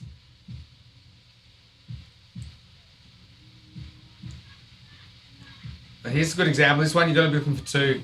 Even if, so even that, they would have made it, I think. The throw wasn't going to come back quick enough. I think the time to be careful is gone. I suppose what it does do is it brings Erica back on strike, who has been scoring a little bit quicker than Serbia's been able to. But yeah, every run's valuable here.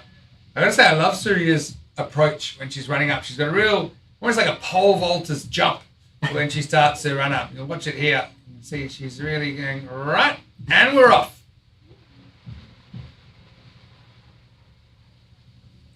And this will be a first bite of So the I've got over. another question for you. So is cricket the first sport you've commentated though? It is. Yeah. It is. Yeah. And you seem very natural. Have you done this kind of stuff before? I'm speaking out loud or public speaking? I don't mind public speaking, and I study journalism, so it's kind of like close to me. But if you're a never journalist, then I can't answer any more questions. I have to speak to my manager. Don't you worry, I'm not here today as a journalist, Okay, just a commentator. Okay. Jump again from Syria. This could be four, you know. It's missed by the keeper, and it's going to run down the hill. And we know that it's so fast in that area. Yeah. So it's a bit of a bonus for the Queens. In fact, it's been given runs, so it must have had a little bit of an edge on it. So maybe it wasn't the keeper's fault at all. But it's a badly needed boundary, isn't it? Oh yeah, exactly. And it came from nothing. Like after a first 4 balls of the over, Surya bowled absolutely amazingly. She didn't allow anything. But this might be a bit of a costly boundary that will help the Queens to get back into the match. Keeper's pretty close, so if there was a deflection, you can understand how it got past it. Come back ball here for Surya. This sounded nicely. And they have to push for 2 here. Almost goes for 4 actually, but yeah, you're right, easy 2, and they do get it. It's a good shot from Erica. And that will take us to the end of the over. So it's 42 without loss after 6. Interestingly, we've seen 6 different bowlers from Norfetta, which means they've got plenty of options in the last 4. There's such a deep squad. I think we saw most of their lineup bowling today throughout the tournament, and I don't think I've discovered any weak link in their bowling lineup. So they came here with a pretty strong squad, and they are just really strong team. Same with when they will go to bed. I've just put something in the chat because I know we're on YouTube right now, and I've said hi everybody. Anybody there? So if you are listening, jump into the chat on the stream on Prague Cricket Club and say hello. It's Vinny here with Jan. Dobrý den. Dobrý den všem. Yeah, and I probably now I'd be say dobrý večer. Dobrý noc. That's the one I know to say end of the day. Yeah, but Check, I do, you know, I've been here, the first time was 4 years ago. I haven't spent a lot of time here, but some. But I find it quite challenging to pick up, but I suppose I just try and pick up little words along the way. yeah, it's really hard language to learn. But that's why your English is magnificent. So many people here speak such great English. I think, wow, you know, to learn English must be as hard as for me to learn Czech. No, Czech is definitely harder, but Okay, good. I would never want to learn Czech. Like I have problem learning. Even it. Czech people argue about what's correct. That's what they tell me. That's the problem. Yeah. That's the problem. So, really, not a great language to learn. Well, we got a spray situation here. I'm surprised there's any magic spray left after what I've seen. I've seen can after can after can emptied. Yeah, And I hope there's nothing too serious. it's a tough sport. Ah, Karen Meta's in the chat. Wow, unbelievable. Hey, Karen. Wonder where Kaya's watching from. He's saying, ahoy, panove, jak se máš? Enjoying your cricket. You know, Kaya, I really am. Kaya might have to be my favourite PCC personality. Probably not played enough in the national team. Every time I've seen him, he's done a very good job. But anyway, great to have people tuning in. Now, hopefully, this isn't going to take too long because I'm just going to have to look at what time the sunset is. I've had a few games that have gone after the sunset. When we have a long day, normally we have 5 games a day. Last Saturday I had 7 in a day. A bit like you've done today. Yeah, I like today. Yeah, it's just a regular day for you. But what are we looking at? 8:30. So we've got 28 minutes of sunlight left. And we got only 14 overs. So that's 2 minutes of over. Absolutely. Not doable. counting the innings Absolutely break. doable. We have to turn on the lights. We have to get all the cars around Yeah. and turn the lights on. So we will see how this will pan out. And you don't want too many injuries. So on Monday, my colleague Tina, who plays for the German side, she played in a tournament at Derbyshire, one of the county grounds in England. And they had rain, so they were meant to finish at 10 o'clock, which, still getting a bit dark. But in the end, because they have lights there, they end up playing to about 10:30, 11 o'clock. But I don't think they've got lights here at the ground. I'm afraid, like looking from our commentary box, I'm afraid there are no lights around. Nope, just the sunlight. And it's slowly fading away, so... Let's see what's going on here. We got a shoe change. But it seems it better like it better be a quick innings break. This is why I actually think it's probably an advantage to bat first when the light's better. Yeah. Honestly, I guess we'll find out. I love the long days in Europe though. So where I grew up in Perth in Australia, we only had the latest the sun would ever set would be about 7:30. Ooh, that's early. It's too early. That's And too it went early. to about 5:30. It's too early. We had some sunlight in the summer around 5 in the morning. You don't need it. You're asleep. You're not playing any sport. We didn't have the daylight saving where I grew up. No one would vote it in. So I like the long days here. But they're getting shorter now, obviously, that we're past the peak of summer. Okay, it looks like Rafia Khan is going to come back and bowl her second over. So 4 big overs here for PCC. Let's roll. I think as a minimum you have to be looking to score for every ball, so that's good. You know, it's almost like on a good ball you can be looking to score 1, but on a bad ball you've got to be looking to score the 4 or 6. Now, absolutely. I would really want to see another 6 here, but we will see if Erica will be able to hit it. I think she has the potential to go all the way for the 6, and maybe she doesn't want to go too risky in the final on the home ground. Now again, just a single. Yeah, so during that English series on Monday that I was watching, not the one I was commentating, English have some weird expressions that I've never heard. They're kind of the real cricket nerds, okay? And I learnt something. They said, dot ball is a hot ball.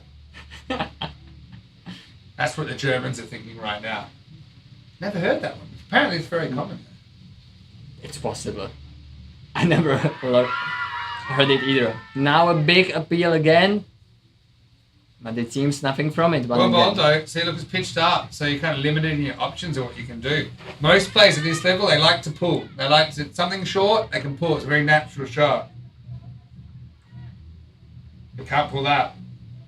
But once again, just a dot ball. That's too little right now.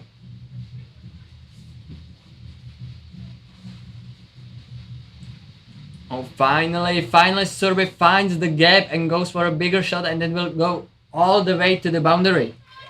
That's exactly what I'm talking about. Something pullable. The batters are really, really happy when they get something about that length. And that was beautifully put away. Surubi moves to 14. There's a really good example there for bowlers, what you're trying to do and what you're trying to avoid. So you get it up towards the batter. It doesn't necessarily have to be right up as a Yorker, but something, you know, within 1.5 meters of the batter. It really limits their scoring options. You don't see too many sixes straight over the bowler's head. No. At this level, at least. So 2 more balls to go in 7th over. Now again, Sube just tried to guide it to the side next to the fielder, but didn't manage See, that. even that, I just think if you run, you might get run out, but you're probably equally likely to get an overthrow or something chaotic. And I think you're getting to the point now. You've got 19 balls left. You've got 10 wickets in hand. So, I mean, I'd like to see them at least backing up, probably going on almost every hit. Yeah, even with how the field is looking, it's not exactly straight. You can have some weird bounces when you are throwing back to the wicketkeeper. So I think every time there is a possibility of just sneaking another run. Just like we saw this time. This is exactly what they should do. You know, if you can steal an extra 3 runs and over during the 10, that's 30 extra runs. Yeah. So just be looking for them. That was a really good piece of running there. Calculated risk pays off, and the 50 partnership comes up at the end of the 7th over. It's 50 without loss. I think still the total score of 80 is very doable. Now 10 runs per over till end. We have 18 more balls, so I think they really can't hold back right now. Yeah, I don't think they will either. Yeah, I think with Erica back on strike. I also think more and more cricket is being played, and short form cricket, even T10 cricket being played. So I think the players aren't so scared to get out now towards the end. I think I think when you first learn cricket, you feel so scared that if you get out, it's a failure. But sometimes you need to risk your wicket because it's the best thing for your team. So here we go with over number 8. Prague TC Queens, 50 at the moment. This is looking good. We get a 3 here, actually. It's a long They have to go for the 3. Gotta be going. Excellent running. Nice running. Well, they deserve 4, and it's kind of uphill, that shot. Probably one of the shots of the innings so far. I would say so, absolutely. Really kept running, and so did the batters. They end up getting a triple. You don't see too many of those. No, first one today. Is that no overthrows or anything? Just a straight 3. Good throw, actually. Came back pretty quickly, but the batters were still able to beat it out.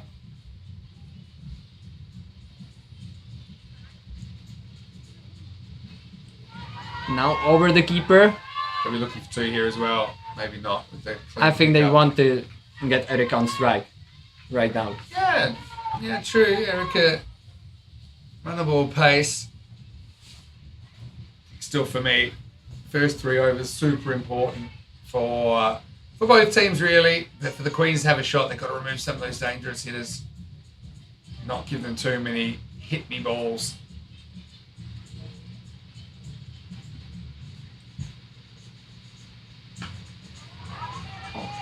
Again, good fielding. There was even a slight chance of a run out. Love that fielding position though. Such good fielding position. Thing is, if it gets past the mid wicket, still probably going to get fielded. Yeah, they might get 1, maybe 2, but have a look. How many runs have been stopped there? Excellent work. Clean hands as well. You want one of your better fielders in that position. It's really making Erica work so hard for being able to get to boundary, but she will get it now, I think. Yeah, she will. Been a really good innings from Erica Kuntsova. Kuntsova, sorry. But Erica's someone I've followed for a while. I do enjoy trying to pronounce the Czech names, probably of all the countries. But I've got some favourites. Hamshikova, there's one. I'm probably saying it slightly wrong. Kuntsova. And it's close enough, I think. Close enough. People would understand you. Yeah. Hopefully. Erica is a bit easier. So. Raquel Pavlichkova, also another one of my favourite players. All right, here we go. 2 to come. There Once again, straight to the fielder. There she is again. She's everywhere. Well, she's not everywhere, but she's in a very important position. Shahid doing the fielding. You know, one of the top bowlers in women's cricket in Europe, continental Europe. And now the last ball for Suraspel. Hop, step and a jump.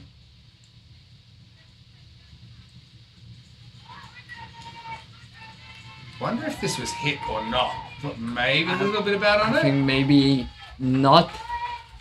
Umpire says there was some bat. So just a little touch, I think. So that'll be a run to the batter. And that'll be the end of the over. So it'll be 59 without loss. Yeah, 9 from this over. I think they can be kind of satisfied with this. They finally got a boundary after a great shot from Erika and as well as a free. So still the 80 is possible. And now Erika, after the single in the last ball of the last over, is back on strike. So she will try to find another boundary. We will see who will come into the bowling attack, and it seems like it's Shraddha. Yeah, Shraddha Palani bowled the second over, you remember, went for 9. It's getting pretty dark, just saying. I might have to come back tomorrow and finish this one. What do you think, Jan? It may be. I think it will start to get really hard to see the ball properly, and that could be a tactic. The Prague Queens know the situation, know the sunset time, home ground advantage. Yeah, but maybe that's exactly why. Well, the injury was to the German side, so that probably didn't help. A couple of minutes. Anyway, here we go. The other thing is we haven't. Oh, that's and good they running. are running. Good running. Yeah, that's good what running. I mean. Just run. Even there's almost a second. We have a bit of an expression on ECN. We say, it all happens in the 9th. So this is the 9th. So I expect it to all happen in the 9th. Something crazy will happen. So I'm hoping at least a 6.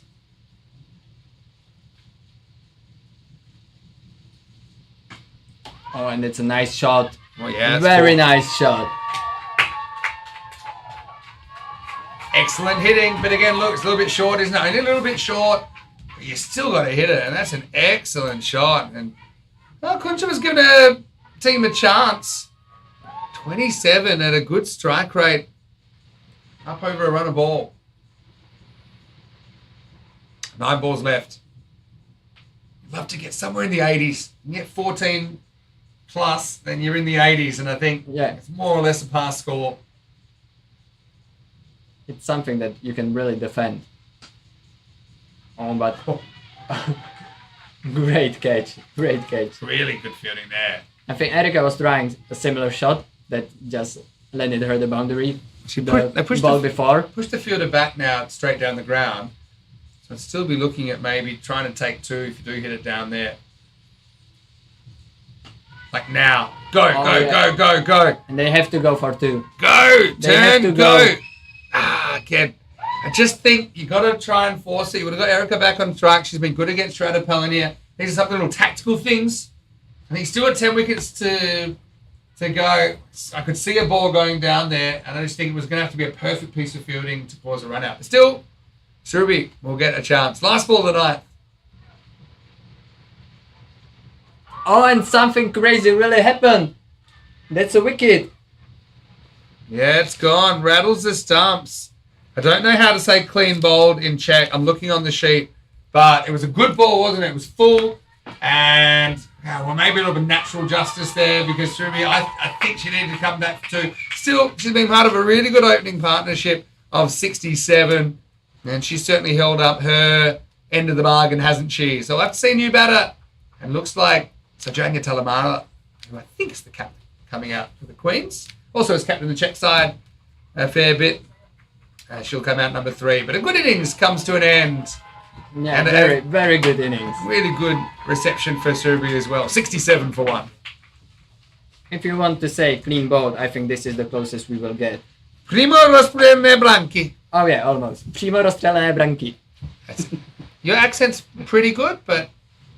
Yeah, it seems like I'm living in Czech Republic for quite a while. I think you have me. Thanks for that one. That seems very long, though. All right, so it's the end of the over. So it's going to be Kuntua who's on strike. And no surprise, we're going to go back to Shahid, who's a weapon. So you got 2 pretty good batters. I think this is clever. Ramisha Shahid, she's also very clever, I think, as a captain. Puts her fielders back behind. She knows with the pace on the ball, she doesn't want a little touch to go for 4. She's going to say, look, if you're going to get a 4, I want you to earn it. I don't want you to fluke it. Yeah. So that's pretty smart. But yeah, I think you need to push the running. Here we go, 67. Last over to come. It's already dark, and it's only going to get darker. Here we go in over number 10. Do we have lights in here? I don't know. All right. And well hit by Erika. Didn't get all of it, not at all, but it just found the gap between everyone. And Yeah, Shahid's not happy. She said, "Hey, I thought I had a fielder down there," and she did. But this is what we said. And look, she's got the proper teapot going on, which is kind of hands on hips, and saying, "Hey." But the thing is, there's only one fielder down there, and she can only cover so much ground. That one raced away. Honestly, I would consider even having 2 on the offside, 2 on the leg side, or behind, because I just honestly think a lot of balls are going to fly in that direction. There's a lot of fielders in front of the wicket that probably aren't going to do anything this over. oh yeah. But anyway, up to the 70s now, PCC. And when the ball just races next to you, you have no chance of No pitching up to chance. it. It's down the hill as well to that area. We call that the vortex. Sucks in the ball. 2 here, maybe. Well timed. Love well to see her timed, go but for it here. Come on. Has to go for it. Oh, it's just. I think I mean, I know Talamal is a very good batter, but these little things. I mean, what are you scared of here? If you're out, you're out. Don't worry about it. Yeah. It's going to have to be a perfect throw. And even then, they might try and throw you out. You might get another run. So I just think Pinsova already had a boundary in the over. Anyway, so Jenya, we'll get a chance. Shot. I only get one, though. And now it was just a single. Yeah, Now look, I think there was a little to no chance. get a boundary here. You might be able to sneak up to 80. 80 in the darks, probably worth 90. Yeah. But I think they could have gotten to the 80 earlier if they just were running a bit more, were more aggressive with running right like they are right now. This was a very quick single. Yeah, good fielding there as well, though, making sure it doesn't get past. So 74 and a pretty competitive score. I still think that the German side probably would fancy the chase, but could be awkward conditions. Let's see what happens. How about this? We've got some information. And it's a full moon tonight. All right, fantastic. That's a no ball. And That's there's handy. maybe no ball. Yeah, it's got to be. So probably a free hit coming up as well. Oh, that's great. So we've got a full moon, so I'm not worried anymore. So this is true, that when we had a tie in the final and went overtime, it was in Portugal, there was one team called the Werewolves. And I was scared that the Werewolves would have an unnatural advantage in the full moon, because it was a full moon that night. Anyway, here we go. Still 2 to come. And now a free hit as well. Isn't it funny that now they try for a run there, they'll get there. It's just they've never Yeah, tried until yeah. now. And I think- get one. Even now, they're going to go 2. I love it. Is this what I'm talking about? You run, chaos happens. There's 2. You might as well go for 3. Why not? Oh yeah. There you go. The Queen's getting something going here. Another 3. Can they go again? I don't know.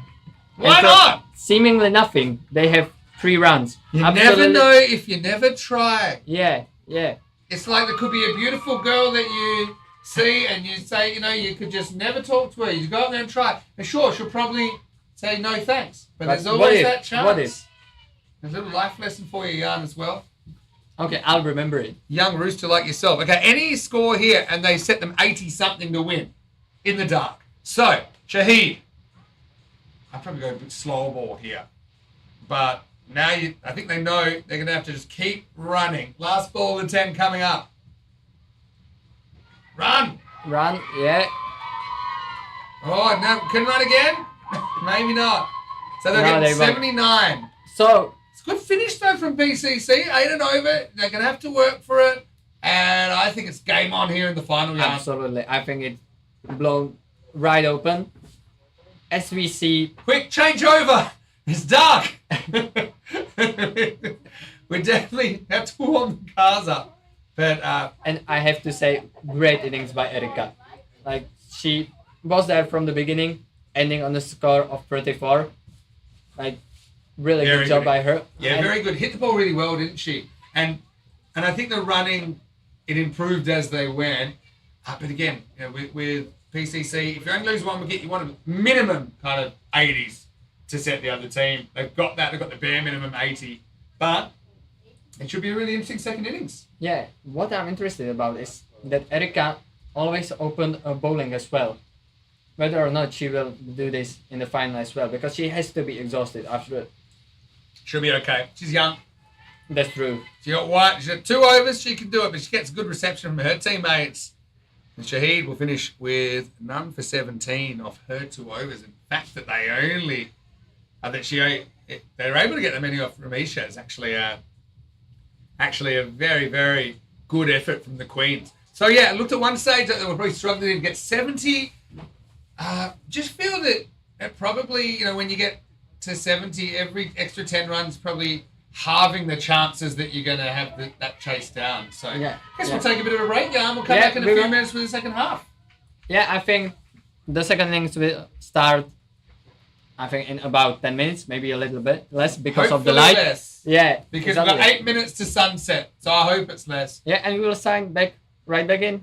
So give it, because when I hire you as a commentator, we go, we'll be right back in a moment. You're watching the Prague T10 Challenger. Give me that one. We'll be right back in the moment. You are watching Prague Challenger Cup.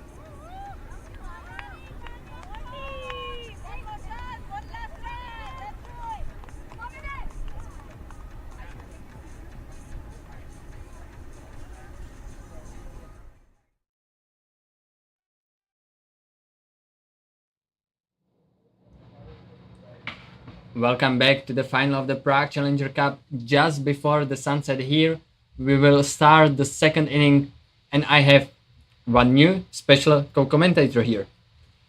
Good evening, everybody. Dobry večer. I'm replacing Mr. Vinny Sandhu. My name is Keyur Mehta. I'm with the Prague Cricket Club, and I'm co-hosting along with Jan the second innings, Molfetta's batting innings, and the last innings of the final. So, do you think the PCC Queens will be able to defend the total they put up and will be able to take their home trophy? Absolutely. I believe that runs on the board are always golden, especially when they come with the momentum that PCC Queens have in their direction. They've managed to get to 79 by losing just one wicket. So that's going to do a lot for their confidence. And with the light becoming less intense as it was in the afternoon, I believe they are in with a great shot. To begin the first ball that's been hit in the air, does not travel the distance, but it's just a single. So good start from a PCC perspective. Also from the Molfettas, they get the start that they have been looking for. And we saw earlier from Molfettas that the fielding is just so important to not allow them any easy runs, to make them work for everything. And another interesting person here is Erika, who played the whole of the first innings on as an opening batter, and right now she's straight into the bowling attack. So what a match from her. Absolutely, that's been driven down through the covers. It's racing away to the boundary, and that's going to be the first four of the Molfetta's innings. But something very important that you mentioned, Erika is in to bowl the first over after playing throughout the first innings. It shows how much confidence she has in her abilities, and is backed by her team to get through a tight opening spell. And we have to say she's really young as well, so there's a big potential in her. Absolutely, she's played throughout the tournament. She's played all the games, and she's come in as one of the top performers of the tournament. So she has really good potential. A good delivery, back foot drive, only till mid off, well cut off, and that should be just a single.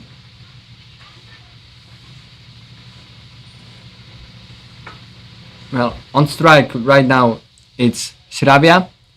On the non-strikers end it's Shraddha. So really strong opening batting lineup from Molfetta. And now this will be the first wide of the second innings, bowled by Erika.